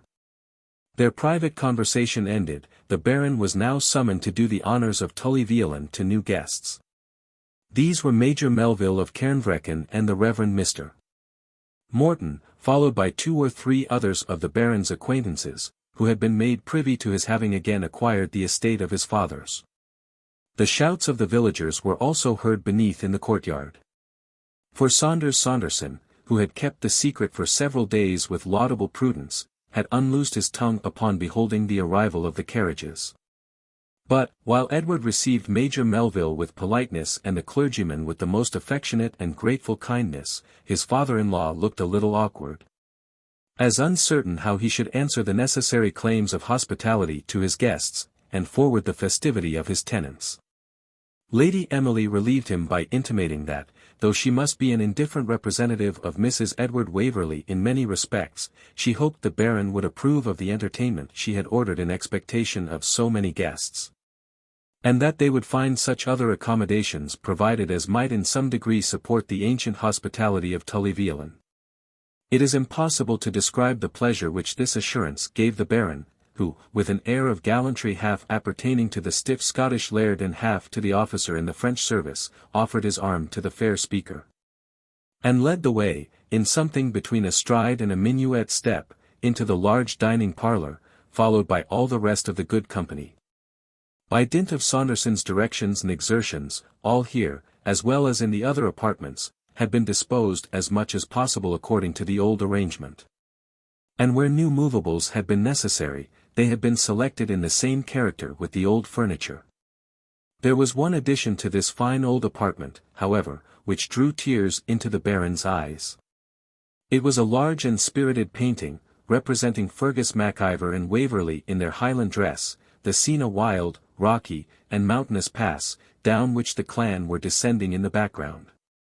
It was taken from a spirited sketch, drawn while they were in Edinburgh by a young man of high genius, and had been painted on a full-length scale by an eminent London artist. Raeburn himself, whose Highland chiefs do all but walk out of the canvas, could not have done more justice to the subject. And the ardent, fiery, and impetuous character of the unfortunate chief of Glennaquoich was finely contrasted with the contemplative, fanciful, and enthusiastic expression of his happier friend. Beside this painting hung the arms which Waverley had borne in the unfortunate civil war. The whole piece was beheld with admiration and deeper feelings. Men must, however, eat, in spite both of sentiment and virtue. And the Baron, while he assumed the lower end of the table, insisted that Lady Emily should do the honours of the head, that they might, he said, set a meet example to the young folk. After a pause of deliberation, employed in adjusting in his own brain the precedence between the Presbyterian Kirk and Episcopal Church of Scotland, he requested Mr. Morton, as the stranger, would crave a blessing, observing that Mr. Rubrick, who was at home, would return thanks for the distinguished mercies it had been his lot to experience. The dinner was excellent. Saunderson attended in full costume, with all the former domestics, who had been collected, excepting 1 or 2, that had not been heard of since the affair of Culloden. The cellars were stocked with wine which was pronounced to be superb, and it had been contrived that the Bear of the Fountain, in the courtyard, should, for that night only, play excellent brandy punch for the benefit of the lower orders. When the dinner was over, the Baron, about to propose a toast, cast a somewhat sorrowful look upon the sideboard, which, however, exhibited much of his plate, that had either been secreted or purchased by neighbouring gentlemen from the soldiery. and by them gladly restored to the original owner. In the late times, he said, those must be thankful who have saved life and land. Yet when I am about to pronounce this toast, I cannot but regret an old heirloom, Lady Emily, a poculum potatorium, Colonel Talbot. Here the Baron's elbow was gently touched by his majordomo, and, turning round, he beheld in the hands of Alexander of Alexandro the celebrated cup of Saint Duthac, the blessed Baron of Bradwardine. I question if the recovery of his estate afforded him more rapture. By my honour, he said, one might almost believe in brownies and fairies, Lady Emily, when your ladyship is in presence. I am truly happy, said Colonel Talbot, that, by the recovery of this piece of family antiquity, it has fallen within my power to give you some token of my deep interest in all that concerns my young friend Edward. But that you may not suspect Lady Emily for a sorceress, or me for a conjurer, which is no joke in Scotland, I must tell you that Frank Stanley, your friend, who has been seized with a tartan fever ever since he heard Edward's tales of old Scottish manners, happened to describe to us at second-hand this remarkable cup. My servant, Spontoon, who, like a true old soldier, observes everything and says little, gave me afterwards to understand that he thought he had seen the piece of plate Mr. Stanley mentioned in the possession of a certain Mrs. Nosebag, who, having been originally the helpmate of a pawnbroker, had found opportunity during the late unpleasant scenes in Scotland to trade a little in her old line, and so became the depositary of the more valuable part of the spoil of half the army. You may believe the cup was speedily recovered, and it will give me very great pleasure if you allow me to suppose that its value is not diminished by having been restored through my means. A tear mingled with the wine which the Baron filled, as he proposed a cup of gratitude to Colonel Talbot, and the prosperity of the united houses of Waverley and Bradwardine. It only remains for me to say that, as no wish was ever uttered with more affectionate sincerity, there are few which, allowing for the necessary mutability of human events, have been upon the whole more happily fulfilled. Chapter 43. A postscript which should have been a preface. Our journey is now finished, gentle reader, and if your patience has accompanied me through these sheets, the contract is, on your part, strictly fulfilled. Yet, like the driver who has received his full hire, I still linger near you, and make, with becoming diffidence, a trifling additional claim upon your bounty and good nature. You are as free, however, to shut the volume of the one petitioner as to close your door in the face of the other. This should have been a prefatory chapter, but for two reasons. First, that most novel readers, as my own conscience reminds me, are apt to be guilty of the sin of omission respecting that same matter of prefaces. Secondly, that it is a general custom with that class of students to begin with the last chapter of a work, so that, after all, these remarks, being introduced last in order, have still the best chance to be read in their proper place. There is no European nation which, within the course of half a century or little more, has undergone so complete a change as this Kingdom of Scotland. The effects of the insurrection of 1745, the destruction of the patriarchal power of the Highland chiefs, the abolition of the heritable jurisdictions of the lowland nobility and barons, the total eradication of the Jacobite party, which, averse to intermingle with the English, or adopt their customs, long continued to pride themselves upon maintaining ancient Scottish manners and customs, commenced this innovation.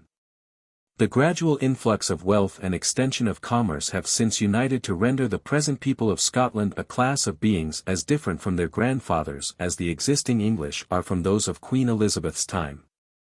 The political and economical effects of these changes have been traced by Lord Selkirk with great precision and accuracy. But the change, though steadily and rapidly progressive, has nevertheless been gradual. And, like those who drift down the stream of a deep and smooth river, we are not aware of the progress we have made until we fix our eye on the now distant point from which we have been drifted. Such of the present generation as can recollect the last 20 or 25 years of the 18th century will be fully sensible of the truth of this statement. Especially if their acquaintance and connections lay among those who in my younger time were facetiously called folks of the old leaven, who still cherished a lingering, though hopeless, attachment to the house of Stuart. This race has now almost entirely vanished from the land, and with it, doubtless, much absurd political prejudice. but also many living examples of singular and disinterested attachment to the principles of loyalty which they received from their fathers, and of old Scottish faith, hospitality, worth, and honour. It was my accidental lot, though not born a Highlander, which may be an apology for much bad Gaelic, to reside during my childhood and youth among persons of the above description. And now, for the purpose of preserving some idea of the ancient manners of which I have witnessed the almost total extinction, I have embodied in imaginary scenes, and ascribed to fictitious characters a part of the incidents which I then received from those who were actors in them. Indeed, the most romantic parts of this narrative are precisely those which have a foundation in fact. The exchange of mutual protection between a Highland gentleman and an officer of rank in the king's service, together with the spirited manner in which the latter asserted his right to return the favour he had received, is literally true.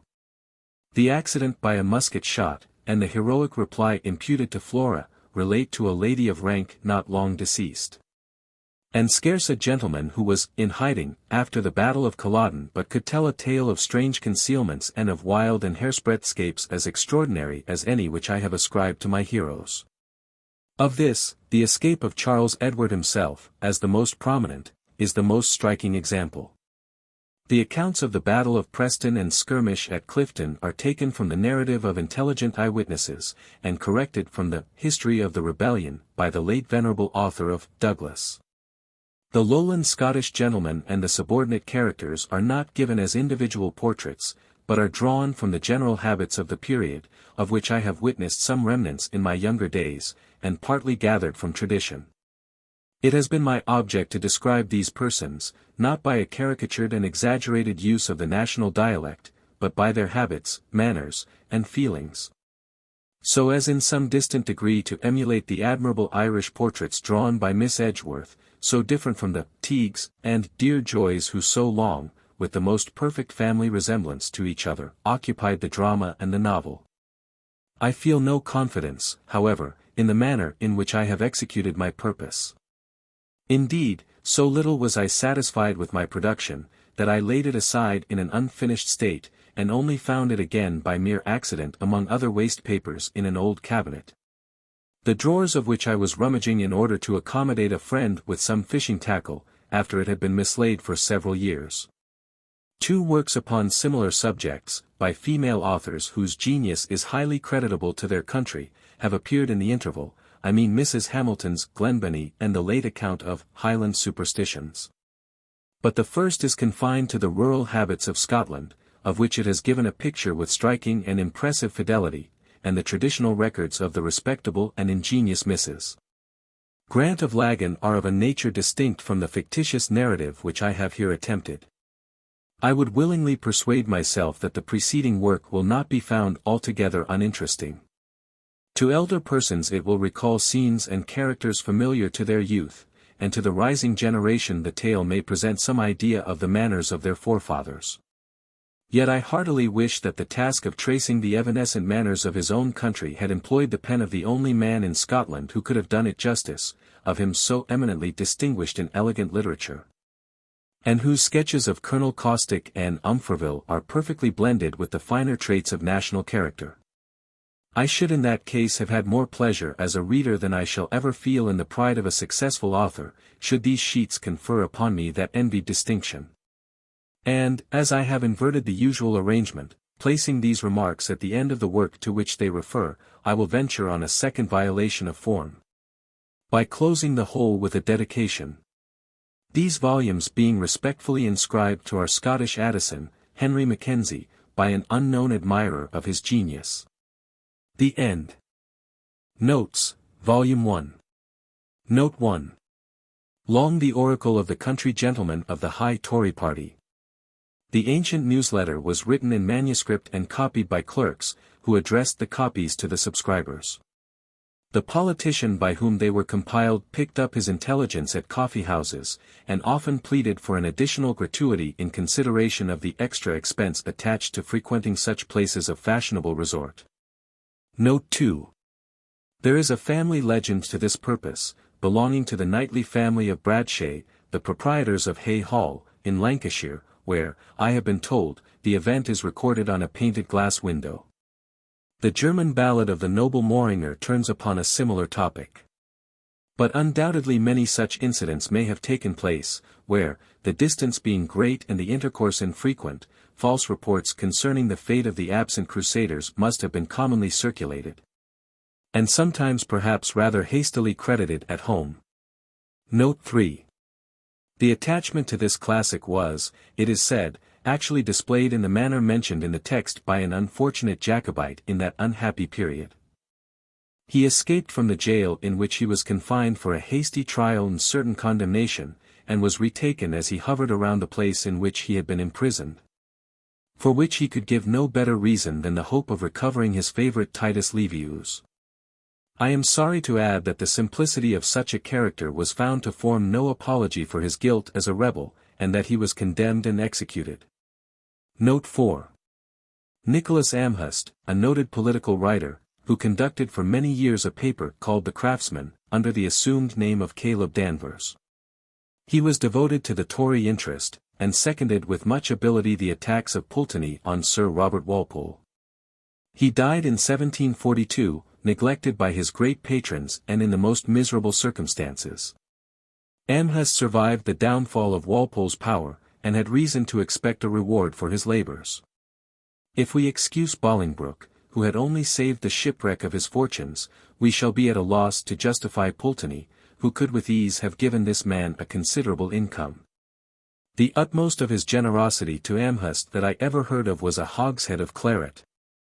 He died, it is supposed, of a broken heart, and was buried at the charge of his honest printer, Richard Franklin. Lord Chesterfield's Characters Reviewed, p. 42. Note 5. I have now given in the text the full name of this gallant and excellent man, and proceed to copy the account of his remarkable conversion, as related by Dr. Doddridge. This memorable event, says the pious writer, happened towards the middle of July 1719. The Major had spent the evening, and, if I mistake not, it was the Sabbath, in some gay company, and had an unhappy assignation with a married woman, whom he was to attend exactly at 12. The company broke up about 11, and, not judging it convenient to anticipate the time appointed, he went into his chamber to kill the tedious hour, perhaps with some amusing book, or some other way. But it very accidentally happened that he took up a religious book, which his good mother or aunt had, without his knowledge, slipped into his portmanteau. It was called, if I remember the title exactly, The Christian Soldier, or Heaven Taken by Storm, and it was written by Mr. Thomas Watson. Guessing by the title of it that he would find some phrases of his own profession spiritualized in a manner which he thought might afford him some diversion, he resolved to dip into it, but he took no serious notice of anything it had in it. And yet, while this book was in his hand, an impression was made upon his mind, perhaps God only knows how, which drew after it a train of the most important and happy consequences. He thought he saw an unusual blaze of light fall upon the book which he was reading, which he at first imagined might happen by some accident in the candle, but, lifting up his eyes, he apprehended to his extreme amazement that there was before him, as it were suspended in the air, a visible representation of the Lord Jesus Christ upon the cross, surrounded on all sides with a glory. And was impressed as if a voice, or something equivalent to a voice, had come to him, to this effect, for he was not confident as to the words, "O, sinner! Did I suffer this for thee, and are these thy returns?" Struck with so amazing a phenomenon as this, there remained hardly any life in him, so that he sunk down in the armchair in which he sat, and continued, he knew not how long, insensible. With regard to this vision, says the ingenious Dr. Hibbert, the appearance of our Saviour on the cross, and the awful words repeated, can be considered in no other light than as so many recollected images of the mind, which probably had their origin in the language of some urgent appeal to repentance that the Colonel might have casually read or heard delivered. From what cause, however, such ideas were rendered as vivid as actual impressions, we have no information to be depended upon. This vision was certainly attended with one of the most important of consequences connected with the Christian dispensation, the conversion of a sinner. And hence no single narrative has, perhaps, done more to confirm the superstitious opinion that apparitions of this awful kind cannot arise without a divine fiat. Dr. Hibbert adds in a note, a short time before the vision, Colonel Gardiner had received a severe fall from his horse. Did the brain receive some slight degree of injury from the accident, so as to predispose him to this spiritual illusion? Hibbert's Philosophy of Apparitions, Edinburgh, 1824, page 190. Note 6. The courtesy of an invitation to partake a traveller's meal, or at least that of being invited to share whatever liquor the guest called for, was expected by certain old landlords in Scotland even in the youth of the author. In requital mine host was always furnished with the news of the country, and was probably a little of a humorist to boot. The devolution of the whole actual business and drudgery of the inn upon the poor goodwife was very common among the Scottish bonifaces. There was in ancient times, in the city of Edinburgh, a gentleman of good family who condescended, in order to gain a livelihood, to become the nominal keeper of a coffee-house. One of the first places of the kind which had been opened in the Scottish metropolis. As usual, it was entirely managed by the careful and industrious Mrs. B., while her husband amused himself with field sports, without troubling his head about the matter. Once upon a time, the premises having taken fire, the husband was met walking up the high street loaded with his guns and fishing rods, and replied calmly to someone who inquired after his wife. That the poor woman was trying to save a parcel of crockery and some trumpery books. The last being those which served her to conduct the business of the house. There were many elderly gentlemen in the author's younger days who still held it part of the amusement of a journey to parley with mine host, who often resembled, in his quaint humour, mine host of the Garter in the Merry Wives of Windsor. Or Blogg of the George in the Merry Devil of Edmonton. Sometimes the landlady took her share of entertaining the company. In either case the omitting to pay them due attention gave displeasure, and perhaps brought down a smart jest, as on the following occasion. A jolly dame who, not 60 years since, kept the principal caravansary at Greenlaw, in Berwickshire, had the honour to receive under her roof a very worthy clergyman, with 3 sons of the same profession, each having a cure of souls. Be it said in passing, none of the reverend party were reckoned powerful in the pulpit. After dinner was over, the worthy senior, in the pride of his heart, asked Mrs. Buchan whether she ever had had such a party in her house before. Here sit I, he said, a placed minister of the Kirk of Scotland, and here sit my 3 sons, each a placed minister of the same kirk. Confess, Lucky Buchan, you never had such a party in your house before. The question was not premised by any invitation to sit down and take a glass of wine or the like, so Mrs. B. answered drily, indeed, sir, I cannot just say that ever I had such a party in my house before, except once in the 45, when I had a Highland piper here, with his 3 sons, all Highland pipers. And deal a spring they could play amang them. Note 7. There is no particular mansion described under the name of Tullyveolan, but the peculiarities of the description occur in various old Scottish seats. The house of Warrender upon Bruntsfield Links and that of Old Ravelston, belonging, the former to Sir George Warrender, the latter to Sir Alexander Keith, have both contributed several hints to the description in the text. The house of Dean, near Edinburgh, has also some points of resemblance with Tullyveolan. The author has, however, been informed that the house of Grand Tully resembles that of the Baron of Bradwardine still more than any of the above. Note 8. I am ignorant how long the ancient and established custom of keeping fools has been disused in England. Swift writes an epitaph on the Earl of Suffolk's fool, whose name was Dicky Pearce. In Scotland, the custom subsisted till late in the last century. At Glamis Castle is preserved the dress of one of the jesters, very handsome, and ornamented with many bells. It is not above 30 years since such a character stood by the sideboard of a nobleman of the first rank in Scotland, and occasionally mixed in the conversation, till he carried the joke rather too far. In making proposals to one of the young ladies of the family, and publishing the banns betwixt her and himself in the public church. Note 9. After the Revolution of 1688, and on some occasions when the spirit of the Presbyterians had been unusually animated against their opponents, the episcopal clergymen, who were chiefly non-jurors, were exposed to be mobbed. As we should now say, or rabbled, as the phrase then went, to expiate their political heresies. But notwithstanding that the Presbyterians had the persecution in Charles II and his brother's time to exasperate them, there was little mischief done beyond the kind of petty violence mentioned in the text. Note 10. I may here mention that the fashion of computation described in the text was still occasionally practiced in Scotland in the author's youth. A company, after having taken leave of their host, often went to finish the evening at the clachan or village, inn, womb of tavern.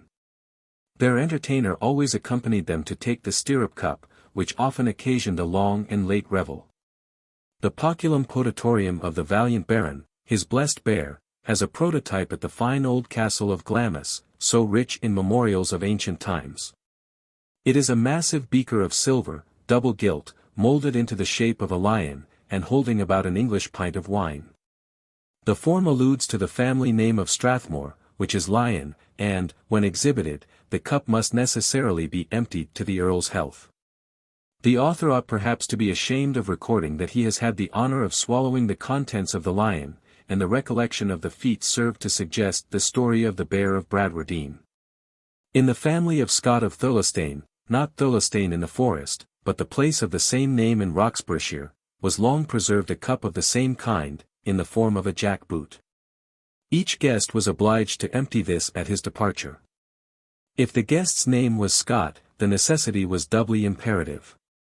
When the landlord of an inn presented his guests with diacon doruus, that is, the drink at the door, or the stirrup cup, the draught was not charged in the reckoning. On this point a learned baillie of the town of Forfar pronounced a very sound judgment. An alewife in Forfar, had brewed her peck of malt and set the liquor out of doors to cool. The cow of B, a neighbor of A, chanced to come by, and seeing the good beverage, was allured to taste it, and finally to drink it up. When A came to take in her liquor, she found her tub empty, and from the cow's staggering and staring, so as to betray her intemperance, she easily divined the mode in which her browst had disappeared. To take vengeance on Crummie's ribs with a stick was her first effort. The roaring of the cow brought B, her master, who remonstrated with his angry neighbor, and received in reply a demand for the value of the ale which Crummie had drunk up. B refused payment, and was conveyed before C, the baillie, or sitting magistrate. He heard the case patiently, and then demanded of the plaintiff A, whether the cow had sat down to her potation or taken it standing. The plaintiff answered, she had not seen the deed committed, but she supposed the cow drank the ale while standing on her feet, adding, that had she been near she would have made her use them to some purpose. The baillie, on this admission, solemnly adjudged the cow's drink to be diacon doruus, a stirrup cup, for which no charge could be made without violating the ancient hospitality of Scotland. Note 11. The story last told was said to have happened in the south of Scotland, but sed ant arma togae and let the gown have its dues. It was an old clergyman, who had wisdom and firmness enough to resist the panic which seized his brethren, who was the means of rescuing a poor insane creature from the cruel fate which would otherwise have overtaken her. The accounts of the trials for witchcraft form one of the most deplorable chapters in Scottish story. Note 12. Although canting heraldry is generally reprobated, it seems nevertheless to have been adopted in the arms and mottos of many honorable families. Thus the motto of the Vernons, Ver non semper virae, is a perfect pun, and so is that of the Onslows, Festina lente. The Periissum ni Parissum of the Anstruthers is liable to a similar objection. One of that ancient race, finding that an antagonist, with whom he had fixed a friendly meeting, was determined to take the opportunity of assassinating him, prevented the hazard by dashing out his brains with a battle-axe. Two sturdy arms, brandishing such a weapon, form the usual crest of the family, with the above motto, Periissum ni Parissum, I had died, unless I had gone through with it. Note 13. MacDonald of Barrisdale, one of the very last Highland gentlemen who carried on the plundering system to any great extent, was a scholar and a well-bred gentleman. He engraved on his broadswords the well-known lines. He tibi erunt arts pacisque imponere morum, parcere subjectus, et debellere superbos. Indeed, the levying of blackmail was, before 1745, practiced by several chiefs of very high rank, who, in doing so, contended that they were lending the laws the assistance of their arms and swords, and affording a protection which could not be obtained from the magistracy in the disturbed state of the country. The author has seen a memoir of Macpherson of Cluny, chief of that ancient clan, from which it appears that he levied protection money to a very large amount, which was willingly paid even by some of his most powerful neighbors.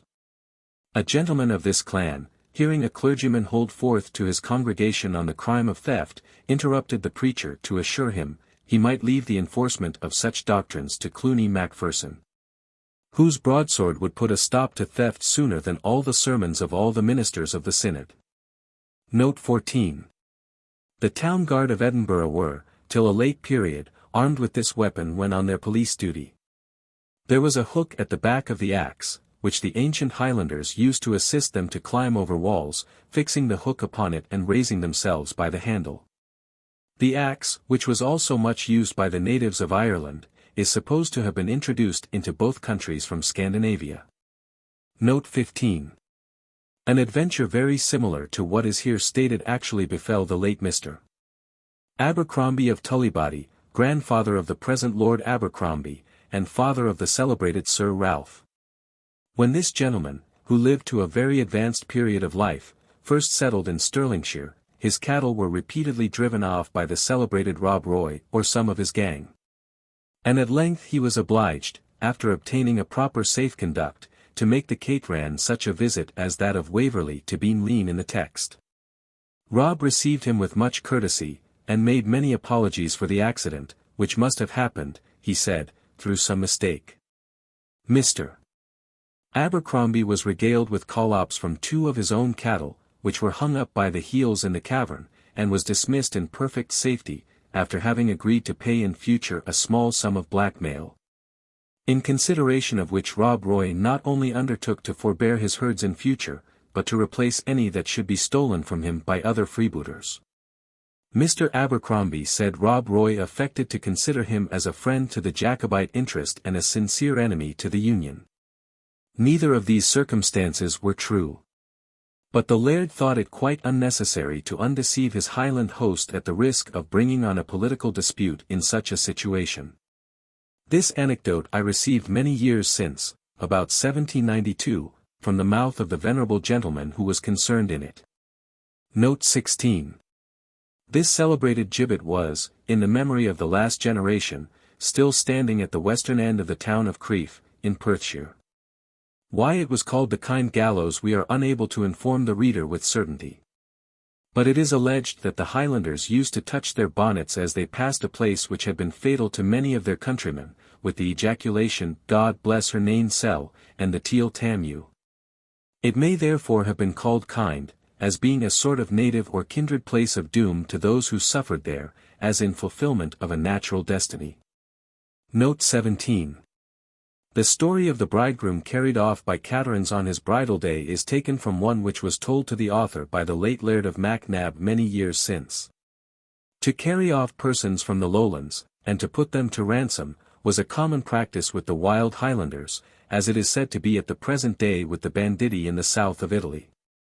Upon the occasion alluded to, a party of caterans carried off the bridegroom and secreted him in some cave near the mountain of Schiehallion. The young man caught the smallpox before his ransom could be agreed on. And whether it was the fine cool air of the place, or the want of medical attendance, Macnab did not pretend to be positive. But so it was, that the prisoner recovered, his ransom was paid, and he was restored to his friends and bride, but always considered the Highland robbers as having saved his life by their treatment of his malady. Note 18. This happened on many occasions. Indeed, it was not till after the total destruction of the clan influence, after 1745, that purchasers could be found who offered a fair price for the estates forfeited in 1715. Which were then brought to sale by the creditors of the York Buildings Company, who had purchased the whole, or greater part, from government at a very small price. Even so late as the period first mentioned, the prejudices of the public in favor of the heirs of the forfeited families threw various impediments in the way of intending purchasers of such property. Note 19. This sort of political game ascribed to MacIver was in reality played by several Highland chiefs, the celebrated Lord Lovat in particular, who used that kind of finesse to the uttermost. The Laird of Mac was also captain of an independent company, but valued the sweets of present pay too well to incur the risk of losing them in the Jacobite cause. His martial consort raised his clan and headed it in 1745. But the chief himself would have nothing to do with king-making, declaring himself for that monarch, and no other, who gave the Laird of Mac half a guinea the day and half a guinea the morn. Note 20. In explanation of the military exercise observed at the castle of Glennaquoich, the author begs to remark that the Highlanders were not only well practised in the use of the broadsword, firelock, and most of the manly sports and trials of strength common throughout Scotland, but also used a peculiar sort of drill, suited to their own dress and mode of warfare. There were, for instance, different modes of disposing the plaid, one when on a peaceful journey, another when danger was apprehended.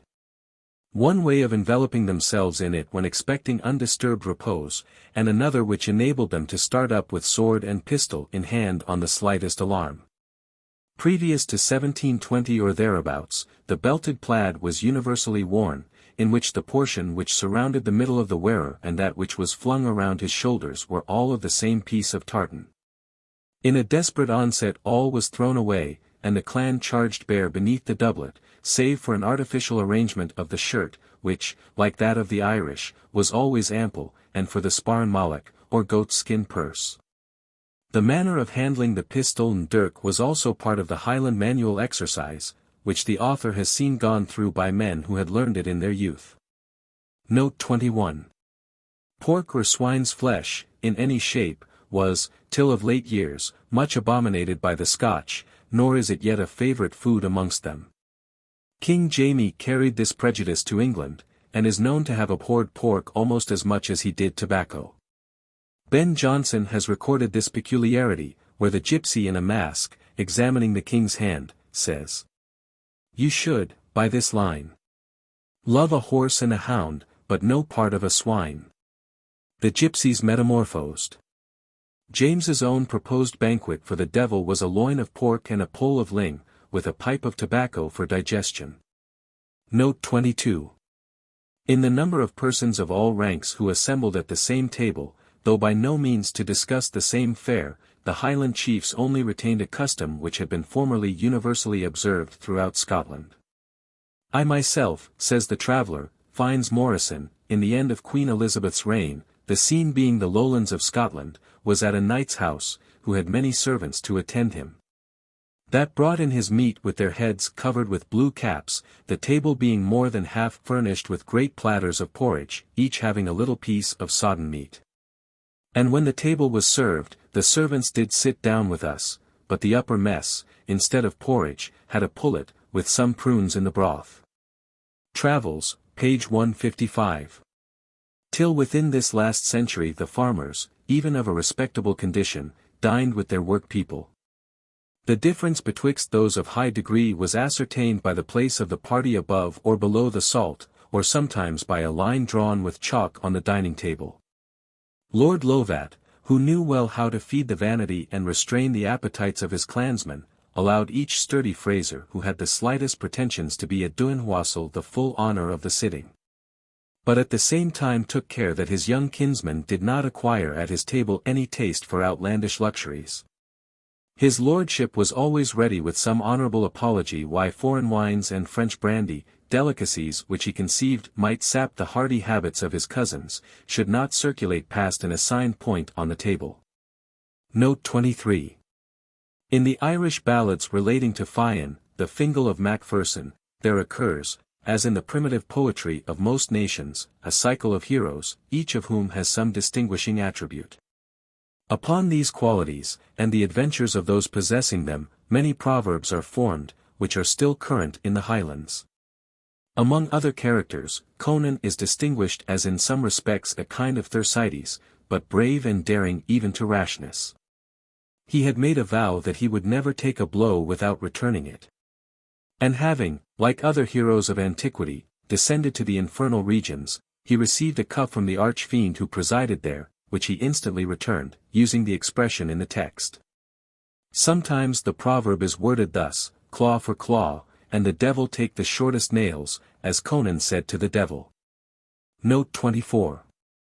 The description of the waterfall mentioned in this chapter is taken from that of Leonard, at the farm so called, on the northern side of Lochid, and near the head of the lake, 4 or 5 miles from Aberfoyle. It is upon a small scale, but otherwise one of the most exquisite cascades it is possible to behold. The appearance of Flora with the harp, as described, has been justly censured as too theatrical and affected for the ladylike simplicity of her character. But something may be allowed to her French education, in which point and striking effect always make a considerable object. Note 25. The author has been sometimes accused of confounding fiction with reality. He therefore thinks it necessary to state that the circumstance of the hunting described in the text as preparatory to the insurrection of 1745 is, so far as he knows, entirely imaginary. But it is well known such a great hunting was held in the forest of Braemar, under the auspices of the Earl of Mar, as preparatory to the rebellion of 1715. And most of the Highland chieftains who afterwards engaged in that civil commotion were present on this occasion. Glossary, Volume 1. All.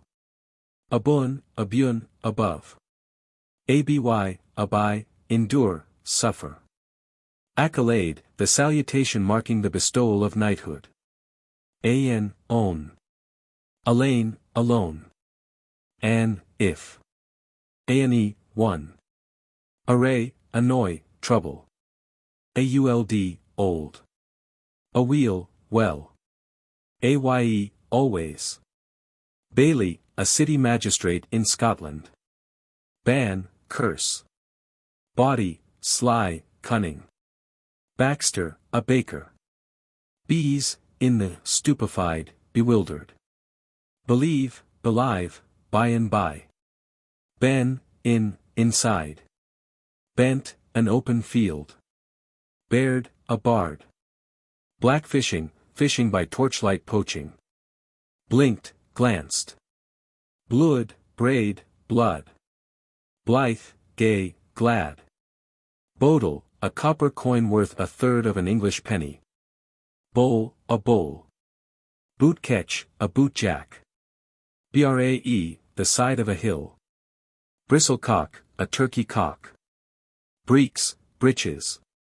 Brogues, Highland shoes. Broken men, outlaws. Brought far ben, held in special favor. Broust, a brewing. Bruik, enjoy. Bucky, a perverse or refractory person. Bullseg, a gelded bull. Bird, bird, a term of familiarity. Burn, a brook. Busking, dress, decoration. Buttock mail, a fine for fornication. Bidand, a waiting. Callachs, old women on whom devolved the duty of lamenting for the dead, which the Irish call keening. Collant, a young lad, a fine fellow. Canny, prudent, skilful, lucky. Canter, a canting, whining beggar. Cantrip, a trick. Carl, a churl, an old man. Cateran, a Highland irregular soldier, a freebooter. Chap, a customer. Clocken, a hamlet. Claw favor, curry favor. Claymore, a broad sword. Clek, a hook. Cleik the cunzy, steal the silver. Cob, beat. Coble, a small fishing boat. Cogs, wooden vessels. Cogue, a round wooden vessel. Concussed, violently shaken, disturbed, forced. Coronic, a dirge.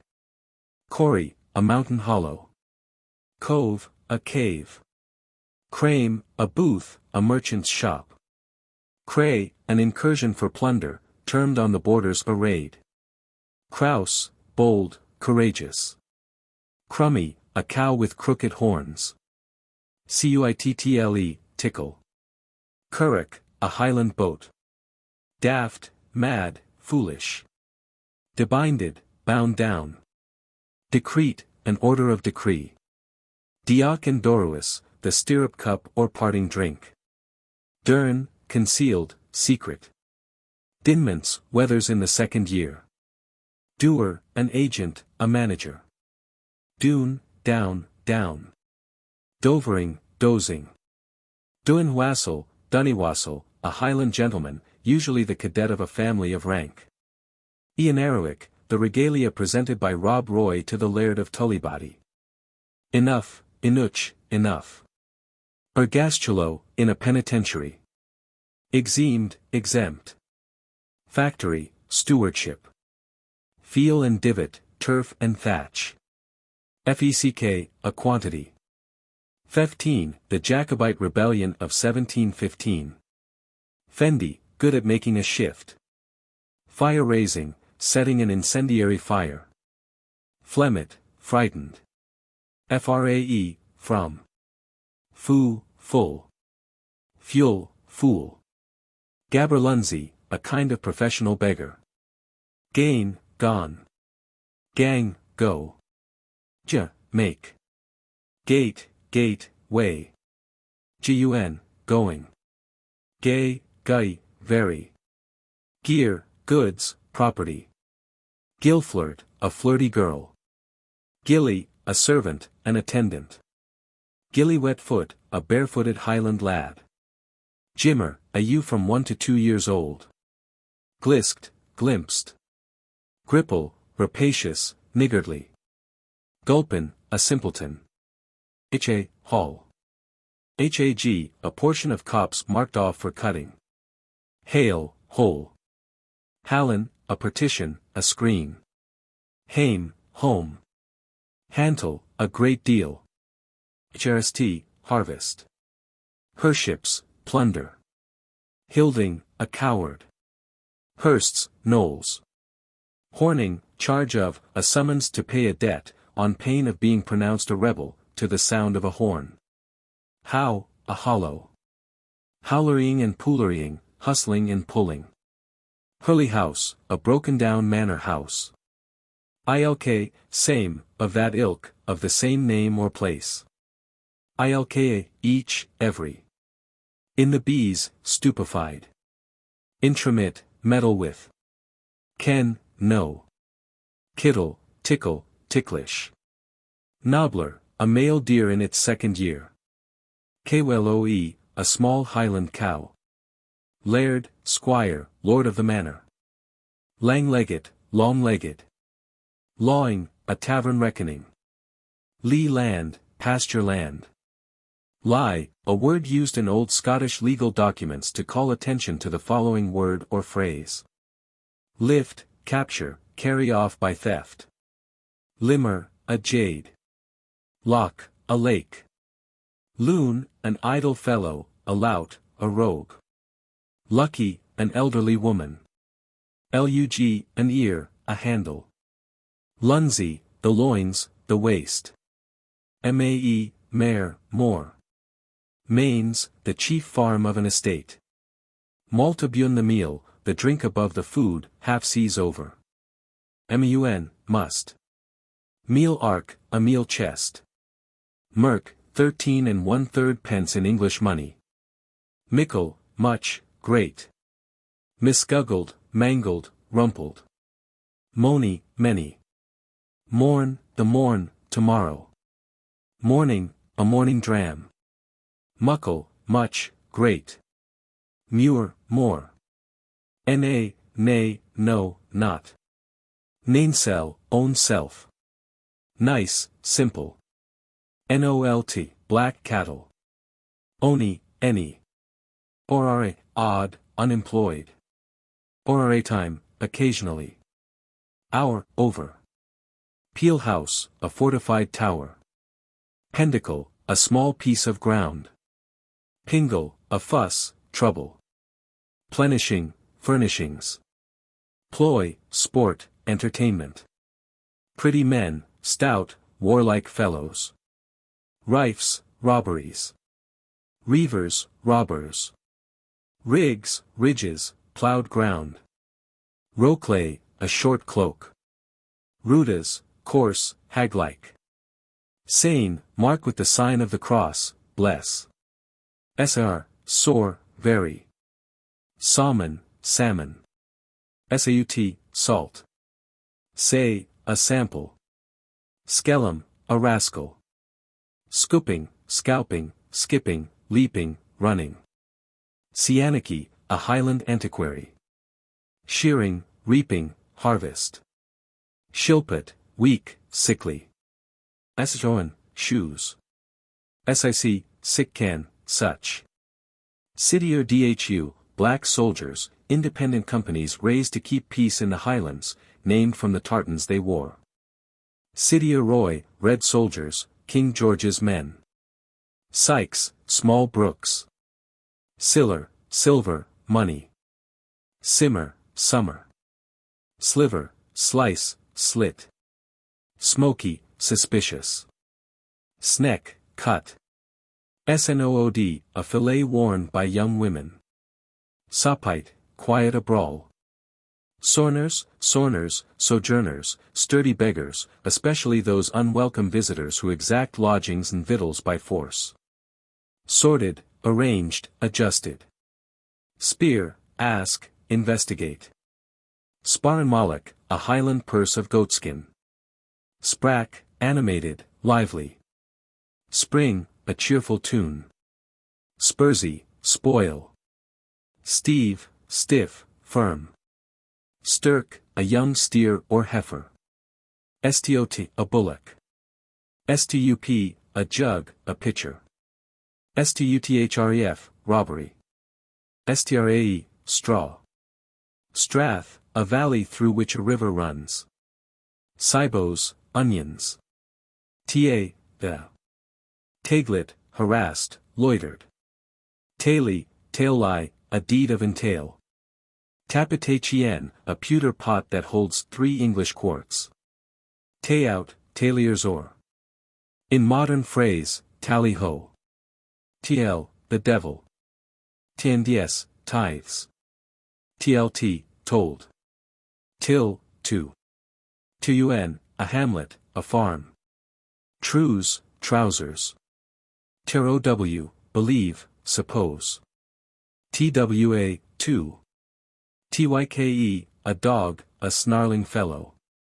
Unco, strange, very. Unknn, unknown. Usqubugh, whiskey. Wa, wall. Where, spend. Wel, well. Wha, who. Whr, where.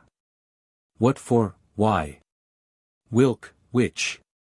Whisk, brandish. Notes, Volume 2. Note 26.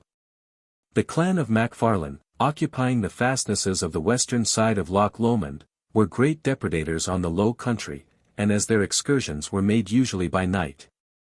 The moon was proverbially called their lantern.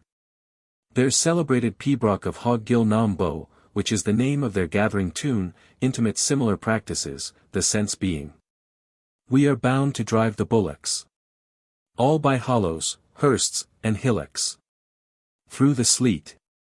And through the rain. When the moon is beaming low. On frozen lake and hills of snow. Bold and heartily we go. And all for little gain. Note 27. This noble ruin is dear to my recollection, from associations which have been long and painfully broken. It holds a commanding station on the banks of the River Teith, and has been one of the largest castles in Scotland. Murdoch, Duke of Albany, the founder of this stately pile, was beheaded on the castle hill of Stirling, from which he might see the towers of Doon, the monument of his fallen greatness. In 1745–46, as stated in the text, a garrison on the part of the Chevalier was put into the castle, then less ruinous than at present. It was commanded by Mr. Stuart of Bullah, as governor for Prince Charles. He was a man of property near Callander. This castle became at that time the actual scene of a romantic escape made by John Home, the author of Douglas, and some other prisoners, who, having been taken at the Battle of Falkirk, were confined there by the insurgents. The poet, who had in his own mind a large stock of that romantic and enthusiastic spirit of adventure which he has described as animating the youthful hero of his drama, devised and undertook the perilous enterprise of escaping from his prison. He inspired his companions with his sentiments, and when every attempt at open force was deemed hopeless, they resolved to twist their bedclothes into ropes and thus to descend. 4 persons, with whom himself, reached the ground in safety. But the rope broke with the 5th, who was a tall, lusty man. The 6th was Thomas Barrow, a brave young Englishman, a particular friend of Holmes. Determined to take the risk, even in such unfavorable circumstances, Barrow committed himself to the broken rope, slid down on it as far as it could assist him, and then let himself drop. His friends beneath succeeded in breaking his fall. Nevertheless, he dislocated his ankle and had several of his ribs broken. His companions, however, were able to bear him off in safety. The Highlanders next morning sought for their prisoners with great activity. An old gentleman told the author he remembered seeing the Commandant Stuart, bloody with spurring, fiery red with haste, riding furiously through the country in quest of the fugitives. Note 28. To go out, or to have been out, in Scotland was a conventional phrase similar to that of the Irish respecting a man having been up, both having reference to an individual who had been engaged in insurrection. It was accounted ill-breeding in Scotland about 40 years since to use the phrase rebellion or rebel, which might be interpreted by some of the parties present as a personal insult. It was also esteemed more polite, even for stanch Whigs, to denominate Charles Edward the Chevalier than to speak of him as the Pretender. And this kind of accommodating courtesy was usually observed in society where individuals of each party mixed on friendly terms. Note 29. The Jacobite sentiments were general among the western counties and in Wales. But although the great families of the Wyness, the Wyndhams, and others had come under an actual obligation to join Prince Charles if he should land, they had done so under the express stipulation that he should be assisted by an auxiliary army of French, without which they foresaw the enterprise would be desperate. Wishing well to his cause, therefore, and watching an opportunity to join him, they did not, nevertheless, think themselves bound in honor to do so, as he was only supported by a body of wild mountaineers, speaking an uncouth dialect, and wearing a singular dress. The race up to Derby struck them with more dread than admiration. But it is difficult to say what the effect might have been had either the Battle of Preston or Falkirk been fought and won during the advance into England. Note 30. Divisions early showed themselves in the Chevalier's little army, not only amongst the independent chieftains, who were far too proud to brook subjection to each other, but betwixt the Scotch and Charles's Governor O'Sullivan, an Irishman by birth, who, with some of his countrymen bred in the Irish Brigade in the service of the King of France, had an influence with the adventurer much resented by the Highlanders, who were sensible that their own clans made the chief or rather the only strength of his enterprise. There was a feud, also, between Lord George Murray and John Murray of Broughton, the prince's secretary, whose disunion greatly embarrassed the affairs of the adventurer. In general, 1,000 different pretensions divided their little army, and finally contributed in no small degree to its overthrow. Note 31. This circumstance, which is historical, as well as the description that precedes it, will remind the reader of the War of Love N.D., in which the Royalists, consisting chiefly of insurgent peasantry, attached a prodigious and even superstitious interest to the possession of a piece of brass ordnance, which they called Marie Jeanne. The Highlanders of an early period were afraid of cannon, with the noise and effect of which they were totally unacquainted. It was by means of 3 or 4 small pieces of artillery that the Earls of Huntly and Errol, in James VI's time, gained a great victory at Glenlivat, over a numerous Highland army, commanded by the Earl of Argyll. At the Battle of the Bridge of Dee, General Middleton obtained by his artillery a similar success, the Highlanders not being able to stand the discharge of Musquet's mother, which was the name they bestowed on great guns. In an old ballad on the Battle of the Bridge of Dee these verses occur. The Highland men are pretty men, for handling sword and shield, but yet they are but simple men to stand a stricken field. The Highland men are pretty men for target and claymore, But yet they are but naked men. To face the cannon's roar. For the cannon's roar on a summer night. Like thunder in the air. Was never man in Highland garb. Would face the cannon fair. But the Highlanders of 1745 had got far beyond the simplicity of their forefathers, and showed throughout the whole war how little they dreaded artillery. Although the common people still attached some consequence to the possession of the field piece which led to this disquisition. Note 32. The faithful friend who pointed out the pass by which the Highlanders moved from Tranent to Seaton was Robert Anderson, Jr., of Whitburg, a gentleman of property in East Lothian. He had been interrogated by the Lord George Murray concerning the possibility of crossing the uncouth and marshy piece of ground which divided the armies, and which he described as impracticable. When dismissed, he recollected that there was a circuitous path leading eastward through the marsh into the plain, by which the Highlanders might turn the flank of Sir John Cope's position without being exposed to the enemy's fire. Having mentioned his opinion to Mr. Hepburn of Keith, who instantly saw its importance, he was encouraged by that gentleman to awake Lord George Murray and communicate the idea to him. Lord George received the information with grateful thanks, and instantly awakened Prince Charles, who was sleeping in the field with a bunch of peas under his head. The adventurer received with alacrity the news that there was a possibility of bringing an excellently provided army to a decisive battle with his own irregular forces. His joy on the occasion was not very consistent with the charge of cowardice brought against him by Chevalier John Stone, a discontented follower, whose memoirs possess at least as much of a romantic as a historical character. Even by the account of the Chevalier himself, the prince was at the head of the second line of the Highland army during the battle, of which he says, it was gained with such rapidity that in the second line, where I was still by the side of the prince, we saw no other enemy than those who were lying on the ground killed and wounded, though we were not more than 50 paces behind our first line, running always as fast as we could to overtake them. This passage in the Chevalier's memoirs places the prince within 50 paces of the heat of the battle, a position which would never have been the choice of one unwilling to take a share of its dangers. Indeed, unless the chiefs had complied with the young adventurer's proposal to lead the van in person, it does not appear that he could have been deeper in the action. Note 33. The death of this good Christian and gallant man is thus given by his affectionate biographer, Dr. Doddridge, from the evidence of eyewitnesses. He continued all night under arms, wrapped up in his cloak, and generally sheltered under a rick of barley which happened to be in the field. About 3 in the morning he called his domestic servants to him, of which there were 4 in waiting. He dismissed 3 of them with most affectionate Christian advice, and such solemn charges relating to the performance of their duty, and the care of their souls, as seemed plainly to intimate that he apprehended it was at least very probable he was taking his last farewell of them.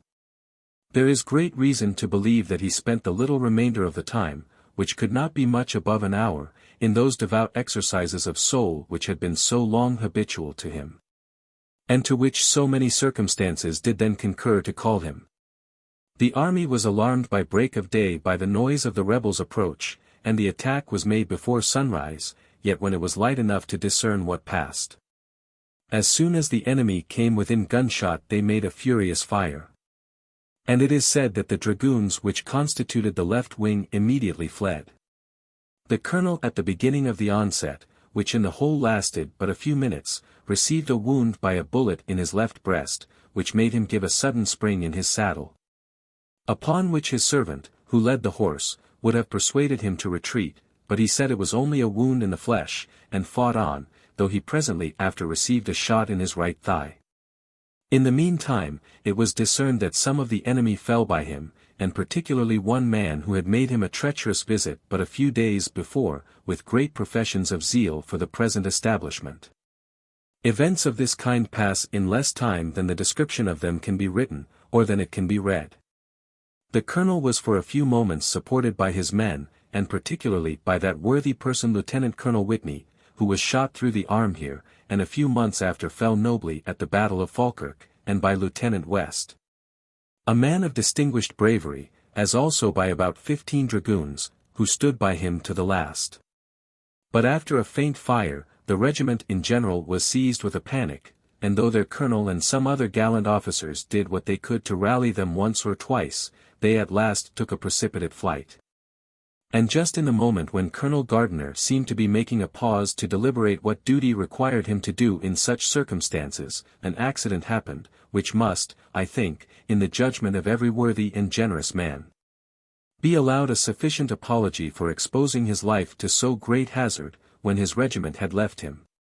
He saw a party of the foot, who were then bravely fighting near him, and whom he was ordered to support, had no officer to head them. Upon which he said eagerly, in the hearing of the person from whom I had this account, "These brave fellows will be cut to pieces for want of a commander," or words to that effect. Which while he was speaking he rode up to them and cried out, "Fire on, my lads, and fear nothing." But just as the words were out of his mouth, a Highlander advanced towards him with a scythe fastened to a long pole, with which he gave him so dreadful a wound on his right arm, that his sword dropped out of his hand. And at the same time several others coming about him while he was thus dreadfully entangled with that cruel weapon, he was dragged off from his horse. The moment he fell, another Highlander, who, if the king's evidence at Carlisle may be credited, as I know not why they should not, though the unhappy creature died denying it, was one Macnaught, who was executed about a year after, gave him a stroke either with a broadsword or a lahaber axe, for my informant could not exactly distinguish, on the hinder part of his head, which was the mortal blow.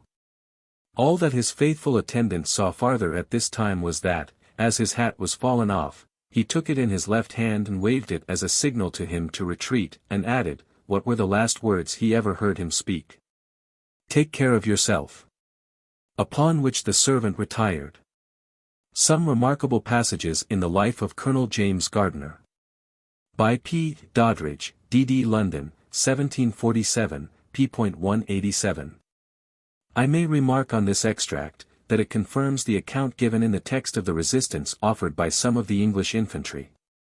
Surprised by a force of a peculiar and unusual description, their opposition could not be long or formidable, especially as they were deserted by the cavalry, and those who undertook to manage the artillery. But, although the affair was soon decided, I have always understood that many of the infantry showed an inclination to do their duty. Note 34. It is scarcely necessary to say that the character of this brutal young laird is entirely imaginary. A gentleman, however, who resembled Balmawhapple in the article of courage only, fell at Preston in the manner described. A Perthshire gentleman of high honour and respectability, one of the handful of cavalry who followed the fortunes of Charles Edward, pursued the fugitive dragoons almost alone till near St. Clement's Wells, where the efforts of some of the officers had prevailed on a few of them to make a momentary stand. Perceiving at this moment that they were pursued by only one man and a couple of servants, they turned upon him and cut him down with their swords. I remember when a child, sitting on his grave, where the grass long grew rank and green, distinguishing it from the rest of the field. A female of the family then residing at St. Clement's Wells used to tell me the tragedy, of which she had been an eye-witness, and showed me in evidence one of the silver clasps of the unfortunate gentleman's waistcoat. Note 35. The name of Andrea de Ferrara is inscribed on all the Scottish broadswords which are accounted of peculiar excellence. Who this artist was, what were his fortunes, and when he flourished, have hitherto defied the research of antiquaries. Only it is in general believed that Andrea de Ferrara was a Spanish or Italian artificer, brought over by James IV or V to instruct the Scots in the manufacture of sword blades. Most barbarous nations excelled in the fabrication of arms, and the Scots had attained great proficiency in forging swords so early as the field of Pinkie. At which period the historian Patten describes them as all notably broad and thin, universally made to slice, and of such exceeding good temper that, as I never saw any so good, so I think it hard to devise better. Account of Somerset's expedition. It may be observed that the best and most genuine Andrea Ferraras have a crown marked on the blade. Note 36. The incident here said to have happened to Flora MacIver actually befell Miss Nairn, a lady with whom the author had the pleasure of being acquainted. As the Highland army rushed into Edinburgh, Miss Nairn, like other ladies who approved of their cause, stood waving her handkerchief from a balcony, when a ball from a Highlander's musket, which was discharged by accident, grazed her forehead. "Thank God," said she, the instant she recovered, "that the accident happened to me, whose principles are known. Had it befallen a Whig, they would have said it was done on purpose." Note 37, p. 185. The author of Waverley has been charged with painting the young adventurer in colours more amiable than his character deserved. But having known many individuals who were near his person, he has been described according to the light in which those eyewitnesses saw his temper and qualifications. Something must be allowed, no doubt, to the natural exaggerations of those who remembered him as the bold and adventurous prince in whose cause they had braved death and ruin. But is there evidence to give place entirely to that of a single malcontent? I have already noticed the imputations thrown by the Chevalier Johnstone on the prince's courage. But some part at least of that gentleman's tale is purely romantic. It would not, for instance, be supposed that at the time he is favouring us with the highly wrought account of his amour with the adorable Peggy, the Chevalier Johnstone was a married man, whose grandchild is now alive. Or that the whole circumstantial story concerning the outrageous vengeance taken by Gordon of Abbey on a Presbyterian clergyman is entirely apocryphal. At the same time it may be admitted that the prince, like others of his family, did not esteem the services done him by his adherents so highly as he ought. Educated in high ideas of his hereditary right, he has been supposed to have held every exertion and sacrifice made in his cause as too much the duty of the person making it to merit extravagant gratitude on his part. Dar. King's evidence, which his leaving the Jacobite interest renders somewhat doubtful, goes to strengthen this opinion. The ingenious editor of Johnstone's memoirs has quoted a story said to be told by Helvidius, stating that Prince Charles Edward, far from voluntarily embarking on his daring expedition, was literally bound hand and foot. And to which he seems disposed to yield credit. Now, it being a fact as well known as any in his history, and, so far as I know, entirely undisputed, that the prince's personal entreaties and urgency positively forced Boisdale and Lochiel into insurrection. When they were earnestly desirous that he would put off his attempt until he could obtain a sufficient force from France. It will be very difficult to reconcile his alleged reluctance to undertake the expedition with his desperately insisting upon carrying the rising into effect against the advice and entreaty of his most powerful and most sage partisans. Surely a man who had been carried bound on board the vessel which brought him to so desperate an enterprise would have taken the opportunity afforded by the reluctance of his partisans to return to France in safety. It is averred in Johnstone's memoirs that Charles Edward left the field of Culloden without doing the utmost to dispute the victory. And, to give the evidence on both sides, there is in existence the more trustworthy testimony of Lord Elcho, who states that he himself earnestly exhorted the prince to charge at the head of the left wing, which was entire, and retrieve the day or die with honour. And on his counsel being declined, Lord Elcho took leave of him with a bitter execration, swearing he would never look on his face again, and kept his word. On the other hand, it seems to have been the opinion of almost all the other officers that the day was irretrievably lost, one wing of the Highlanders being entirely routed, the rest of the army outnumbered, outflanked, and in a condition totally hopeless. In this situation of things the Irish officers who surrounded Charles's person interfered to force him off the field. A cornet who was close to the prince left a strong attestation that he had seen Sir Thomas Sheridan seize the bridle of his horse and turn him round. There is some discrepancy of evidence. But the opinion of Lord Elcho, a man of fiery temper and desperate at the ruin which he beheld impending, cannot fairly be taken in prejudice of a character for courage which is intimated by the nature of the enterprise itself. By the prince's eagerness to fight on all occasions, by his determination to advance from Derby to London, and by the presence of mind which he manifested during the romantic perils of his escape. The author is far from claiming for this unfortunate person the praise due to splendid talents, but he continues to be of opinion that at the period of his enterprise he had a mind capable of facing danger and aspiring to fame. That Charles Edward had the advantages of a graceful presence, courtesy, and an address and manner becoming his station, the author never heard disputed by any who approached his person. Nor does he conceive that these qualities are overcharged in the present attempt to sketch his portrait. The following extracts corroborative of the general opinion respecting the prince's amiable disposition are taken from a manuscript account of his romantic expedition, by James Maxwell of Kirkconnell, of which I possess a copy. By the friendship of J. Menzies, Esq., of Pitfoddles. The author, though partial to the prince, whom he faithfully followed, seems to have been a fair and candid man, and well acquainted with the intrigues among the adventurers' council.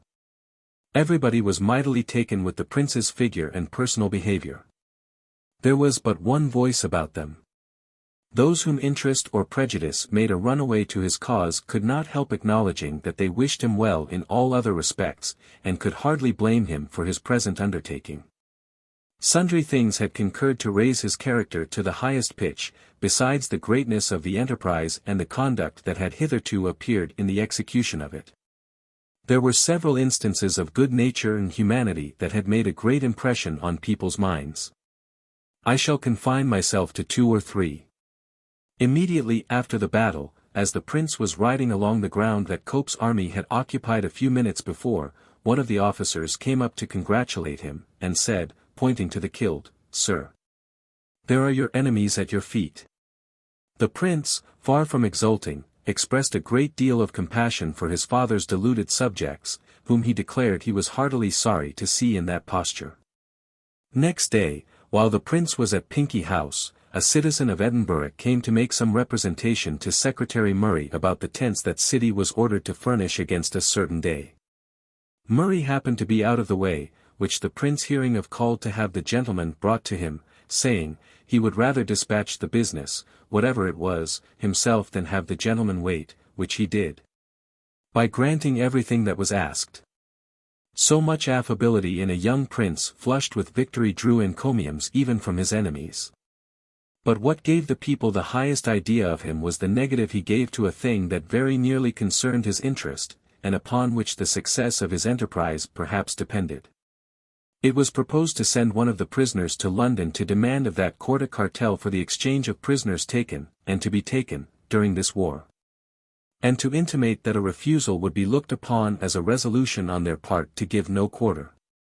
It was visible a cartel would be of great advantage to the prince's affairs, his friends would be more ready to declare for him if they had nothing to fear but the chance of war in the field. And if the court of London refused to settle a cartel, the prince was authorized to treat his prisoners in the same manner the Elector of Hanover was determined to treat such of the prince's friends as might fall into his hands.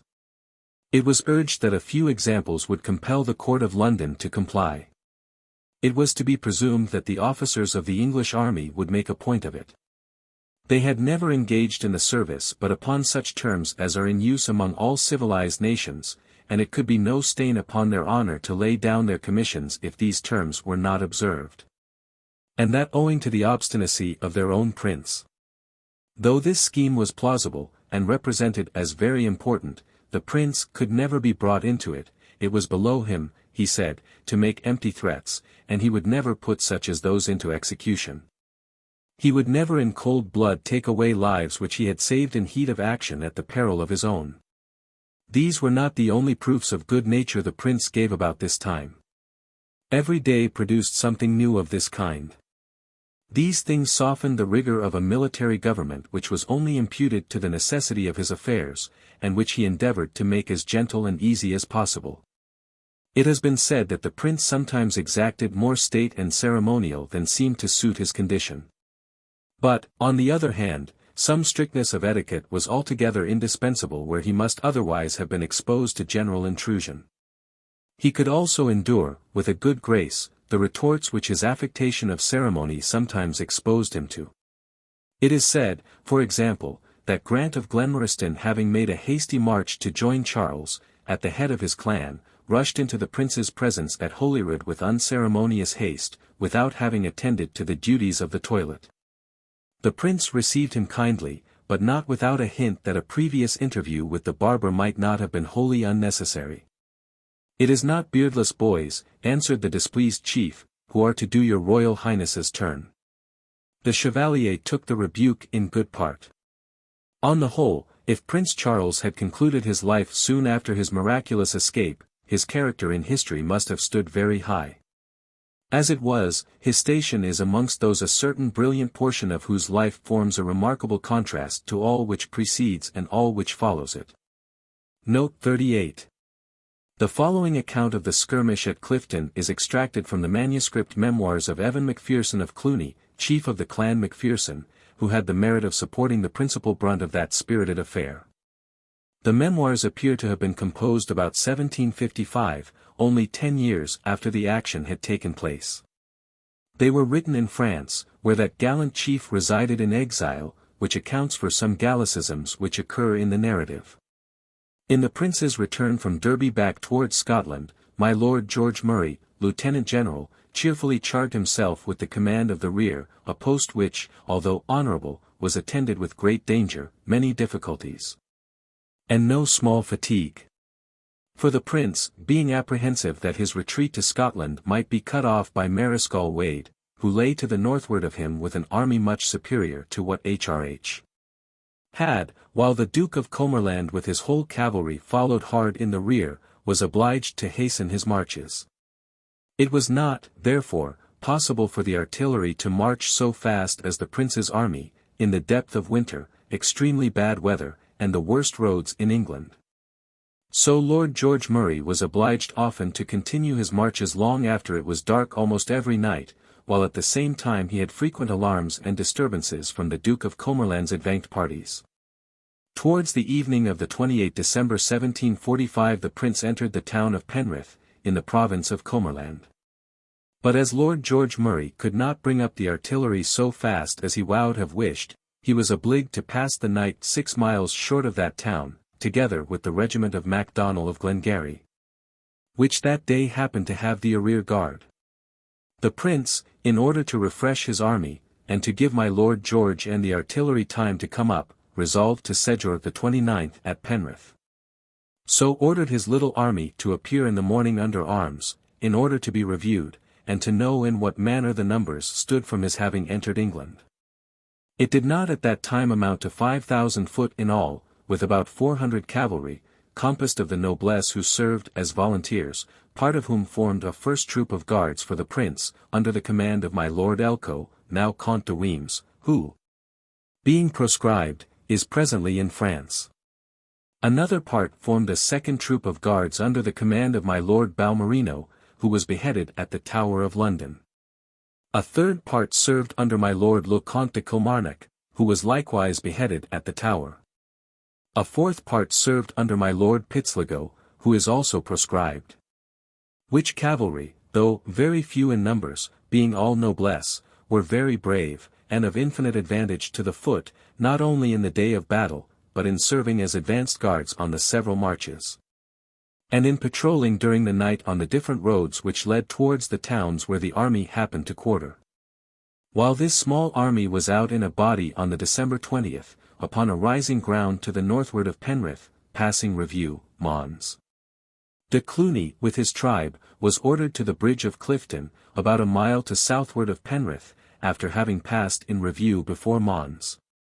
Petullo, who was charged with the inspection of the troops, and was likewise quartermaster-general of the army, and is now in France. They remained under arms at the bridge, waiting the arrival of my Lord George Murray with the artillery, whom Mons. De Cluny had orders to cover in passing the bridge. They arrived about sunset closely pursued by the Duke of Cumberland with the whole body of his cavalry, reckoned upwards of 3,000 strong, about 1,000 of whom, as near as might be computed, dismounted, in order to cut off the passage of the artillery towards the bridge, while the Duke and the others remained on horseback in order to attack the rear. My Lord George Murray advanced, and although he found Mons. De Cluny and his tribe in good spirits under arms, yet the circumstance appeared extremely delicate. The numbers were vastly unequal, and the attack seemed very dangerous. So my Lord George declined giving orders to such time as he asked Mons. De Cluny's opinion. I will attack them with all my heart, says Mons. De Cluny, if you order me. I do order it then, answered my Lord George, and immediately went on himself along with Mons. De Cluny, and fought sword in hand on foot at the head of the single tribe of Macphersons. They in a moment made their way through a strong hedge of thorns, under the cover whereof the cavalry had taken their station, in the struggle of passing which hedge my Lord George Murray, being dressed en Montagnard, as all the army were, lost his bonnet and wig.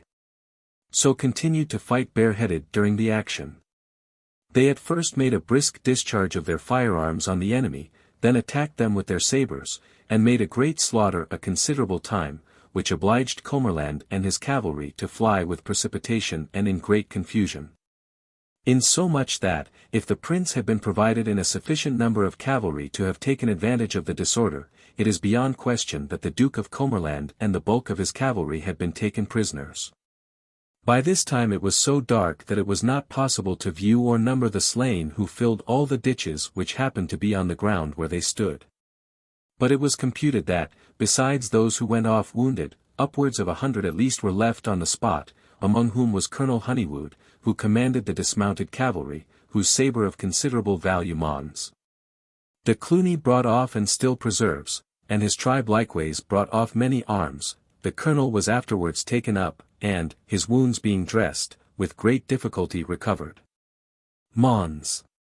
De Cluny lost only in the action 12 men, of whom some having been only wounded, fell afterwards into the hands of the enemy, and were sent as slaves to America, whence several of them returned, and one of them is now in France. A sergeant in the regiment of Royal Scots. How soon the accounts of the enemy's approach had reached the prince, H.R.H.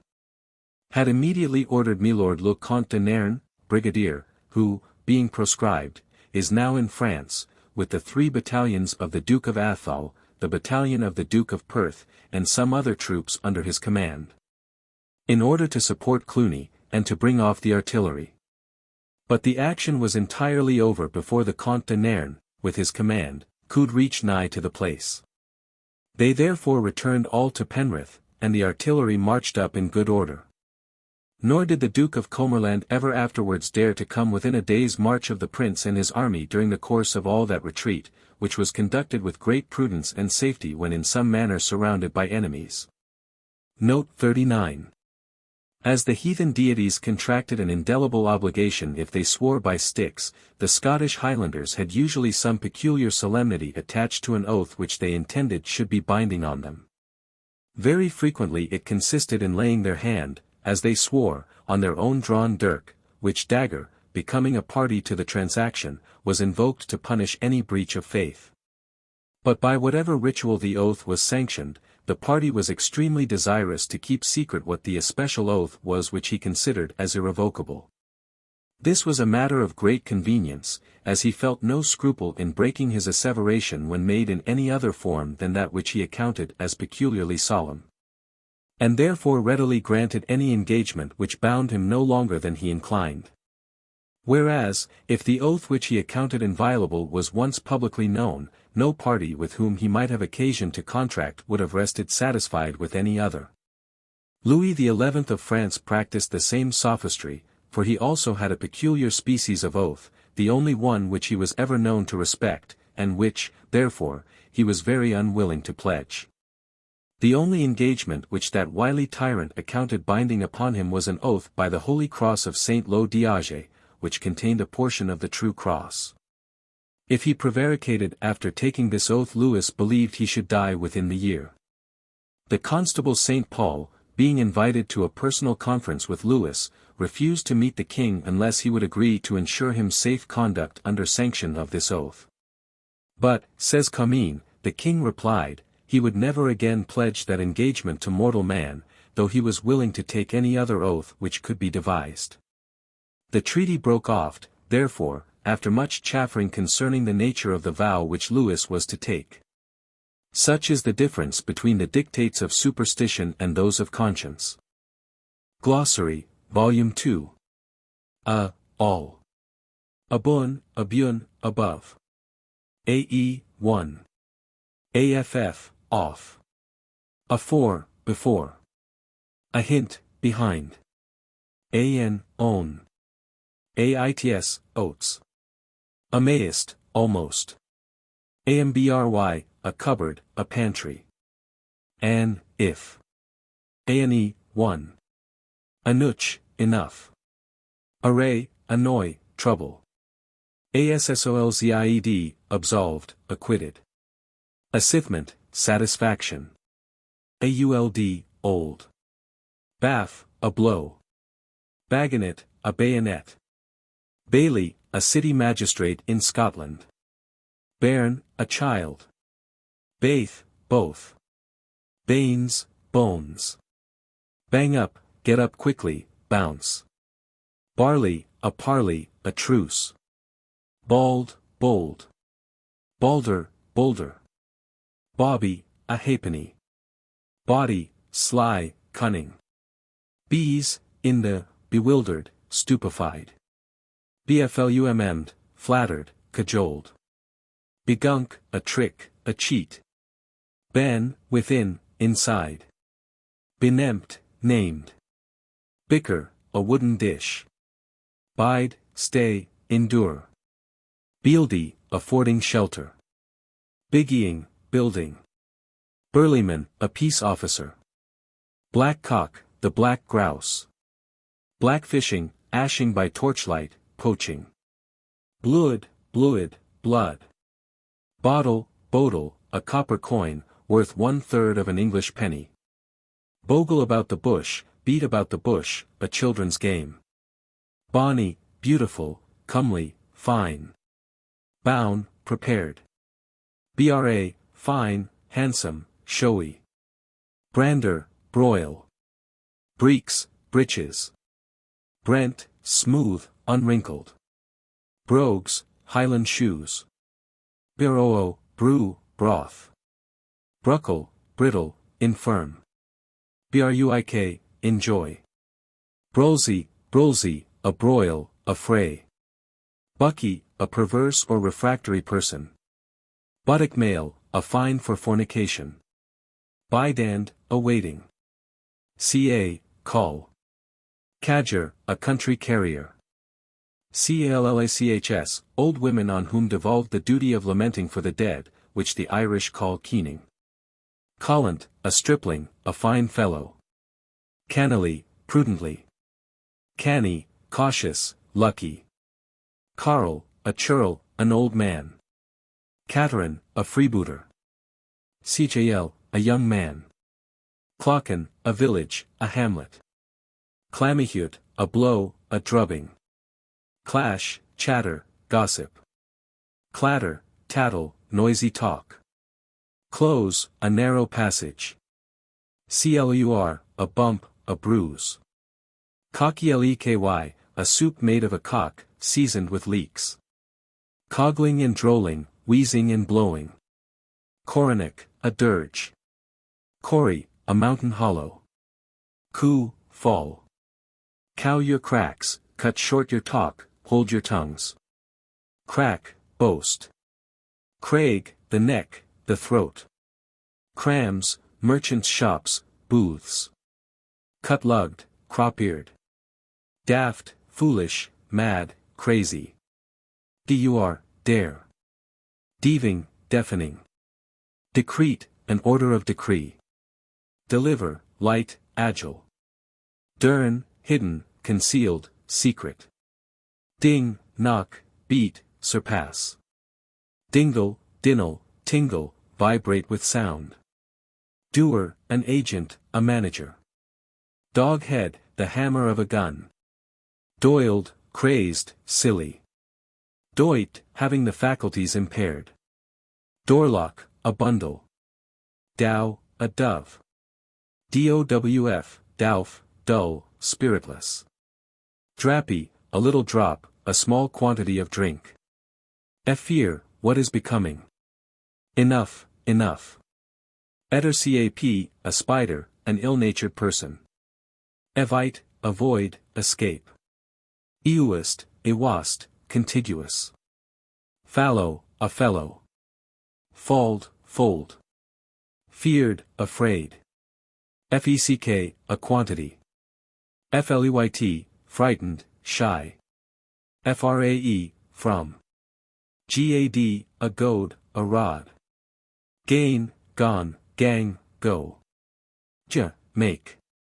Gate, way. Gun, going. Gear, goods. Gayest, a ghost. Gen, if. Jeet, crazy, a noodle. Gled, a kite. Gleg, quick, clever. Glisk, a glimpse. Gowd, gold. Graining, groaning. Gerati, wept. Gree, agree. Greybeard, a stone bottle or jug. Grice, gree, a pig. Gripple, griping, niggardly. Good, guid, good. Gulpin, a simpleton. Hall. Hag, a portion of copse marked off for cutting. Haggis, a pudding peculiar to Scotland, containing oatmeal, suet, minced sheep's liver, heart, etc. Seasoned with onions, pepper, and salt, the whole mixture boiled in a sheep's stomach. Hale, whole. Heck, a hay rack, at heck and manger, in plenty. Het, hot. Hog, a young sheep before its first shearing. Horse cooer, horse cooper, a horse dealer. Hurdles, the buttocks. Hurley house, a large house fallen into disrepair. Ilk, same, of that ilk, of the same name or place. Ilka, every. Ingle, a fire burning upon the hearth.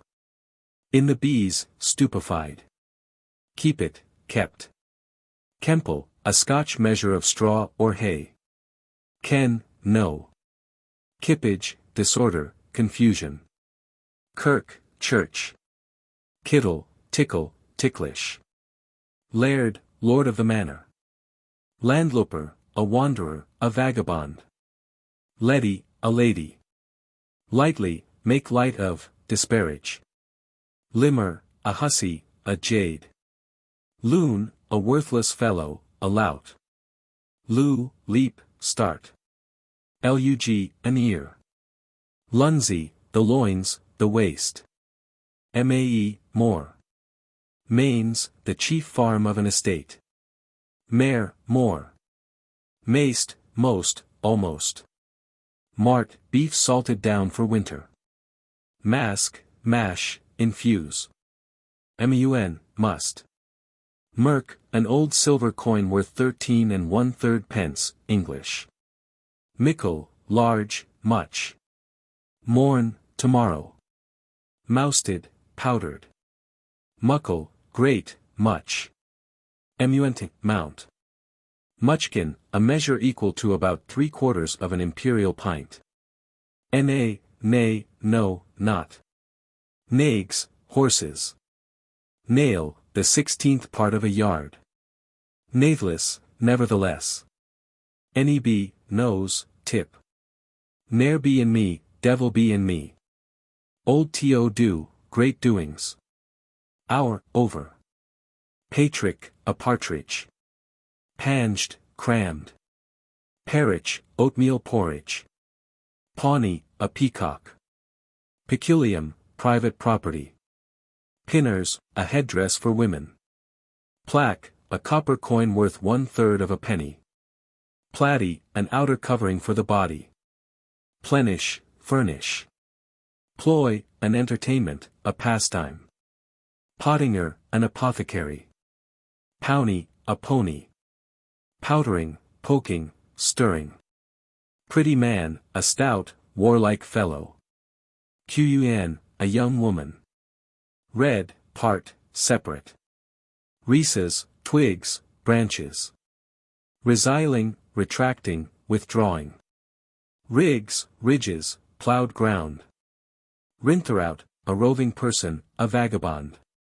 Row, roll. Rode, rolled. Rowt, cried out, bellowed.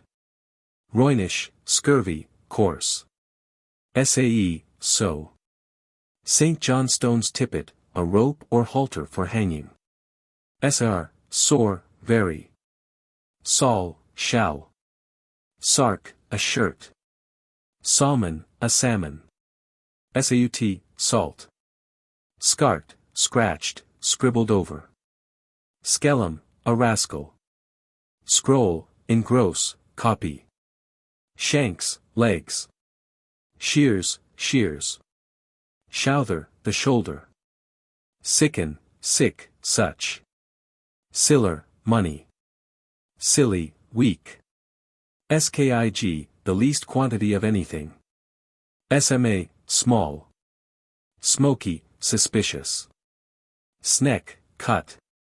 Sorted, put in proper order, adjusted. Sowens, the seeds of oatmeal soured. Spear, ask, investigate.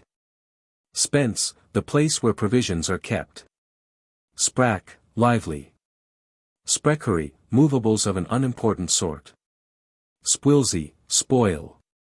Spung, pick one's pocket. Steve, firm. Str, rough, harsh. Strae, straw. Straks, stretches, lies. Swr, swore. Swn, before, now, ago. Taglet, harassed, encumbered, loitered. Told, told. Thae, those. Thur, these. Thole, bear, suffer. Thraw, twist, wrench. Threepit, maintained obstinately. Throstle, the thrush. Till, to. Tiraves, hasty fits of passion. Talkerless, without dowry. Tun, a town, a hamlet, a farm. Toy, an old-fashioned cap for women. Trews, trousers. Trindling, rolling. Tow, believe. Toolsy, a quarrel. Tomb, empty. Turnspit doggy, a kind of dog, long-bodied and short-legged, formerly used in turning a treadmill. Tyke, a dog, a rough fellow. Umquil, formerly, late. Unco, strange, very. Unsonsy, unlucky. Usqubugh, whiskey. Venue, about. Weavers, victuals. Wall. Wad, wood. Wadset, a deed conveying property to a creditor. Wan, a wagon, to remove. Wayless, a portmanteau, saddlebags. One. One chancy, unlucky. Where, spend. Welfard, Wheelford, having a good appearance. Weissing, inclining, directing. Wha, who. Whr, where. What for, why. When, a few. Whilesweni, a while ago. Whiles, sometimes. Wilk, which. Whn, a few. Whinging, whining. Winna, will not. Whisk, whisk. Yat, gate.